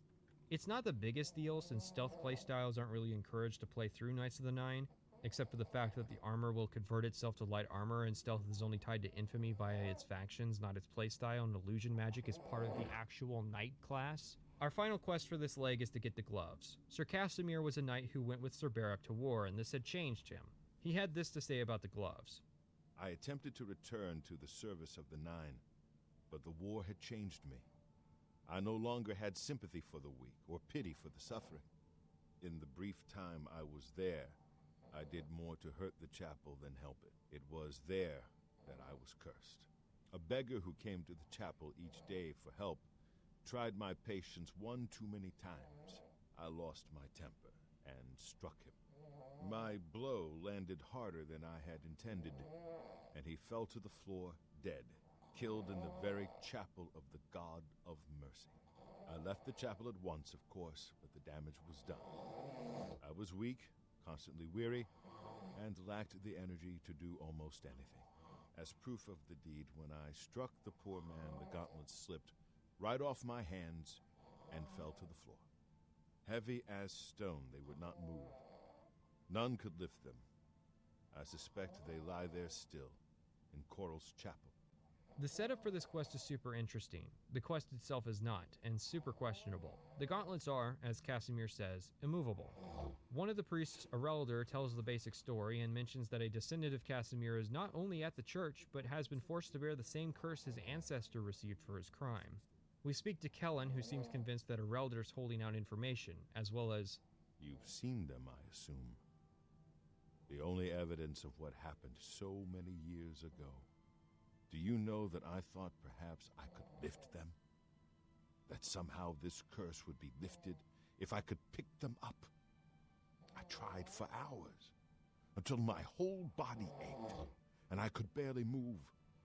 I lay there on the floor next to them, weeping. I'm not ashamed to admit that. I've been at the end of my rope for far too long to be ashamed of anything. I've seen plenty of pity in people's eyes over the years. I grew up recognizing it. But with Arelder, there's something else there. And when he speaks to me, there are times I'd swear he sounds apologetic. Guilty, even. Why would that be? What reason does he have to hold back information? Despite being a quest solely about talking to people, there's some great moments here. Arelder was holding out on Kellen out of selfishness because he knew full well that removing Kellen's curse would entail taking it upon himself. We're then given the objective to do so ourselves. Kellen's enthused, and we're stuck with a damage fatigue effect for 3 quests. Alright, I've been holding back the criticism because I wanted to get the quest over with before we got there. Stendarr, the Divine of Mercy, Justice, and Compassion, is apparently also into generational curses. At this point, not only has it been long enough that the priests don't really know the full story behind the gauntlets, which is odd enough given that someone would have written the story down like that somewhere, but Kellen didn't even know Sir Casimir, considering it would be around 10 generations in his past.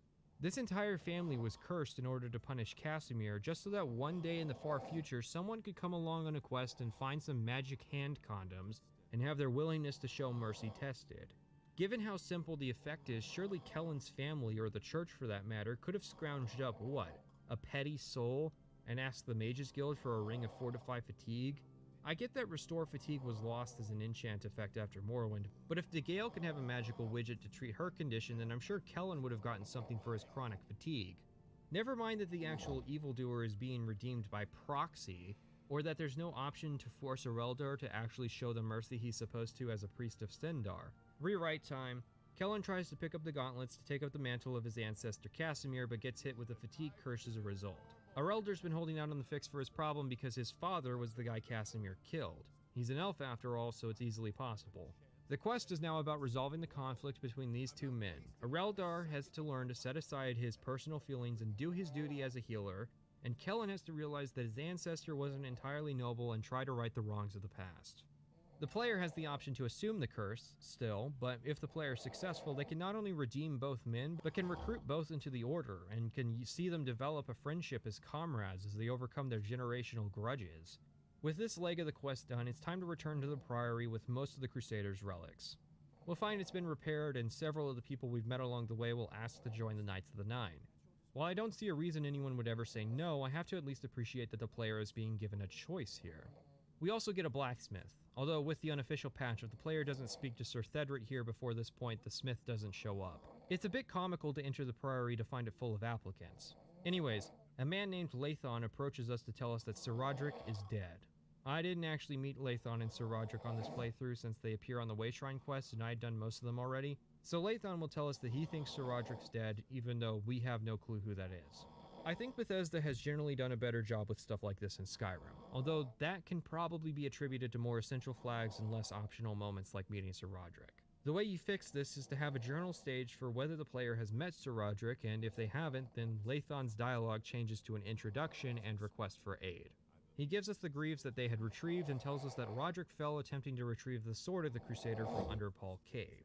This quest is just another dungeon run, but it's notable because it ends in us fighting Sir Beric, the man whose conflict with Sir Amiel ended the original Knights of the Nine. Sir Caius, one of the ghosts, says that Sir Beric's fall was his fault, as Caius had started and lost a fight with Beric, resulting in his death and corruption. Sir Roderick, you were a brave knight and good master. Long may your name be remembered in the annals of the relics. Yeah, sorry kid, let me introduce you to something called the Creation Club. When we get the sword, the player is given the instructions to take it to the Chapel of Arcane Shadenhall to reconsecrate the blade. Lathon or Beric or even the Spirit of Pelennor doesn't tell us this. The player just intuits it and writes it down in their journal as the next step. This is just a reference to divine influence on the mind, or it's just lazy. After all, we have to go to Shadenhall in order to defend its chapel from attacking Aurorans. I'll point out that similar to the Mages Guild questline where the Necromancers managed to sneak into Bruma and destroyed the guild hall without resistance or even notice from the guards, especially since my character at that point had brought Martin to a Cloud Ruler temple so the guards were on the lookout for cult activity, the chapels are actively being attacked without any of the guards putting up any resistance, in a post-Oblivion Crisis world where the guards aren't having to fight Daedra anymore. Hell, that raises the question of how the Aurorans are even getting here. The Aurorans, if you don't know, are Daedric minions of Meridia, as evidenced by the Daedric hearts they drop. We'll later be told that Martin's ban on Daedric invasions only applied to hostile invasions, but isn't this hostile? Or has Umaril been hiding in a ruin gradually doing permanent summons of Aurorans and building up a force for the day he would launch terror attacks across Cyrodiil? Another thing to note is the Restoration Master Trainer becomes inaccessible to the player after this quest if they don't have the unofficial patch, since both people who can give the player the necessary reference are scripted to die as part of this quest line. Just to show how much thought Bethesda put into their trainer NPCs. With the sword purified, we have all the relics. Each of the artifacts belongs to one of the 8 divines, and in theory, each of these quests should have shown some of the lore behind these entities. The fact that the Curus and Greaves belong to either Mara or Akatosh says that this premise has failed, as most of the artifacts have a superficial connection to their respective creator at best. And even when we got a few detailed connections, it was something like Kenrith making us endure a couple swings from a bear, or Stendarr dishing out some Old Testament punishments for our benefit. Speaking of the curse, when we return to the Priory, we'll find that Wes Johnson has swung by to give a sermon to the Order.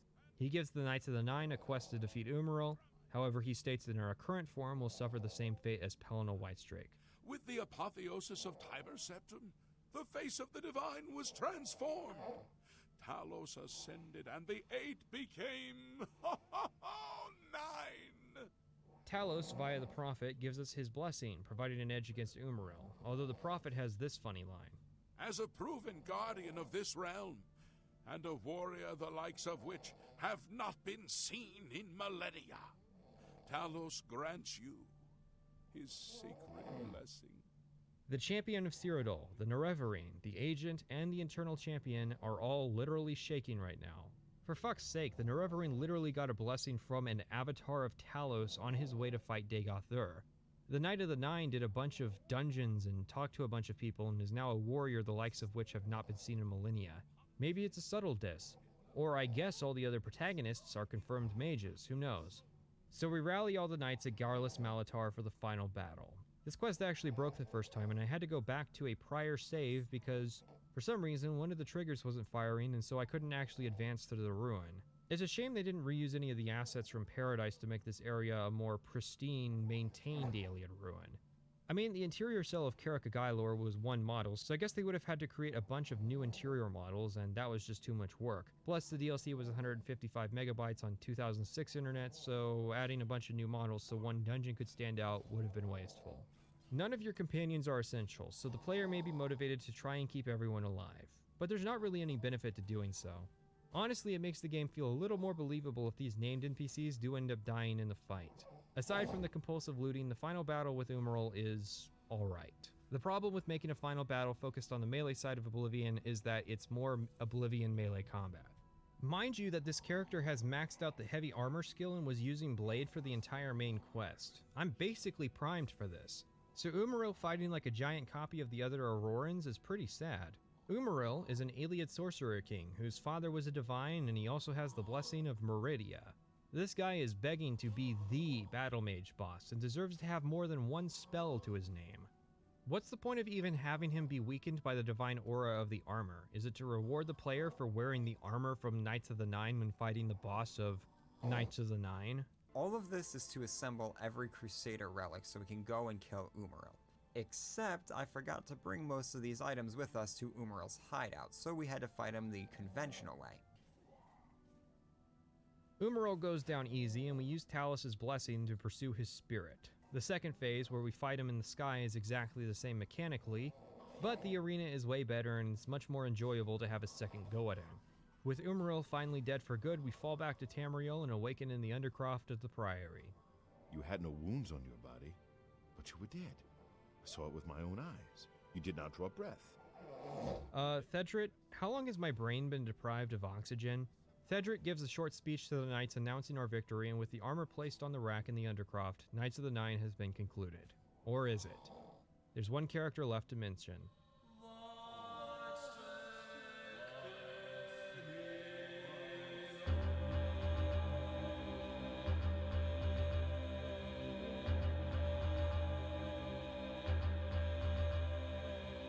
Pelennor Whitestrake, as the original Divine Crusader of the First Era, is both one of the main characters of Knights of the Nine and almost completely irrelevant.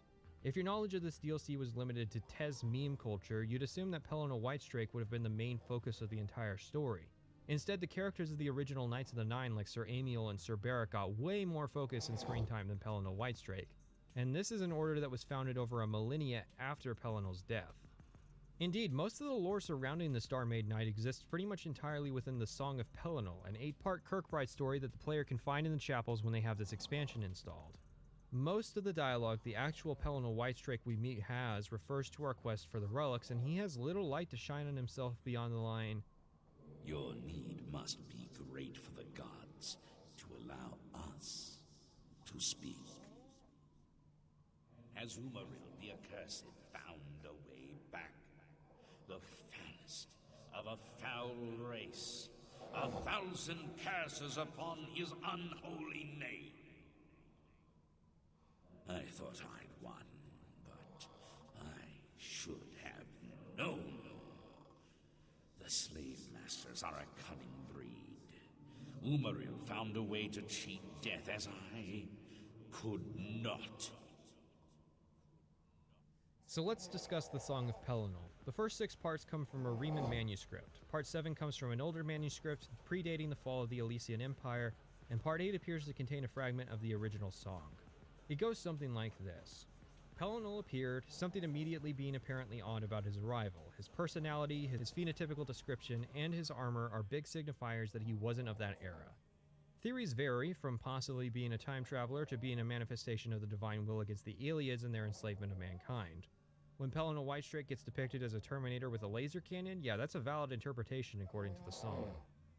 However, given that the Elder Scrolls' favorite trick in the lore is the unreliable narrator, it's also possible that Pelennor was just a normal guy with albinism who happened to be blessed by the divines and won every battle he fought until the last one that killed him. That characterization is a lot closer to the man we see than the elvish Terminator people love to meme about. And for good reason. Elves aren't exactly given the most charitable of racial characterizations, especially in Oblivion where all of them share 2 voice actors. If you told me there was a guy out there wiping the smug off their faces, I'd ask for a link to his Patreon. This brings us to the concept of the Shezarine. Shezar was the Cyrodiilic version of Lorkhan to the Elves and Shor to the Nords. It's generally believed that Lorkhan, since his supposed death, has been wandering Tamriel in various mortal incarnations. Some of these are substantiated by the lore, but a lot of this comes down to Kirkbride-isms as probably a future plot point, potentially even for Skyrim, that has yet to really make the cut due to the series stalling in the 2010s. It's disappointing to me that Kirkbride wasn't really given the time to fully flesh out the history of Cyrodiil's various empires. He tries his best. We get quite a bit more content on the Aelids and their history and culture. We also learn more about Elysia and Morahouse, like how despite all the man statues and man armor, Morahouse was actually a minotaur. It's just a shame that pretty much none of this is actually conveyed to the player through the questline itself. I'm not going to offer a redraft because that would require a foundational restart on Knights of the Nine. Instead, I'll do what I'm best at, tearing stuff down by making unfair comparisons. Knights of the Nine sits in the same position as Tribunal and Dawnguard as the story expansions of their respective games, but how do they compare? Tribunal featured a 19-part questline that tied up the fate of the Tribunal and King Helseth, leader of Morrowind. This wasn't like Knights of the Nine, which stretched out quests into multiple parts, like how the Faithful Squire is literally a single conversation. Tribunal's quest actually raises the bar from Morrowind, while Knights of the Nine rolled around in the mediocrity of Oblivion. Knights of the Nine is also set in Cyrodiil, unlike Tribunal's new locale of the city of Mournhold. Dawnguard would continue this trend, basically taking place in a few hidden parts of broader Skyrim. Although Dawnguard would also provide 2 exclusive questlines and factions to choose from, a rework of werewolves and vampires, and new areas like the Soul Cairn and Forgotten Vale. I mean, sure, it's not fair to compare Knights of the Nine to a DLC that would come out half a decade later, but it is fair to say that Knights of the Nine didn't do for Oblivion what Dawnguard did for Skyrim. That wouldn't happen until Shivering Isles, which is a ways away in this video. What's going to be a forever away is the Holidays DLC. One of the towns will have Jester Day, so on Jester Day, you can go to town and all the crimes in the town are 50% off. So you get caught doing a crime and a guard comes to arrest you, you pay half as much as you normally would, because it's kind of everybody screwing around being a goof all day. So,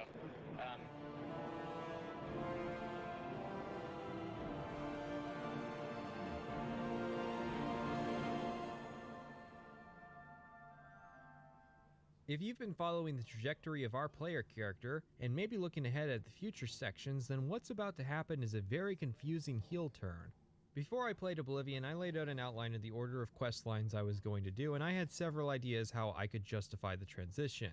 I think the core of the problem is that people are assigning moralities to factions inaccurately.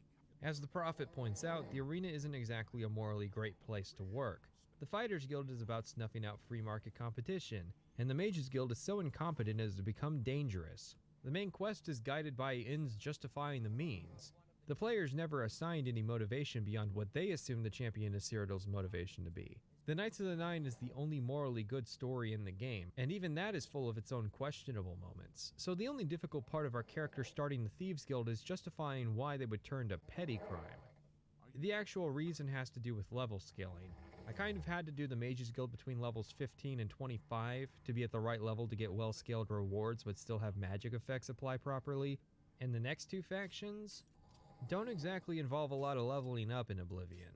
Really, in terms of writing an Oblivion character who does every faction, it makes the most sense for players to start with the Thieves Guild or Arena after breaking out of the Imperial City prison at the beginning. Which is why the condition where the player gets invited to the Thieves Guild for doing time never sat well with me personally. That, and you'll be approached even if your crime wasn't thievery related, even, for instance, murder. We'll talk about the weird world of crime in Oblivion, don't worry. Another path in the guild is to talk to City Swimmer, a beginner-level sneak trainer living in Breville and drawing attention as the resident stealth specialist. If she's still alive, she'll point you in the direction of joining the Thieves Guild, despite not being a member herself. The assumption, I guess, is if the player is seeking out sneak training, then they probably want to be in a faction involving stealth. Even though, by itself, sneak isn't only tied to a thievery playstyle. Still, that's a fine if obscure path into the guild. The last one is to read one of the wanted posters for the Grey Fox and then to ask and convince a beggar to point you in the right direction. All roads lead to a place called the Garden of Daraloth in the Waterfront District. At midnight. It's weird because the Daraloth thing is only referenced after the conclusion of the questline, so trying to use it as an actual clue is impossible at this stage. That said, since the Waterfront District has 7 buildings and Armand hosts the meeting with a torch, it's not exactly that difficult to locate. People like the Thieves Guild introduction of Oblivion because it's not as weak as Skyrim or Morrowind's introduction. In Morrowind, you just walk up, ask to join, and you're in, which would be fine if the main plot of the questline wasn't about dealing with a rival criminal syndicate. In Skyrim, you can't enjoy the Riften Market area without getting propositioned for a scheme. I feel a reference system is more appropriate for a Thieves Guild. Steal enough and maybe you impress a member and they end up referring you. In fact, that's basically what... Hang on, I have to look it up. In fact, that's basically what Brynjolf does for the player after we impress him. The only thing I would change are the circumstances necessary for meeting Brynjolf in the first place. Like maybe the player needs a certain number of stolen items to their name before Brynjolf extends their offer at the market. Armand introduces himself as a doyen of the guild and decides to hold a contest for the chance to join. We're to steal a journal by sunrise, and whoever brings it back gets to join the guild. And get this, we're not just given a quest marker to follow to know where to go. For about 5 seconds before I kick a homeless dude in the stomach and toss him a $5 to tell me where the guy lives.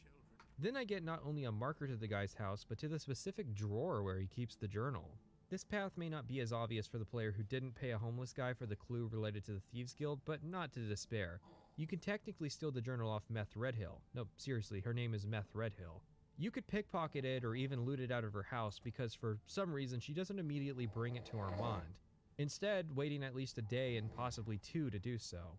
Should the player still manage to fail this incredibly forgiving test, Armand will extend an exclusive offer to instead steal a sword from the shop.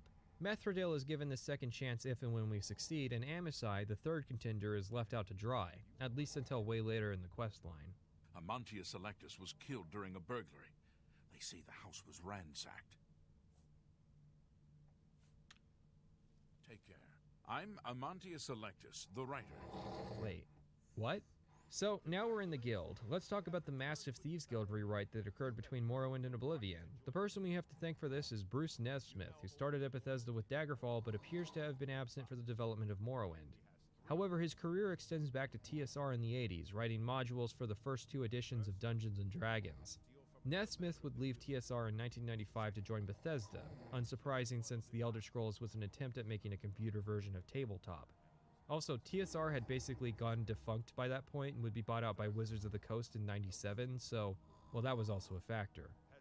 I'm going to put this bluntly. It feels like Nesmith took one look at the Balmalagmar subquest line in the Thieves Guild and said that he wanted that to be an entire faction. There's a telling quote, too. Todd Howard asked me to create and present a quest line for the Thieves Guild, so I put together a rambling presentation of the 20 quests I had planned in the meeting. I got one sentence out before Todd stopped me. Tell it from the player's point of view. I had gotten so wrapped up in the backstory that I was telling, rather than the player's story. By the end of the day, almost half of the quests had been cut, making it much better. Since then, I've never forgotten that we make stories for the player, not for ourselves. In essence, Nesmith may not have been entirely to blame for the Thieves Guild making a heel turn from pseudo-official criminal syndicate to Robin Hood. We rob from the rich and give to the poor, that's right! If you don't believe me, well, this quest is about bringing a guard to justice for taxing the poor of the waterfront. This quest is about stealing a statue, planting it on a trader, and then turning them in, returning the statue to its owner. This quest is about recovering a stolen ring that belongs to a widow and returning it to her. This quest is about stealing items from the Mages Guild to call guards off searching the waterfront and then return the items. This quest is actually about stealing a book and then not returning it, but involves helping a friend in need.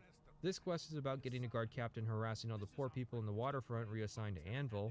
Many of the quests are made easy when you tip the homeless for a tip in return. The player is also actually forbidden from stealing from the poor, which includes everyone in the waterfront and beggar factions. Not that it would be lucrative to do so. Oh, and speaking of rule changes. Second, never kill anyone on the job. This is not the Dark Brotherhood. Animals and monsters can be slain if necessary. Now, in principle, having this as a rule for the writers and designers is a good thing.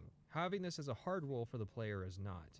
The Morrowind Thieves Guild understood that things happen on the job, like the time the Mages Guild was supposed to be empty, but one of its members stayed behind to protect the hall and tried to kill us simply for entering. It's not like Morrowind didn't have the capacity to check if NPCs are still alive. Thanks to the text-based dialogue, I could literally make a mod in an hour that would add a check for this guy's health and a penalty if the player kills him without any kind of extra scripting. In fact, one of the first missions you get in Balmora does exactly that, because there's no point in stealing a key from a dead man who won't produce future goods to steal. Hell, a couple of the missions involved carrying out hits on enemies of the Thieves Guild, including high-ranking members of the Fighters Guild, in the interest of preserving the faction. Now, there is a reason you want the player to typically avoid murder. All of those interesting stealth sequences are somewhat invalidated if the player decides to rush into the room with their axe just murdering all resistance. The way you handle that is to make the NPCs in the quests especially prone to placing trespassing bounties for getting caught and murder bounties for killing. Note that this is functionally the same system as the blood price, without the arbitrary rules.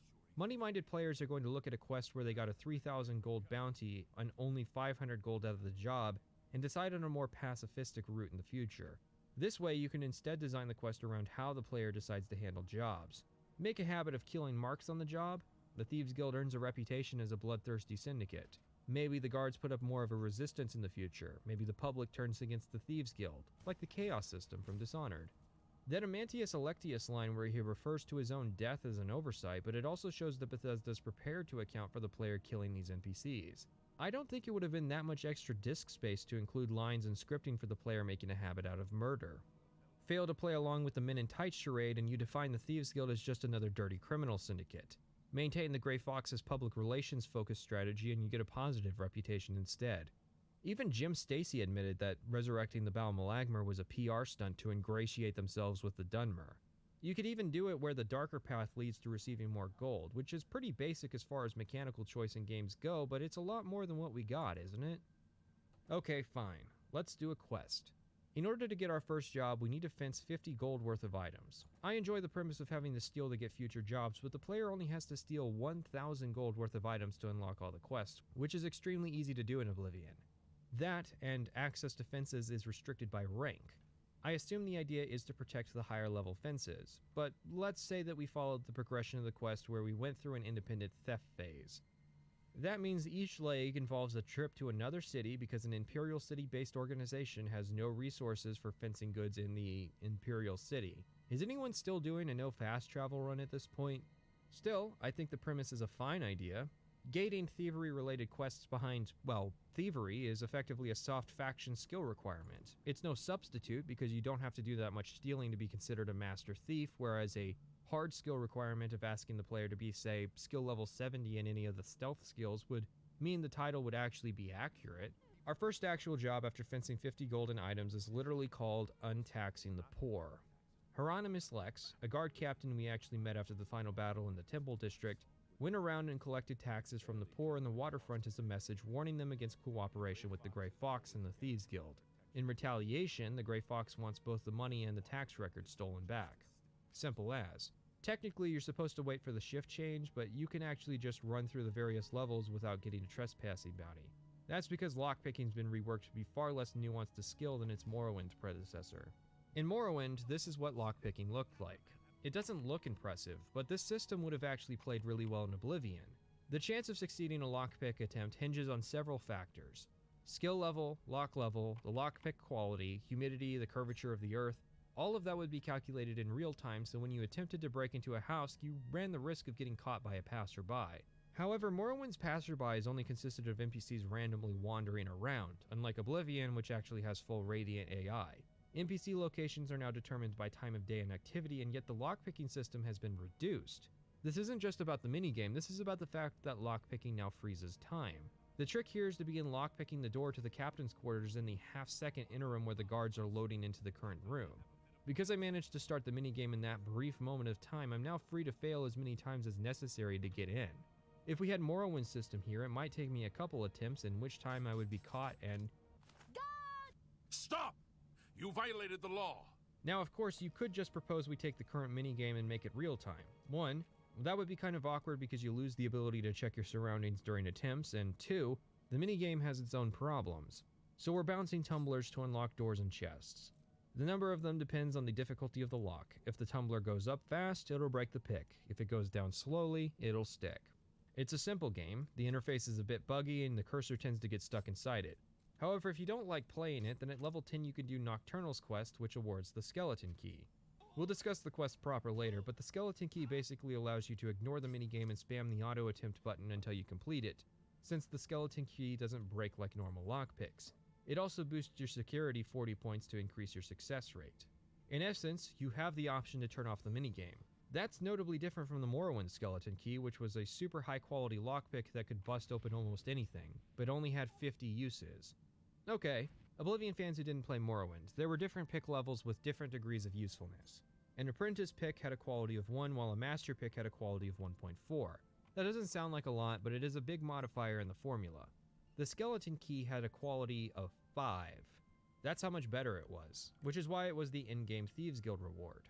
And I suppose that brings us to the other minigame of Oblivion, Persuasion Pie. To quote Ken Rolston, "There were many mini-games that were proposed for Oblivion. That was a period of time when mini-games were really, really cool." There are a lot of opinions shared about Persuasion Pie and how it's bad, but nobody ever really explains why. You can give an anecdote about how it's weird if you think about it, and I think the concept needed a second, I guess in this case a third design pass. Because yeah, asking someone if they want to hear a joke and gauging their response is awkward as hell, and being forced into using all the categories is again weird. But I feel like not a lot of people mention the rotate ability, or bribery, or flipping the table using a charm spell. And honestly, playing Persuasion Pie isn't even that bad. It's got nothing on the Morrowind persuasion system, which was only annoying in that you had to move the mouse a bunch to spam admires and taunts. Maybe if there was a list of all your options, like taunt, boast, intimidate, joke, admire, etc., and the player had to learn which NPCs like what as part of their personality. So the Joker guy in the Bruma Mages Guild might like jokes, whereas a Nord warrior might like boasting. And instead of being forced to do them all, you just pick an option from a list based on your experience with the NPC. And then skill value would influence how well it works at influencing their disposition. One problem with persuasion is the assumption that the player only wants disposition to go up, when there are cases where you should be using it to go down, similar to taunting in Morrowind. However, as you level Speechcraft up, you only get better at improving disposition, and when you max an NPC's disposition, they can no longer play pie with you. The problem with making minigames out of mechanics is that it places more emphasis on player skill rather than character skill. Character skill is super important in a role-playing game. I may not be good at lockpicking in real life, but that doesn't matter if I'm playing a character who's good at lockpicking. Of course, you can just auto-attempt, but here's the thing. I ran out of lockpicks at one point and couldn't get any more because you can only find them in dungeons if you don't join the Thieves Guild or Dark Brotherhood. That's not a big deal since I was a mage and had open spells, but a warrior character's basically locked out of content because there aren't open scrolls that can be reliably found. And of course, lockpicking becomes a universal skill in Skyrim since the spell alternative was cut, meaning all playstyles get funneled into the minigame, at least if they wanted to open locked chests. I'm not going to bother saying one game's is better than the other, or point out that Skyrim's minigame is just a reskin of Fallout 3's. What I will say is I think we're missing opportunities here with magical locks. In Fallout 3 you had computer puzzles, which esoterically represented hacking. I guess. There's a whole game here, not just with the word guessing, but identifying the patterns and removing the dud answers or getting a replenishment. Now, it might not be fair to say Oblivion should have a feature that came later to the series, but I do think that Elder Scrolls would benefit from some kind of magical lock system. For instance, if you're looting a Conjurer dungeon, you might find the chests are all magically locked instead of mechanically locked. You could even bring back the lock spell for this purpose. Players using magic would have an easier time unlocking the magic locks versus players doing it with a pick, and vice versa. Players using the security skill would have an easier time with mechanical locks versus magical locks. Since we're stealing ideas from Fallout, why not steal their traps as well? But they are fairly basic. Honestly, the lethal part of traps is touching the side of a stationary blade and taking damage anyways. This much is obvious since Bethesda would rebalance the traps in Skyrim to be way faster and way more deceptive, like those swinging spike wall traps that I died to on stream. What we're missing here is the skill-based disarmament. In Fallout, you can find traps which can be disarmed if you have the necessary skill to do so, serving as a way to bypass traps and a reward for having those skills. I feel traps are only made more interesting if it's possible for your character to have the skill to avoid them. Although I recognize it's a lot easier with the Fallout skill set to design traps around that premise. Still, I would like some continuation of the Morrowind traps, magic traps the player had to either probe using their security skill or remotely trip using telekinesis, or tank the effect of. In summary, removing dice roll lockpicking in favor of player skill lockpicking is a step towards the action-adventure formula. It's now about getting in during that half-second interim instead of having the actual skill level to unlock doors on the first attempt. Oblivion inherited its crime system from Morrowind with some alterations and additions. What was called trespassing is now called lockpicking due to there being a new system to actually catch the player out for trespassing. NPCs tend to be a lot more forgiving about you being in their house than most people in real life would be, the notable exceptions being some areas like castles where this courtesy is not extended.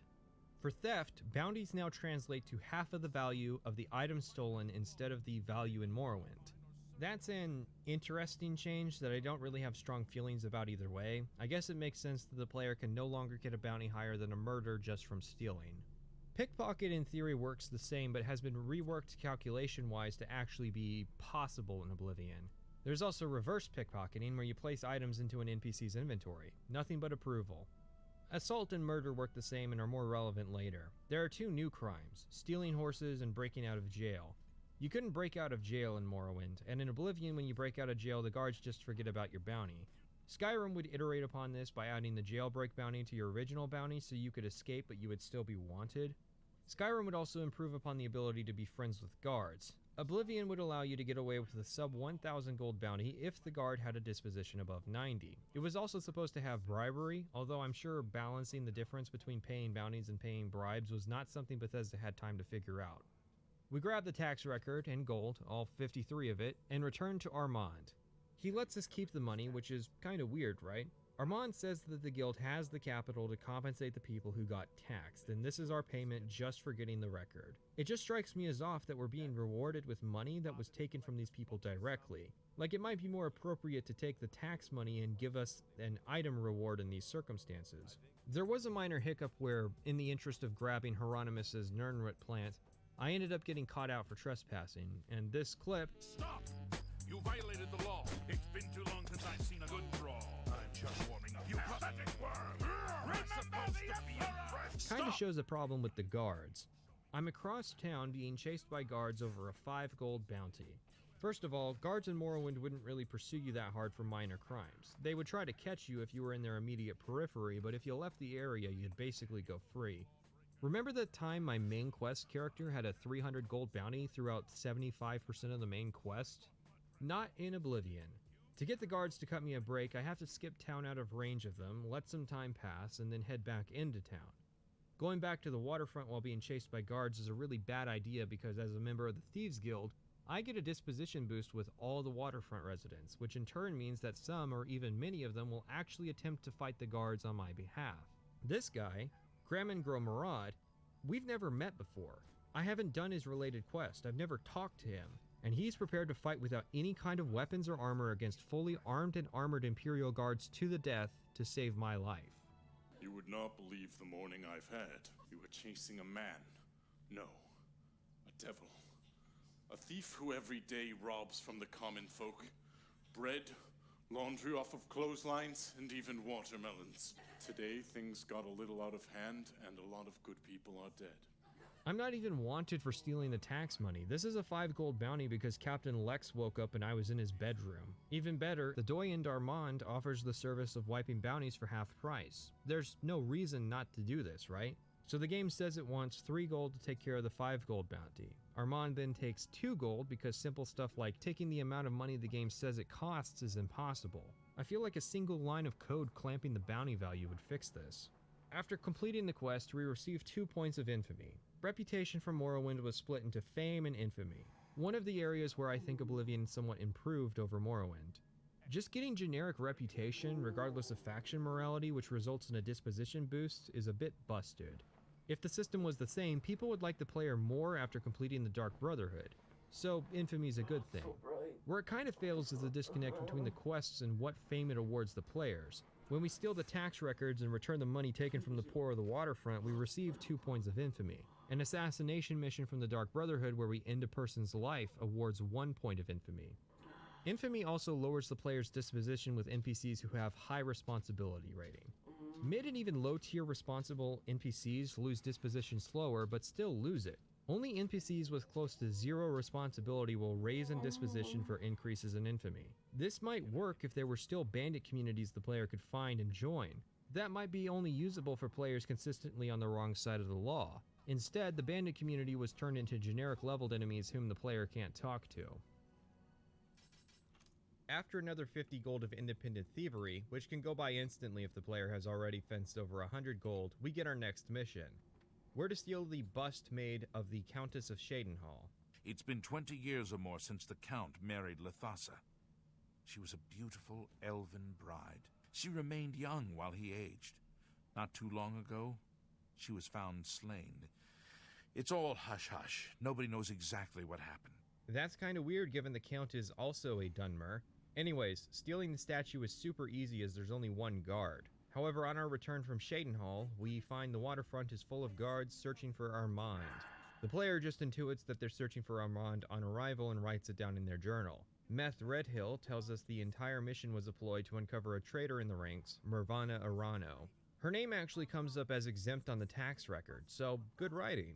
Even though the tax is so pitiful that surely Hieronymus could have just fudged the numbers to cover for the traitor. We plant the bust in her cupboard, tell Lex that she was the thief, but he doubts us. After 2 bribes totaling 282 gold, he believes us. He even takes us to arrest her, which is a Karen's wet dream for how law enforcement works.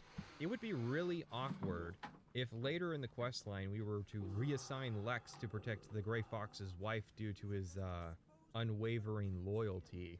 So for our next task, we're sent to seek out Skriva, who will be our new Doyen for the next 4 quests.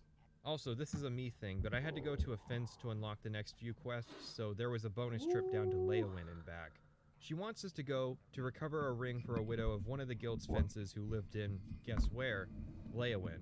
The guild frowns on freelance thieves. Really? Then shouldn't membership be more who the fuck inclusive? Marmalade Because, is and well, why funnily their enough, fucking said chat freelance thief appeared on is screen. Amisai, the Argonian thief that Armand decides isn't worthy of joining the guild. When we meet with Adarji, she calls Amisai a filthy lizard and asks us to recover her ring and to kill him. We can only Filthy abide lizard. one of those things for her. Stupid guild rules. He is only an Argonian. He is less than human and much less than Khajiit. Racist. I disavow.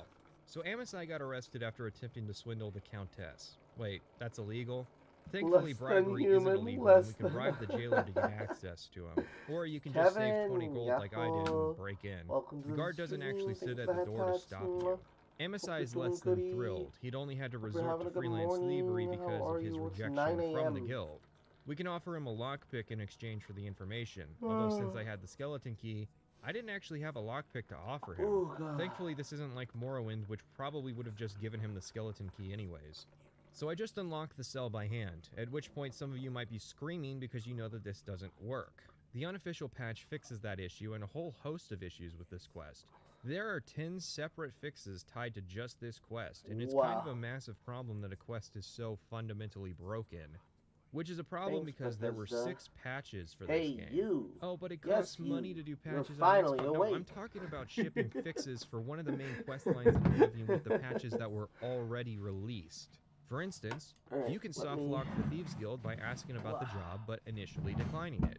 Sanguine's quest involves the Countess and can create problems if done simultaneously, or if you do the Thieves Guild quest after Sanguine's, where the Countess will take up permanent residence in the dining room. If you enter the castle on the 15th through the 17th of each in-game month, the quest softlocks. No, really, showing up on the wrong day can break the game. Showing up on the wrong day softlocks the game. Malik, good morning. Tenna, good morning. Hope everybody's doing goody.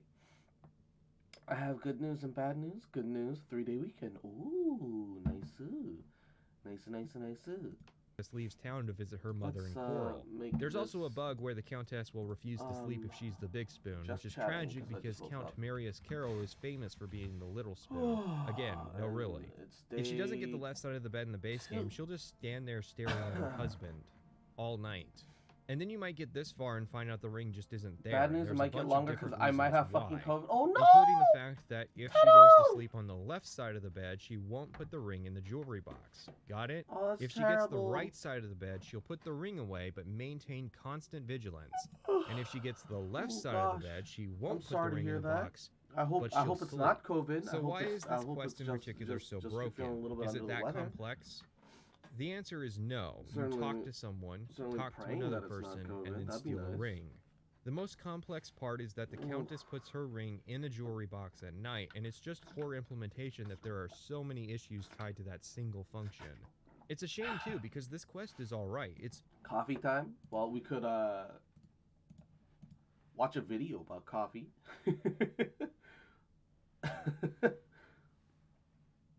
Oh no. Tic-tac-toe on Ina's forehead. Oh no. I had a sore throat yesterday. You thought nothing of it. And I woke up at 2:30 in extreme headache pain. Oh no. Oh, that's terrible. Went back to sleep and it got worse. Oh no. Grab the pecora rabbit.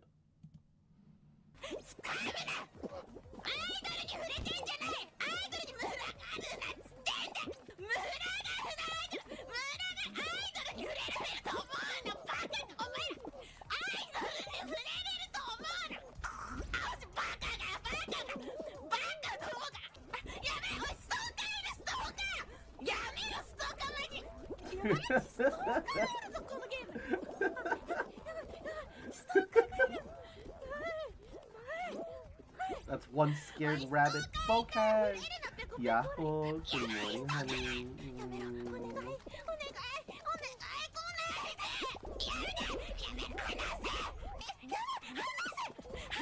It's struggling in his hand so much.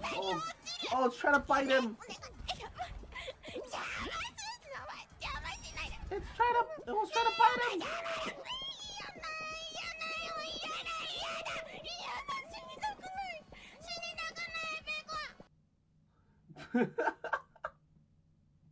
Korean with Crony? Oh, Crony's Korean. Oh, 한국 사람이네. Oh, I see. Look who woke up. Good morning, G7. Mwah. Hope you're doing goody. How's your morning? How's your day going? How you doing? Japanese noodle hell.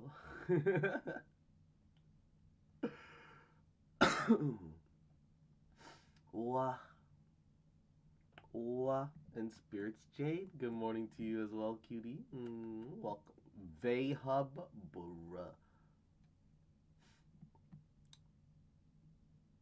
Bruh. This guy's watching me more than I'm watching him. Ignore the yai leak. I'm gonna watch one Rockwell video, and then I think I'm gonna play some Monhunt. Which one do I feel like?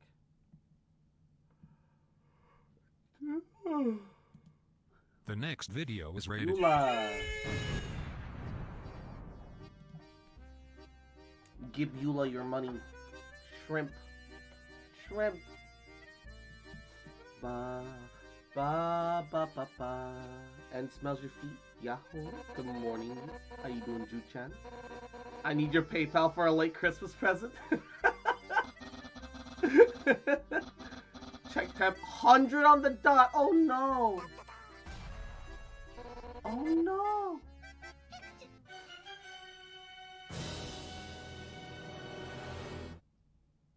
The next sponsor is rated. Welcome to the unlimited. Why is my ad skip? Why is my sponsor skip not working? And enjoy. It's my sponsor skip isn't working all of a sudden. What's going on? Brother Cross, will you do one trade? No, you're PayPal G7.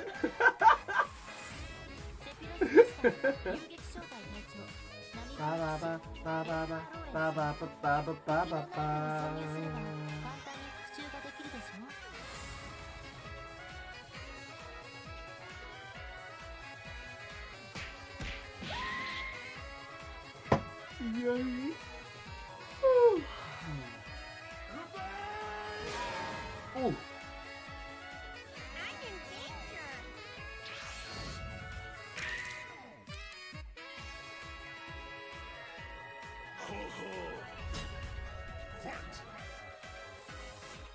The dance moves. Oh, his neck fucking snapped.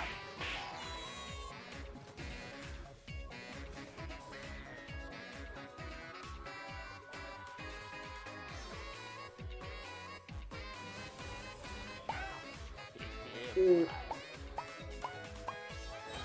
Oh no. Fuck it, birthday gift. Oh no. And Kawaii. Yahoo. Good morning, Pete. Good morning. Oh shoot, I remember. I think so that nobody would wake me up at night. I think a bunch of shit got disabled. We need to figure out what we need to re-enable. Stretching, wiggling, big brain, padoru. No. Ara, ama. You're my little fox champ. The bonks, head pat, emoto cross. I listen to you snoring. Oh no! Knockout, get help, sensor cross.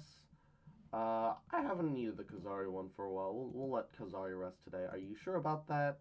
ASMR redeem, German Dami Mami, Gorsh, boy. Gato redeem, Korean requests, Slug Lady, Mickey, Trump. No, leave Trump off. Trump is dead meme. Alright, Bully, Storytime,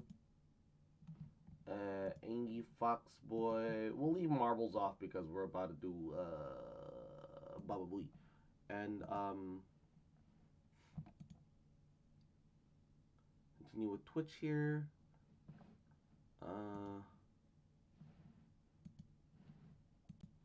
Oh, somebody sent me $1 today. Thank you for the dollar. Alert box. We got to turn all the alerts back on. I don't know why Equinox turned off all the alerts individually. I could have just I could have just turned off the actual alert part of my OBS sources. But whatever, that works, I guess. Well, they're all, at least all the follow alerts are still on. Okay, test follow. Wouldn't gliding be faster? 8. Okay, so that still works. That's still on. The subs, alert variations. What? Oh, there's a long-time subscriber view or something fresh. Oh, I only have the one. Test sub. Okay, so there. Oh, I have to enable it here. Save setting. Okay. All right. They're both enabled. Oh. Malik, thank you for the $50 donut. Oh yeah. You're facing the wrong way, sir. I appreciate it, cutie. Malakt donated $15. Can I get a hooya? Gotta save all these settings. Hoot Wireless. Hoot Wireless.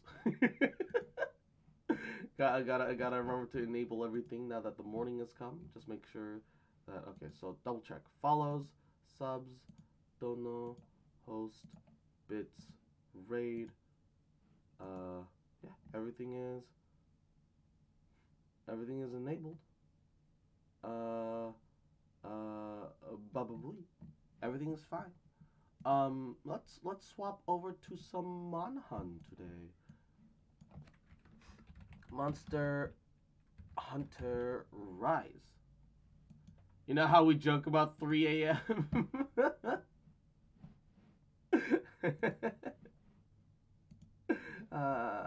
me a second. Monster Hunter Rise, Baba Booey, and here we go. La da da.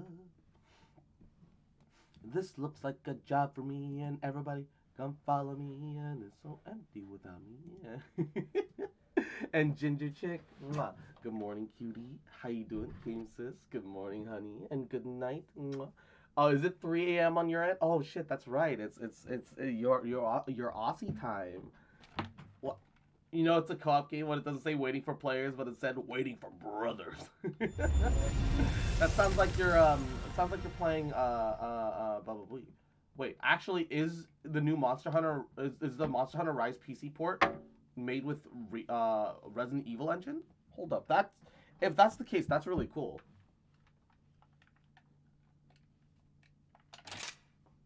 That's actually really cool if that's the case. Although, you guys aren't going to hear any audio. Give me a second.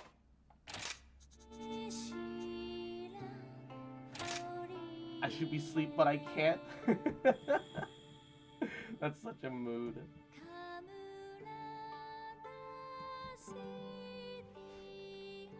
I'll work for chores. Have a good morning, everyone. How you take care. Mwah. I have to retire now. I'll try and come back when you go to sleep, since Venti will tell me when. Just kidding. Bye, Cal. Thank you for the alert, cutie.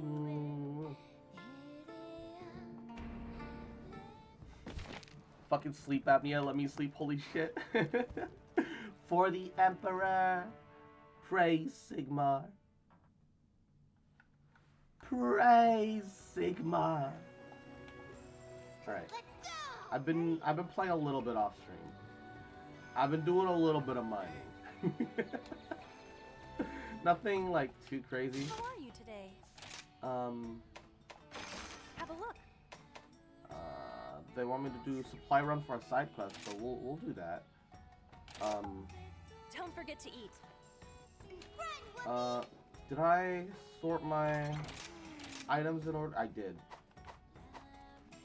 You reached Hunter Rank 2? Nice, yeah. I got Hunter Rank 2 alongside Mithril on stream. That was something that was something that we actually did get around to. We did get around to doing that way.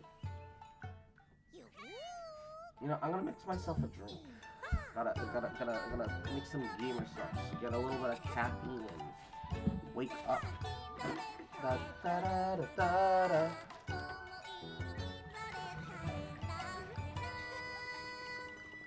Shit, that's like almost all my water. I'm almost out of water.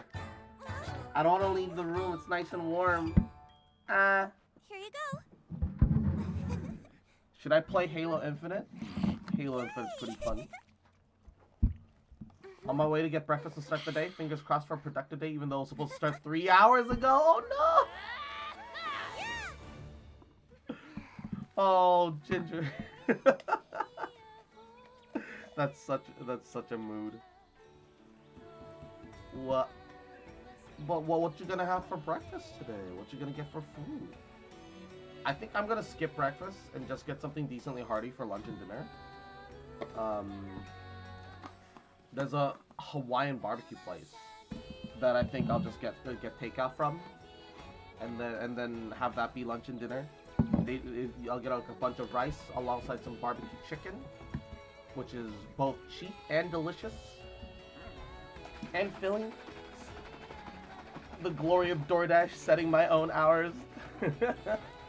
It depends on the area, because in some areas you simply don't make enough from DoorDash, right? I feel like that's very dependent on where you live. Because I know for a fact that if you do DoorDash in like California, Like, in 90% of California, you're not getting enough to make that work out. So it really depends on your area. Probably oatmeal and iced chai latte. Okay, so I took care of that before, which is fine. Oatmeal is pretty good either. Like, I don't know why people like hate on oatmeal so much. I get that it's like bland on its own, but that's why you add salt and or sugars and like whatever the hell you feel like. You know, this is just blah blah blah.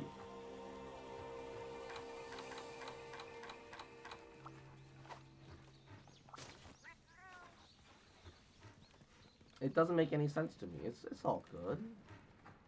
It's all goody. I live in a college town 30 minutes away from the state capital, so I'm in a happy medium. That's very doable then. Reached Hunter rank 4 yesterday? Poggy, let's go. Off to a good start. How's the view from up there? I think the highest I got in Rise was like Hunter rank 7 on the Switch. I got to like 7 and then I was like, eh. Nice. And then I got. Hey. Wait, what am I supposed to do for our mission? Deliver fabled spice. So is this some? Oh. I have to find the lost items scattered around the place. Okay. I can do that. And who was the person talking to you on Steam? I don't know. Their message just appeared on my screen.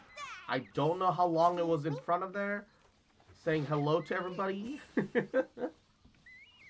But that was a thing.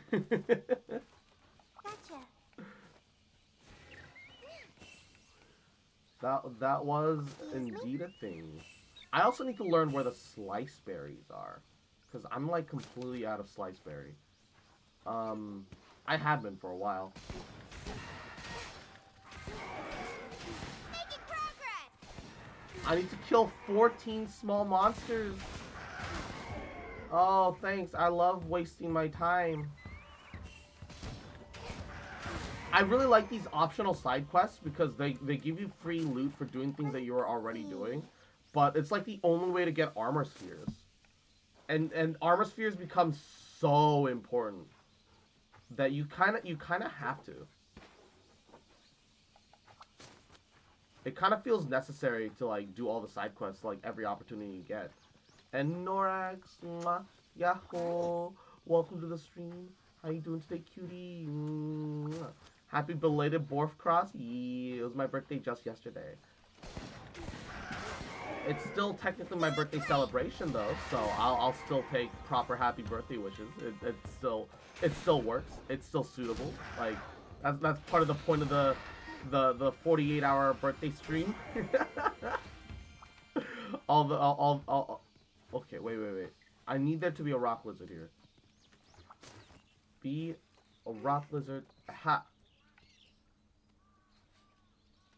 Adjust position. Oh, adjust angle. I could zoom in. Yo. Take picture. Off to a good start. Thanks for your iron ore, baby. You sound a little under the weather. Are you okay? Oh, there was a lot of screaming and laughter last night. So always my room's a little bit on the colder end. So I do tend to wake up a little bit on the hoarser side of things. Like my big horse cock. Like but it's nothing to worry about. I'm honestly fine. It's all goody.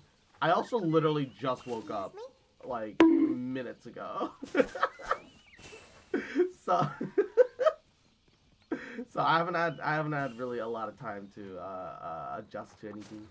He's okay. Lonely. Mwah. Yahoo. Welcome to the stream. Ah, how you doing today, cutie? Welcome. And alright. Ooh. Oh, my neck. Gotcha. Ooh.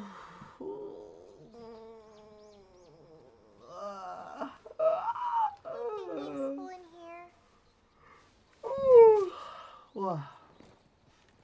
Yeet. Bye, Yoshi. Bye, Twitch chat. Wah. That's right. The dog is named Twitch chat. That's you, baby. That's you lot. That's you guys. Nice. I get to ride on y'all all day long. Hell yeah, baby. Gotcha.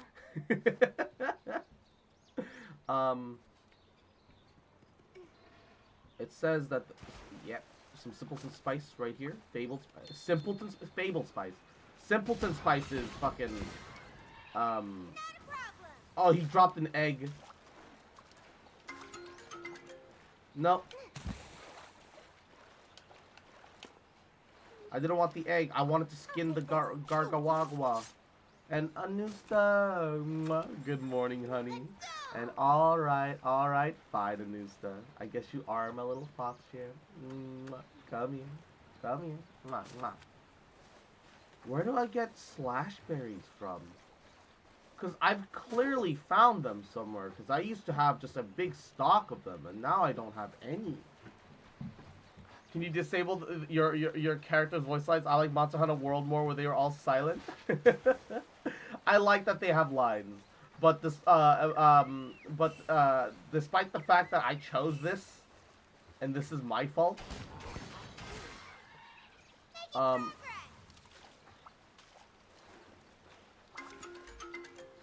my goodness! I just want to skin the Gargwa. But I need this. I wanted to see if they gave anything aside from, well, that. Bababui. Excuse me? Oh, slash berries are here! Yo, okay. That's good to know. Nice. I'll have to come here all the time. Literally have to come into this cranny every opportunity. There's only 10 berries. Bruh. And Beans, good morning to you. How you doing today, baby? Hopefully you're doing well. How are you?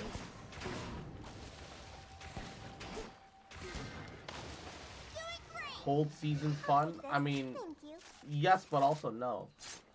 If you get lucky, well, if you or if you're unlucky and have snow, it can be an exciting time.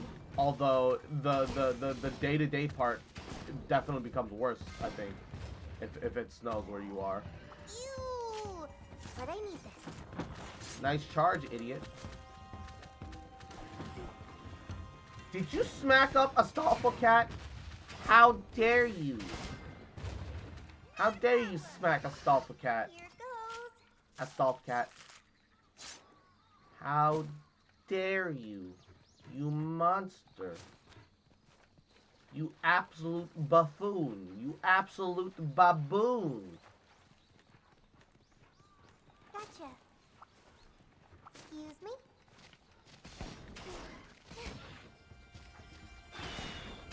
How many more? 13? 14. Okay.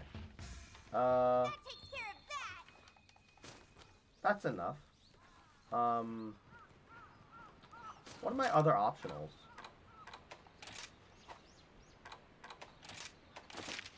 Bones. And large monster. Okay. There's not like a lot of bone spots on this map, but I know there's a couple. Bomber.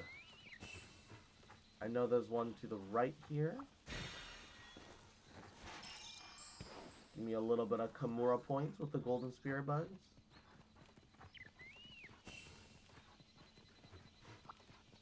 Cat Stolfo? A Stolfat? it's a Stolf cat. It's a Stolf cat. Let's see. Cats. I feel like Cat Stolfo probably would have been an easier way to like make it like easily recognizable. Cat Stolfo probably would have been smarter, but I do not claim to be smart. Nice. I am not a wise fox. I have not learned from the errors of my ways. I made that name? Damn. Oh, that's also Slashberry. Oh, okay. The Slashberry here, too. Alright, so there's two. Oh, alright. Then I can change up a couple things. I don't need to be searching for, Slashberries for my outings. Because if I can get 20 Slashberries every time that way, on this map, that's actually not bad. It's actually very doable. Oh, I need Kelbies.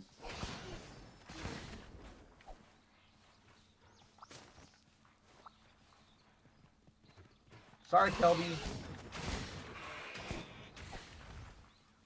I'll take this. Thank you. Yeah, warm pelt. I need those. Give me more warm pelt. Ew! But I need this. Don't bug me, you bug. I'll fucking destroy you. No, warm pelt! Wrong drop! Fuck you, Kelby boy. Perish. I'll take this. Thank you. I also want to know why the Kelbies are the one animal that you can't kill. In every I think there was a story about how like a long time ago there was like one edition where you could kill the Kelbies and there was like a huge upset by the fans or something. I'm not sure. I remember there being something about people getting upset about it. Gotcha. And that it was a problem.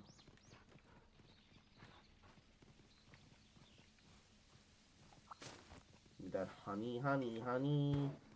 I thought there'd be like another set of bones here somewhere, but there's not. Excuse me? What about Doge, my people? Oh, this one's a Doge. He's just wearing a big bone mask here. I'll show you once we get back. Nice.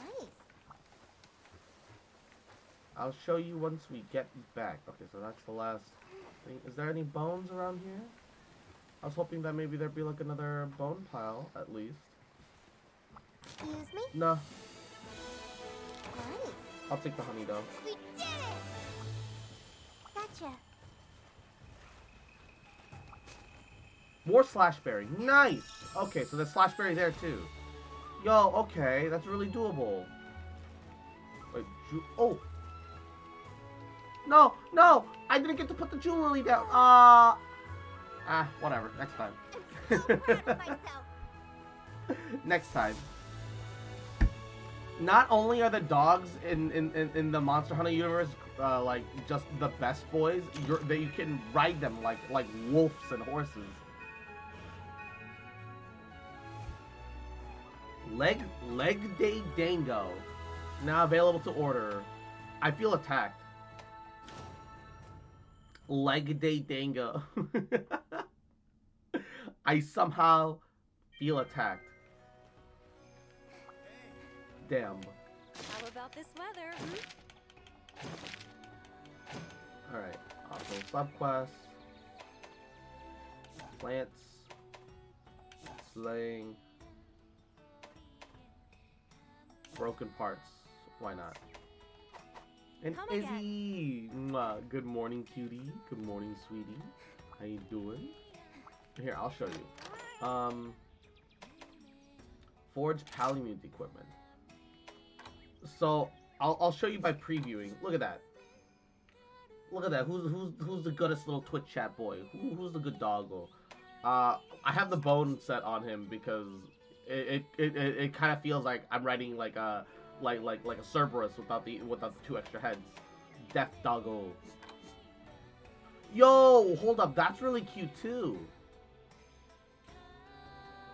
Oh, I like the helmet. I really like the helmet. Oh, it's a bonk bat! Okay, hold up. No, he's a cop.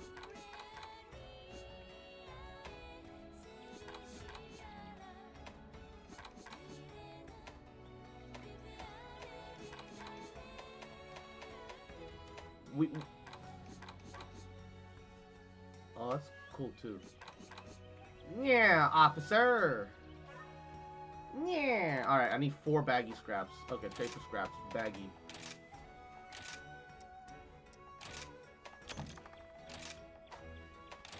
Alright, change of plans.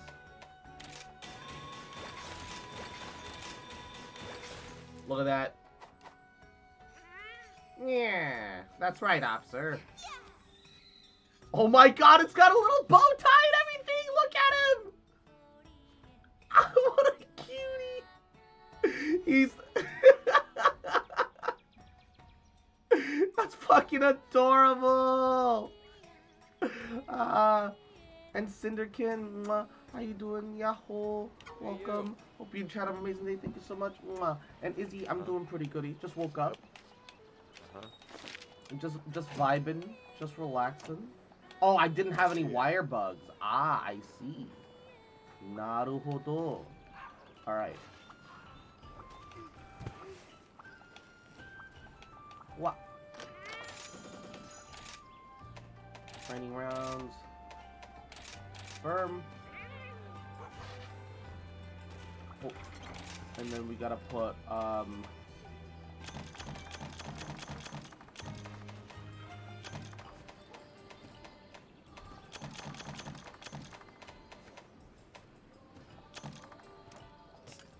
sort. Normal ammo away. Spread ammo away. Everything else we keep.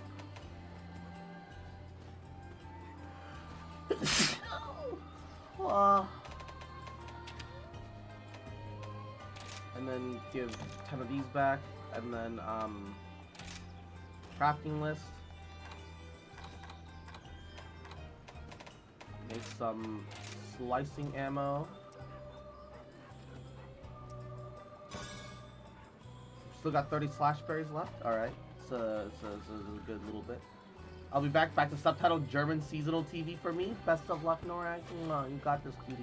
You wish to trade? Let's go. Okay, so take the slash berries. But now that we know where slash berries grow, I don't need to have them go out for that anymore. Musashi can get me other things. Thanks. Adamant seed is really great. I don't have a lot of those. It's like the only way of making. Yeah, adamant seeds. All aboard. Let's go. Send out the submarine. Woo!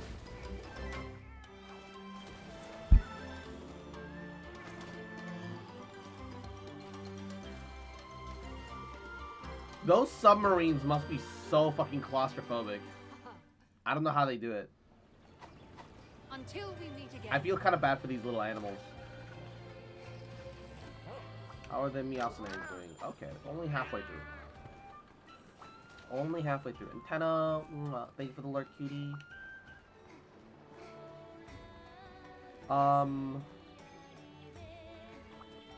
Also,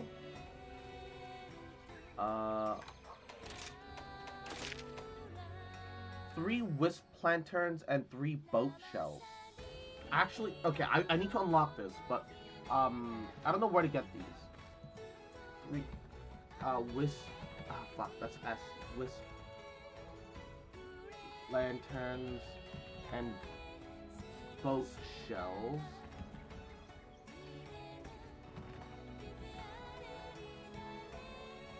Cultural exchange request. Okay.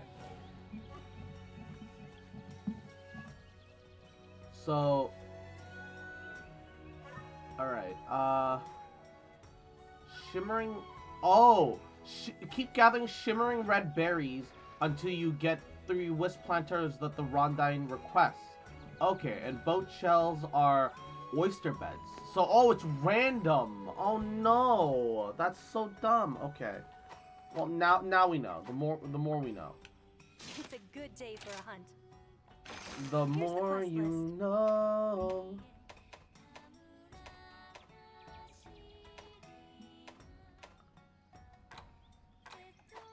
Wait, we also finished supply run. Do I need to talk to somebody about it?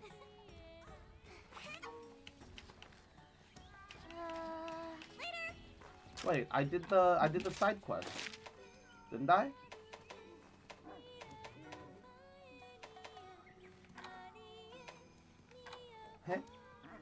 Are? Hold up. Oh, hello. Have a look. But I did the thing though. What did that do? Did it just unlock a new thing? Is that all it is? I guess that's possible. But Izzy, you adorable little shit, cute little fucker. Did you fucking remember? You little adorable little trash baby, little shit. And I fucking love you, bitch. And I never gonna stop loving you, bitch. Little shit. All right, we're gonna.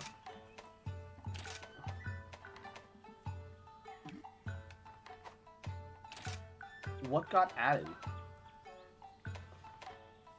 Leg day. Wall running. Oh. Moon gaze. Beautiful. I like best nut. The big nut. Hey, max increase. Nice. Big nut. Alright. I want you, okay, I'm gonna stock up on a bunch of resources. So, we're gonna go on an expedition tour to the Shrine Ruins. And we just gotta focus on interacting with all of the all of the red berry plants until we get the 3 wisp lanterns that we need. There's no other way around. There's no other way around it.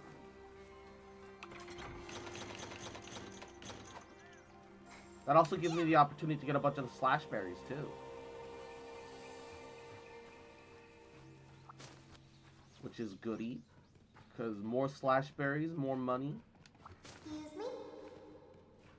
I haven't been able to use slicing ammo in a while because I feel like I just don't have any slash berries. But now that I know where they are, it feels like it's worth actually going for again.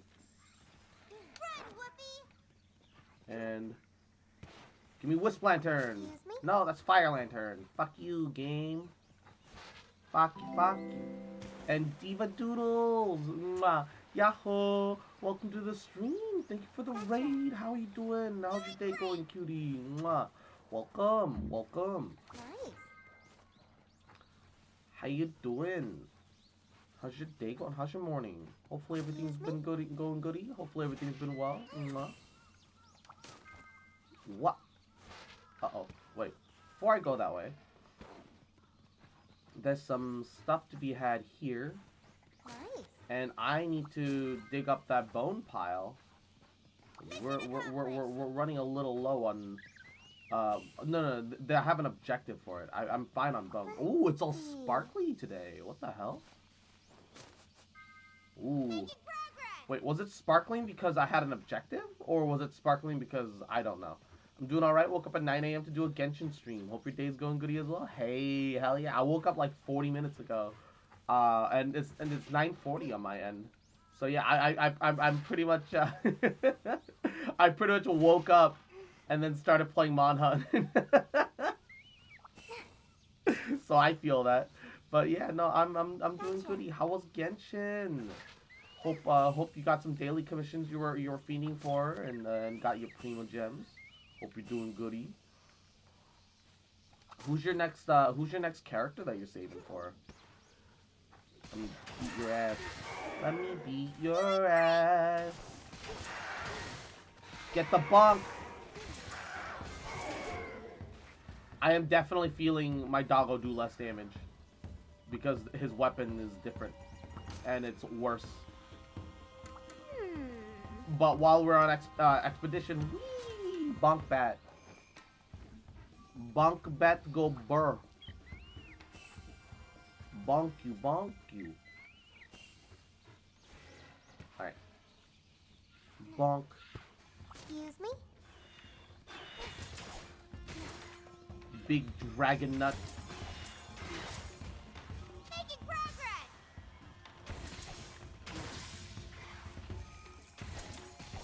Go the fuck to sleep. Police brutality. Hit him with the bonk bat, buddy. I might have to use the bathroom. Nice. I haven't used the bathroom yet, and then now I'm feeling like I might have to use the bathroom. It's 1241 here. Genshin was good. Did some Enkanomiya stuff. Nice. Enkanomiya is beautiful. It really is. I'd like to get Yunjin and Yaya, but I might have to just save for Ayato, whatever his banner is. Okay. So about Yunjin, you can get her for free once the Lunar New Year event, once the Chinese Lunar New Year event comes around. Once the Zhao Lantern Festival. So don't stress that. Don't stress Yunjin. Yunjin is something that you're guaranteed. So you literally don't have to pull. You like and then once this patch is over, she can start spooking you, and then she can be part of other banners. So it's not worth the stress, in my opinion. You'll be okay. Everything will be fine. Gotcha. So don't worry about it too much. Yeah. Nice. It's rare when they're like, oh, here's a free unit. So you got to take advantage of that when it's here. I love the mobility in this game. The wire bugs just feel great.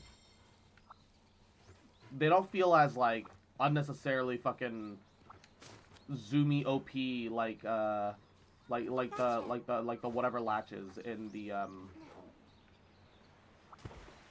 like the whatever latches in Monster Hunter World was. Oh, he dropped a golden egg. That's worth a lot of points, but I'm not really low on points, so I kind of don't have to do that.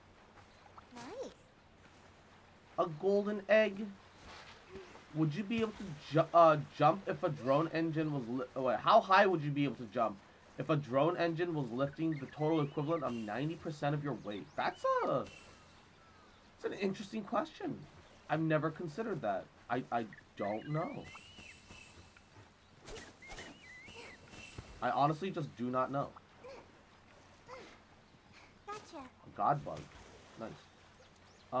Wait. Slashberry was around here somewhere? Slashberry. Nice. Nice. Cross, you let your mountain die in the abyss? No, I didn't. Just like Mario? No. I have a ninja dog. He can teleport. Here, look. I'll show you. I'll take this great wire bug up. Oh, fuck. And look, he just teleported out of the ground. It's all good.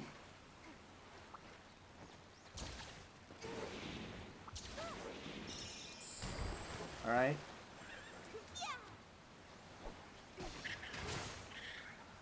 It's very different. I promise. I know it might not look that way, but it is very different. I promise. Alright, travel to the sub-camp. I think there's another red... I think there's a red plant right next to it. No! Give me the wisp lantern! Fuck!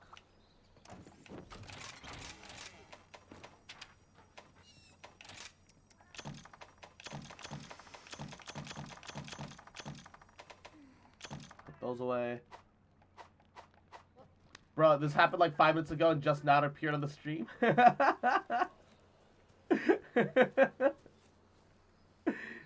Sometimes it do be like that. Alright, can I track... Okay, hold up.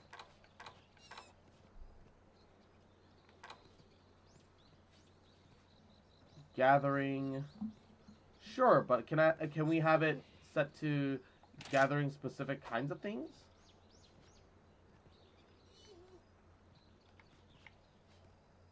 Because you can see that I'm over here by red question berries. Wait, you can get adamant seeds here? Oh, that requires a level of finagling that I do not want to bother with, though.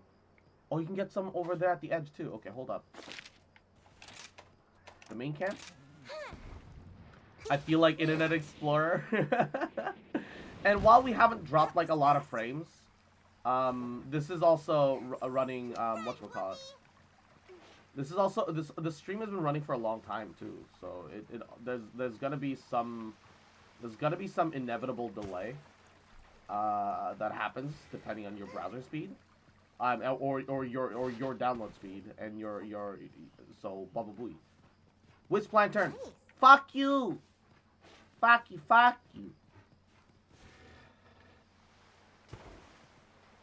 Why couldn't you just give me my Wisp Lantern? Why? Locale info updated. Okay, hold up. Apparently there's like another red berry here. Gotcha. Wisp Lantern! Oh, double! I need one more now. Okay, I'm gonna travel to the sub camp, and I have to use the bathroom.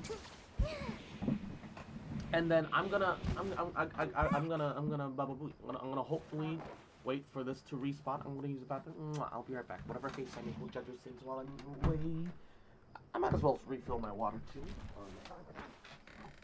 Ooh, oh, it's not that cold outside today. Yay.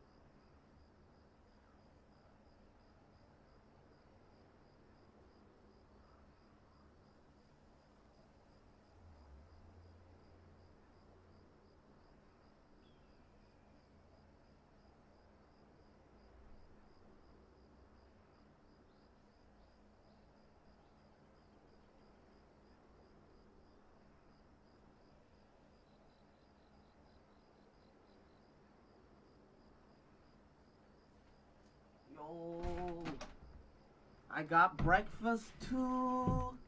Ooh, and almost Oliver. A little late, but I still hope it counts to say happy birthday, Crossy. That's why we're doing the big celebration, baby. All right, there was a we also Quick my Wi-Fi cut out. Oh no! And Magmonique, good morning, honey. Good morning, cutie. Hope you're doing goody. There's also there's also some Korean kimbap, which is like think of it like a Korean burrito roll, where instead of tortilla, we have the seaweed laver, and it gets cut into like a bunch of little ring slices. But like, okay, what's in this one? Ooh, sausage, carrot, egg, pickled radish, cucumber, and some greens. Oh. It's like a photo. Pull up on Twitter. Or in the Discord too, I guess.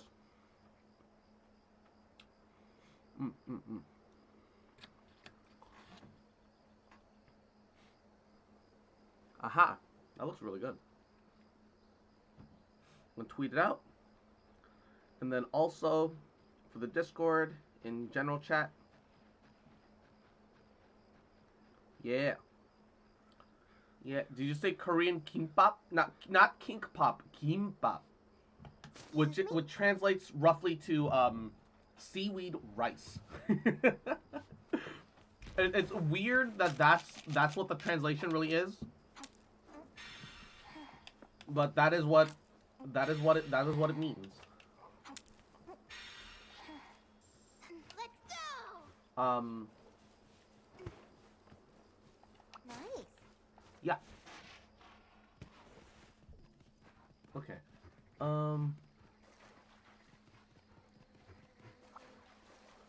What? It is kimbap. Alright. There's gonna be more slash berries here. I want. Excuse me? It's like 2 other places, but suddenly my head's blanking out and I don't remember. Probably. Well, let's travel to the main camp, first of all. Kimbap sounds intriguing. Yeah, do you sleep well? I did, Magni. I was told that sadly I snored, and now I'm self-conscious about it now. I no longer wish to do sleep stream. I simply wish to perish. I mean, I have been a little congested recently, simply because of the cold. So that's probably got a little to do with it. No! Give me the wisp lanterns, not the fire lanterns. Wisp. Wisp. It means good sleep, but only when I sleep on my back. I roll over a lot. I'm a very mobile sleeper. No! Stop giving me the fire lantern. Oh, hello, Axonom. I do not wish to fight you, good lady. You stay safe there. Goodbye. Bye. Where else can I get these,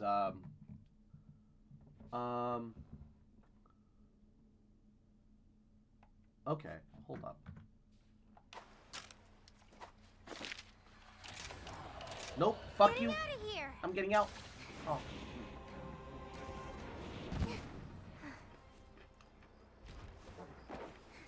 That one's not back up yet. Fuck.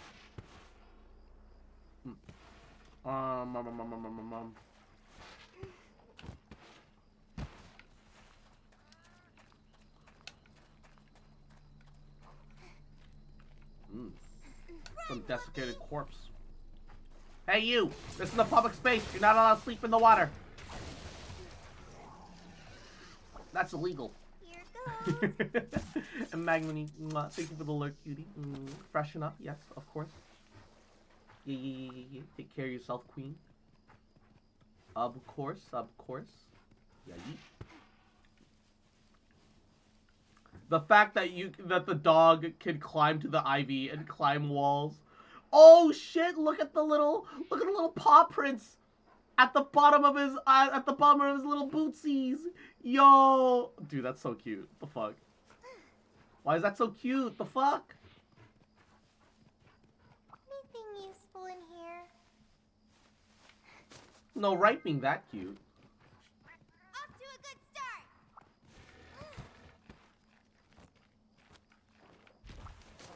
Alright, adamant seeds. Nice. Oh, the wisp lantern! Okay, we're done. We're done. Let's just fuck up these Kelbies real quick. You're in the wrong neighborhood, Kelby boy. I'll take this. Thank you. Wrong neighborhood, Kelby boy. Alright. Ba-ba, ba-ba, ba-ba. Give me your pelt. Give me your pelt. Damn, I hope Timon don't visit the lake you sacrificed Pumbaa in. Look, Timon is next, alright? He knows. He knows what he did. I don't need to explain to Timon what Pumbaa did wrong, alright? I would certainly hope I don't have to explain. They know. They're aware. It's the scene out of fucking Atmos not nice. It's the scene out of Skyrim, the Dark Brotherhood. They know. They know what they did. Nice. Oh, you know what? While we're here, let's get some blast berries. That's what I should do. Oh, they're both headed to 8. Oh, they might fight, but I'm too lazy to deal with the actual reality of that situation.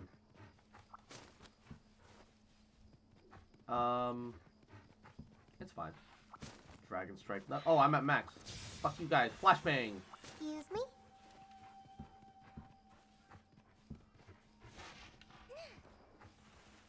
What? Don't mind me. Gotcha. Just here to get some blast nut. Some blast nut. Some big nut. Biggie nutters. Excuse me? Yeah, there we go. Biggie nutters. Timon can watch the VOD. Oh my god. Yeah, he can witness the VOD himself. See how he failed his friend. Yep. No, you right. You right, Oliver. He can watch the VOD. And we won't tell him where, so he knows where the body is. So he'll have to watch the whole thing up until this point, which is 20 hours and 51 minutes in. He knows what he did.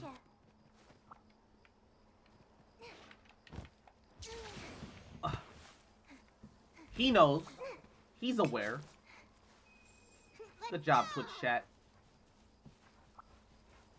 Good job, Twitch chat. Little cutie. Excuse me? I want to see if the Slashberry's back up. Also, thank you again for telling me about Trigger Fire. Thank you for the head pats. No worries, baby. I know that I'm pretty sure that if you have like VTube Studio and stuff like that, or VSeek's Face, I'm pretty sure there are also equally easy ways to handle that specific situation. But this is the only one that I know personally. So is my reality. All right, complete quest. I got what I came here for. Huh. Quest complete. Nice.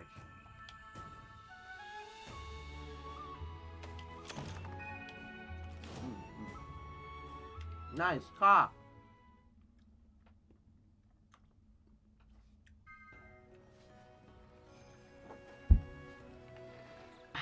Wah! Alright. How about this weather? Give me my armor spears. Yes. Thank you, Queen.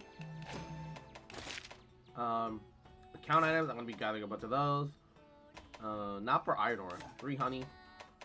Monster slaying. Alright. Easy clap. If you need me. Easy clappers. Okay.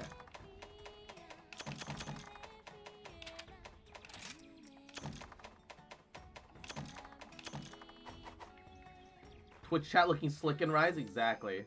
Look at him. Look at him. He's a little copper. he's got a little necktie and everything. What a little cutie. What an absolute cutie.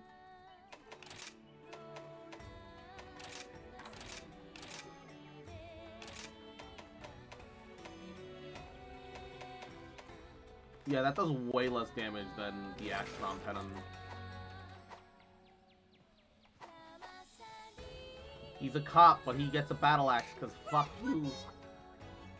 Alright, I need to get a bunch of the oysters, but I also need...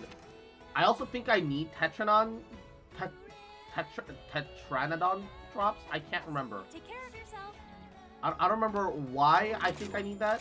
Trying to remember in my head what it is that I need and why I need it, but my brain is small.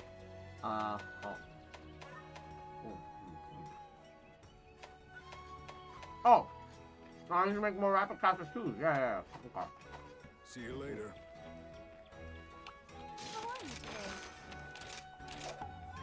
So I can focus on getting the oysters.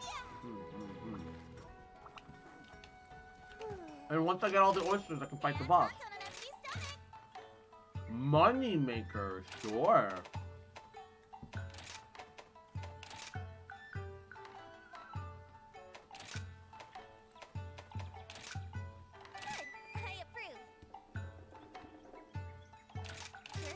Alright, we'll make that our order one. Oh.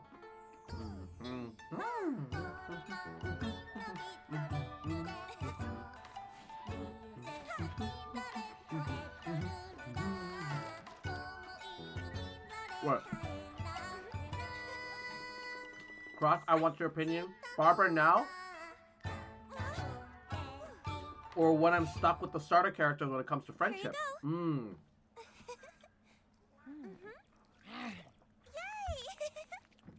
I would say when you're stuck with the starter characters, or when you're friendshiping with the characters that you don't have, like, yeah. But also, sometimes it's easier to have your friendship party be really suboptimal, or have like the one hyper carry that can still tank some encounters and deal with it for you, and the rest of the three just get like hard carried. It does kind of depend on your personal takes a little bit, but it is the way it is. I think that maybe you should save Barbara for later. Huh. But you can also equally instead work on Barbara now, and later when you're working on the starter characters, just shove like Zhang Li into the team, or someone tanky, or someone that can like hard carry without a shield or something. I don't know. That's what I did personally, but.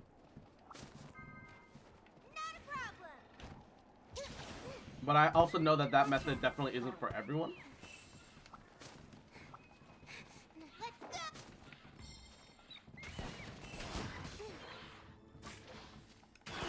Fuck you, you little spitting shits. That's my job. Only I spit at Twitch chat. Poison Toad, though. Very handy. Cross, too excited to chew before answering your question? Oh, hush.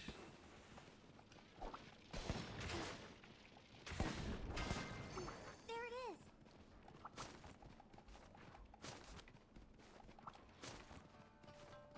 Uh-oh. No, I want to fight you, just not right now. Go away.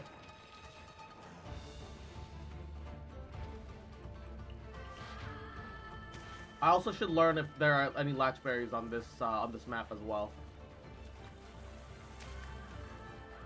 But first, all the parts where there's oysters.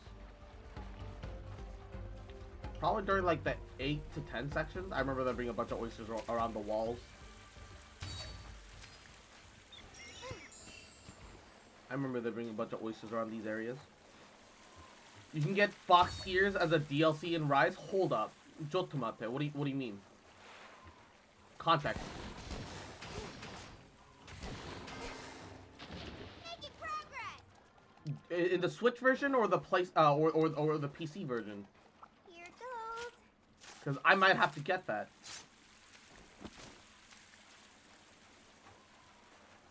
I'm excited to make a resistance team, but Kazu's close to 10, so it'll be short-lived. That's such a mood when you're like, oh yeah, I've got this one character that I want to use for this team comp because it feels fun. It's on the Steam store. Oh no! I don't need it. I don't need it. I need it. Why can't you give me the boat shell? Why'd I have to get the raft shell? Give me the boaty. Ew, but I need this. Fuck you, Zamite. Give me your shit. Ooh, they're the ones with the sharp fangs. I see. Ew, monster guts. That's worthless. Give me your fangs. Give me your fucking teeth. Let me run you for your dental.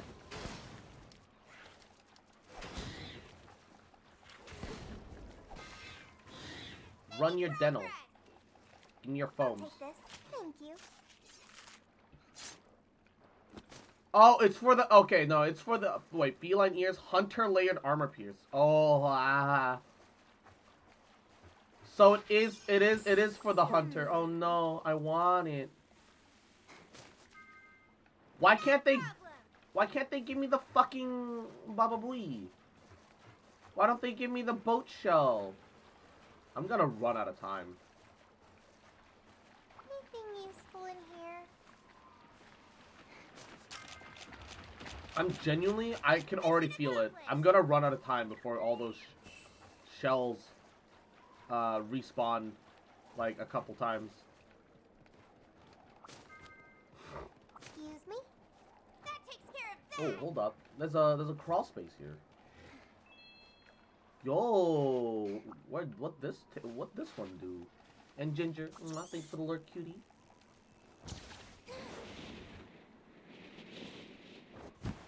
Well, this took me to a place, I suppose.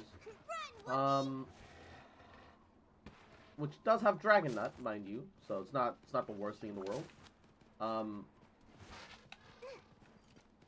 And bones? Do I still need bones? I can't remember. No. We're fine. I should go underneath and see if there's some raft shell spawns there. Fucking baggies! Off to a good start. Can we get this mining outcrop? Nice. How's the stream in Blue Venus? Yahoo! Good morning, honey. Good morning, cutie. How you doing today? It's been going alright. It's been going good. I'm trying to get some stuff for my Monster Hunter. But I'm struggling to get the RNG. Because it's one of those things where it's like, oh, hey, this is the thing that you need to get.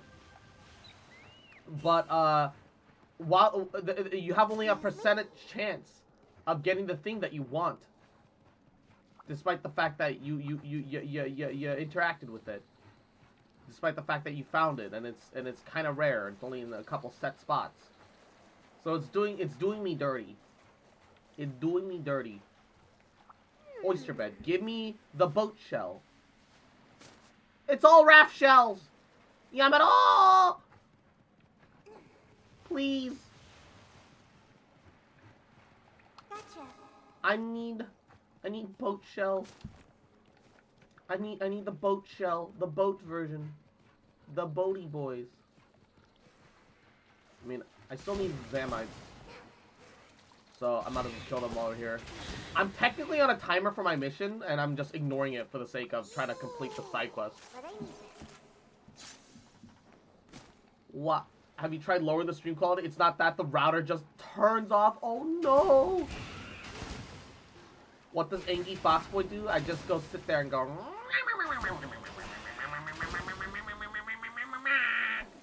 I make a lot of weird noises when I get mad. And some people apparently like it, so it's just yeah. And Dragonite! Mwah. Yahoo! Welcome to the stream. How you doing today, cutie? I'm doing good. How are you? How's your day going? How you doing, Dragonite? Mwah. Welcome.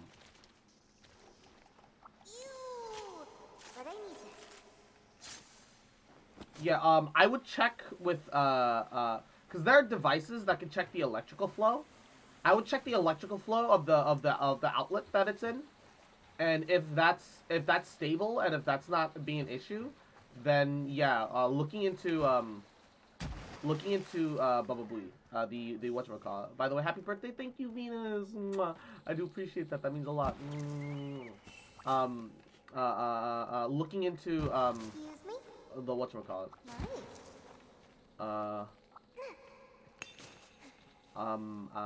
Bubble. The looking into your router afterwards is not a bad idea. The router cross, yeah. But before you check the router, it's also important that you check the oh, Tetradon ended up here.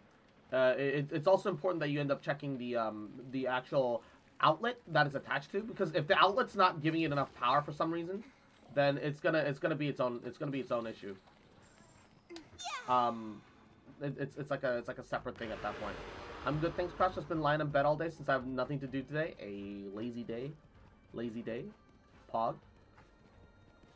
Hopefully in a good way, in a good sense, that you're blah blah blah. That everything's fine. Everything's fine.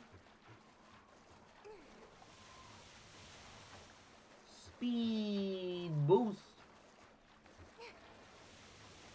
Woo! Okay, let's see. Note to self. There's no oyster in this part.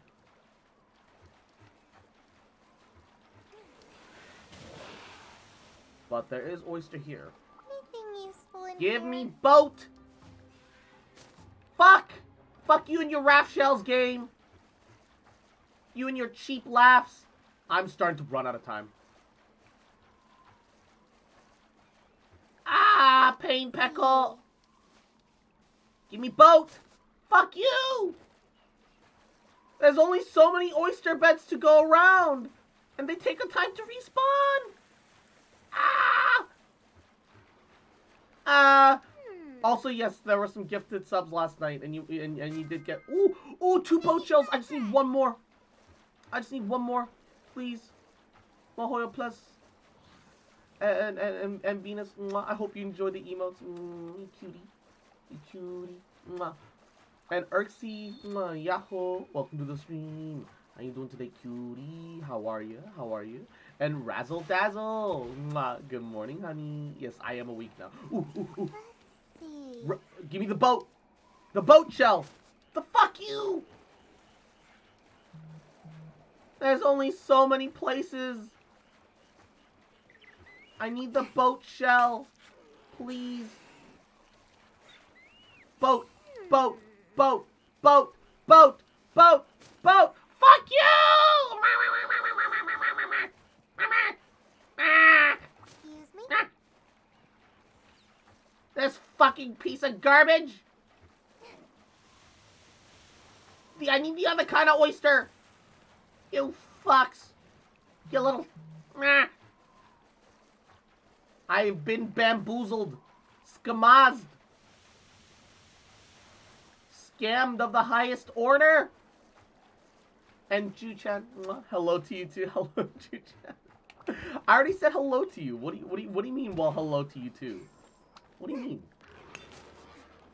Run, Whoopi! You were here earlier as smells your feet. Ooh woo. All right. What do you mean? Cross, I asked about the question. How high would you be able to jump if you a drone's lifting 90% of your weight? For some reason, they assumed I would jump 10 times higher, but I feel this is off. Yeah, probably. Because air resistance, gravity, there's a bunch of other factors that still factor in. I don't know what the actual number of that would be, and I'm not going to pretend like I do.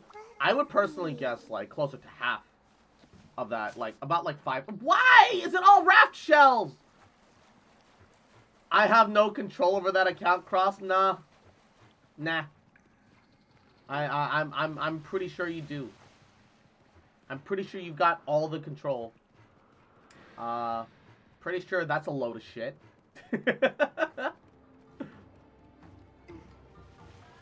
Alright. Please, I gotta hope that those oysters over there in the back have respawned. Ah! Wait, why am I going this far? Hold up.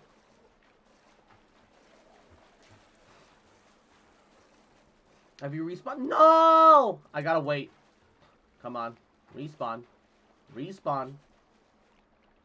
Respawn, motherfucker. Let me have it. Let me have your fucking oysters. Gonna. Any tips for long streams? Home.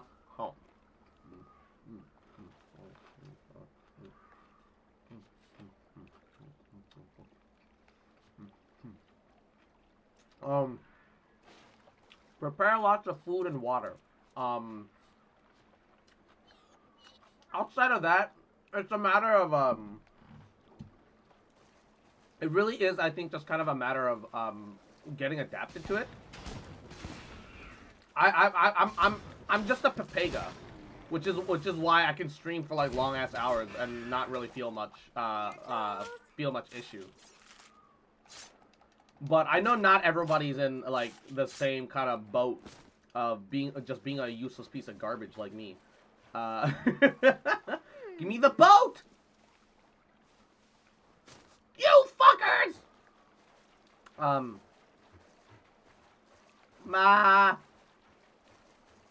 Don't do them. I mean...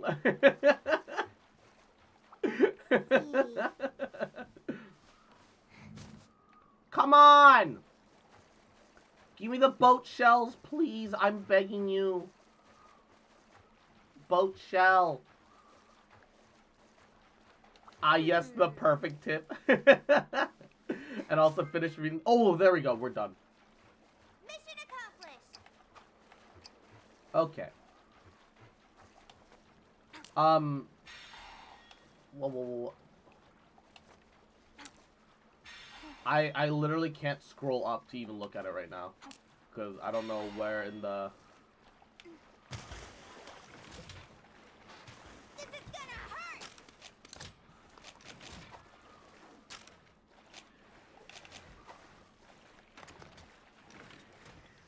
Bruh.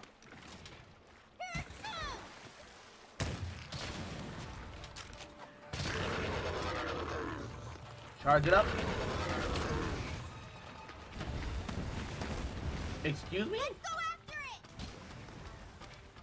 Did he just start fleeing immediately? Nani? No, that's not what I wanted. What? Yeah.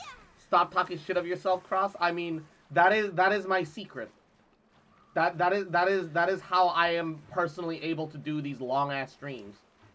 I am Pepega. I mean, it's talking shit about myself, but it's also the honest truth. My brain functions on a lower human being level, subhuman, suboptimal. I can put it through rigorous conditions, and it'll just be like, all right, I guess that's just how it is.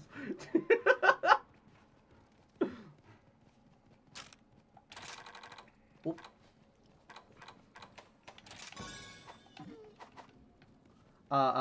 If a 100-kilogram human can jump 1 meter, you get 90% lighter. So you have a 10. So you're jumping like a 10-kilogram human, while having the same force. I would guess. I mean, if someone's lifting you that high, sure, yeah. I can't see why that couldn't be possible.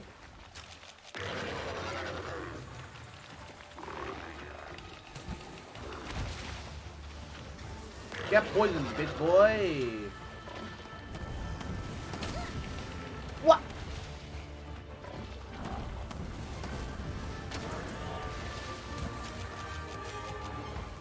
You're my best pal.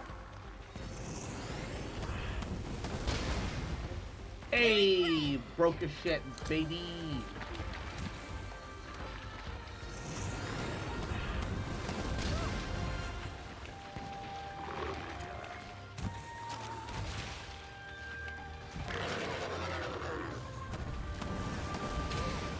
Wow, where are you aiming? Why'd you even fire that? Oh no. You're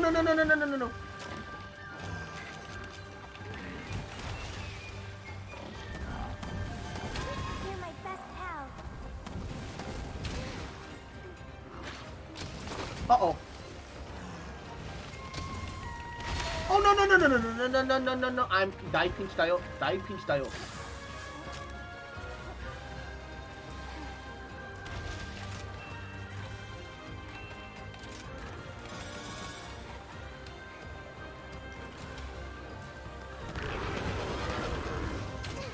Right on the head. Right on the head. Oh, that's on his shell.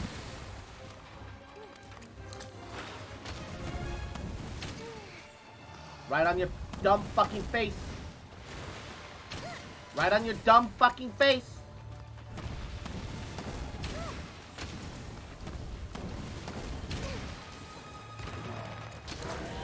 Nice!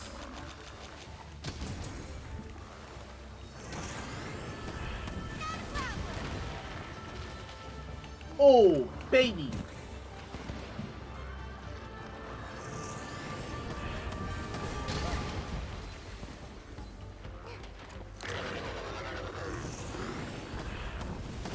No! Shit! I should have let go a second earlier. I got too greedy for the full charge.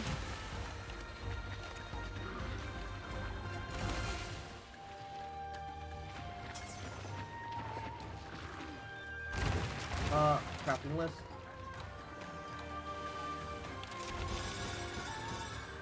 Make all those. And wyvern ammo. Alright.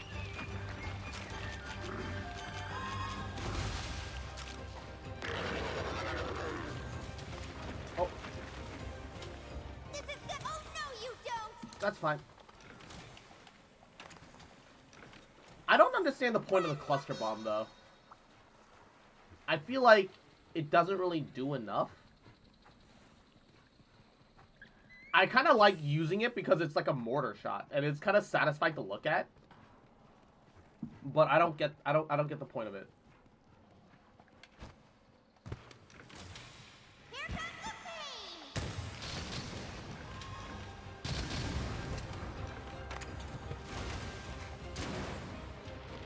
Uh-oh. That's gonna hard whip you, isn't it?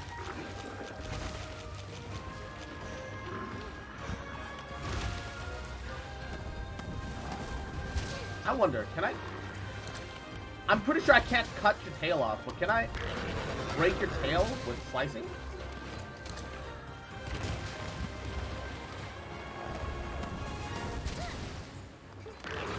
I don't know if his tail breaks.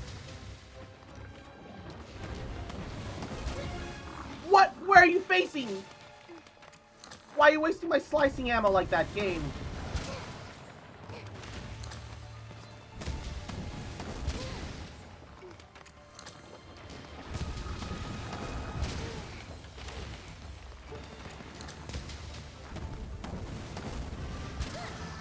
Right on the tail. Oh god!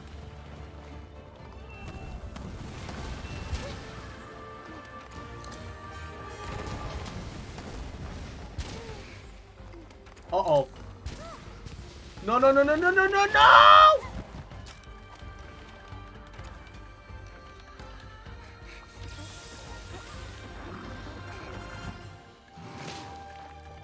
Wow.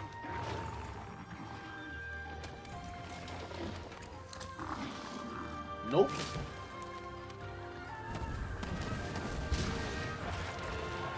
Alright. We broke something.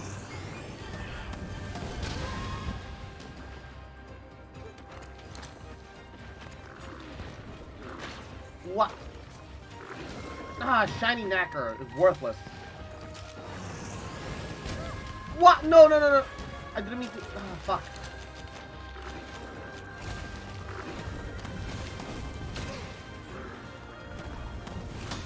Ah, you little shit. Give me strength.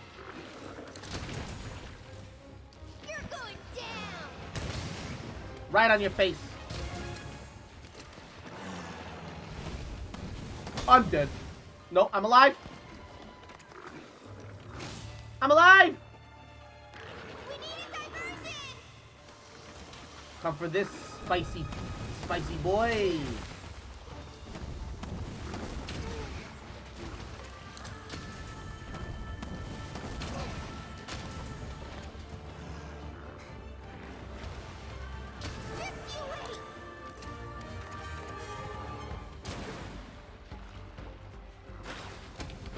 Oh, that just hard whipped, didn't it?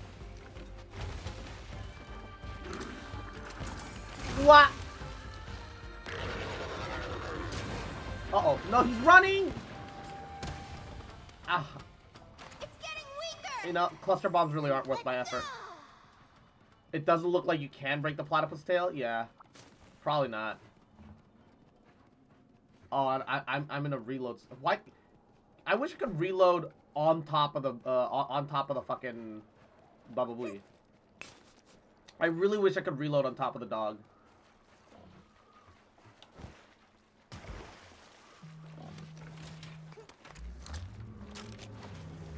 Alright. This was your mistake. Oh, baby.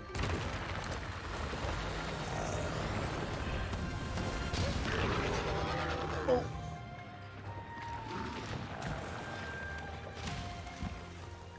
Reload.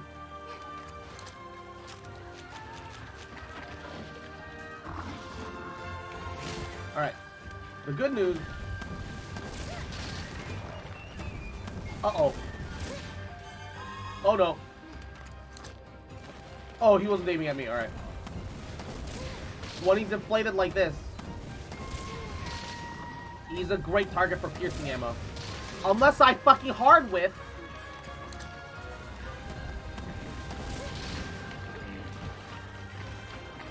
How did I dodge that? How did I dodge that?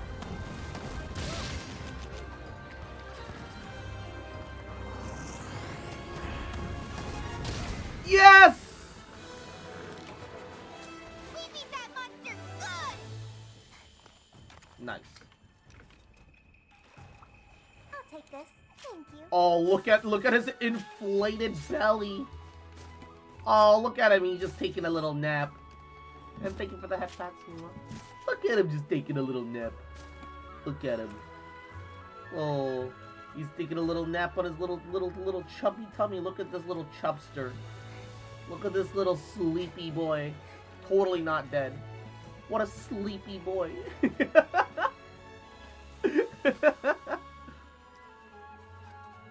Oh. Oh no!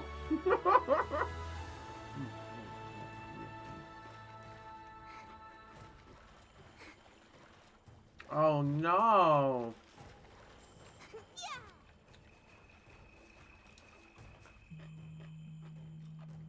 Good job, buddy. I'm so proud of myself. Oh, wait.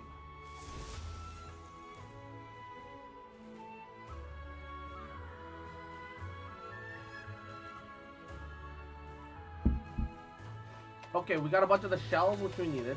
A bunch of the carapaces. Beaks. Nice. Is it a heavy or a light blow gun that you're using? Heavy. Big gun, big boom, huge cock. Nice cock.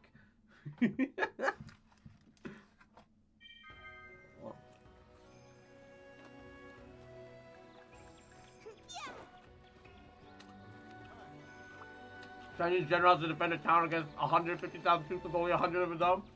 So the gate's wide open, sits on top playing a lute. Enemy general thinks it's a trap and leaves. That's such a mood.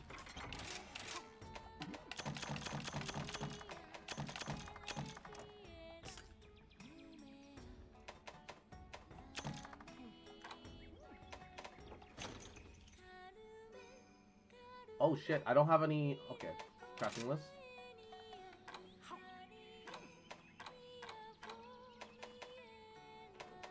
Dragon ammo. We need to make a bunch of dragon strikes. Actually, genuinely, I'm not going out into the field with dragon strike nuts, because once I find one, that's 5, which is the maximum amount. So, restock, select amount, send 15 blast nuts back. Let's not take the cluster bombs. I just don't use them, and they never, like, they never actually fucking function as intended. I think as long as I don't have the cluster bomb, it's fine. I'm scared for tomorrow. Oh no, what's wrong? Everything is gonna be okay. Everything gonna be fine. What's happening tomorrow? What? Hey, we can send out 2 expeditions now. Finally. Extra submarine. Farewell. Trading is a wonderful profession. Ah, I need another, I see. I need another, free 12-hour stream. I've never done a stream that long. Oh, it's okay. You got this. You got this. Until we meet again. You like, it's just hanging out with a bunch of friends. It's all goody. It's all goody. Oh, 1 second. I'm getting a phone call. 네, 어머니. 여보세요? 아, 지금은 전화를 못 하고 있으니까요. 네. 알았어요. 그쵸. 네. 알았어요. 뭐 안 걸으면 얘가 화장실 쉽게 안 쓰잖아요. 네.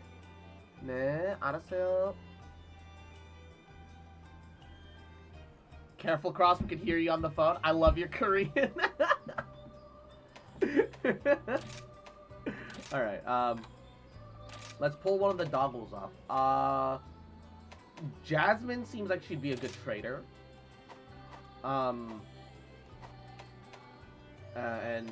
Training rounds. Fill that up. Confirm. Yep. And then we gotta hire a new doggo to take Jasmine's place. Nice talking to you. Oh, we got an apple. Are you looking for a buddy? Hire Palamute. Highest level possible. Caramel. That's a good pick. What a cutie. Hey! What a cutie. And 아이고. 왜 이렇게 귀여우나, Oliver. 아이고, 귀여운 놈.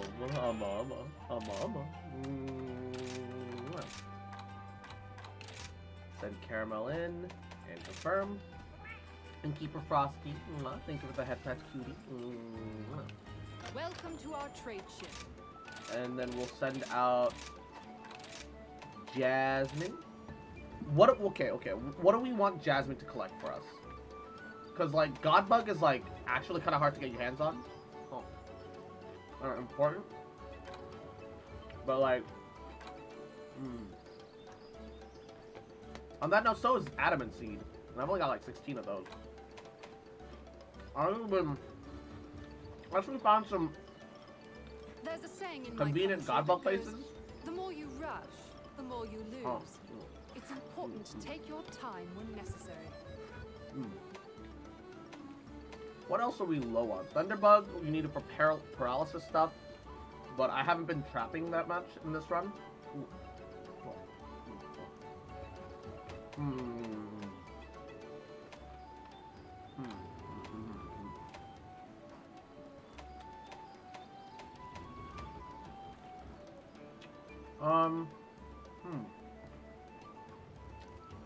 You know what? Let's make the Splashberry anyway.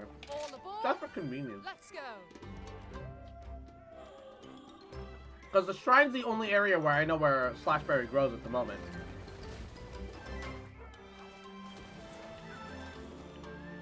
Keeper Frosty, hello cutie. A new step, thank you for the alert, cutie. Those submarines are super cute. Very well. Submarines going out and doing goody. Buddy Plaza Shrine. The shrine seal's not yet broken. Oh, that's right. You need to do, like, you need to progress, like, further into, like, the main quest for that to, like, unlock and stuff. Yeah. Yeah, I remember now. I remember. What is it? Alrighty.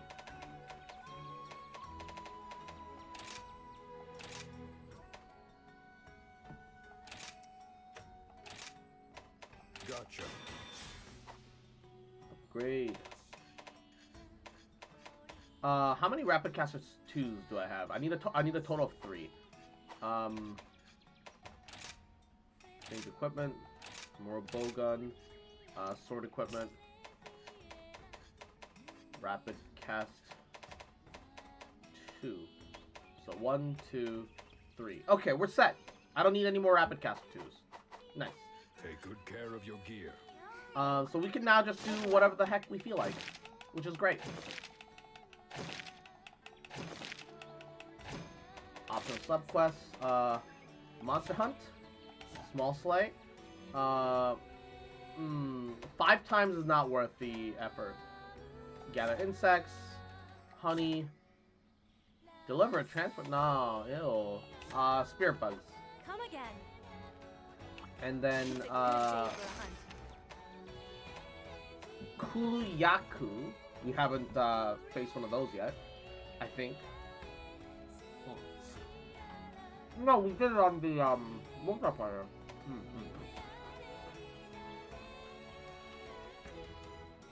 Great Raji, we've done that one already. Ludra! We haven't done Ludra, and it's a new area. Oh, what? Let's do a Barroth. Let's do the desert area ones. Be careful out there. I believe desert is where we can get malachite ore for the first time. We've been kind of fiending for a malachite ore for a while.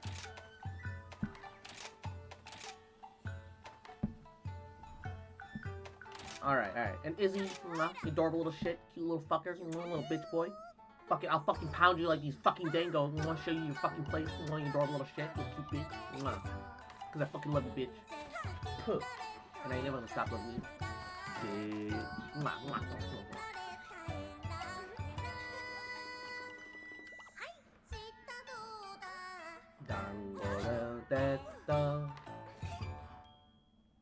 Here you go. I really want to eat one of these dango, like IRL. They look really good. Oh.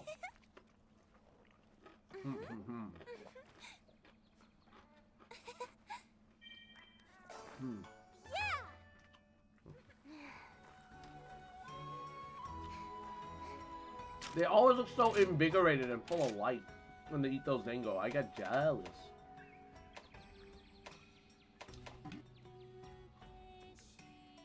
If only you could upgrade the fixed item for the normal ammo. Man.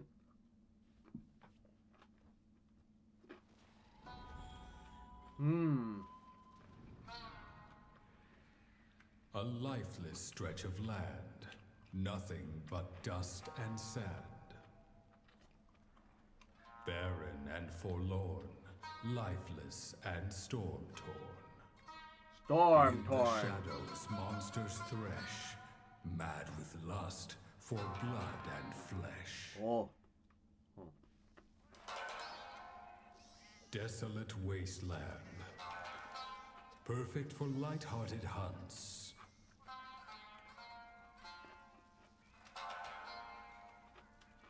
But do not let your guard down. Don't pull any stunts.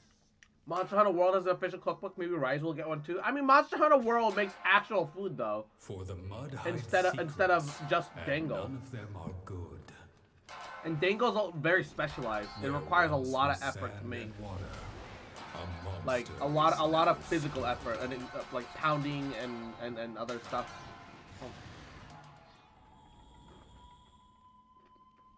Barroth, the Wasteland Warrior.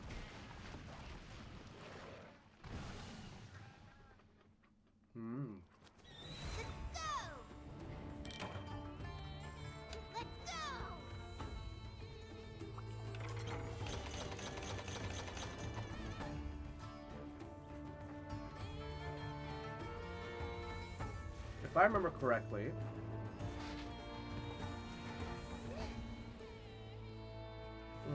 no? Hold up. Okay, so there's honey right through here. So a good start. And you're a new enemy.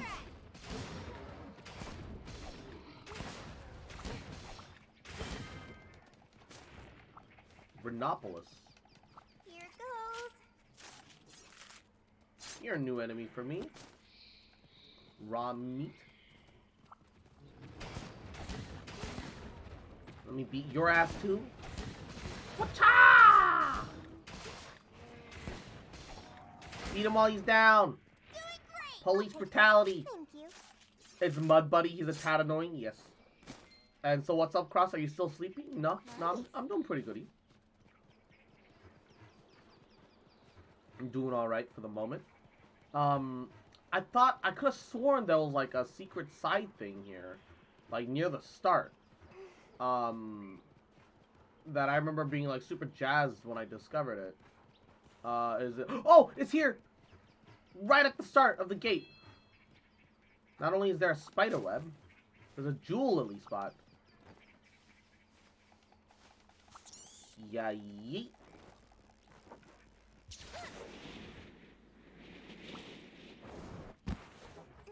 And takes us to our first might seed.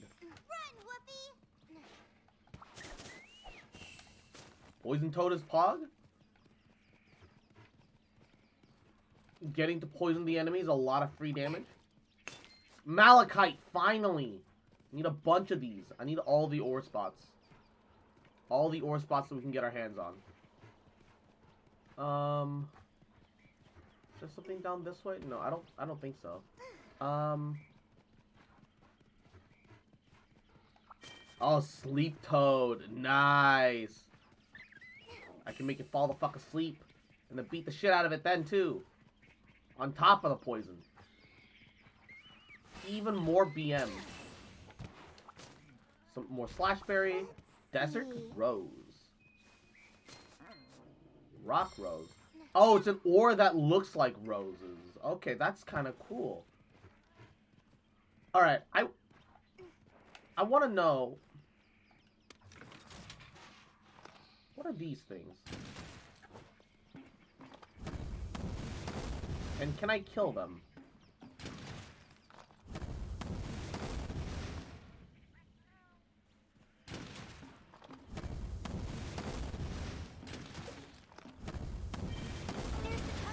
Oh, what?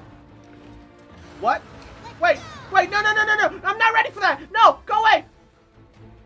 There's so much things that I need still. Stop it. No! Ah! Panic! Panic! Run! Run! Ah!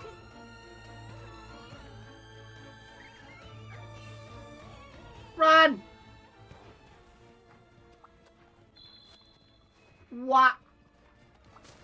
Fox scream. Una! Good morning, cutie. How you doing today? How'd you sleep? I hope you're doing goody. Welcome. Welcome. I got bomb berries. I wasn't gonna use cluster bombs, but I guess here we are. I love you, sweaty. I love you too, cutie. What? What? No.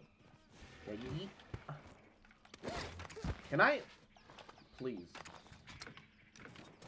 Yeah, yeet. I want to make my way. No! Yeet. I'll make my way over. I want to see what's here. Ooh! Crystal lizard. Boulder lizard. Oh, I kicked it. No! I feel bad. I didn't want to kick it. I feel bad. Cross is scared of the mud butt? Yes. I wasn't here to fight it yet. There's so many other things that I need to take care of first. I'm trying to take care of the other things.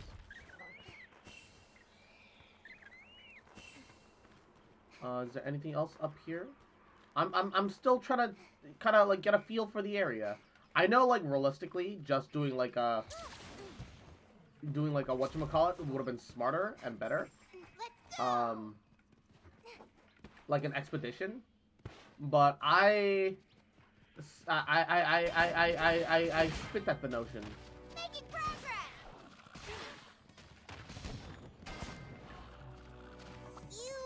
Okay, these are Jaggies. Jaggy scale. Fuck you, Jaggy. You're the most basic of all wyverns. Oh, little shit. Cross kicks me instead of kiss me. Oh no. And Richie, Yahoo. Welcome to the stream. How you doing today, cutie? Welcome. Welcome. Oh, it didn't destroy that time.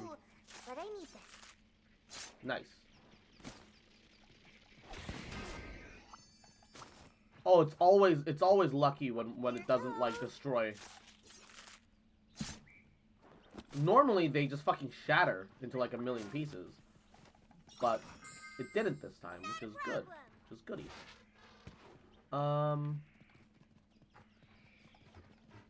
Is that anything good? Needle?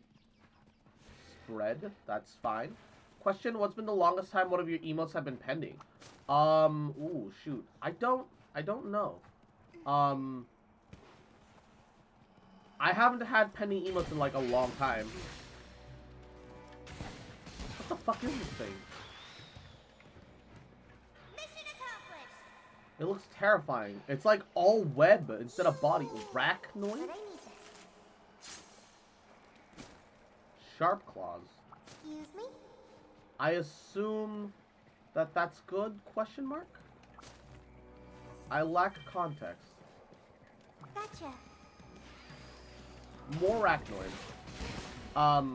How seductive is your emote? Not even? No, like Twitch is really inconsistent about like what they what they approve of sometimes. Like sometimes they'll take something completely non-sexual as something very sexual, and sometimes they'll take something, you know, sometimes they'll take something very sexual and be like, whatever. So it depends entirely on the situation. It's not even like an issue of like your fault or anything like that. Testodon. It's just sometimes Twitch is poopy. Always has been. Yeah, that's right. I killed all of your friends and now you're waking up? It's too late. You're the last one. You're the last one. Complete the mission. Perished. I'll take this. Thank you. Give me your stuff. Alright. Wah wah wah wah wah.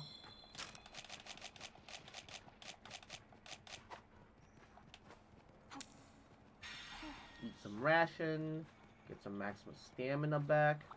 Mandragora.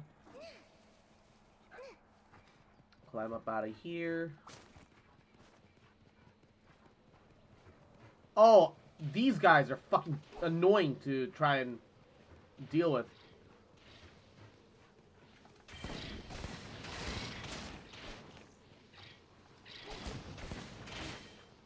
They're hard to get your hands on. Della. Here goes. Monster guts. Fuck! That's a useless drop. I need the fin, I think. Yeah, big fin. Come on. Stop somewhere nearby. I know you're gonna stop somewhere. Stop somewhere.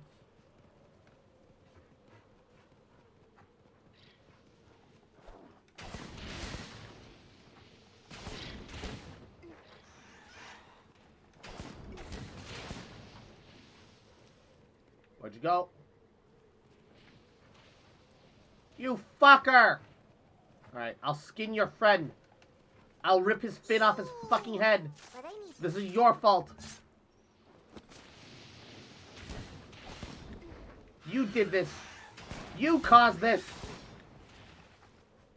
I'll take this. Thank you. Stop giving me monster guts. It's pointless. No, stop it.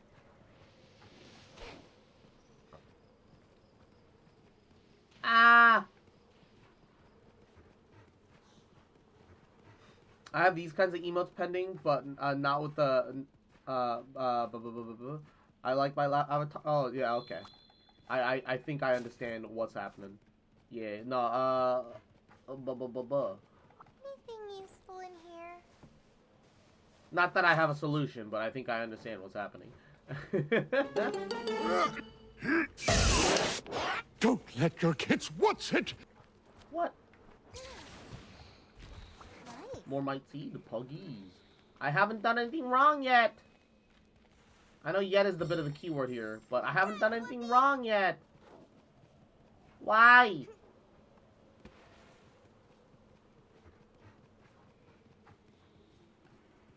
Alright, we've almost discovered the whole map. Let's at least discover the whole map. And let's take the barrack down. I was really hoping that I'd find a couple more mining spots. I'm kind of missing a lot of malachite right now still. Oh, Gotcha. Ooh, paralysis toad. Yo! Okay, that's Pog. Paralyzed toad is Pog. That's a lot of CC. Ah. Equinox, you adorable little fucker. You little shit. Good morning, honey. Good morning, cutie. Little bitch boy. Whoa, what? Where does tunnel lead me to? There's a lot of mite seeds on this map. Holy fuck. Holy fuck. That's pretty poggies. I'm not even gonna lie. That's actually kind of pog. Yeah, need that bug. Blackberry. I'll beat your ass. And then I'll go hunt down that barrack.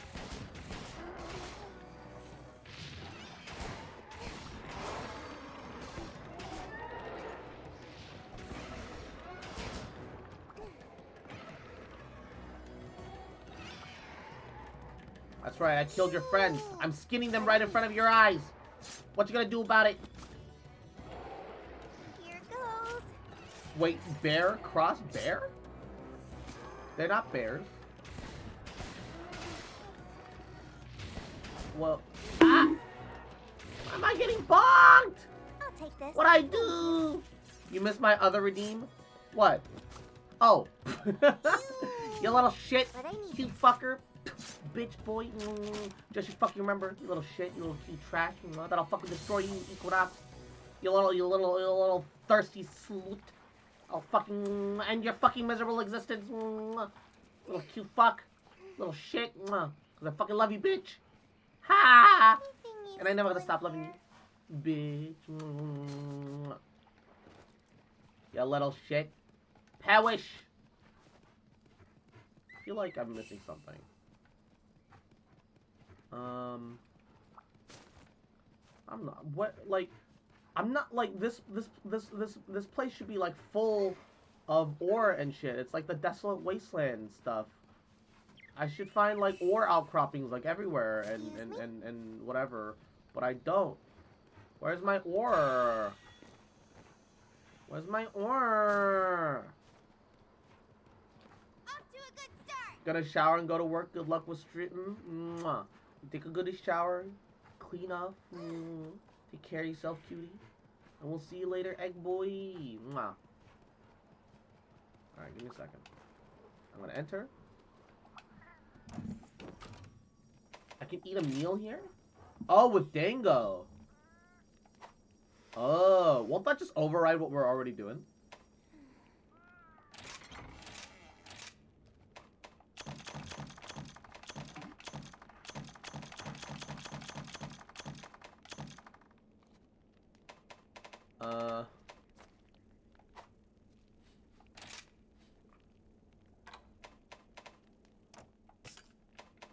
Raw meat.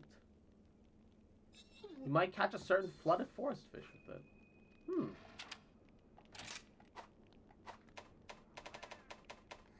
Ration.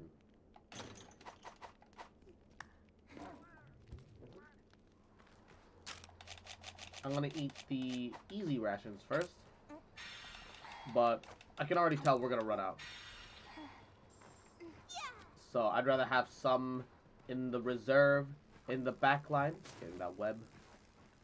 Weeb. Yeah, yeet.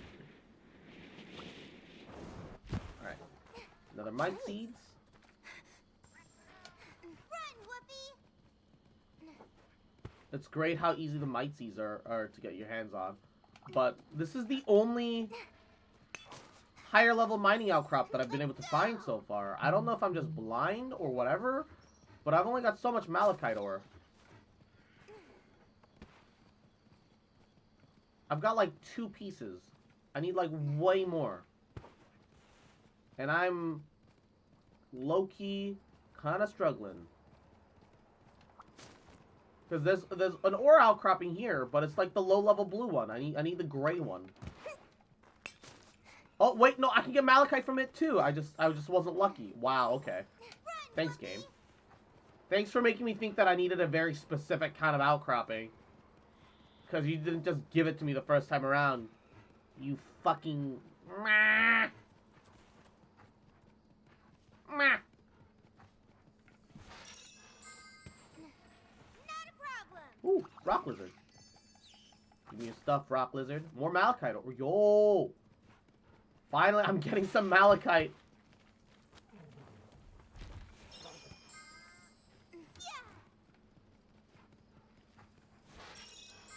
Oh shit, what the fuck? Mission accomplished. What the fuck? Whatever that thing is, it breathes fire!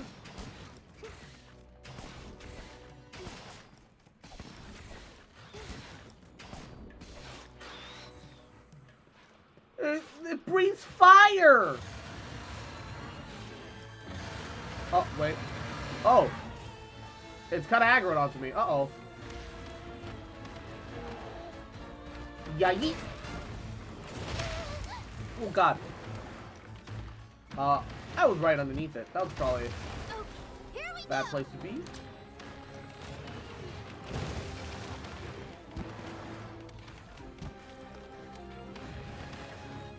Whoop.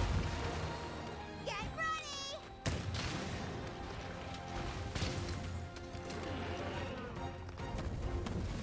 Yeah, that's right. Write him, Twitch chat.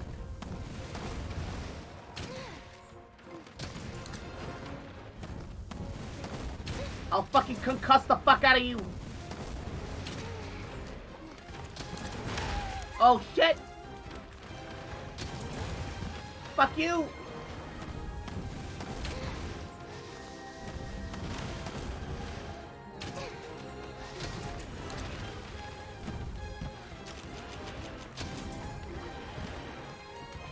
All right. Wyvern blast! Bah!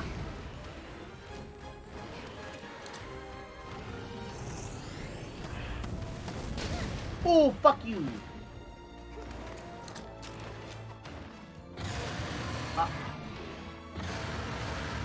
Gonna charge me. Something's coming. Oh, you can't even charge up the cluster bomb. Have to be careful. Ah, yeah.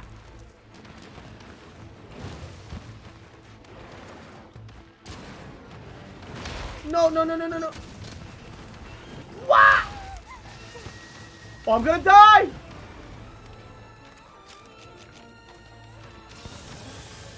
Oh, no, no, no, no. Oh, I'm stunned. No. Get me out.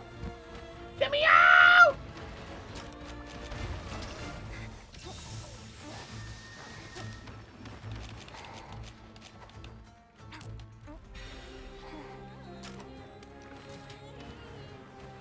You're going down.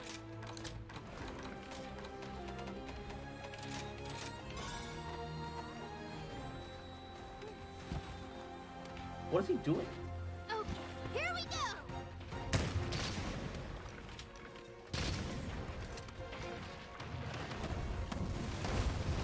go. Ooh.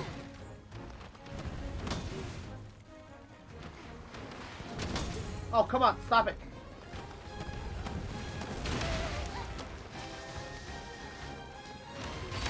Wow! Oh, I'm gonna die. I'm gonna die. I'm gonna die. I'm gonna die. I'm gonna die. I'm sorry.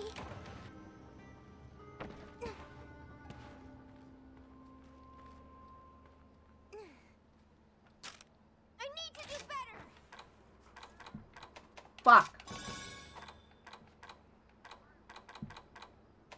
Oh, I can't even make wyvern ammo because I don't know where the where the dragon nut on this map is.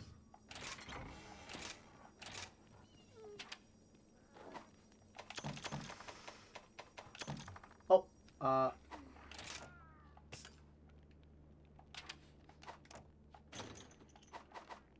this is a problem. Run, Whoopi! This is an issue. Gotcha.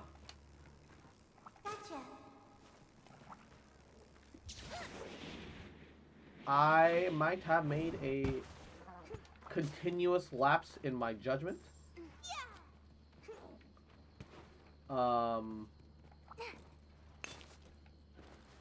It's fine.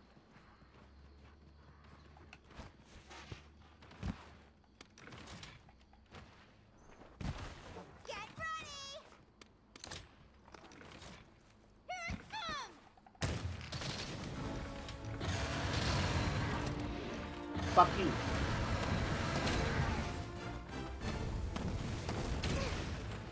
What? Oh shit. You can water blight? Oh shit. Oh god.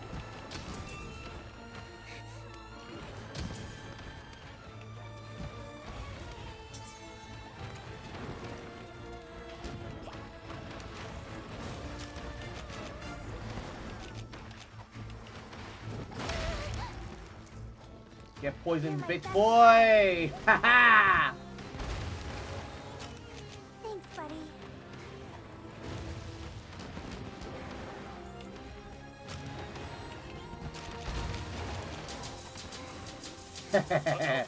Uh-oh! No, it got me too! Uh-oh!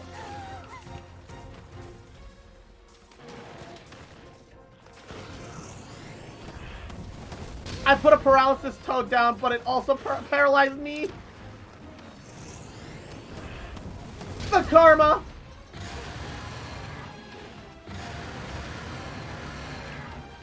What?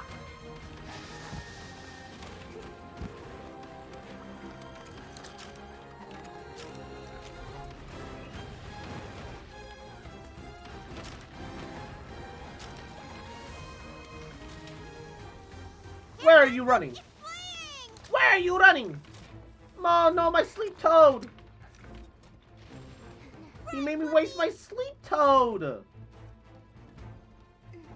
This fucking Mong! You actual mongrel! Excuse me? What are you afraid of, huh? Why are you running? Ugh, bomb berries. Worthless. Wouldn't gliding be faster? And, Senrasink, Yahoo, welcome to the stream. Thank you for the folly. I do appreciate it, cutie. Welcome. No, Malachite. I need Malachite. You little shit game.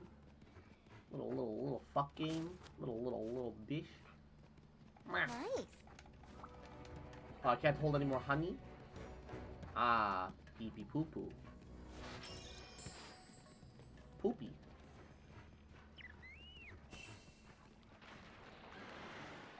Yeah, yeet.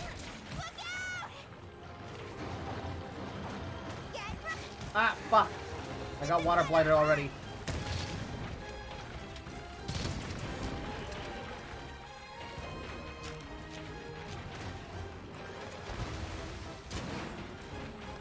Stand still. Haha. I'll get you.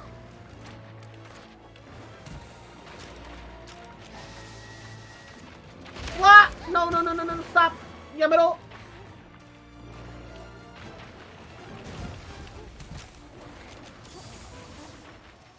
Go the fuck to sleep, motherfucker.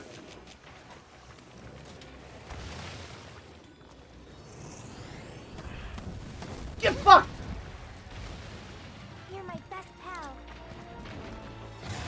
Oh, fuck.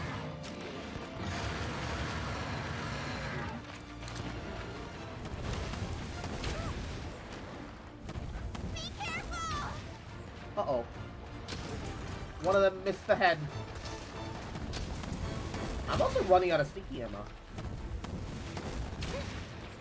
What?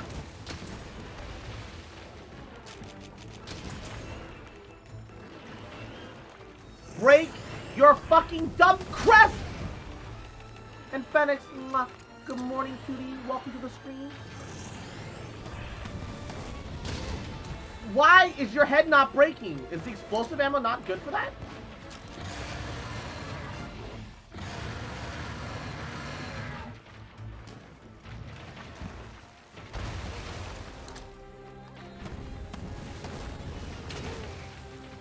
I assume that's exactly what it was for, right? Uh-oh. I'm in danger.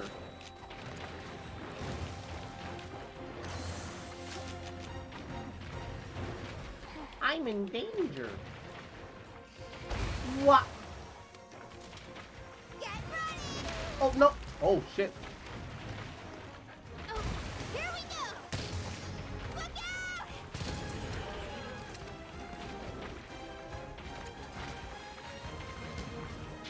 Oh, God.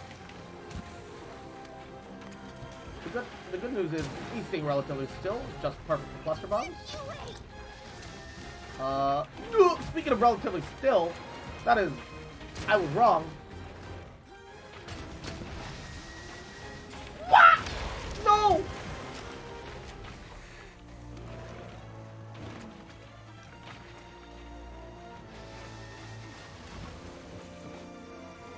Oh shit! Time to ride the wyvern, baby. I'm gonna take over for a second. Hey, thanks for stepping in and making this easier on me.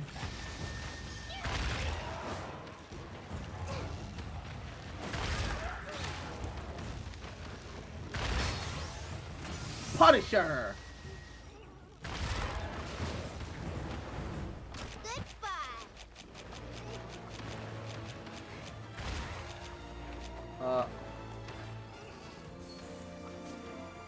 You need the materials. Normal piercing shots can break parts, but only slicing can cut tails. You can also break parts with sticky, cluster, wyvern fire, wyvern heart, and wyvern snipe. Okay. It's getting weaker. So I can, I need slicing specifically for tail, but outside of that, I'm fine. Okay, so I was fine. Alright. I want to break his headpiece though, because if I remember, the headpiece is kind of important for the Ludra, not Ludra, sorry, the Barrath. So I need to try at least.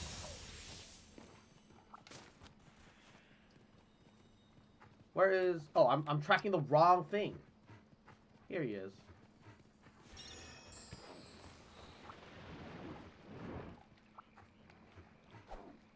Where'd he go?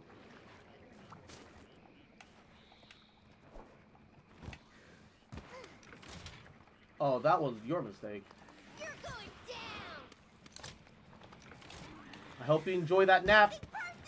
Nothing personal, kid.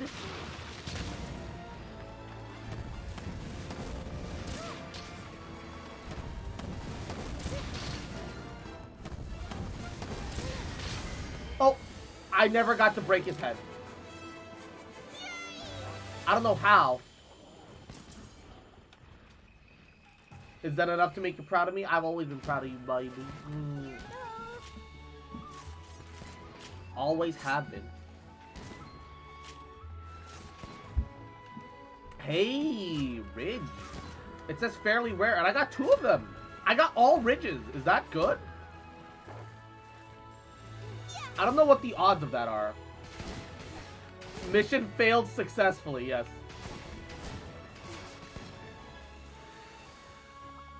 This is an absolutely mission failed successfully moment. Guns might be weaker than other things that making parts break in general, since part breaking is mostly about sharpness and bluntness. Really? Okay.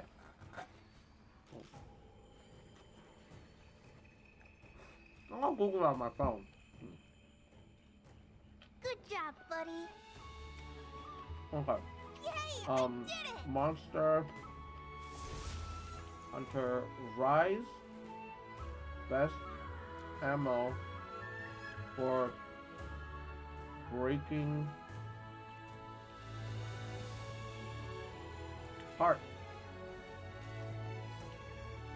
Oh, that's Monster Hunter World. Breaking parts is purely a matter of damage dealt to the part. Fuck.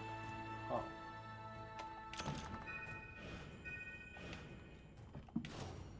That makes it kind of complicated.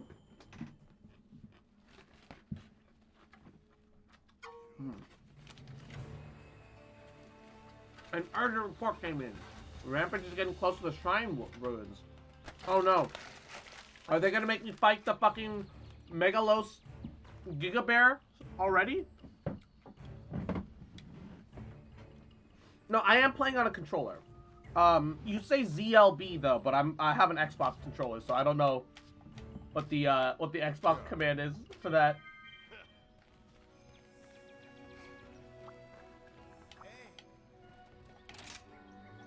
Ugh, 3 out of my 7 malachite ores. I don't have a lot. Look. That's not a lot. I don't want to give him my malachite. I need 3 malachite ores just for the blow. Oh my god.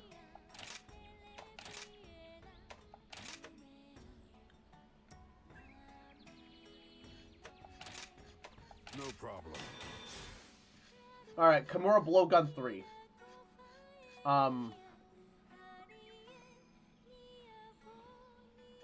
Then again, we just want to see Crossblow Heavy Wyvern Heart load onto monsters? Hell yeah, baby. I need so much malachite ore. It's embarrassing how much malachite ore we need. I need a total of 1, 2, 3, 4, 5 Iron Assault 2s. I should check how many of those I have.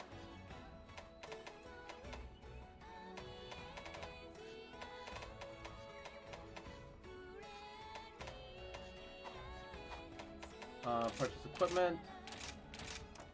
Sort. Iron Assault 2. 1, 2, 3, 4, 5. Why do I have an Iron Assault 1 as well? Did I make 1 too many?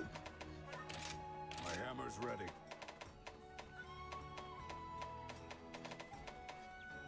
Yeah, I made 1 too many.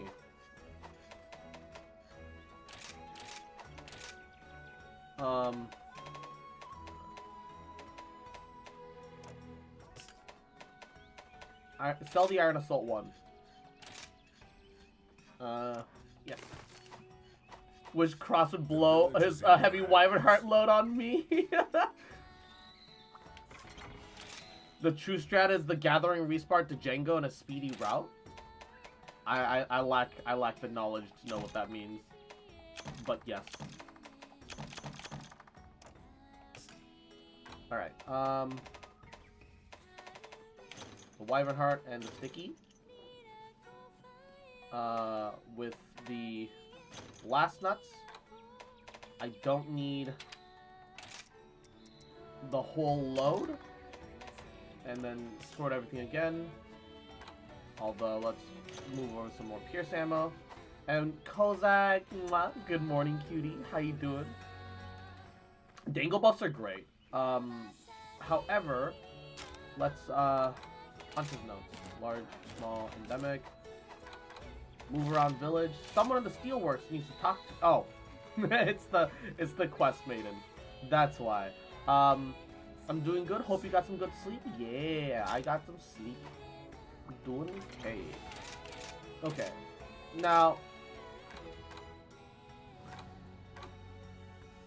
how does this compare to the old blowgun? Oh, I can do Shrapnel 2 now! And Spread 2. Hold up. Yeah. Pierce 2 got an upgrade. I've got Spread 2 Shrapnel 2. And everything else is about the same. Yo! Have I ever made Spread 2?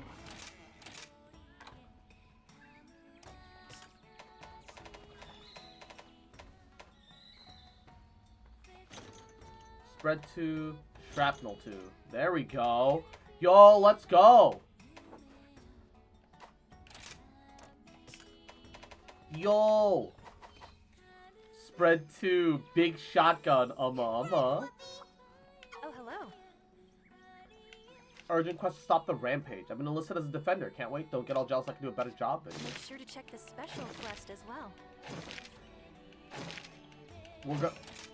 Okay. Rampage quest involved defending Kimura from waves of monsters. Hunting installations, defend stronghold, defending the last wave is repelled, or the final major threat has been slain in order to complete the main objective. Okay. So what does that mean for me? I don't know.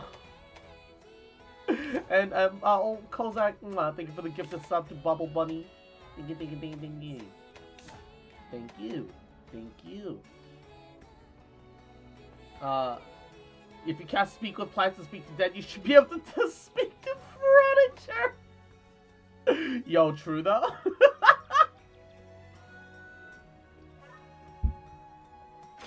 Have a look. That is reality. Oh shit. Defend the final gate. Client Fugen the Elder. Alright. What does the Angie Foxboy reading do? I just make Angie Foxboy sound going.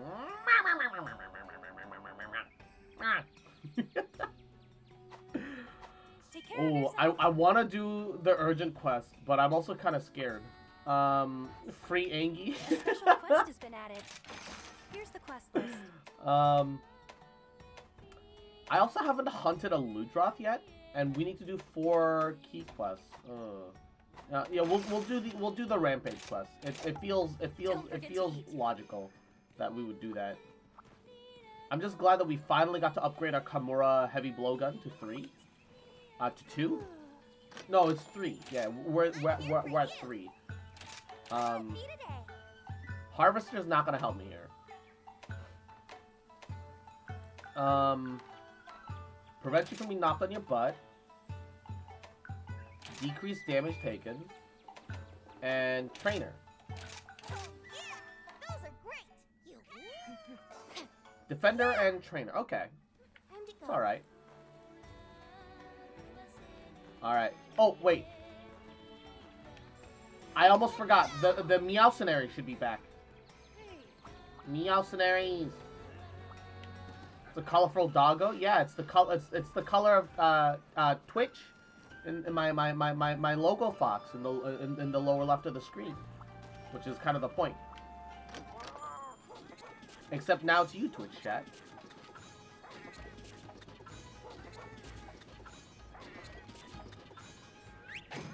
What did the Meowcenaries get us? Bunch of ore, Slashberry, Pog, Humble Scrap, Azuros Pelts, Twist Remains, Azuros Shell. Yo, the Poggy. Oh, we still can't send them out into the... Wait. Banabra. Yo, they can get me the bug drops. Let's go. Let's go.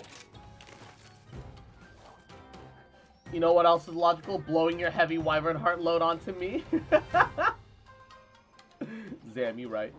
Yeah, that's so annoying to get my hands on. Yeah, so it's nice when I can get them passively here and there. Let us negotiate. Time to bargain.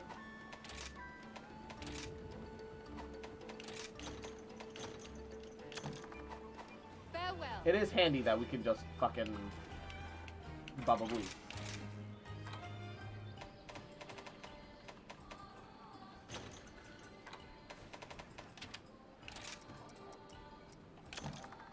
Alright. Let's do this. Yeah, because normally you need to make poison bombs and then poison them and let them die of poison.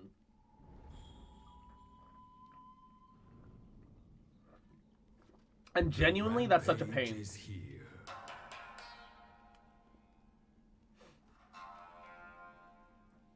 But there's nothing to fear. And your boy Max, Yahoo. Welcome to the stream. How you doing today, cutie? Say toy boat, toy boat, toy boat, toy boat, toy boat, toy boat, dab. I can't do it. If it isn't Kimura's brightest flame. If it isn't Kimura's brightest flame. And Diske, good morning, cutie. How you doing? Back for Blood updated. I got excited, but it's just hot fixes right now. Oh.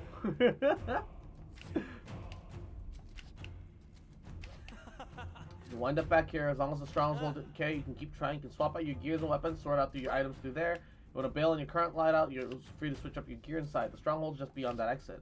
For the bigger rampages, you'll need to defend more of the stronghold, so more exits will be available. Ew. About to head out for the stronghold. Meet me when you're ready. Let's do this. I'm not a big fan of tower defense games. Yo, the Giga Pollen. I feel so alive. Ooh, the Giga Buff. Yo. Hanging in there. Welcome to the stronghold. The villagers built this place to defend against Rampage. Attacking Rampage, we'll call them hordes, come from that direction. They'll try and break through the stronghold by breaking through the gates.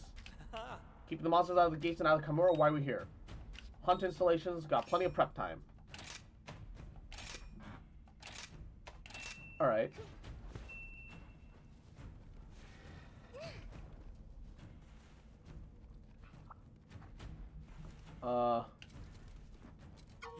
Alright, first, ready a ballista, one of the many hunting installations. Ballista to be used on this installation platform. Alright. Put down some artillery. Installation platform. Ballista.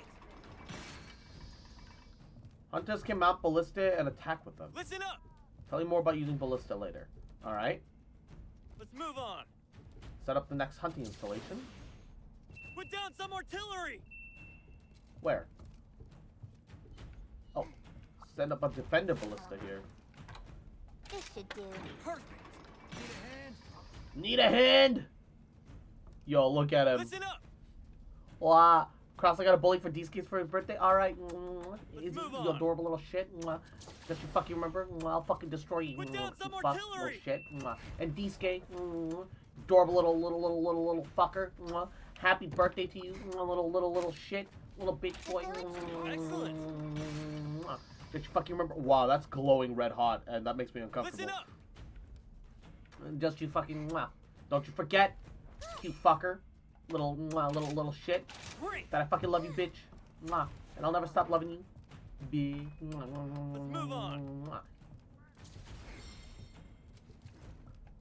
Come here. Where? Let's do this. Mount the ballista. Listen up. Give it a spin. Ooh. Look at this. Ooh. What is a retreat Listen shot? up. It'll auto reload when you're out of ammo. Okay. Show me your moves. Crag shot. Oh. Listen up. Explosive. Stun monsters. Ooh. You can do it. You gotta hit their head. Okay. That sucks when we're on fucking controller. Give it a try. Retreat shot. Oh. Listen up. Ooh, knockback. Okay. You can do it. It's got a long reload. Ooh. Give it a try. Guard?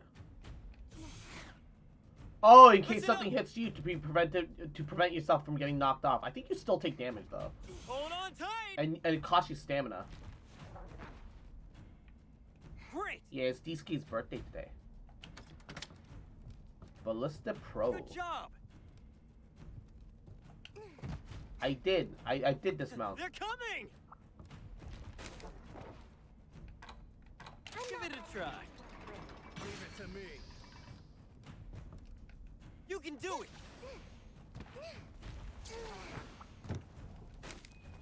The village depends on you. How many of these can I set up though? This should do.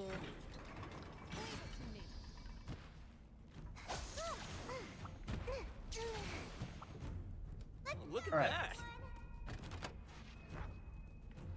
Stalker type? What does that mean?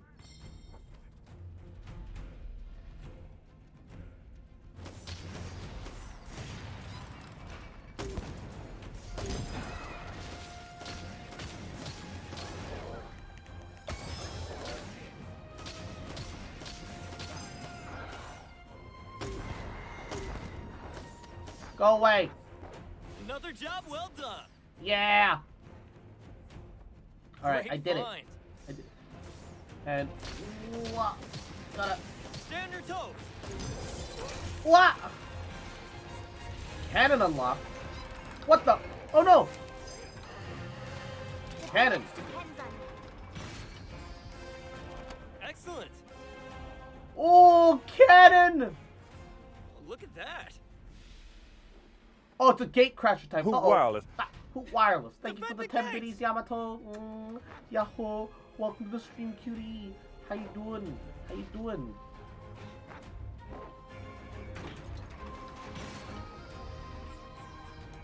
Oh, it's a big boy!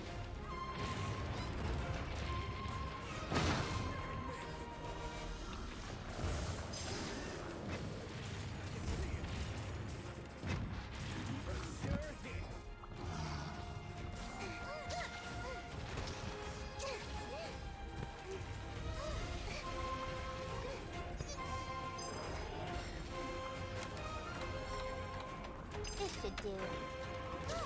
Yeah, you... Well done. Oh, it's still intact. Okay. We're fine. Oh. I thought I was gonna have to Dragonade it. Sweet. But that's fine.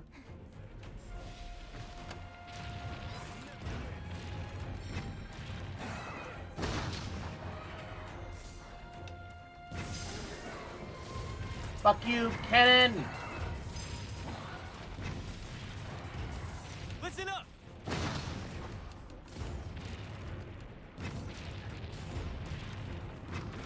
Fuck you, cannon!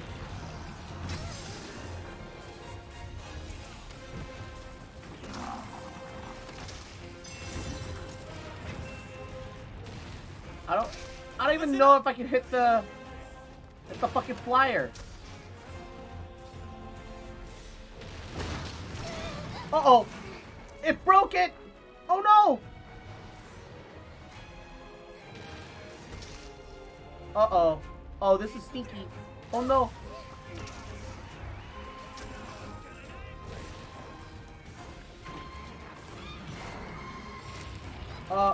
Mountable ballistic. Ah, I just got on it, you fucker. Fuck you.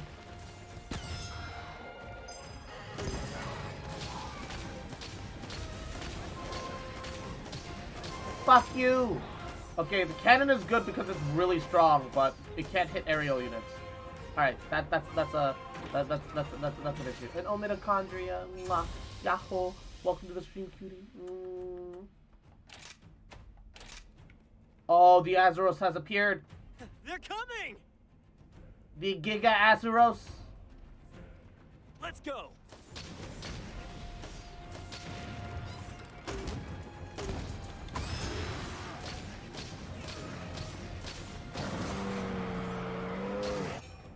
Counter signal.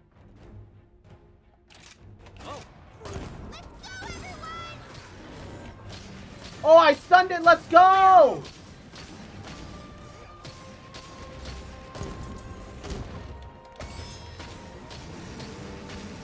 Fuck him up.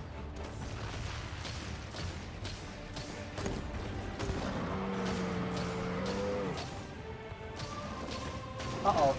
Oh no. We did it! Woo!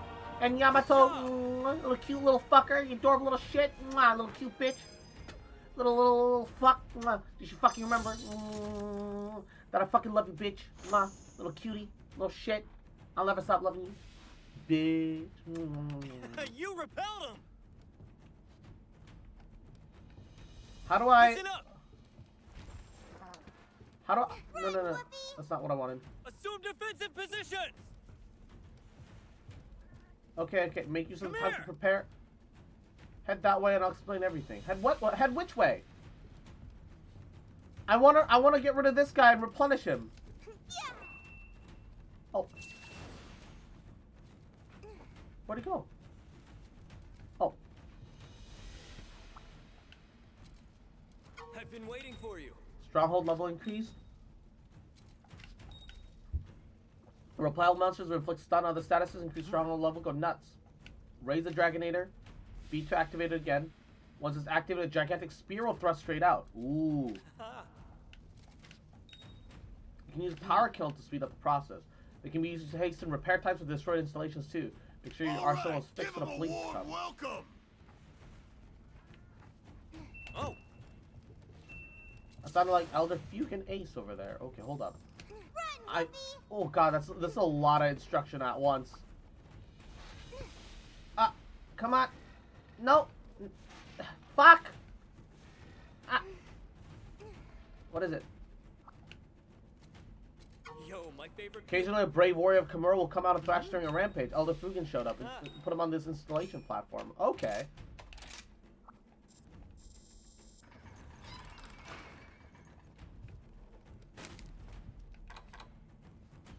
Fukin the Elder. Dragon bait. Ooh. I'm not letting.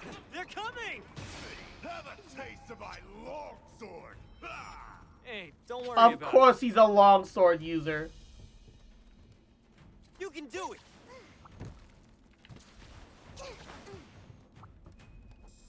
Assume defensive positions! Of course he's a longsword user.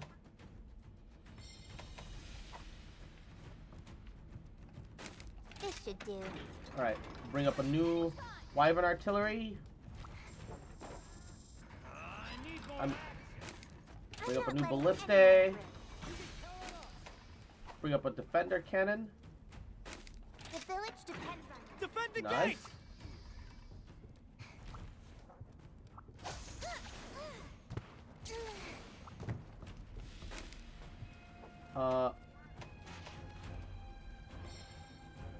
This should do. Automatically attacks enemies in front. Yeah, yeet.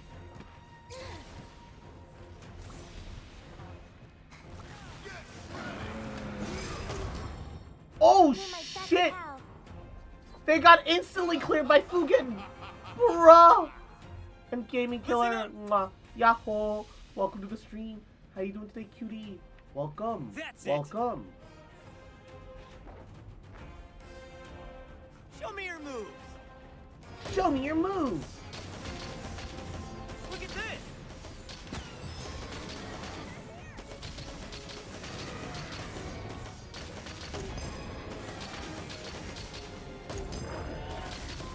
Get stunned, big boy! Keep going, Ace!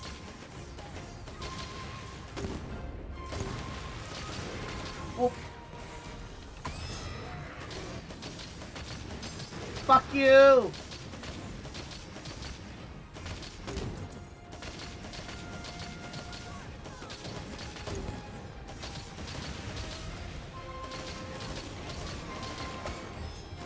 Uh-oh. Gotcha! Right in your fucking head! Right in your dumb head, bear boy! I should have eaten pizza as a good Italian should. Hey, P7. Good morning, cutie. How you doing, baby?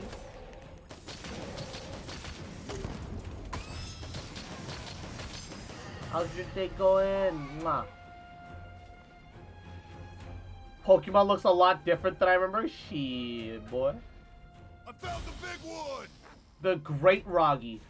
Here we go. Listen up.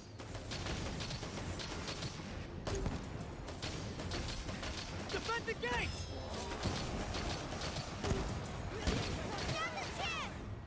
Beat his ass! Oh shit, it got the whole row.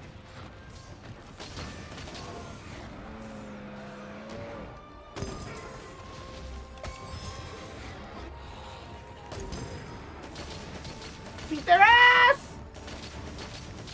Attention, please.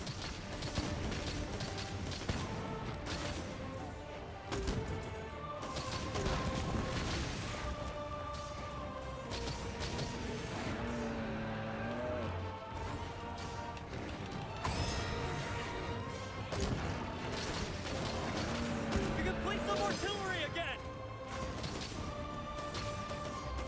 Beat their ass! No! My defense point is broken!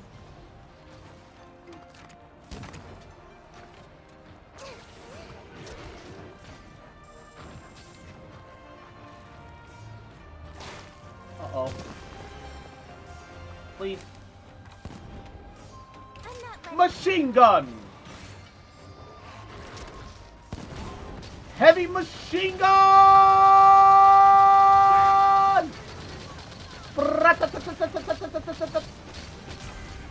Woo! That's my ace. Woo! Heavy machine gun. Excellent. Good job. Woo! My shitty internet makes the music in the background all distorted and stuff. Oh.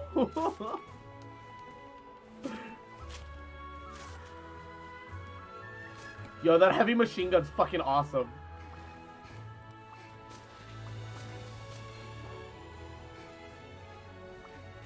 Too dangerous to keep after quest. Bullshit.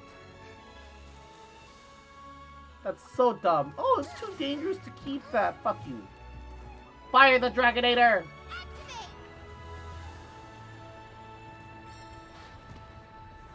Yeah, now that's a bad dragon. Now that's a bad dragon.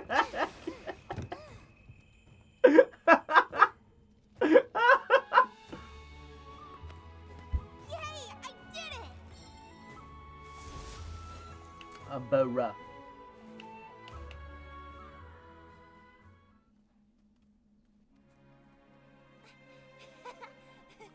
Yo, Dango Girl's also a heavy bowgun user. Yo, what a cultured girl. What a cultured girl. Looks like things have calmed down a bit. Elder Fugan wants us to go back to camp. I think Cross has volunteered to test that out for us. No! Anything is a bad dragon if you're brave or desperate enough. Oh no. Oh my god.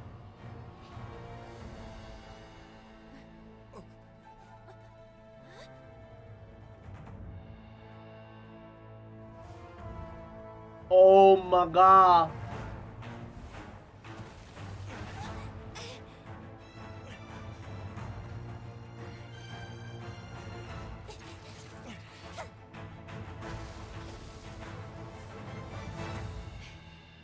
Whoa, this one looks really strong. We don't have any orders. Let's retreat.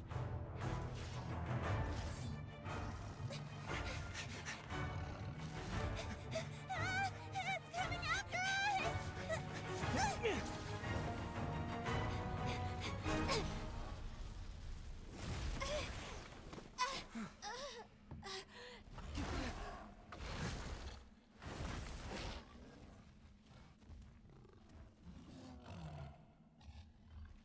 Whoa.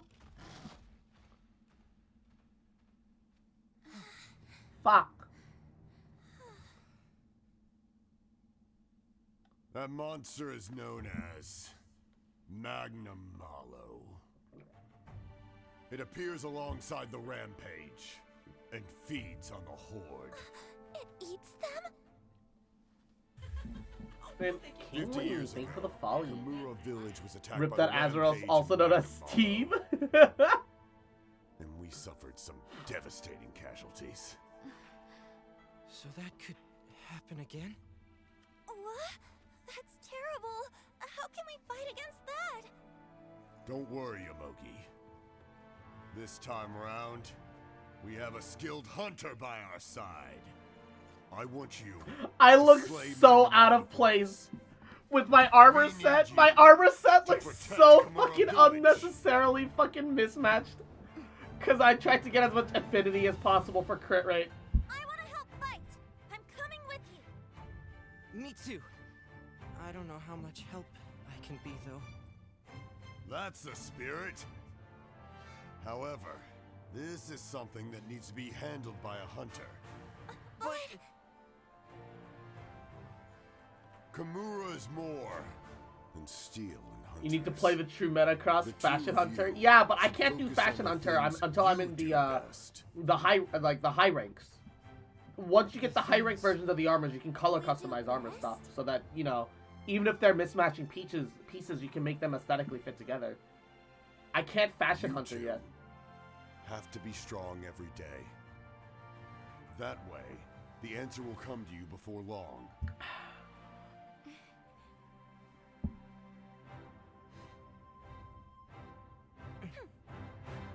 Mismatching peaches. Right. Let's head And back to the Dandelion. Mwah.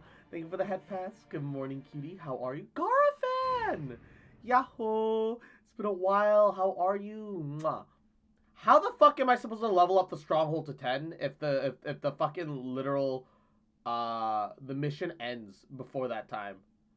I don't know how you were expected to get anything better than a B here. Ramp up equipment. I don't get it, but alrighty. Happy birthday, thank you. Mwah. Do appreciate the birthday wishes. Yeah. I'm gonna be honest. I wasn't very into the rampage missions, and I don't think I ever will be. I'm just not into the whole tower defense part. It's kind of fun being on the turret, but that's only fun if you're co-oping it. I only want to do the co-op versions. These are rampage quests. That's a lot of sub. Ugh. That's a lot of sub assignments that I'm not gonna be able to keep track of. I'll be here if you need me. Japanese elf girl looks good. Is she single?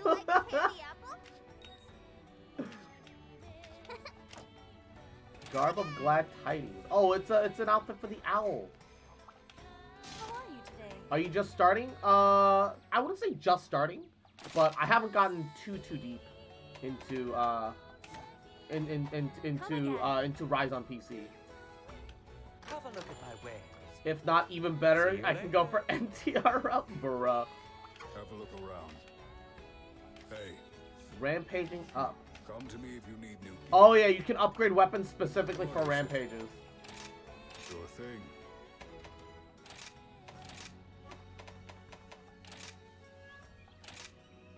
Attack boost, affinity boost. Ugh. They're all kind of shit. Okay. Now, if I remember correctly, now that I've got some,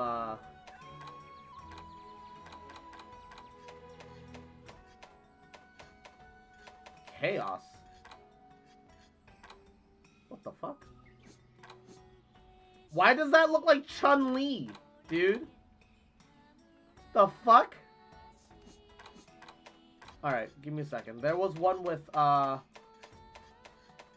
that's special ammo boost.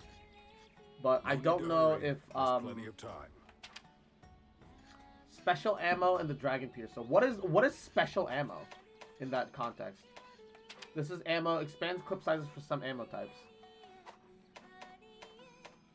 Okay, hold up. I gotta look that up. I don't know what special ammo boost is. Special ammo boost.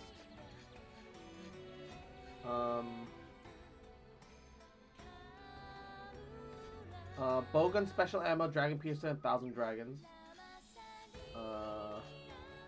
Oh, so it's the weapon specific skill. Okay, alright.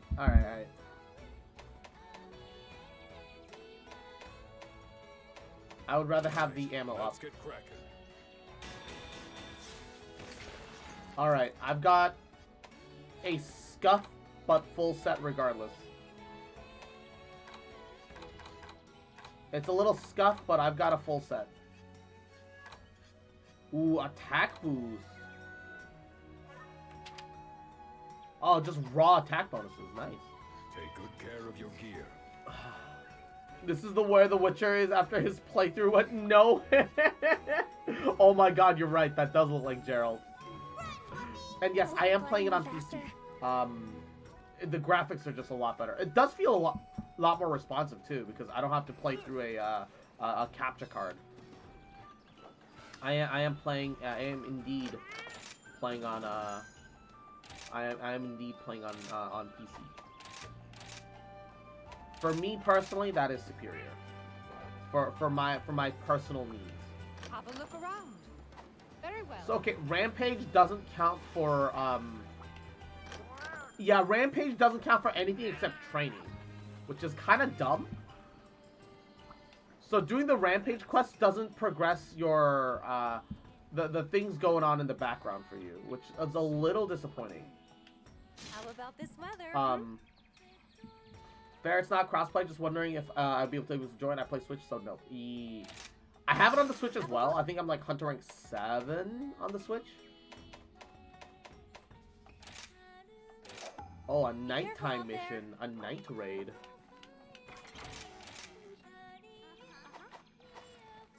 Oh wait, sort that.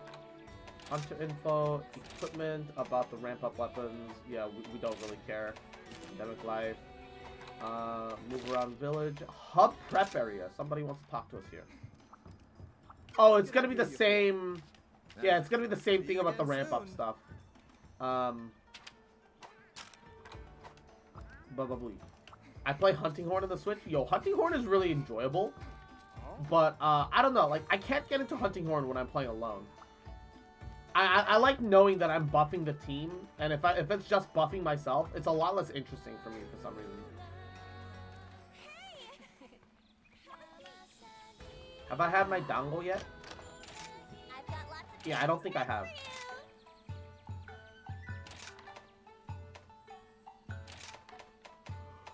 What? It's so broken though. Yeah, Hunting Horn has always been one of the best weapons in Monster Hunter. I do feel that it struggles a little bit in the early game though, especially when you lack the skill. Here's the quest list. Don't forget to eat. And I've got 5. Take care of yourself. All right, let's go. Let's do it. A G7. Motherfucker. Cute bitch. You little shit. Why'd you have pizza for breakfast today, huh? You little shit. You little cute fuck. You little. You trying to be a fake Italian? Huh? Gonna put pineapple on your pizza? You gonna piss and cry? Gonna shit your pants? Cool. Little fucker. Just you fucking remember. Regardless. I fucking love you, bitch. And I ain't never gonna stop loving you.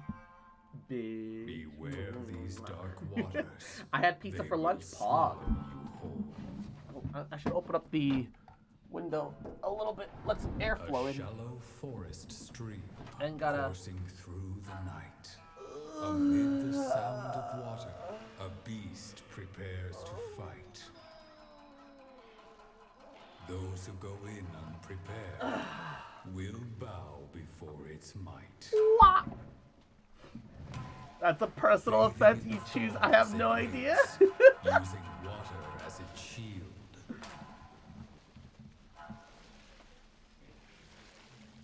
Yellow collar standing Drippy. proud. Its fangs shall never yield. Look at this drippy boy. Cute ass monster though, yes. And Blue Venus, girl, just you remember that I may have retired from being the god of war, but I will still smash you. But I'll still smash you, girl. Kratos fucks.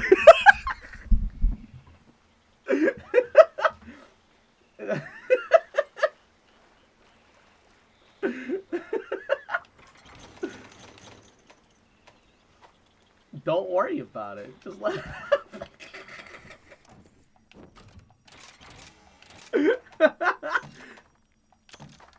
Don't worry about it. Don't worry about it. Have you seen Kratos do fucks, alright? Alright, let's not pretend.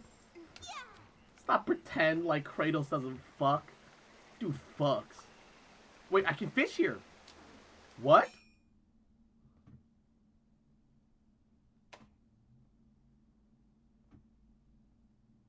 Oh. Oh. I hope they'll bite.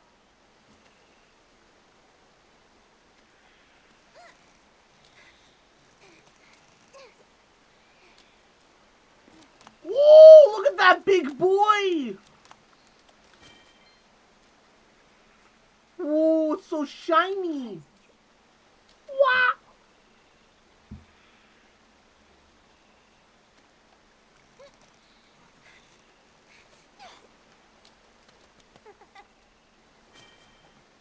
Sushi fish. I want what she's having, but Gyaru, I'm worried about it. Oh my god, like G7, you like cute little fucker. I'll like fucking absolutely destroy you. You like goddamn wait. You think that this swordfish looks intimidating, but I'll like shove it up your ass. Just fucking wait. And Mars Gemini, yeah, welcome to the stream. Thank you for the phone. I had to clip Kratos fucks. He does. He absolutely fucks. Golden fry. I hope they'll bite.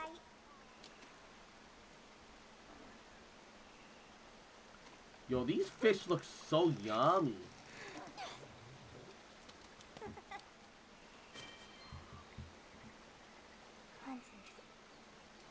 Is it actually worth fishing?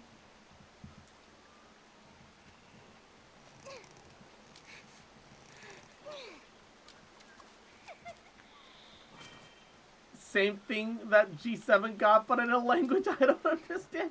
야, 진짜로 그렇게. 아이고, 어떻게 하라고. 한국말로 그만큼 하는 것도 어떻게 하는지 모르는 건데, 이놈아. 아이고.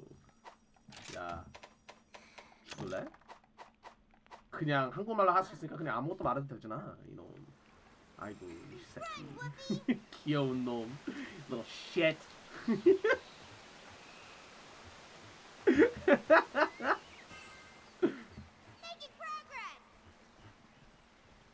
Alright, let's see. Gotcha. Ooh, gunpowder level 3! Still don't understand, enjoys it anyway? Hell yeah, baby. I think he said your brother's soul is mine. Bruh. Doing great.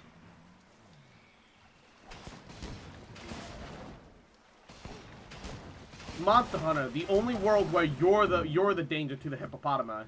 Here goes. And Chibi Zhao, Yahoo, welcome to the stream. How you doing today, cutie? How was your birthday? It was good. We're still going. We're almost at the 24-hour mark. It'll just be 1 more hour and like and 12 more minutes, and we'll be at the 24-hour mark. We'll have gone the full day. God, Slacktop's only giving oil. Why? I'm pretty sure they have to be giving something unique, but they're not. Can't believe they're doing me like this, man. Making progress. Excuse me. Let's go.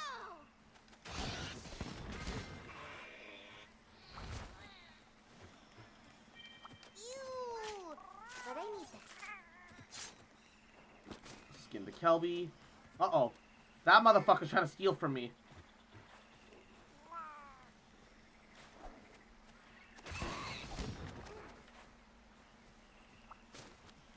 Get back over here, Kelby. You little shit. Give me your pelt. I need your skin. Here goes. I want to see how you bully me, Venus. Oh, shit. My blast nut! Ooh. But I need this. No! You're not escaping! My blast nut! That shit's expensive! Oh, actually, I don't know if it has, like, a value to it, but... How dare you try to steal my blast nut? Oh, it only stole 1. Okay, we're fine. And Blue Venus, adorable little shit, cute fish. Better be taking care of yourself, huh, you little cutie? Little, we might not have known each other long, but you cute fish, huh? So you better be eating enough food, drink enough water, taking care of yourself, little cute fucker. I'll fucking destroy you, little fish, little shit, cute fucker, little, cause I love you, bitch, and I ain't never gonna stop loving you, bitch. My bullies are pretty uniform. As in they're all kind of a fucking weird, champ. What? I'm sorry, it's my fault. You're Pog Champ. I'm Omega Lol Venus. Okay. Gotcha. Zamb. All right. I want to explore the area a little bit though. I'll never stop loving you, bitch. Okay, hold up. There's like this whole. Oh my god, please. Making progress.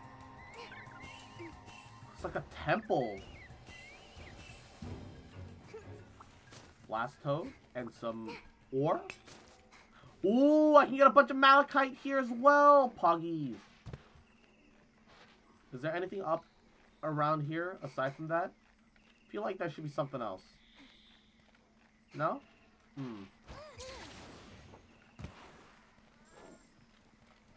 Let's go. What? Murder. Hellish.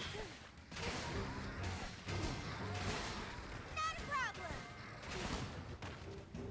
Alright, now give me your skin. So I can wear it like a cape. I'll take this. Thank you. Wait. I don't want to waste. I don't want to lose too much time here. I'm seeing on the mini map that they're both in the same area. Are they gonna start fighting each other? Yeah? Pog. Let's go. Listen to me. Woo!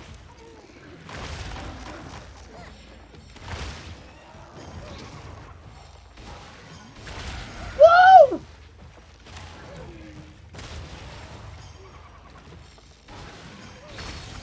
Get fucked! That was great.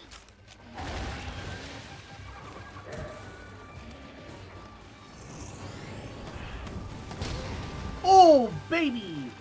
That's what I'm talking about. You're my best pal. Oh, Jesus.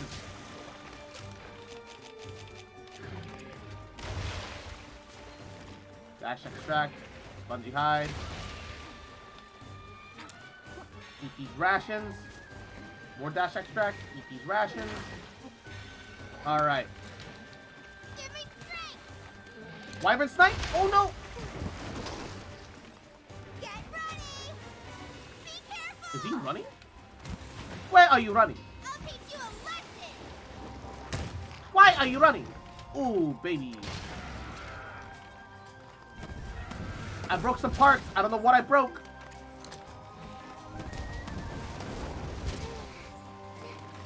Oh, wait. I should aim for the tail with this. Wait, where are you aiming?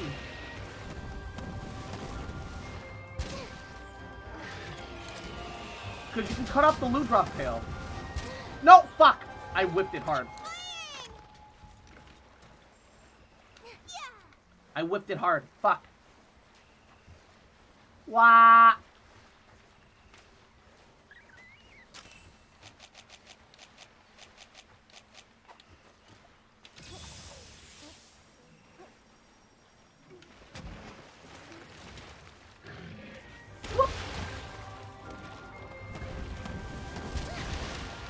What? Please, Yamato.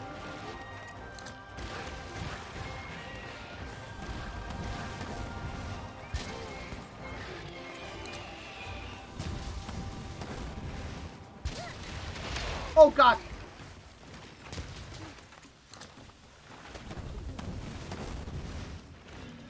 I'm just hoping I don't have to hit too far back on the tail, and that I can kind of hit the meaty middle part.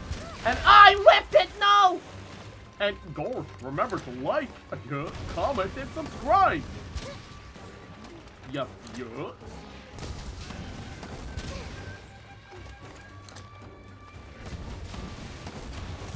Fuck it.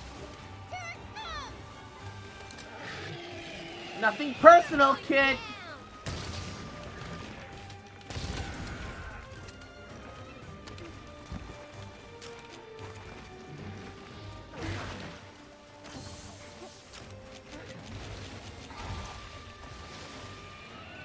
Fuck you.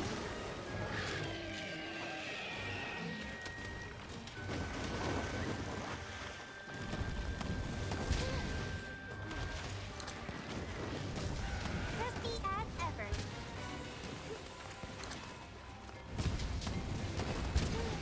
Oh, come on.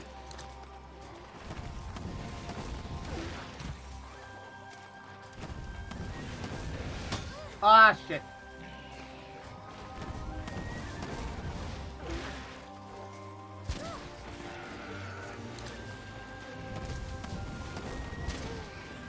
I missed it. I can already feel that. Fuck. Alright, well, we broke a part. So let's get more dash extract. Uh-oh.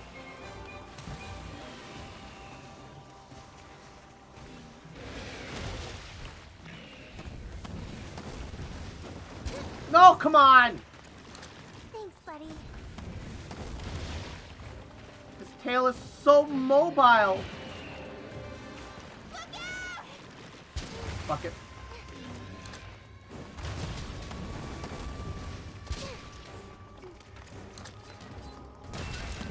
Nice!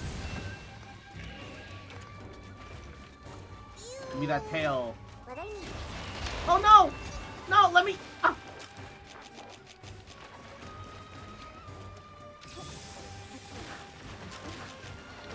Why won't... Ah! Uh-oh. The blight. Why won't you let me take advantage of the situation and skin off your tail? That I ripped off your body, you little shit! Give me that ass! Give me that royal ass! You fucker! Stop it! Get some help. I'll take this. I don't want it to despawn. Oh no, you don't! I got a scale, finally. Fuck. Jesus. And Yaga! Mwah. Good morning, cutie. Welcome back to the stream. Hope you're doing goody. Hope you're doing well.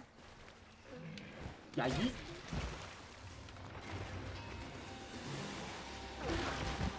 Alright. Swap for the snipe ammo. Nothing personal, kid!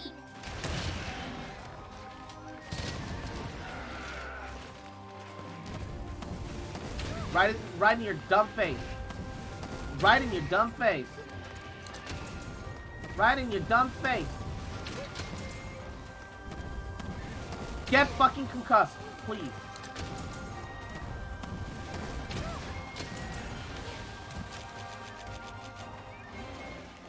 Right in your dumb face!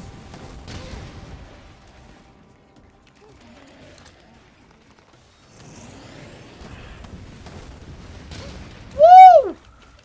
Let's go! Wait, where's my Pierce Ammo 3?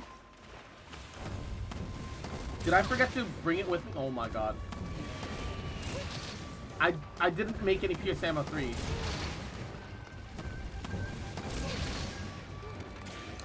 Even though he's a long boy. And more Pierce Ammo would have been amazing. Look at all those damage numbers. Because he's a long boy.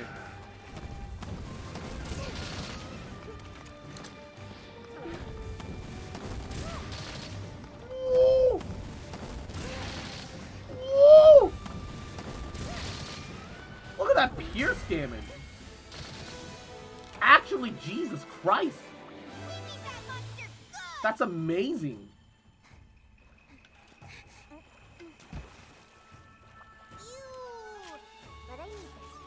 Actually remarkable. Can I stop getting dash extract? That doesn't work for armor. Please! Oh my god, finally. A actual armor mat. An actual equipment mat. Bruh. That should not have been that hard.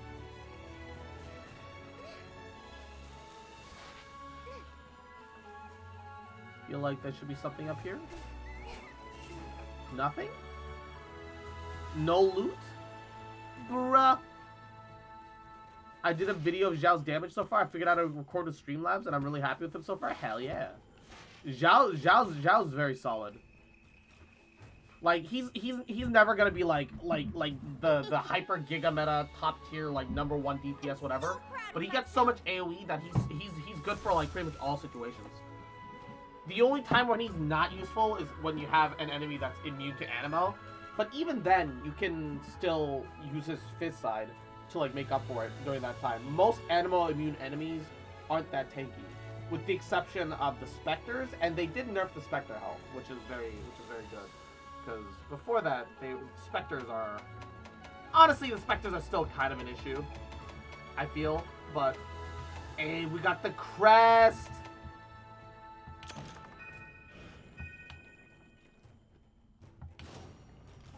Element attack up buddy skill. Ooh. You've only got one good artifact for him, but he already does so much. No, that's such a mood when you like first get a character. Crest noise. Act like I know anything about this game. No, yeah. So, if you break specific parts of the monsters, you have a higher chance of getting the rarer drops. So you want to actually break specific parts. So part of the skill of the game is not just hunting down monsters, but breaking like certain body parts, so that you can make it so that ye.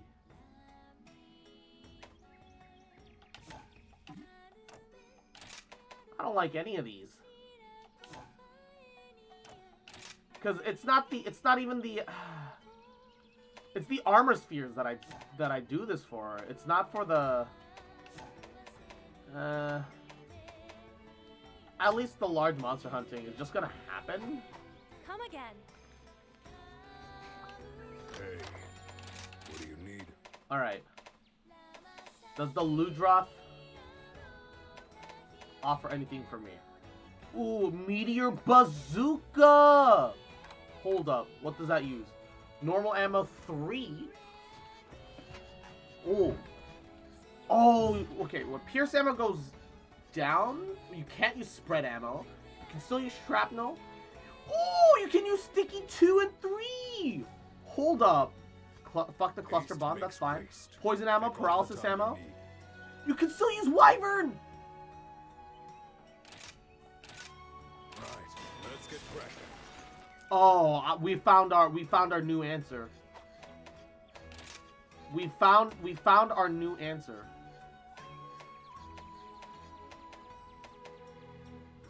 Oh, baby. Oh, it's got a shield attached. Power barrel. Woo! The shield looks so dumb. The village is in your hands. Look at this gut. Yo, look at this fucking... It looks like an actual bazooka. The Dango cutscenes are great too, yeah.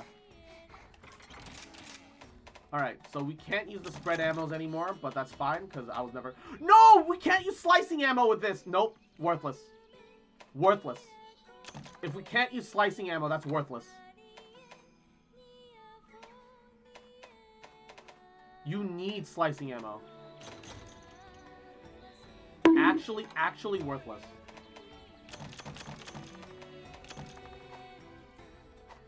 Fuck. And 허니 해삼!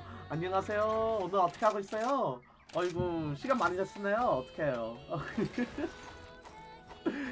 How you doing? It's adorable, but full meals are better than just things. I mean, like, of course, like, in no universe is a full meal not gonna be inherently better. But even so.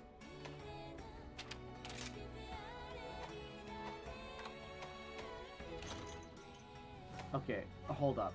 So, manage equipment.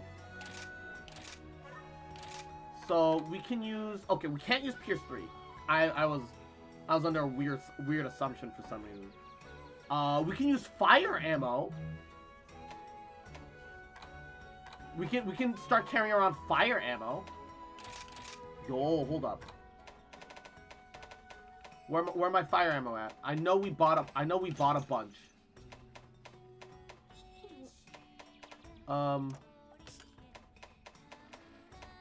Oh, we bought piercing fire. We didn't buy regular fire. Ah, How may I help you? Anything catch your fancy? Uh-oh. Coming right up. That's unfortunate. Come again. Fuck. I kind of missed the full meal cutscenes and other. Yeah, no, I do too. I agree. I agree that the actual like meals were so much more fun to visually look at and to experience. It's kind of a shame that it's just Dango now. I remember talking about that during the during when we were first trying out the trying it out on the Switch. It is disappointing. It really is. But that's just the reality of our situation at the moment. What can we do? What can we do? But yo, weak to fire element. Now the question is, how do I even figure out something's weak to fire? What do you want? I just have to know in the meta sense. I think that's all that I can do. Okay. Either way, once again, let's check if we can loot drop anything. No. I don't think Ludroth is a heavy Bogan tier of ammo, which is good, I guess, since I do not have to worry about it. But I need more Malachite because I need to make one more Meteor Bazooka. I'm a little disappointed. No need to hurry. That There's plenty. See you later. That I can't use the shredder ammo on the thing. He's dumb. Another great Ragi. And I have to stay up all night to sleep, but I can't sleep. Oh no. 잠잘 되면 잠을 뭐 못 자도 침대에서 뭐 이렇게 있으면서 이렇게 잠자려고는 해야 되죠. 어떡해요. Increment, Yahoo, welcome to the stream. Can't use it on the thing with the stuff. Yeah, literally everything about that bazooka is great, except for the fact that it can't do slicing ammo, which I need to cut off tails and like do other stuff, which isn't like super important, right? Time to bargain. I acknowledge it's not like that important, but I like having the option. I like having that option because sometimes you just need to be able to cut off tails, and I play a lot of single player for most of my for most games. So it's just the reality that I find myself in. Oh wait, I've already picked up the quest. I just haven't eaten dango. Dango, dango, dango, dango, dango, dango, dango. Can I take your order? I know what you like. Yeah. Yeah, I love that one too. Just the usual. Ooh, triple buff, nice. Enough of that. Triple buff, triple buff, triple buff, triple buff. Oh, we should check out what the Ludroth armor looks like.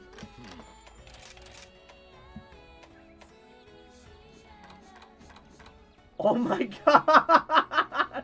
What is this? Power prolonger, water attack, marathon runner, stamina surge, water.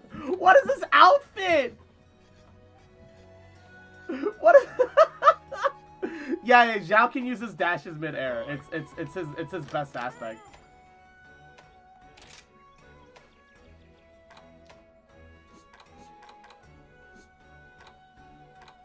Oh, bruh. Actually, the Ludroth outfit looks kind of cute. Looks super cutie. She's got the he's got the axe nom already though, and that fits the Astolfo aesthetic plenty. Yo, the Bareth doggo! Oh, look at that! Ew, minus 20% affinity. Ew. Ludroth?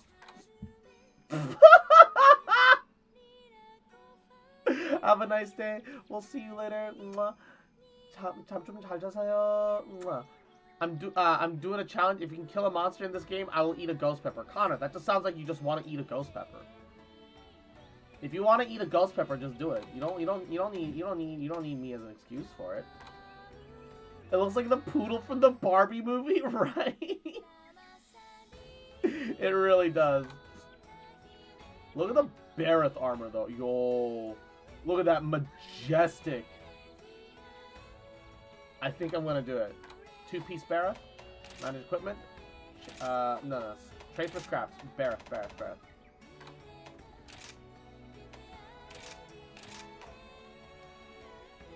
Wait, hold up. It says they're all rarity 4.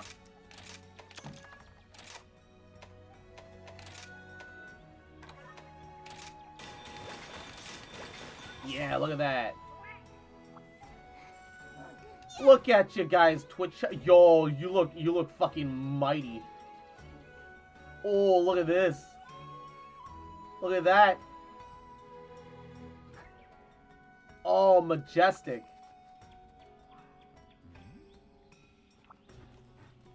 And Umbro, good afternoon. Yahoo. How's your day going, cutie? I'm doing good. How are you? How are you? Crosswise the dog named Twitch chat so I can write it all day long. I can write it bareback. Those who set foot there never again are found. I want out.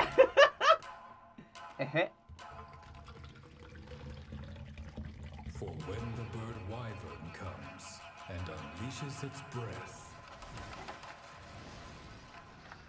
Are you in or out? I'm in, I guess. I'm just saying that if you want to eat a ghost pepper, you can just eat a ghost pepper.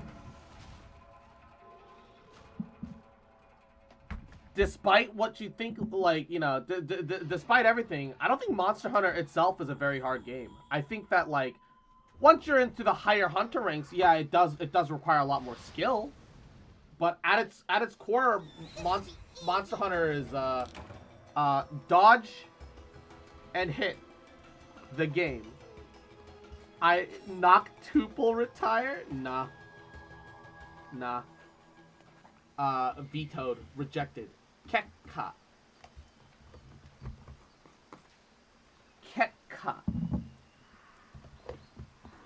Rejected. Mod walkout of 2022. Rejected.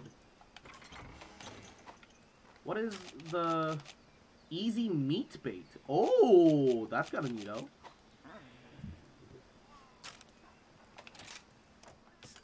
That's kind of neato that they just gave us bait like that.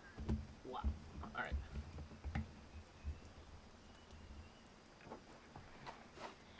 We don't need your permission. We're unionizing? Nah.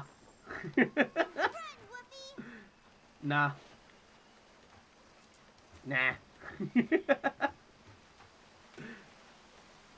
Power to the workers? Nah.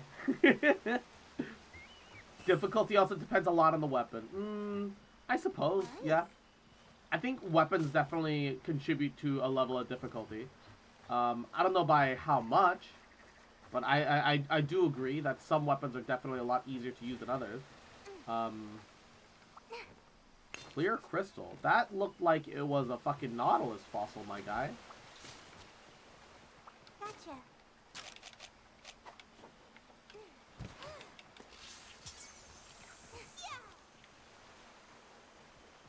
I could have sworn there was supposed to be like a mushroom here somewhere. Or maybe the pitcher is what I'm getting confused with? I don't know. Give me a second. Yeah, almost halfway there. Removed, no longer mod. Johto. Johto? What? Johto mate. There. What? Wait, how'd you do that? That's illegal. That's illegal.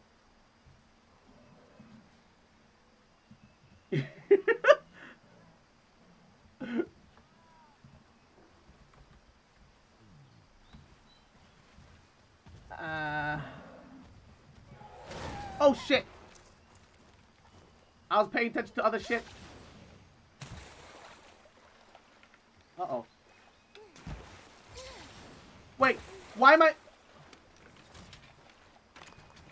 Oh no, I'm stuck. Permanently. Oh no, no, no, no.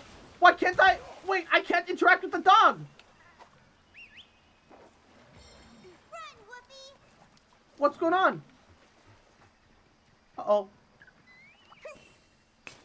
No, give me malachite. I need malachite. Doing great. Why am I stuck in just permanent right trigger mode? I can't interact with the environment.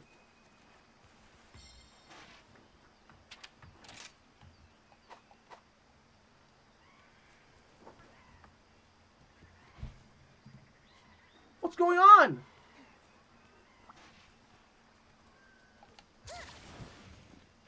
What? I can't. When I hit B to interact, I just do this instead. This is my B now. What's going on?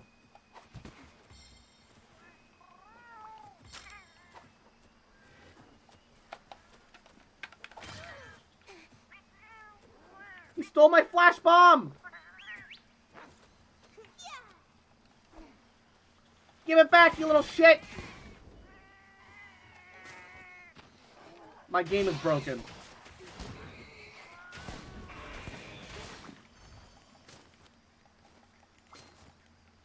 Secret stash. Thank you.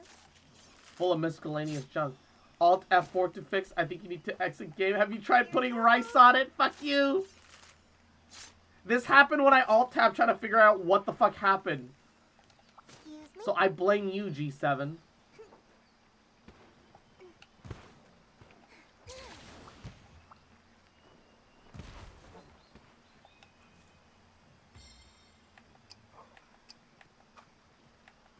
What's going on? Gotcha. I genuinely don't know how to fix this. Hey, Azra. Nice. How do I fix this? What do I do? Ah! Panic. Excuse me? Bruh.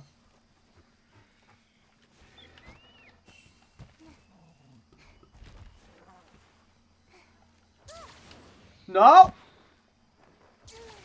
All of my controls are fucked, dude.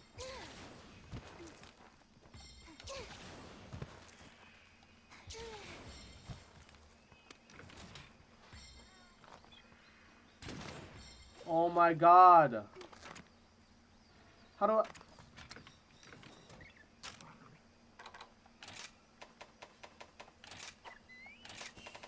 What the fuck is going on? Like, what actually is going on? How do I fix this?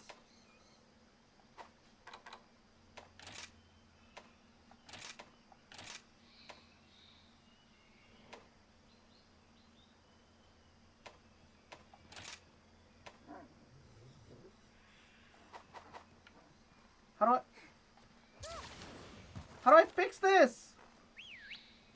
Let's go. I don't want to exit and re-enter the game. Off to a good start.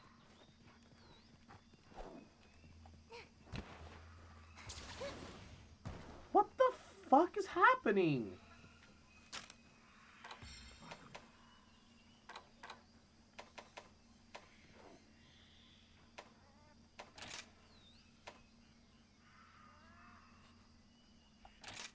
Okay, let's just return to the village for now. And Ray Ray, mwah, yahoo, welcome to the That's stream. enough for now. How you doing today, cutie?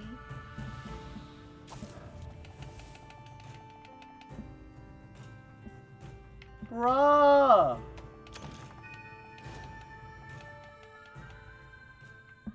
Why is it all fucky wucky?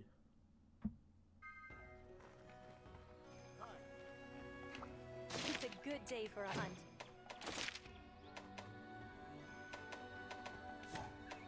What's going on?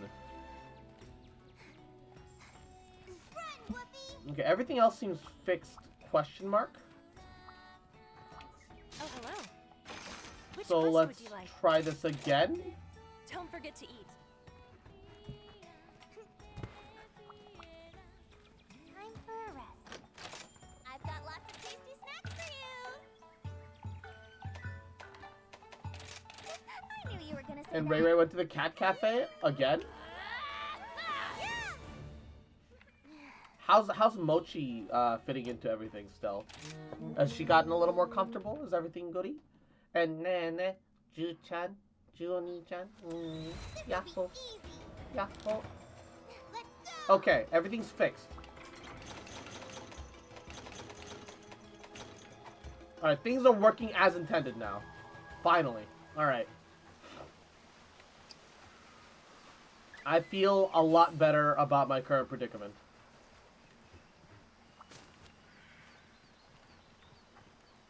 What? Excuse me? Unlocked hidden aspect of the sword in Hades? Nice. Nice. Spider web. Gotcha. Toadstool. Not a problem. A lot of loot drops down there, but like the regular ones. Not the royal. Snow beetle, that's free damage. Can't say no. Some nullberry.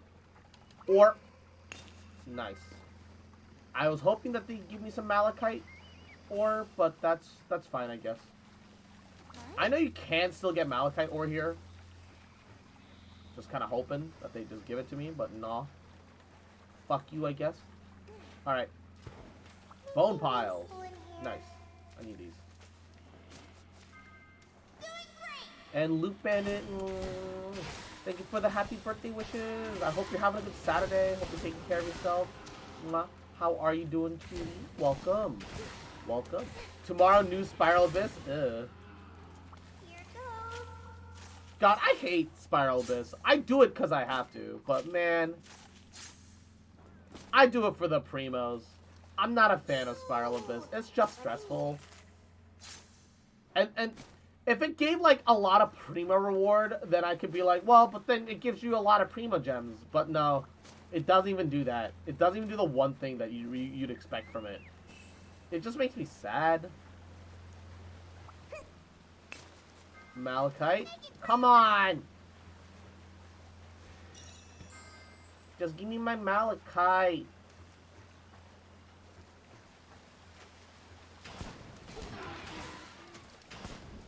What's tomorrow's new blessing anyway? Here goes. When active character's normal charge of plunging attacks hit multiple opponents within 2 seconds, it increases by 5% damage for 8 seconds.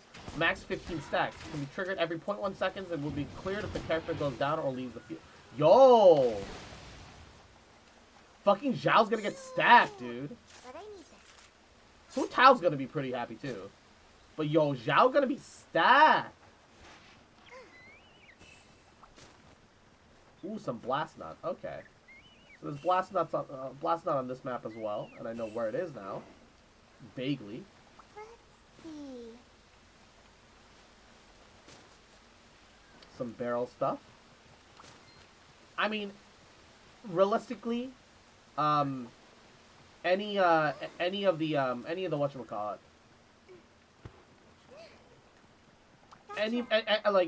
Like anybody can have a good time with that.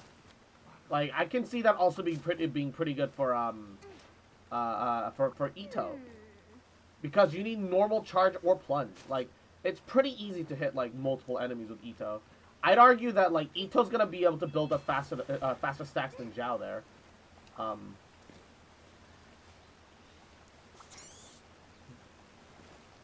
Because both his normals and his charge attacks are gonna give him the bonus. I'll take this. Thank you. It's still really good for Zhao though.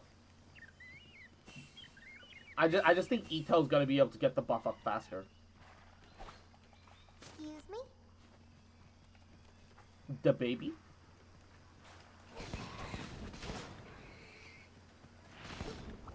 What, you didn't drop your horn? But I need Why is your horn intact? Fine, whatever. I got your horn through alternative means. I'm horny.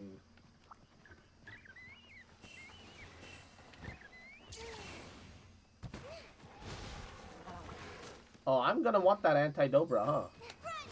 We're fighting a poison enemy. I just realized. I probably want that Cobra. Yo! Subcamp location! Stumbled across it by chance. Nice. No Malachite? Fuck you.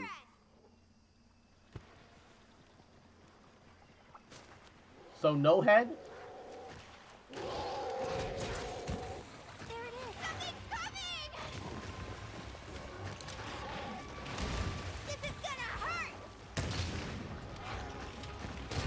Can I cut off this guy's tail?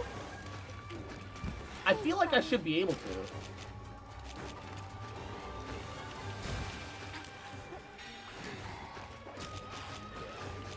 Let's test that, shall we?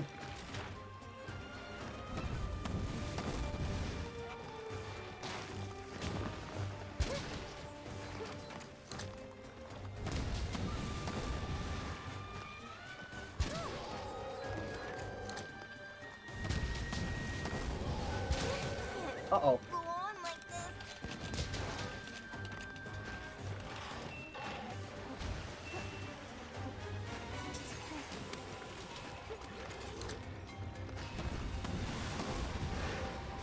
Whoop. Nice.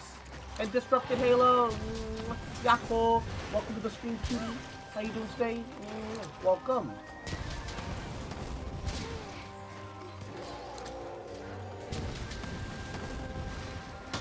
Ah, fuck. No!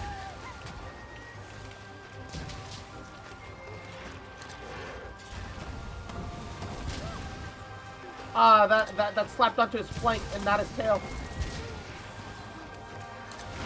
What? Oh, I need a drink. Drink that potion. Another potion. And there's ore here. I need that. New Malachite, fuck you!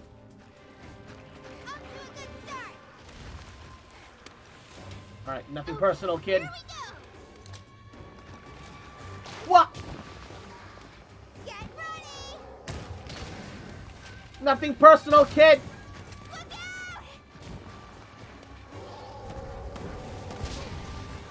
No! He dodged! He dodged it because his fucking little mini companion flew into the way of my shot! Alright. Say goodbye to your head, fucker! Ooh, broken in one shot. Let's go. Ooh, baby! Dropped in to say hi. Sorry, I'm not around as much. I'm not on Twitch as often anymore. Hey, no worries, Halo. Mwah. I understand. It's all goody. I hope you've been well, though. Thank you so much for stopping by. Mwah. How you doing? How you been?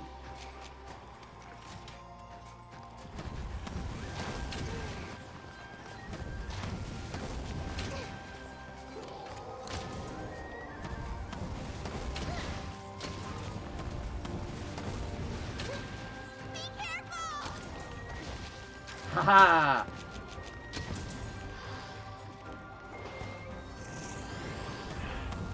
Boom! Headshot.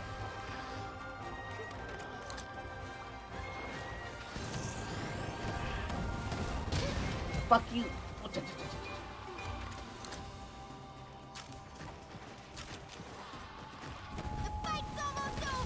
19 damage compared to what? 16? Okay, so he is a little weak to fire. We almost got it. Okay, here we go. Alright. We've got the explosive shot ready. Chase him down. Fuck him up.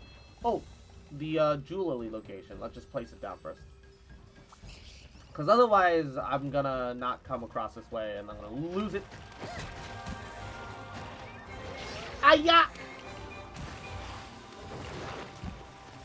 Nothing personal, kid.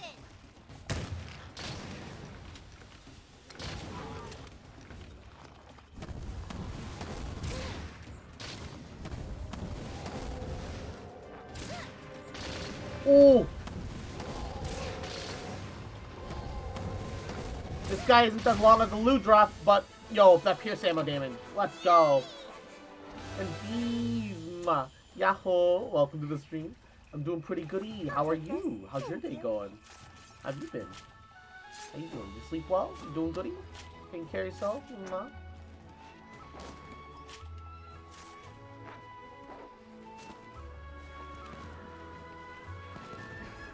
Hopefully you're doing good.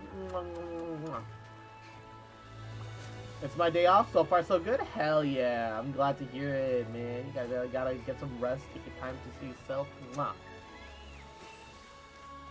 Let's go, baby.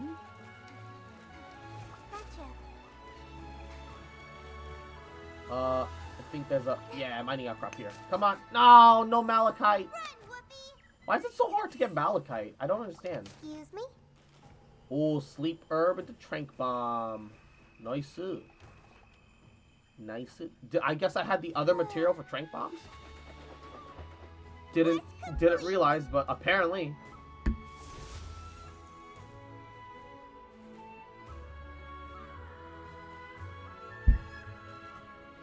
I got the beak.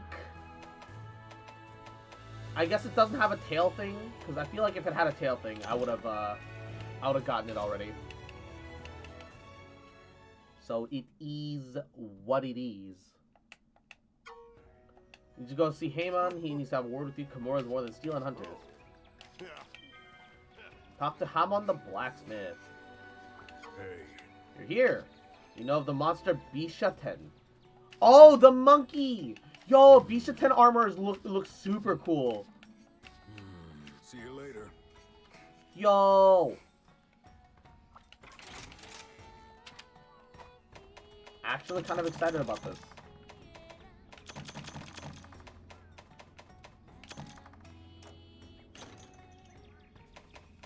We can put the normal ammo away and the spread one, because they always give you a bunch of those for free. I need to buy some more flaming ammo. Welcome. Oh, a subcamp. 8 Rog in the Flooded Forest, easy. Take care. Welcome to my shop. Buy for the item pouch. Flaming ammo. Thank you kindly. Come again.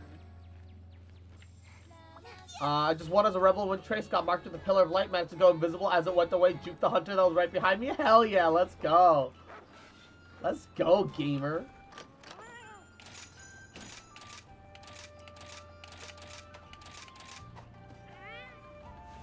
Can someone explain how Halo randoms are dumber than COD randoms? Because PP poo poo.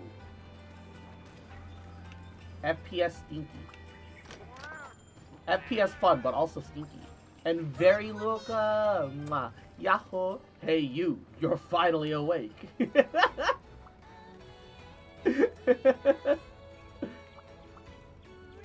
Got caught in that Imperial ambush. Same as us, huh? Ooh, moneymaker, Pog.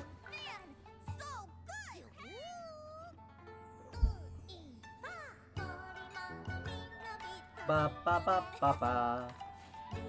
I'm so sad that they didn't update the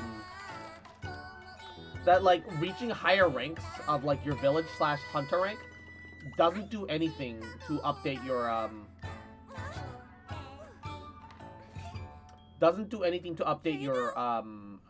the way they make the dango or anything else. It's kind of sad.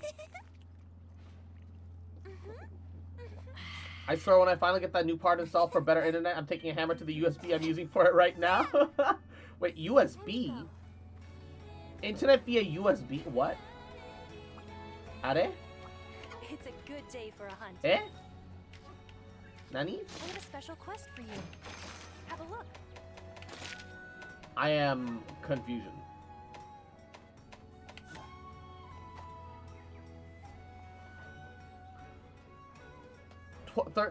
23 kills, 16 deaths, and cap the flag. Now my teams didn't bother to drop the flag to kill a one shot. Okay. If these hunters were in other Monster Hunter games, we would starve. I'm so used to the giant meals from the other games. To be fair, I think they're like a bunch of ninja people, and those dangos are like, dango is surprisingly calorically dense. You would genuinely be surprised at how calorically dense dango really is. Be careful out there. I think it would genuinely surprise you. I had to go cheap earlier so I could actually connect with 5G, but now it's crapping out. Ah. On the road to perdition.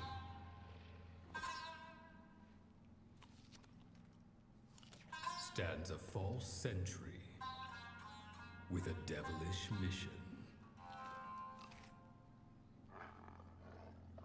I mean, Once it spots movement, the fact that he dropped the little bit of fruit and is getting mad that somebody else is eating the little bit of fruit that he dropped, bruh.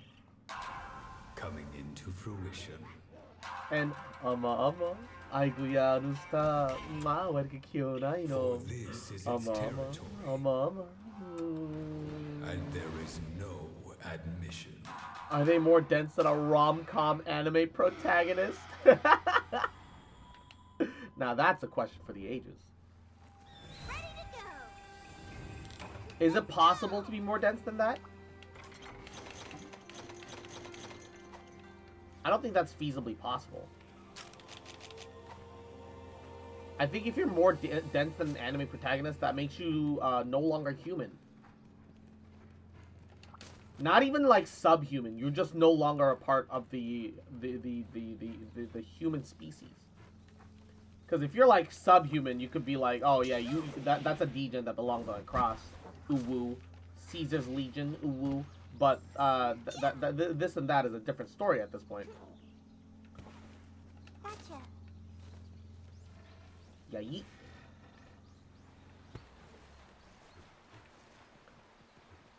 Big angry gamer hours. Gonna take a nap and gonna play some Skyrim. Hell yeah. Excuse me?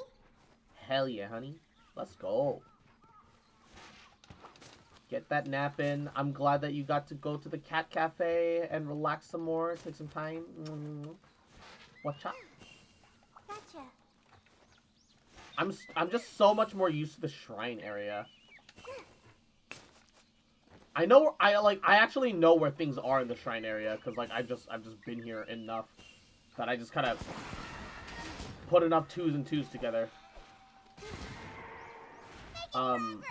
Not only that, but because I played it on the Switch, I actually remember some things about the maps and stuff, which also helps.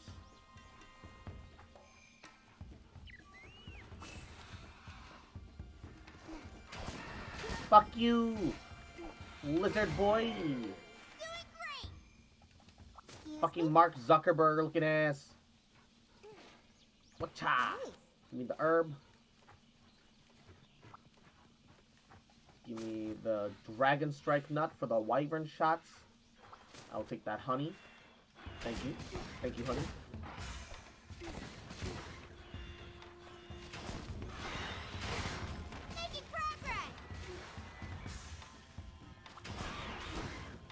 Fuck you, Izuchi. Just die!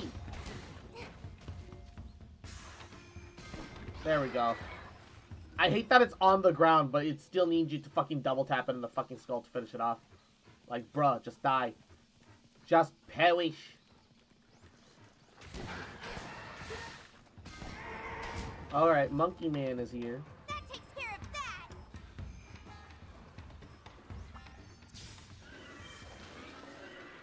There it is. Sorry, I just need these bones. Not a problem. Thanks for the beast here, motherfucker. I'm leaving. Bye. I've got other priorities at the moment. I fucking hate. I fucking love the BM that you can do in this game. See a fucking monster, realize that he's next to a fucking bunch of firebugs, just flashbang him and then just leave. Don't even fight. Don't even give him the decency of a combat. Don't even let him have honor. Don't even let him have combat. Just fucking flashbang him. Get the fuck out of there. Because there are other things to collect. Gotcha. You know what? I will take the Stink Minx. Why not? That'll potentially let me ride something. Am I full on Blast Knot? Oh no. Oh no. I might have fucked up. Okay, I'm full on sticky ammo too. Uh-oh. I've performed what we call a poopy move. Oopsie poopsie.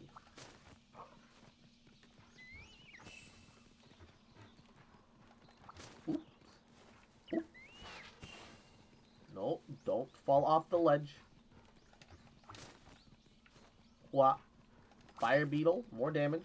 Nice. I don't know if I need the mushroom colonies. No, it's just greed instinctively for points. Do I need to do any more mining? No, okay, I don't. I don't need to worry about it here. Which sadly means that me coming here for the other blast nut is kind of pointless. But slash berry is not too far away. Should get some of those. Should get some of those while I can. It'll allow me to get some more buffs anyway. So, got caught. Can't complain. Can't complain. Alright. Oh, I'm full on the Dragon Strike nuts too. Man, you can't carry like any Dragon Strikes. Oh, I'm full up. Carrying too much. Just use the Stink Minx. I'm going to distract it. I'd rather have the Poison Toad in this instance. It would just help considerably more. Get that God Bug. Where my Slash Berry at? Here. Oh, am I full on that too? Oh shit. I think I did the autofill and then I forgot to like. I fucked up. I fucked up. All right. That's fine. Eat some rations. And then we're going to travel back to the main camp, and then we'll travel up to the boss, and we'll just fight the boss. We'll just fight the boss. It's okay. Let's go. I'm full up on crafting mats. I might as well be. I might as well be full up. I wonder. I've still got Stink Minx going. Can I make it up in time to Stink Minx the Azeros? And then goad it into the Bishatomen? Can I pull it off? Yeah, hell yeah, baby, let's go! Forced encounter, baby! Wait, what? Oh, it wore off right as I got to the next zone. Bruh.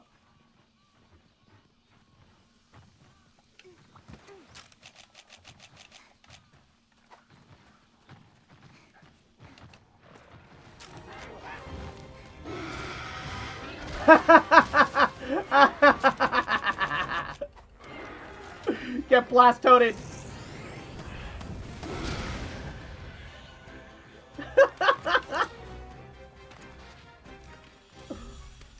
Is he already running? Okay, Nani? Here we go. What a coward. Yeah. Just because I ambushed him by setting up an explosive frog and then blowing up his face doesn't mean that he should just run from me for that. Bruh. You actual coward.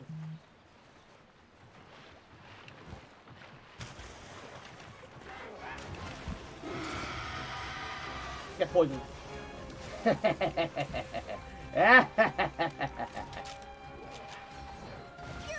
down.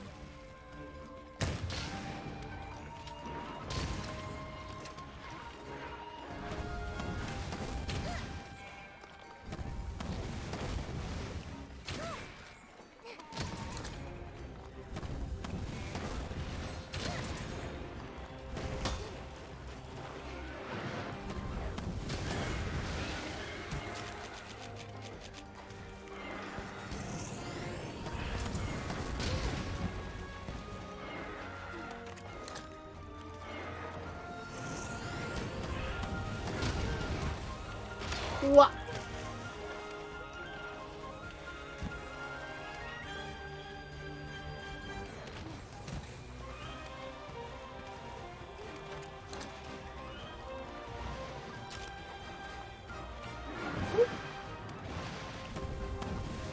I'm sorry, I'm gonna fuck up that tail foot of yours.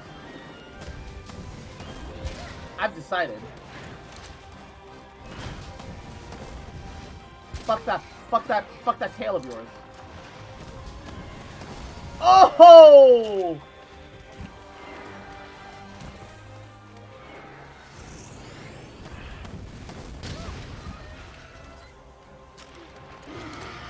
Uh-oh. You're my best pal.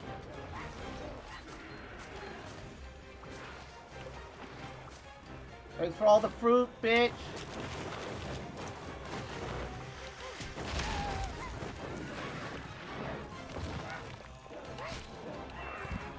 Get poisoned. No, I couldn't poison him. I tried to poison him. Uh-oh. He's gonna try to poison me.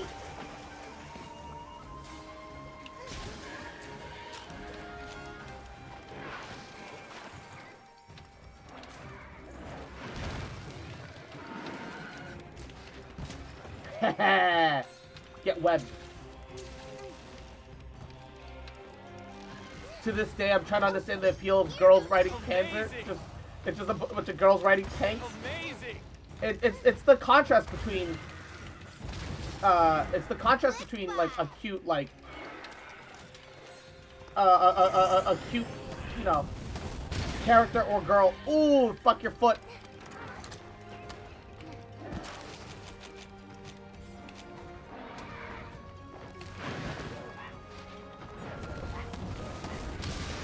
Oh, look at that spread 2 damage.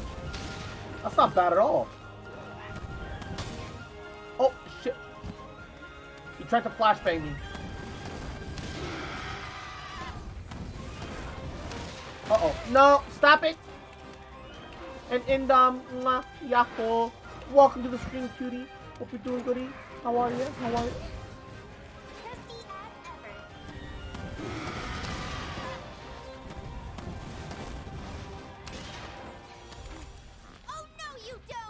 Okay. I like spread ammo, but also it requires me to be a bit too close. I kind of have mixed feelings about it. Nice. I like it, but I also don't.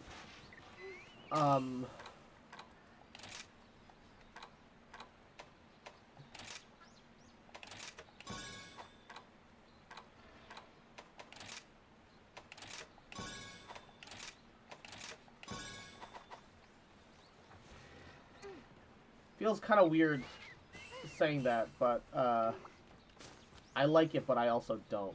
Excuse me? Alright, well the good thing is that I can get some more dragon nut here.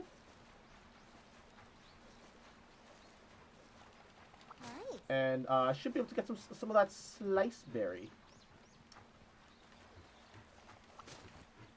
Slash berry.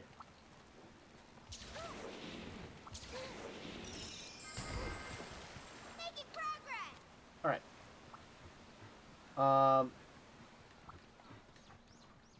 I gotta go down through 10 and then down below. But I might be able to make it in time to see a, see if I... Oh, Jewel Lily. I'm fine. Fun day, but bad cramps. I'm gonna go to sleep now because I'm sleepy. Have fun, everyone. Mwah. Good night and, get plenty of sleep. Oh, no! That didn't take me where I thought that was gonna go, but that's also fine. They separated. Whatever. So I no matter what, I missed the wyvern, the wyvern fight interaction. It's fine. Excuse me? It is what it is.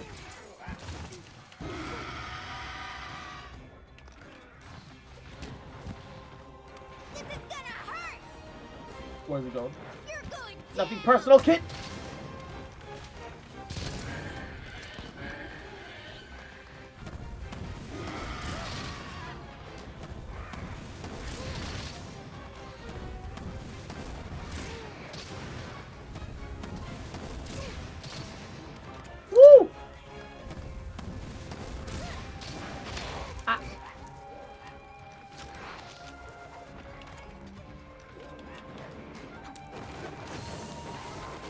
for the free fucking fruit, bitch.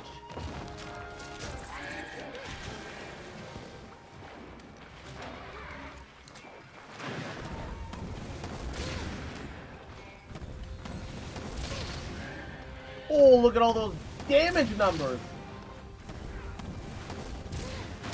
Oh, fuck. Those projectiles are so slow. How do they hit me?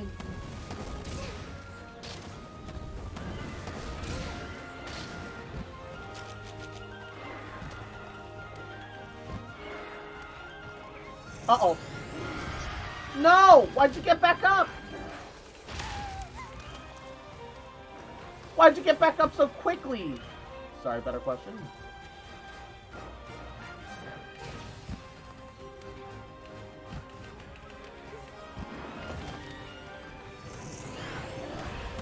Fuck you! He's really gonna make me work for this, huh? Fine, we'll do it your way. Boring at range while not using the special shot.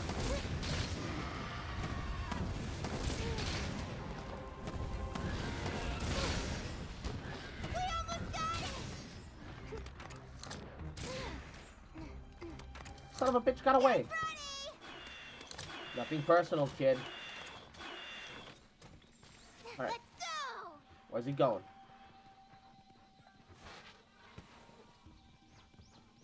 Alright. It's fine. I think we can actually get more Slashberry this way. Do I need the spear bugs? Yes, I do.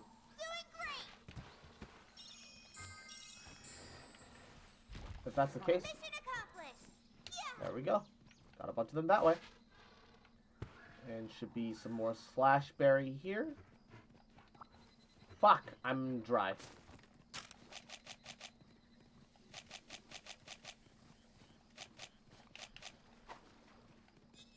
Where is he? Oh, he went all the way to 11. Fuck, he's sleeping! This little shit thinks he gets to sleep? He's gonna have another thing coming.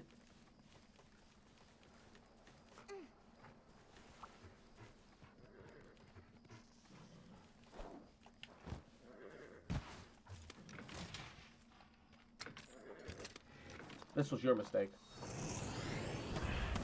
Wakey, wakey!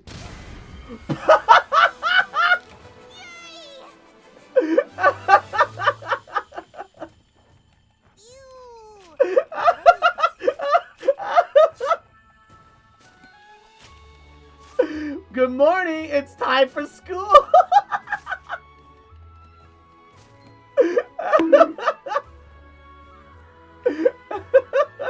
Oh, the poor bastard.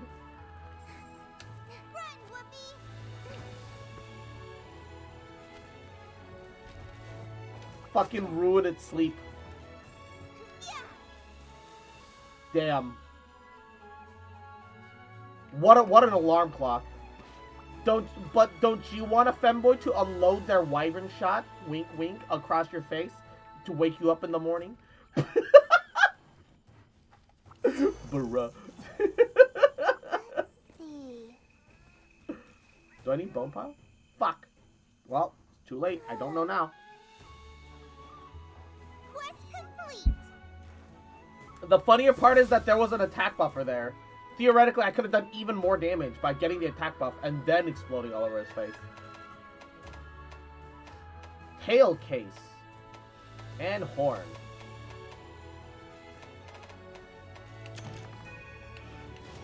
But also, angry llama, mwah, you adorable little shit, little cute fuck, little cute bitch, little shit, mwah. Just fucking remember, mwah, little cute trash, that I fucking love you, bitch, and I ain't never gonna stop loving you, bitch, mwah. When you put it that way,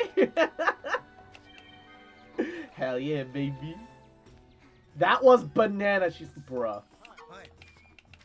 Yep. Dragonite ore, oh my god. I've got some Lottery deals for you. Use lottery ticket. How many lottery tickets do I have? You wish to try your luck? Jackpot! Nice! Astounding! Demon drug and armor skin, yo! That's Pog.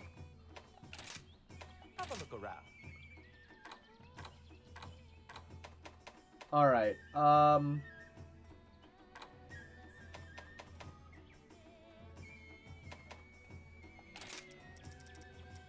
want to buy a lot of flaming ammo, because I can use them right now. Right up. I should also just buy a crap ton of the other elemental ammo. Purchase. Just buy like 300 rounds of each while they're like half price. Thank you kindly. Coming right up.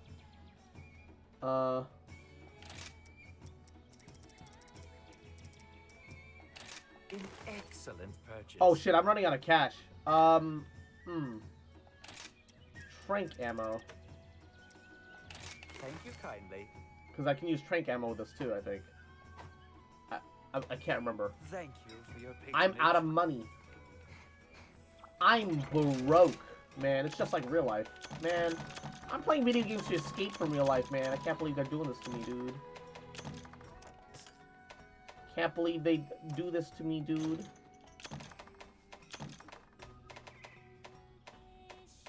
Alright.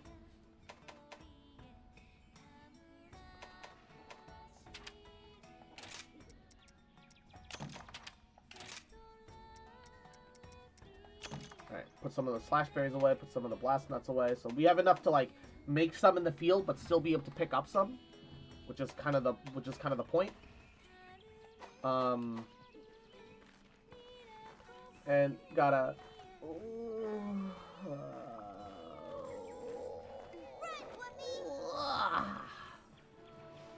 What? Oh.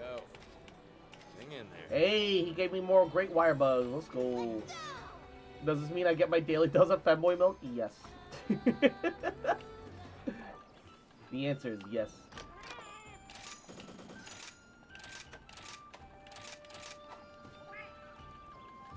Keep those going.